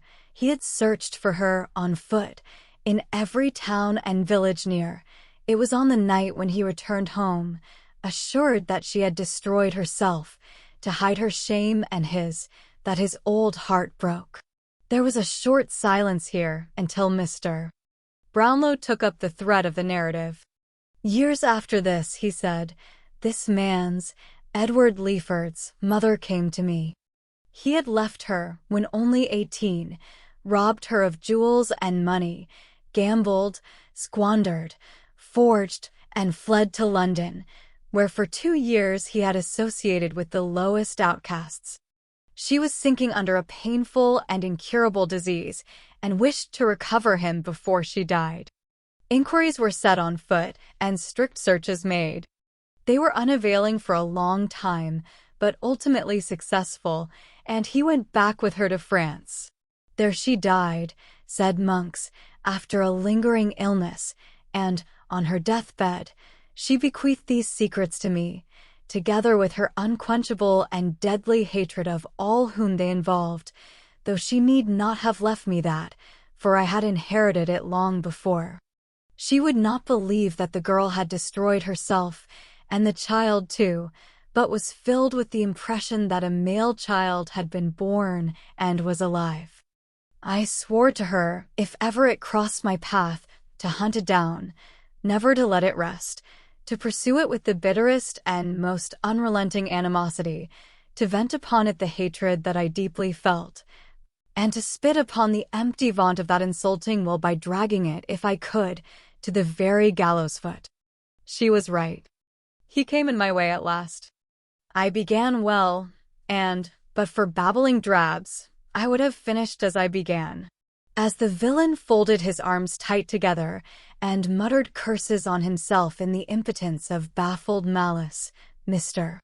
Brownlow turned to the terrified group beside him and explained that the Jew, who had been his old accomplice and confidant, had a large reward for keeping Oliver ensnared, of which some part was to be given up in the event of his being rescued, and that a dispute on this head had led to their visit to the country house for the purpose of identifying him. The locket and ring, said Mr. Brownlow, turning to Monks. I bought them from the man and woman I told you of, who stole them from the nurse, who stole them from the corpse, answered Monks without raising his eyes. You know what became of them. Mr. Brownlow merely nodded to Mr. Grimwig, who, disappearing with great alacrity, shortly returned, pushing in Mrs. Bumble, and dragging her unwilling consort after him. Do my eyes deceive me? Cried Mr. Bumble, with ill-feigned enthusiasm, or is that little Oliver? Oh, Oliver, if you knowed how I've been grieving for you. Hold your tongue, fool, murmured Mrs. Bumble. Isn't nature, Mrs. Bumble, remonstrated the workhouse master. Can't I be supposed to feel, I has brought him up parochially, when I see him a-setting here among ladies and gentlemen of the very affablest description? I always loved that boy as if he'd been my own grandfather, said Mr. Bumble, halting for an appropriate comparison. Master Oliver, my dear, you remember the blessed gentleman in the white waistcoat? Ah! He went to heaven last week, in an oak coffin with plated handles, Oliver. Come, sir, said Mr. Grimwig, tartly, suppress your feelings. I will do my endeavors, sir, replied Mr. Bumble. How do you do, sir? I hope you are very well. This salutation was addressed to Mr. Brownlow, who had stepped up to within a short distance of the respectable couple. He inquired, as he pointed to Monks, Do you know that person? No, replied Mrs. Bumble flatly. Perhaps you don't, said Mr. Brownlow, addressing her spouse. I never saw him in all my life, said Mr. Bumble. Nor sold him anything, perhaps? No, replied Mrs. Bumble. You never had, perhaps, a certain gold locket and ring, said Mr. Brownlow. Certainly not, replied the matron. Why are we brought here to answer to such nonsense as this? Again Mr. Brownlow nodded to Mr. Grimwig, and again that gentleman limped away with extraordinary readiness. But not again did he return with a stout man and wife, for this time he led in two palsied women, who shook and tottered as they walked. You shut the door the night old Sally died, said the foremost one, raising her shriveled hand, but you couldn't shut out the sound, nor stop the chinks. No, no, said the other, looking round her and wagging her toothless jaws. No, no, no. We heard her try to tell you what she'd done, and saw you take a paper from her hand, and watched you too, next day, to the pawnbroker's shop, said the first. Yes, added the second, and it was a locket and gold ring. We found out that, and saw it given you. We were by. Oh! We were by. And we know more than that, resumed the first, for she told us often, long ago, that the young mother had told her that, feeling she should never get over it, she was on her way, at the time that she was taken ill, to die near the grave of the father of the child. Would you like to see the pawnbroker himself? Asked Mr. Grimwig with a motion towards the door. No, replied the woman. If he, she pointed to Monks, has been coward enough to confess, as I see he has, and you have sounded all these hags till you have found the right ones, I have nothing more to say. I did sell them, and they're where you'll never get them. What then? Nothing, replied Mr. Brownlow, except that it remains for us to take care that neither of you is employed in a situation of trust again. You may leave the room. I hope, said Mr. Bumble, looking about him with great ruefulness, as Mr. Grimwig disappeared with the two old women. I hope that this unfortunate little circumstance will not deprive me of my parochial office? Indeed it will, replied Mr. Brownlow. You may make up your mind to that, and think yourself well off besides. It was all Mrs. Bumble. She would do it, urged Mr. Bumble, first looking round to ascertain that his partner had left the room. That is no excuse, replied Mr. Brownlow. You were present on the occasion of the destruction of these trinkets, and indeed are the more guilty of the two, in the eye of the law, for the law supposes that your wife acts under your direction. If the law supposes that, said Mr. Bumble, squeezing his hat emphatically in both hands, the law is a ass, a idiot. If that's the eye of the law is a bachelor, and the worst I wish the law is, that his eye may be opened by experience. Laying great stress on the repetition of these two words, Mr. Bumble fixed his hat on very tight, and putting his hands in his pockets, followed his helpmate downstairs. Young lady, said Mr. Brownlow, turning to Rose, give me your hand. Do not tremble. You need not fear to hear the few remaining words we have to say. If they have, I do not know how they can, but if they have any reference to me, said Rose, pray let me hear them at some other time. I have not strength or spirits now. Nay, returned the old gentleman, drawing her arm through his, you have more fortitude than this, I am sure. Do you know this young lady, sir? Yes, replied Monks. I never saw you before, said Rose faintly. I have seen you often, returned Monks. The father of the unhappy Agnes had 2 daughters, said Mr. Brownlow. What was the fate of the other, the child? The child, replied Monks, when her father died in a strange place, in a strange name, without a letter, book, or scrap of paper that yielded the faintest clue by which his friends or relatives could be traced, the child was taken by some wretched cottagers, who reared it as their own. Go on, said Mr.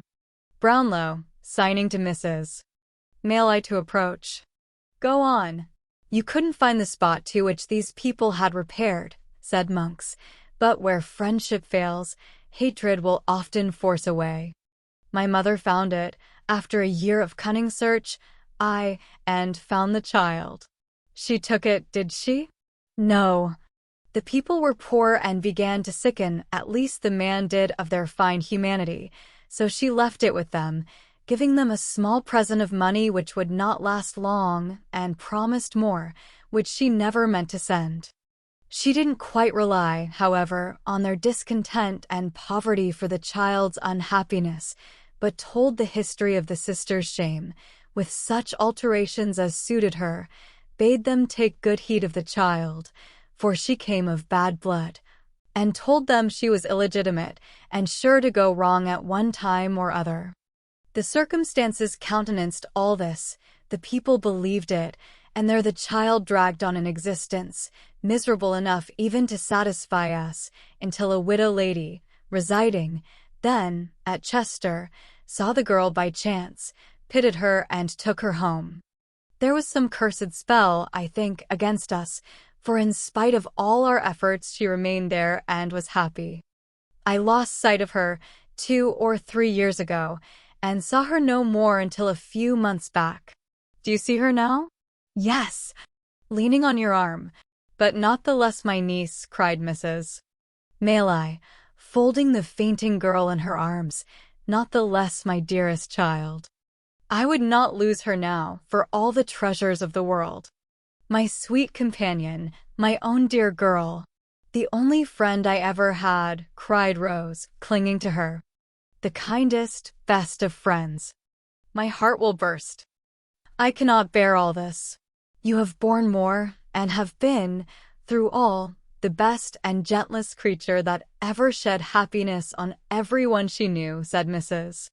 May, embracing her tenderly. Come, come, my love, remember who this is who waits to clasp you in his arms, poor child. See here, look, my dear. Not aunt, cried Oliver, throwing his arms about her neck. I'll never call her aunt, sister, my own dear sister, that something taught my heart to love so dearly from the first. Rose, dear, darling Rose.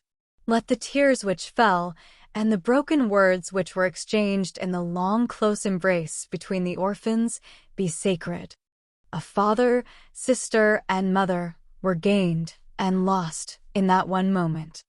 Joy and grief were mingled in the cup, but there were no bitter tears, for even grief itself arose so softened and clothed in such sweet and tender recollections that it became a solemn pleasure and lost all character of pain. They were a long, long time alone. A soft tap at the door at length announced that someone was without. Oliver opened it, glided away, and gave place to Harry May. I know it all, he said, taking a seat beside the lovely girl. Dear Rose, I know it all. I am not here by accident, he added after a lengthened silence, nor have I heard all this tonight, for I knew it yesterday, only yesterday. Do you guess that I have come to remind you of a promise? Stay, said Rose. You do know all. All. You gave me leave at any time within a year to renew the subject of our last discourse. I did. Not to press you to alter your determination, pursued the young man, but to hear you repeat it, if you would. I was to lay whatever of station or fortune I might possess at your feet, and if you still adhere to your former determination, I pledged myself, by no word or act, to seek to change it. The same reasons which influenced me then will influence me now, said Rose firmly. If I ever owed a strict and rigid duty to her, whose goodness saved me from a life of indigence and suffering, when should I ever feel it as I should tonight? It is a struggle, said Rose, but one I am proud to make. It is a pang, but one my heart shall bear. The disclosure of tonight, Harry began. The disclosure of tonight, replied Rose softly, leaves me in the same position, with reference to you, as that in which I stood before. You harden your heart against me, Rose, urged her lover. "Oh, Harry, Harry," said the young lady, bursting into tears, "I wish I could, and spare myself this pain." "Then why inflict it on yourself?" said Harry, taking her hand. "Think, dear Rose, think what you have heard tonight." "And what have I heard?" "What have I heard?" cried Rose. "That a sense of his deep disgrace so worked upon my own father that he shunned all. There, we have said enough, Harry, we have said enough." Not yet," said the young man, detaining her as she rose. "My hopes, my wishes, prospects, feeling, every thought in life except my love for you, have undergone a change. I offer you, now, no distinction among a bustling crowd, no mingling with a world of malice and detraction, where the blood is called into honest cheeks by aught but real disgrace and shame, but a home, a heart and home, yes, dearest Rose, and those alone, are all I have to offer." "What do you mean?" she faltered. "I mean but this, that when I left you last, I left you with a firm determination to level all fancied barriers between yourself and me, resolved that if my world could not be yours, I would make yours mine, that no pride of birth should curl the lip at you, for I would turn from it. This I have done. Those who have shrunk from me because of this, have shrunk from you, and proved you so far right. Such power and patronage, such relatives of influence and rank, as smiled upon me then, look coldly now, but there are smiling fields and waving trees in England's richest county, and by one village church, mine, Rose, my own, there stands a rustic dwelling which you can make me prouder of than all the hopes I have renounced, measured 1,000-fold. This is my rank and station now, and here I lay it down. It's a trying thing waiting supper for lovers," said Mr. Grimwig, waking up and pulling his pocket handkerchief from over his head. Truth to tell, the supper had been waiting a most unreasonable time. Neither Mrs. Mayleye, nor Harry, nor Rose, who all came in together, could offer a word in extenuation. "I had serious thoughts of eating my head tonight," said Mr. Grimwig, "for I began to think I should get nothing else. I'll take the liberty, if you'll allow me, of saluting the bride that is to be." Mr. Grimwig lost no time in carrying this notice into effect upon the blushing girl, and the example, being contagious, was followed both by the doctor and Mr. Brownlow. Some people affirm that Harry Mayleye had been observed to set it, originally, in a dark room adjoining, but the best authorities consider this downright scandal, he being young and a clergyman. "Oliver, my child," said Mrs. Mayleye, "where have you been, and why do you look so sad? There are tears stealing down your face at this moment. What is the matter?" "It is a world of disappointment, often to the hopes we most cherish, and hopes that do our nature the greatest honor." Poor Dick was dead. Chapter 52. Fagin's last night alive. The court was paved, from floor to roof, with human faces.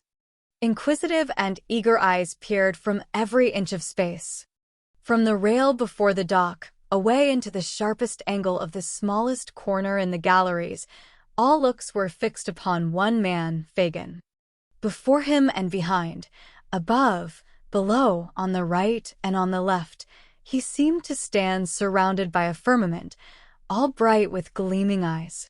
He stood there, in all this glare of living light, with one hand resting on the wooden slab before him, the other held to his ear, and his head thrust forward to enable him to catch with greater distinctness every word that fell from the presiding judge, who was delivering his charge to the jury. At times, he turned his eyes sharply upon them to observe the effect of the slightest featherweight in his favor, and when the points against him were stated with terrible distinctness, looked towards his counsel, in mute appeal that he would, even then, urge something in his behalf. Beyond these manifestations of anxiety, he stirred not hand or foot.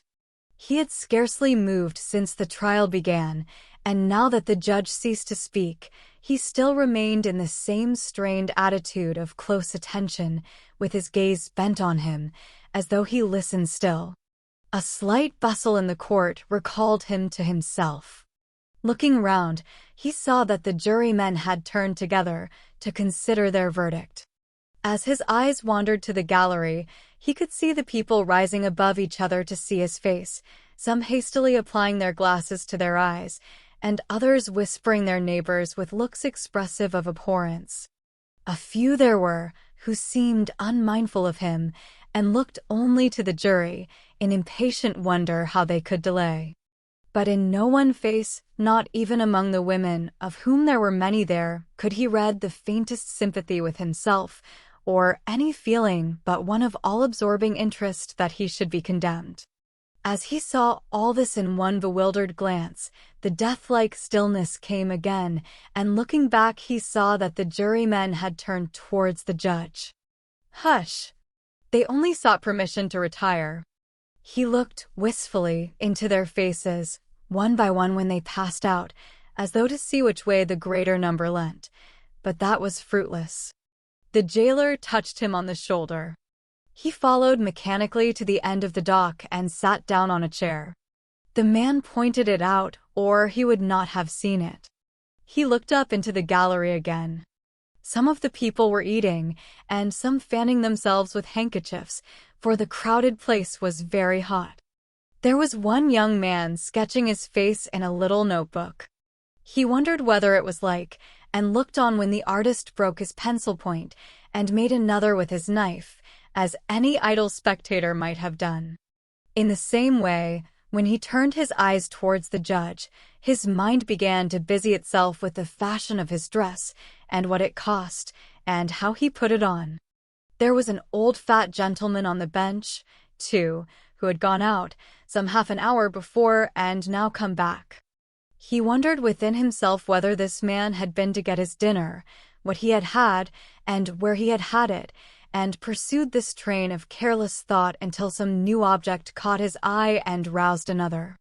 Not that, all this time, his mind was, for an instant, free from one oppressive, overwhelming sense of the grave that opened at his feet.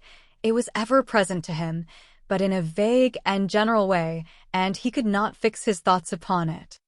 Thus, even while he trembled, and turned burning hot at the idea of speedy death, he fell to counting the iron spikes before him, and wondering how the head of one had been broken off, and whether they would mend it, or leave it as it was. Then he thought of all the horrors of the gallows and the scaffold, and stopped to watch a man sprinkling the floor to cool it, and then went on to think again. At length there was a cry of silence and a breathless look from all towards the door. The jury returned and passed him close. He could glean nothing from their faces. They might as well have been of stone. Perfect stillness ensued. Not a rustle, not a breath guilty. The building rang with a tremendous shout, and another, and then it echoed loud groans that gathered strength as they swelled out, like angry thunder. It was a peal of joy from the populace outside, greeting the news that he would die on Monday. The noise subsided, and he was asked if he had anything to say why sentence of death should not be passed upon him. He had resumed his listening attitude, and looked intently at his questioner while the demand was made, but it was twice repeated before he seemed to hear it, and then he only muttered that he was an old man, and so, dropping into a whisper, was silent again. The judge assumed the black cap, and the prisoner still stood with the same air and gesture. A woman in the gallery uttered some exclamation, called forth by this dread solemnity. He looked hastily up as if angry at the interruption, and bent forward yet more attentively. The address was solemn and impressive, the sentence fearful to hear. But he stood, like a marble figure, without the motion of a nerve. His haggard face was still thrust forward, his underjaw hanging down, and his eyes staring out before him, when the jailer put his hand upon his arm and beckoned him away. He gazed stupidly about him for an instant and obeyed. They led him through a paved room under the court, where some prisoners were waiting till their turns came, and others were talking to their friends, who crowded round a grate which looked into the open yard. There was nobody there to speak to him, but as he passed, the prisoners fell back to render him more visible to the people who were clinging to the bars, and they assailed him with opprobrious names, and screeched and hissed. He shook his fist, and would have spat upon them, but his conductors hurried him on, through a gloomy passage lighted by a few dim lamps, into the interior of the prison. Here he was searched, that he might not have about him the means of anticipating the law. This ceremony performed, they led him to one of the condemned cells, and left him there, alone. He sat down on a stone bench opposite the door, which served for seat and bedstead, and casting his bloodshot eyes upon the ground, tried to collect his thoughts. After a while, he began to remember a few disjointed fragments of what the judge had said, though it had seemed to him, at the time, that he could not hear a word. These gradually fell into their proper places, and by degrees suggested more, so that in a little time he had the whole, almost as it was delivered. To be hanged by the neck, till he was dead, that was the end. To be hanged by the neck till he was dead. As it came on very dark, he began to think of all the men he had known who had died upon the scaffold, some of them through his means. They rose up, in such quick succession, that he could hardly count them. He had seen some of them die, and had joked too, because they died with prayers upon their lips. With what a rattling noise the drop went down, and how suddenly they changed, from strong and vigorous men to dangling heaps of clothes. Some of them might have inhabited that very cell, sat upon that very spot. It was very dark. Why didn't they bring a light? The cell had been built for many years. Scores of men must have passed their last hours there. It was like sitting in a vault strewn with dead bodies, the cap, the noose, the pinioned arms, the faces that he knew, even beneath that hideous veiled light. At length, when his hands were raw with beating against the heavy door and walls, two men appeared, one bearing a candle, which he thrust into an iron candlestick fixed against the wall, the other dragging in a mattress on which to pass the night, for the prisoner was to be left alone no more. Then came the night, dark, dismal, silent night. Other watchers are glad to hear this church clock strike, for they tell of life and coming day. To him they brought despair. The boom of every iron bell came laden with the one, deep, hollow sound, death. What availed the noise and bustle of cheerful morning which penetrated even there to him? It was another form of knell, with mockery added to the warning. The day passed off. Day? There was no day. It was gone as soon as come, and night came on again. Night so long, and yet so short, long in its dreadful silence, and short in its fleeting hours. At one time he raved and blasphemed, and at another howled and tore his hair. Venerable men of his own persuasion had come to pray beside him, but he had driven them away with curses. They renewed their charitable efforts, and he beat them off. Saturday night. He had only one night more to live. And as he thought of this, the day broke, Sunday. It was not until the night of this last awful day that a withering sense of his helpless, desperate state came in its full intensity upon his blighted soul, not that he had ever held any defined or positive hope of mercy, but that he had never been able to consider more than the dim probability of dying so soon. He had spoken little to either of the two men who relieved each other in their attendance upon him, and they, for their parts, made no effort to rouse his attention. He had sat there, awake, but dreaming. Now, he started up, every minute, and with gasping mouth and burning skin, hurried to and fro, in such a paroxysm of fear and wrath that even they, used to such sights, recoiled from him with horror. He grew so terrible at last, in all the tortures of his evil conscience, that one man could not bear to sit there, eyeing him alone, and so the two kept watch together. He cowered down upon his stone bed and thought of the past. He had been wounded with some missiles from the crowd on the day of his capture, and his head was bandaged with a linen cloth.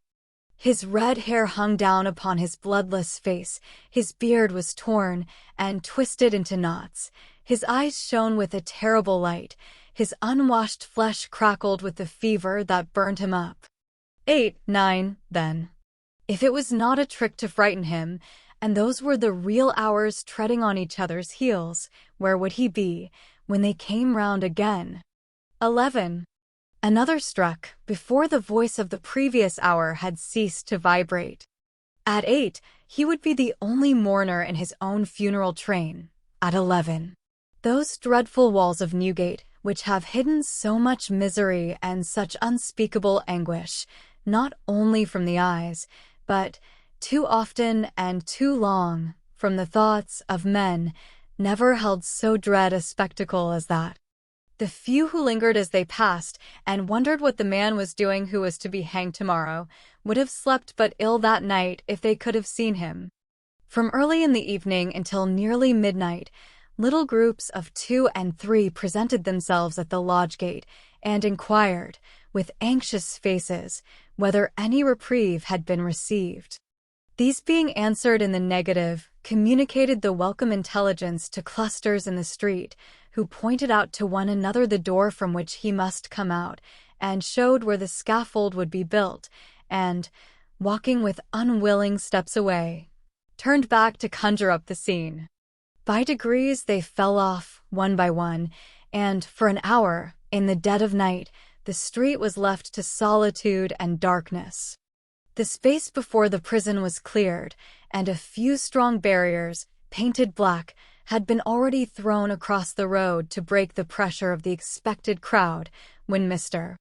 Brownlow and Oliver appeared at the wicket and presented an order of admission to the prisoner, signed by one of the sheriffs. They were immediately admitted into the lodge. "Is the young gentleman to come too, sir?" said the man whose duty it was to conduct them. "It's not a sight for children, sir." "It is not indeed, my friend," rejoined Mr. Brownlow, "but my business with this man is intimately connected with him, and as this child has seen him in the full career of his success and villainy, I think it is well, even at the cost of some pain and fear, that he should see him now." These few words had been said apart, so as to be inaudible to Oliver. The man touched his hat, and glancing at Oliver with some curiosity, opened another gate, opposite to that by which they had entered, and led them on, through dark and winding ways, towards the cells.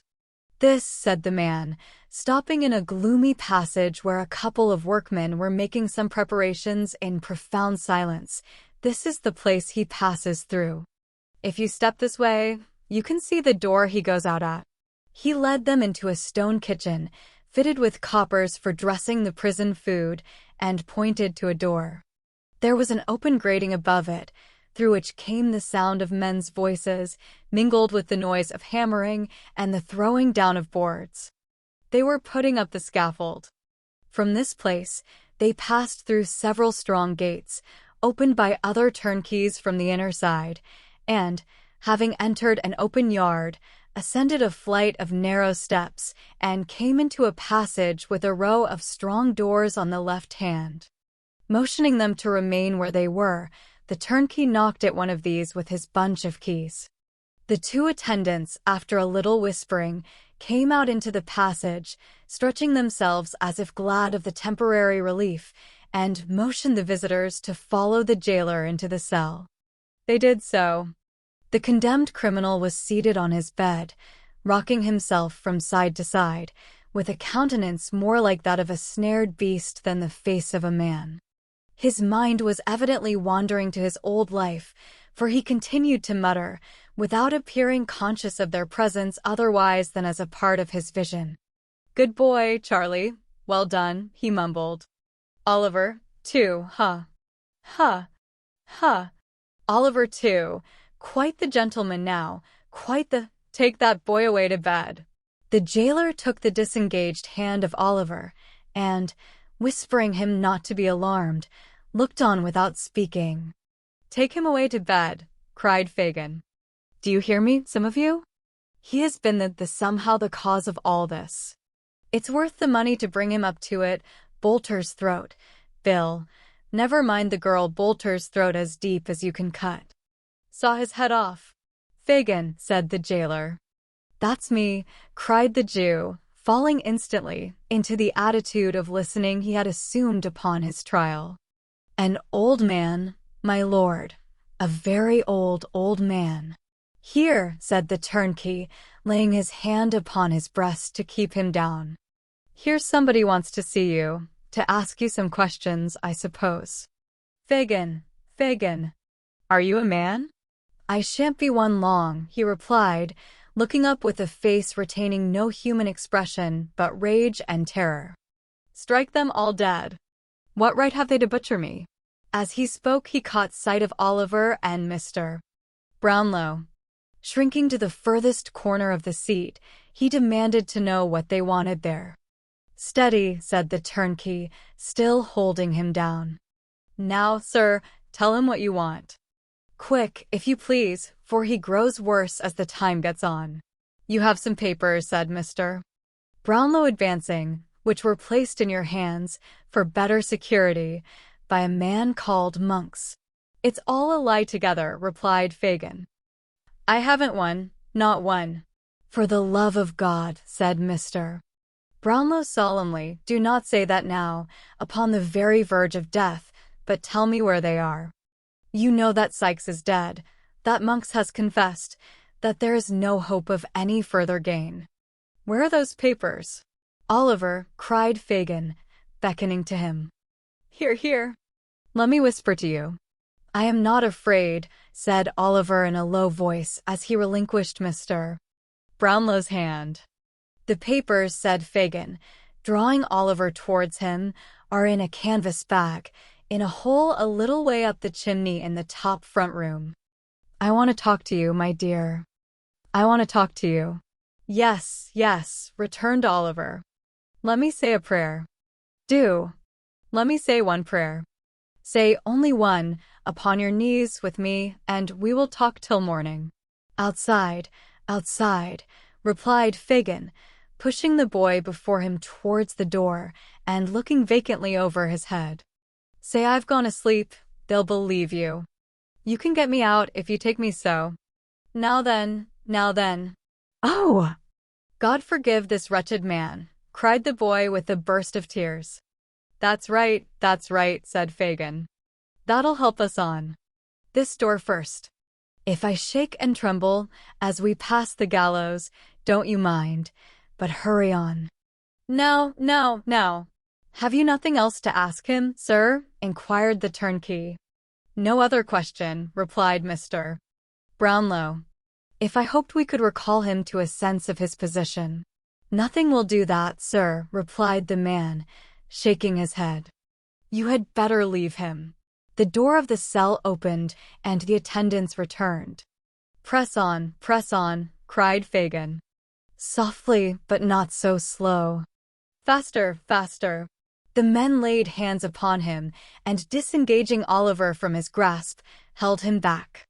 He struggled with the power of desperation for an instant, and then sent up cry upon cry that penetrated even those massive walls and rang in their ears until they reached the open yard. It was some time before they left the prison. Oliver nearly swooned after this frightful scene and was so weak that for an hour or more he had not the strength to walk. Day was dawning when they again emerged. A great multitude had already assembled. The windows were filled with people, smoking and playing cards to beguile the time. The crowd were pushing, quarreling, joking. Everything told of life and animation, but one dark cluster of objects in the center of all, the black stage, the crossbeam, the rope, and all the hideous apparatus of death. Chapter 53.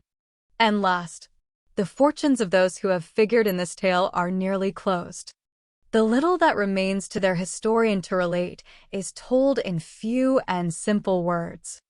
Before 3 months had passed, Rose Fleming and Harry Maley were married in the village church which was henceforth to be the scene of the young clergyman's labors. On the same day they entered into possession of their new and happy home. Mrs.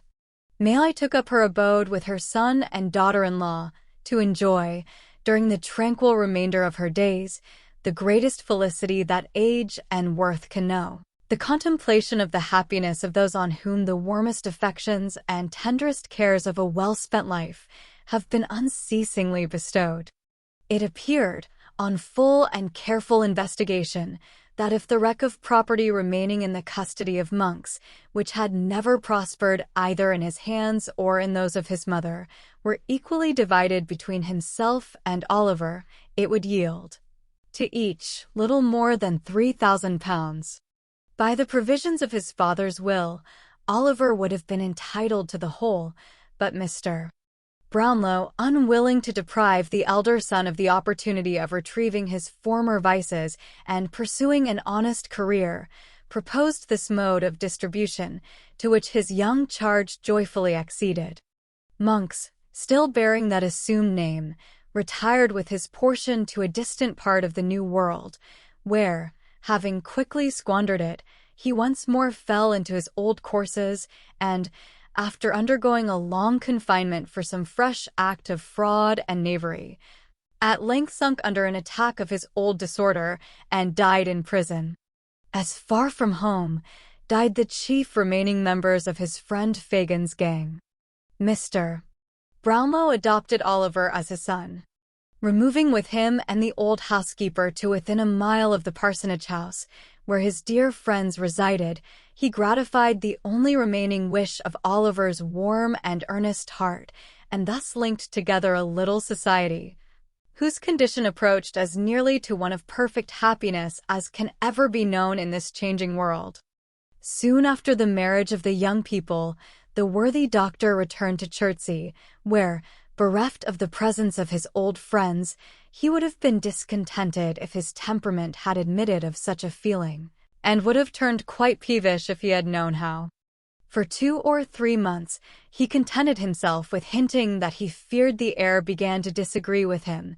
Then, finding that the place really no longer was, to him, what it had been, he settled his business on his assistant, took a bachelor's cottage outside the village of which his young friend was pastor, and instantaneously recovered. Here he took to gardening, planting, fishing, carpentering, and various other pursuits of a similar kind, all undertaken with his characteristic impetuosity. In each and all he has since become famous throughout the neighborhood as a most profound authority. Before his removal, he had managed to contract a strong friendship for Mr. Grimwig, which that eccentric gentleman cordially reciprocated. He is accordingly visited by Mr. Grimwig a great many times in the course of the year. On all such occasions, Mr. Grimwig plants, fishes, and carpenters with great ardor, doing everything in a very singular and unprecedented manner, but always maintaining with his favorite asseveration that his mode is the right one. On Sundays, he never fails to criticize the sermon to the young clergyman's face, always informing Mr. Losberne in strict confidence afterwards that he considers it an excellent performance, but deems it as well not to say so. It is a standing and very favorite joke for Mr. Brownlow to rally him on his old prophecy concerning Oliver, and to remind him of the night on which they sat with the watch between them, waiting his return, but Mr. Grimwig contends that he was right in the main, and, in proof thereof, remarks that Oliver did not come back after all, which always calls forth a laugh on his side, and increases his good humor. Mr. Noah Claypole, receiving a free pardon from the Crown in consequence of being admitted a prover against Fagin, and considering his profession not altogether as safe a one as he could wish, was, for some little time, at a loss for the means of a livelihood, not burdened with too much work.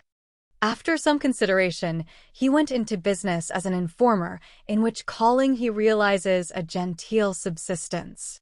His plan is to walk out once a week during church time attended by Charlotte in respectable attire. The lady faints away at the doors of charitable publicans, and the gentleman, being accommodated with 3 penny worth of brandy to restore her, lays an information next day, and pockets half the penalty. Sometimes Mr. Claypole faints himself, but the result is the same. Mr. and Mrs. Bumble, deprived of their situations, were gradually reduced to great indigence and misery, and finally became paupers in that very same workhouse in which they had once lorded it over others. Mr. Bumble has been heard to say that in this reverse and degradation, he has not even spirits to be thankful for being separated from his wife. As to Mr. Giles and Brittles, they still remain in their old posts, although the former is bald and the last-named boy quite gray. They sleep at the parsonage, but divide their attentions so equally among its inmates, and Oliver and Mr. Brownlow and Mr. Losberne, that to this day the villagers have never been able to discover to which establishment they properly belong. Master Charles Bates, appalled by Sykes's crime, fell into a train of reflection whether an honest life was not, after all, the best. Arriving at the conclusion that it certainly was, he turned his back upon the scenes of the past, resolved to amend it in some new sphere of action. He struggled hard, and suffered much, for some time, but, having a contented disposition and a good purpose, succeeded in the end, and, from being a farmer's drudge and a carrier's lad, he is now the merriest young grazier in all Northamptonshire. And now, the hand that traces these words falters as it approaches the conclusion of its task, and would weave, for a little longer space, the thread of these adventures. I would fain linger yet with a few of those among whom I have so long moved, and share their happiness by endeavoring to depict it. I would show Rose Maylie in all the bloom and grace of early womanhood, shedding on her secluded path in life's soft and gentle light that fell on all who trod it with her and shone into their hearts. I would paint her the life and joy of the fireside circle and the lively summer group. I would follow her through the sultry fields at noon, and hear the low tones of her sweet voice in the moonlit evening walk. I would watch her in all her goodness and charity abroad, and the smiling, untiring discharge of domestic duties at home. I would paint her and her dead sister's child happy in their love for one another, and passing whole hours together in picturing the friends whom they had so sadly lost. I would summon before me, once again, those joyous little faces that clustered round her knee, and listen to their merry prattle. I would recall the tones of that clear laugh, and conjure up the sympathizing tear that glistened in the soft blue eye. These, and 1,000 looks and smiles, and turns of thought and speech, I would fain recall them every one. How Mr. Brownlow went on, from day to day, filling the mind of his adopted child with stores of knowledge, and becoming attached to him, more and more, as his nature developed itself, and showed the thriving seeds of all he wished him to become. How he traced in him new traits of his early friend, that awakened in his own bosom old remembrances, melancholy and yet sweet and soothing. How the two orphans, tried by adversity, remembered its lessons in mercy to others and mutual love, and fervent thanks to him who had protected and preserved them. These are all matters which need not to be told. I have said that they were truly happy, and without strong affection and humanity of heart, and gratitude to that being whose code is mercy, and whose great attribute is benevolence to all things that breathe, happiness can never be attained. Within the altar of the old village church there stands a white marble tablet, which bears as yet but one word, Agnes. There is no coffin in that tomb, and may it be many, many years before another name is placed above it. But if the spirits of the dead ever come back to earth to visit spots hallowed by the love beyond the grave of those whom they knew in life, I believe that the shade of Agnes sometimes hovers round that solemn nook. I believe it nonetheless because that nook is in a church and she was weak and erring. End of the Project Gutenberg ebook Oliver Twist. Updated editions will replace the previous one. The old editions will be renamed. Creating the works from print editions not protected by U.S. Copyright law means that no one owns a United States copyright in these works, so the Foundation and you can copy and distribute it in the United States without permission and without paying copyright royalties. Special rules, set forth in the general terms of use part of this license, apply to copying and distributing Project Gutenberg electronic works to protect the Project Gutenberg concept and trademark. Project Gutenberg is a registered trademark and may not be used if you charge for an ebook, except by following the terms of the trademark license, including paying royalties for use of the Project Gutenberg trademark. If you do not charge anything for copies of this ebook, complying with the trademark license is very easy. You may use this ebook for nearly any purpose, such as creation of derivative works, reports, performances, and research. Project Gutenberg ebooks may be modified and printed and given away. You may do practically anything in the United States with ebooks not protected by U.S. copyright law. Redistribution is subject to the trademark license, especially commercial redistribution. Start. Full license. The full Project Gutenberg license. Please read this before you distribute or use this work. To protect the Project Gutenberg mission of promoting the free distribution of electronic works by using or distributing this work or any other work associated in any way with the phrase Project Gutenberg, you agree to comply with all the terms of the full Project Gutenberg license available with this file or online at www.gutenberg.org/license. Section 1. General Terms of Use and Redistributing Project Gutenberg Electronic Works. 1.a. By reading or using any part of this Project Gutenberg electronic work, you indicate that you have read, understand, agree to and accept all the terms of this license and intellectual property, trademark/copyright, agreement. If you do not agree to abide by all the terms of this agreement, you must cease using and return or destroy all copies of Project Gutenberg electronic works in your possession.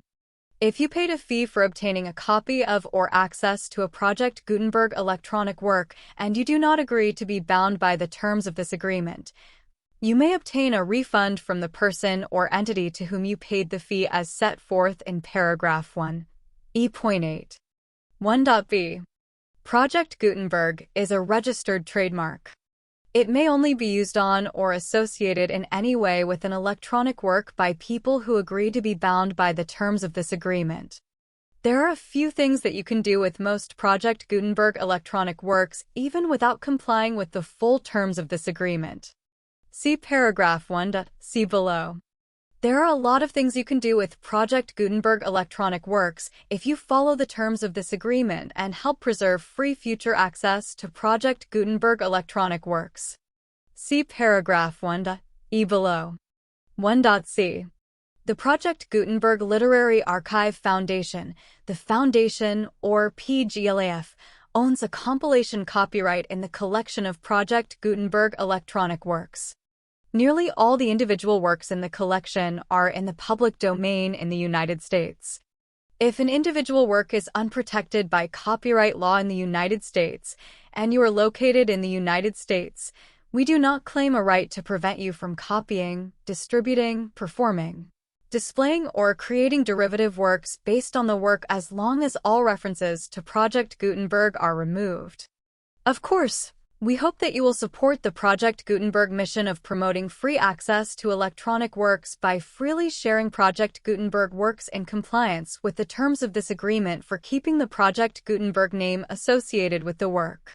You can easily comply with the terms of this agreement by keeping this work in the same format with its attached full Project Gutenberg license when you share it without charge with others.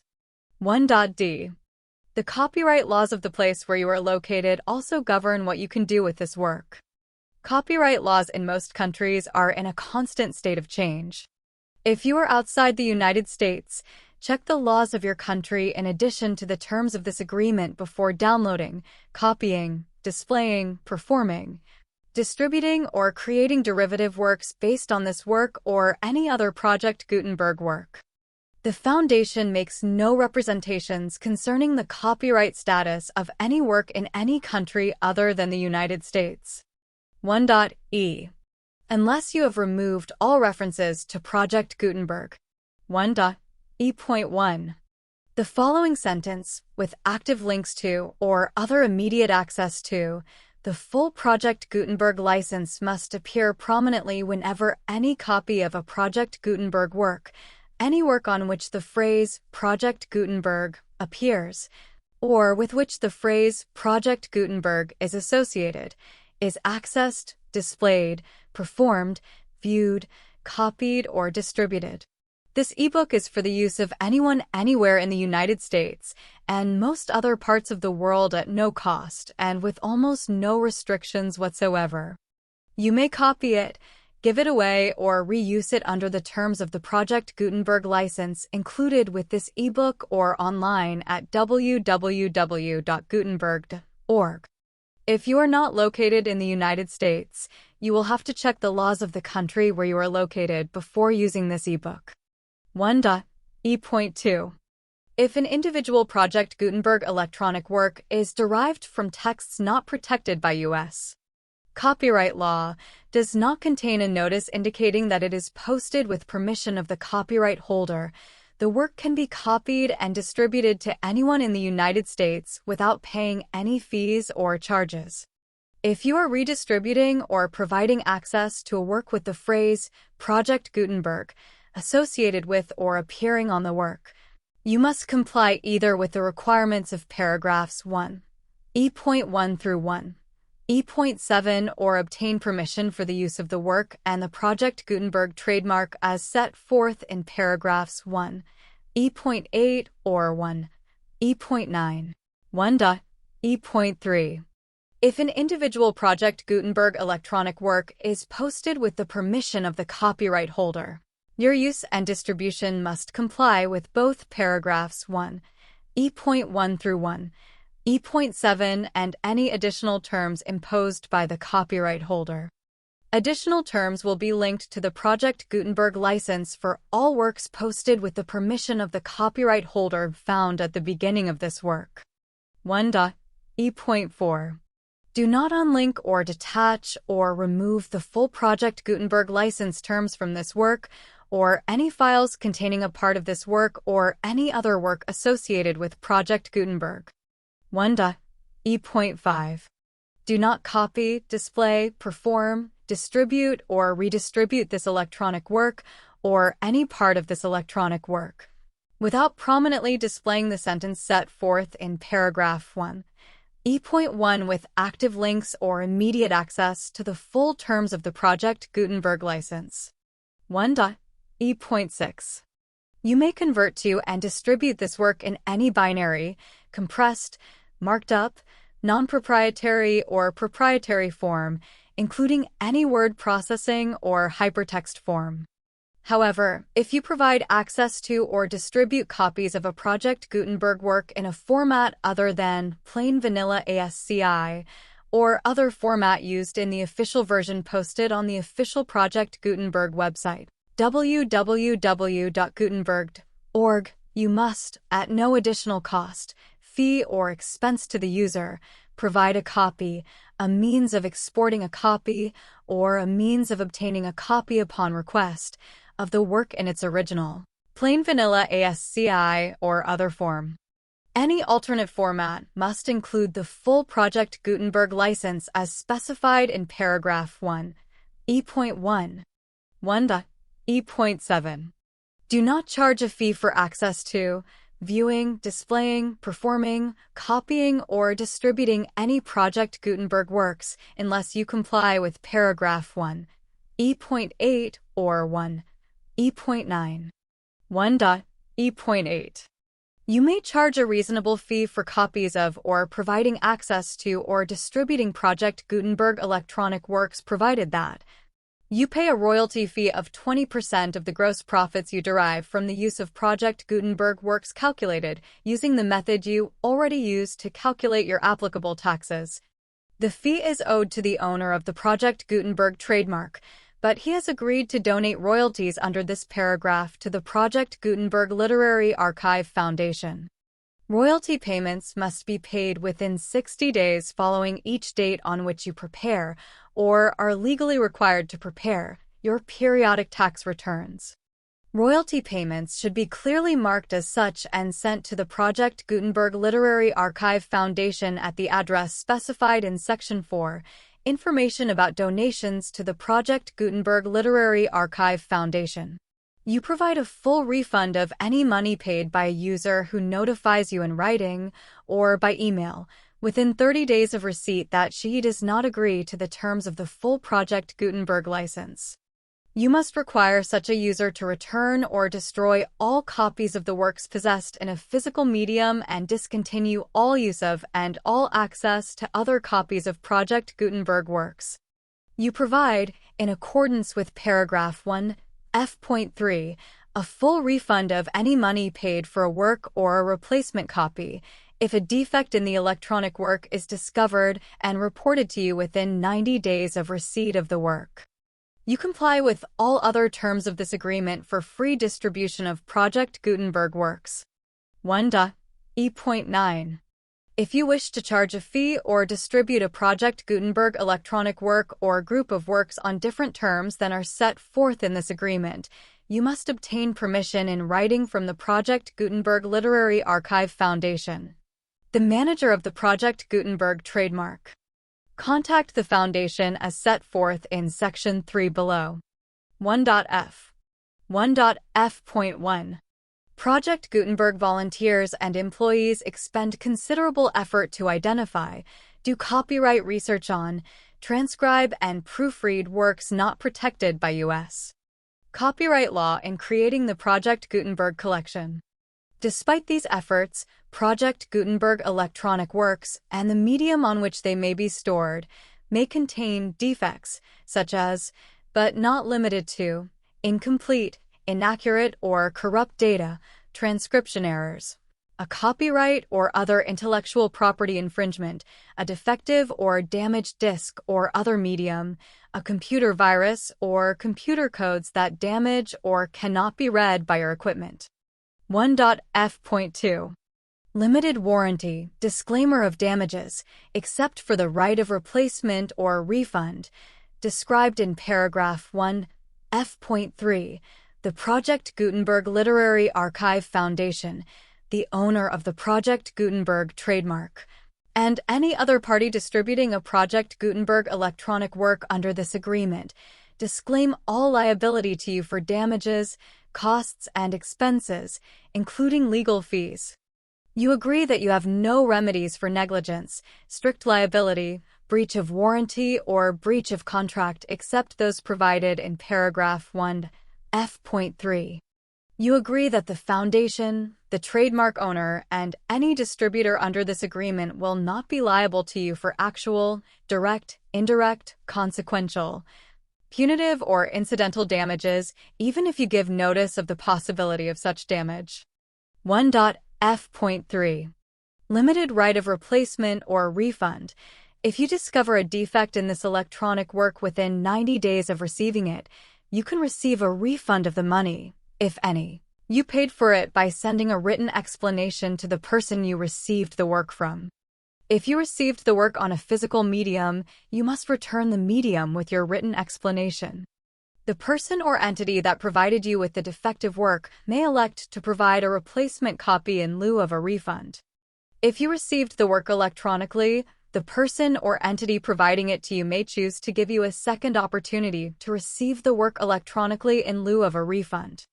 If the second copy is also defective, you may demand a refund in writing without further opportunities to fix the problem. 1.F.4. Except for the limited right of replacement or refund set forth in paragraph 1, F.3, this work is provided to you, ASS, with no other warranties of any kind, express or implied, including but not limited to warranties of merchantability or fitness for any purpose. 1.F.5. Some states do not allow disclaimers of certain implied warranties or the exclusion or limitation of certain types of damages. If any disclaimer or limitation set forth in this agreement violates the law of the state applicable to this agreement, the agreement shall be interpreted to make the maximum disclaimer or limitation permitted by the applicable state law. The invalidity or unenforceability of any provision of this agreement shall not void the remaining provisions. 1.f.6. Indemnity.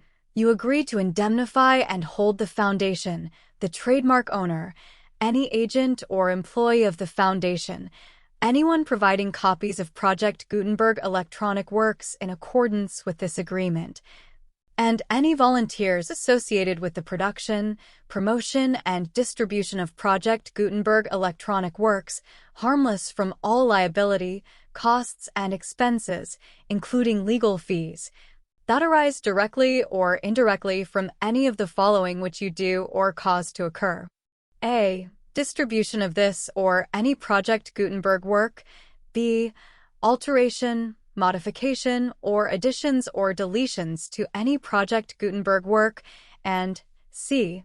Any defect you cause. Section 2. Information about the mission of Project Gutenberg. Project Gutenberg is synonymous with the free distribution of electronic works in formats readable by the widest variety of computers, including obsolete, old, middle-aged, and new computers.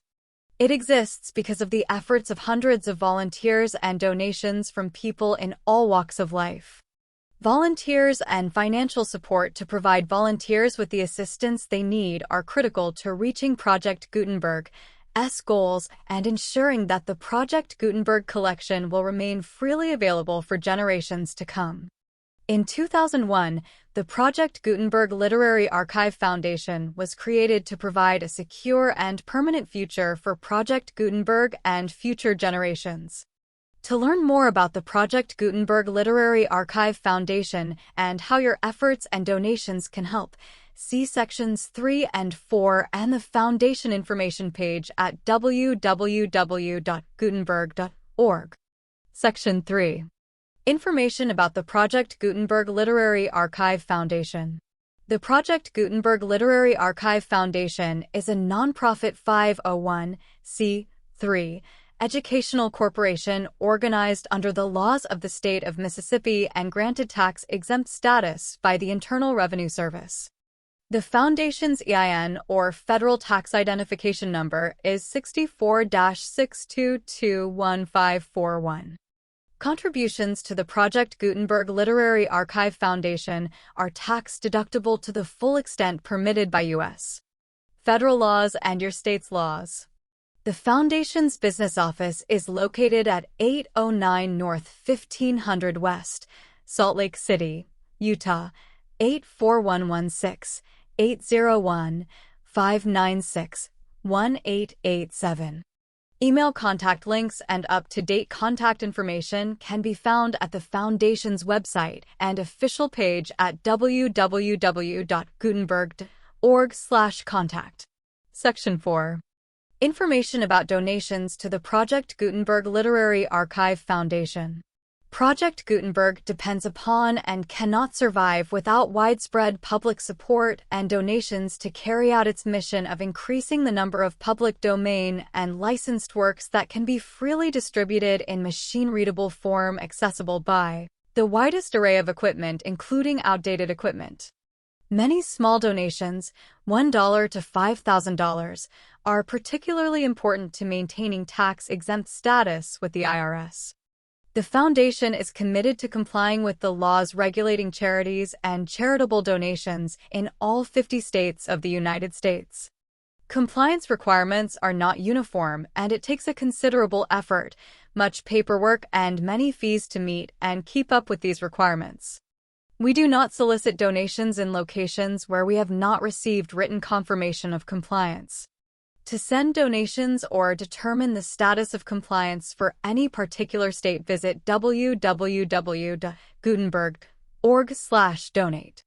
While we cannot and do not solicit contributions from states where we have not met the solicitation requirements, we know of no prohibition against accepting unsolicited donations from donors in such states who approach us with offers to donate. International donations are gratefully accepted, but we cannot make any statements concerning tax treatment of donations received from outside the United States. U.S. laws alone swamp our small staff. Please check the Project Gutenberg web pages for current donation methods and addresses.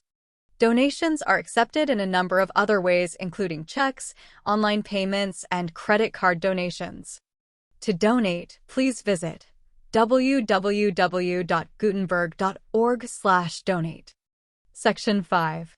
General information about Project Gutenberg electronic works. Professor Michael S.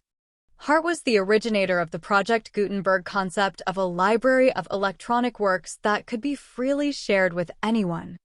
For 40 years, he produced and distributed Project Gutenberg ebooks with only a loose network of volunteer support.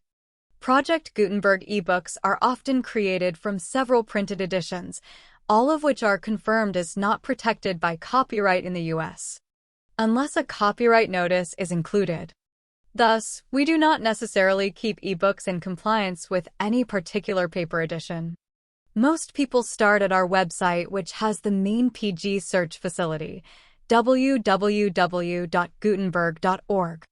This website includes information about Project Gutenberg, including how to make donations to the Project Gutenberg Literary Archive Foundation, how to help produce our new ebooks, and how to subscribe to our email newsletter to hear about new ebooks. Hi, Free Audiobooks Chronicles here. Thank you for listening. If you enjoyed the book and want to support this channel, please check our Patreon at Free Audiobooks Chronicles. Your support is what keeps us going. Thank you so much.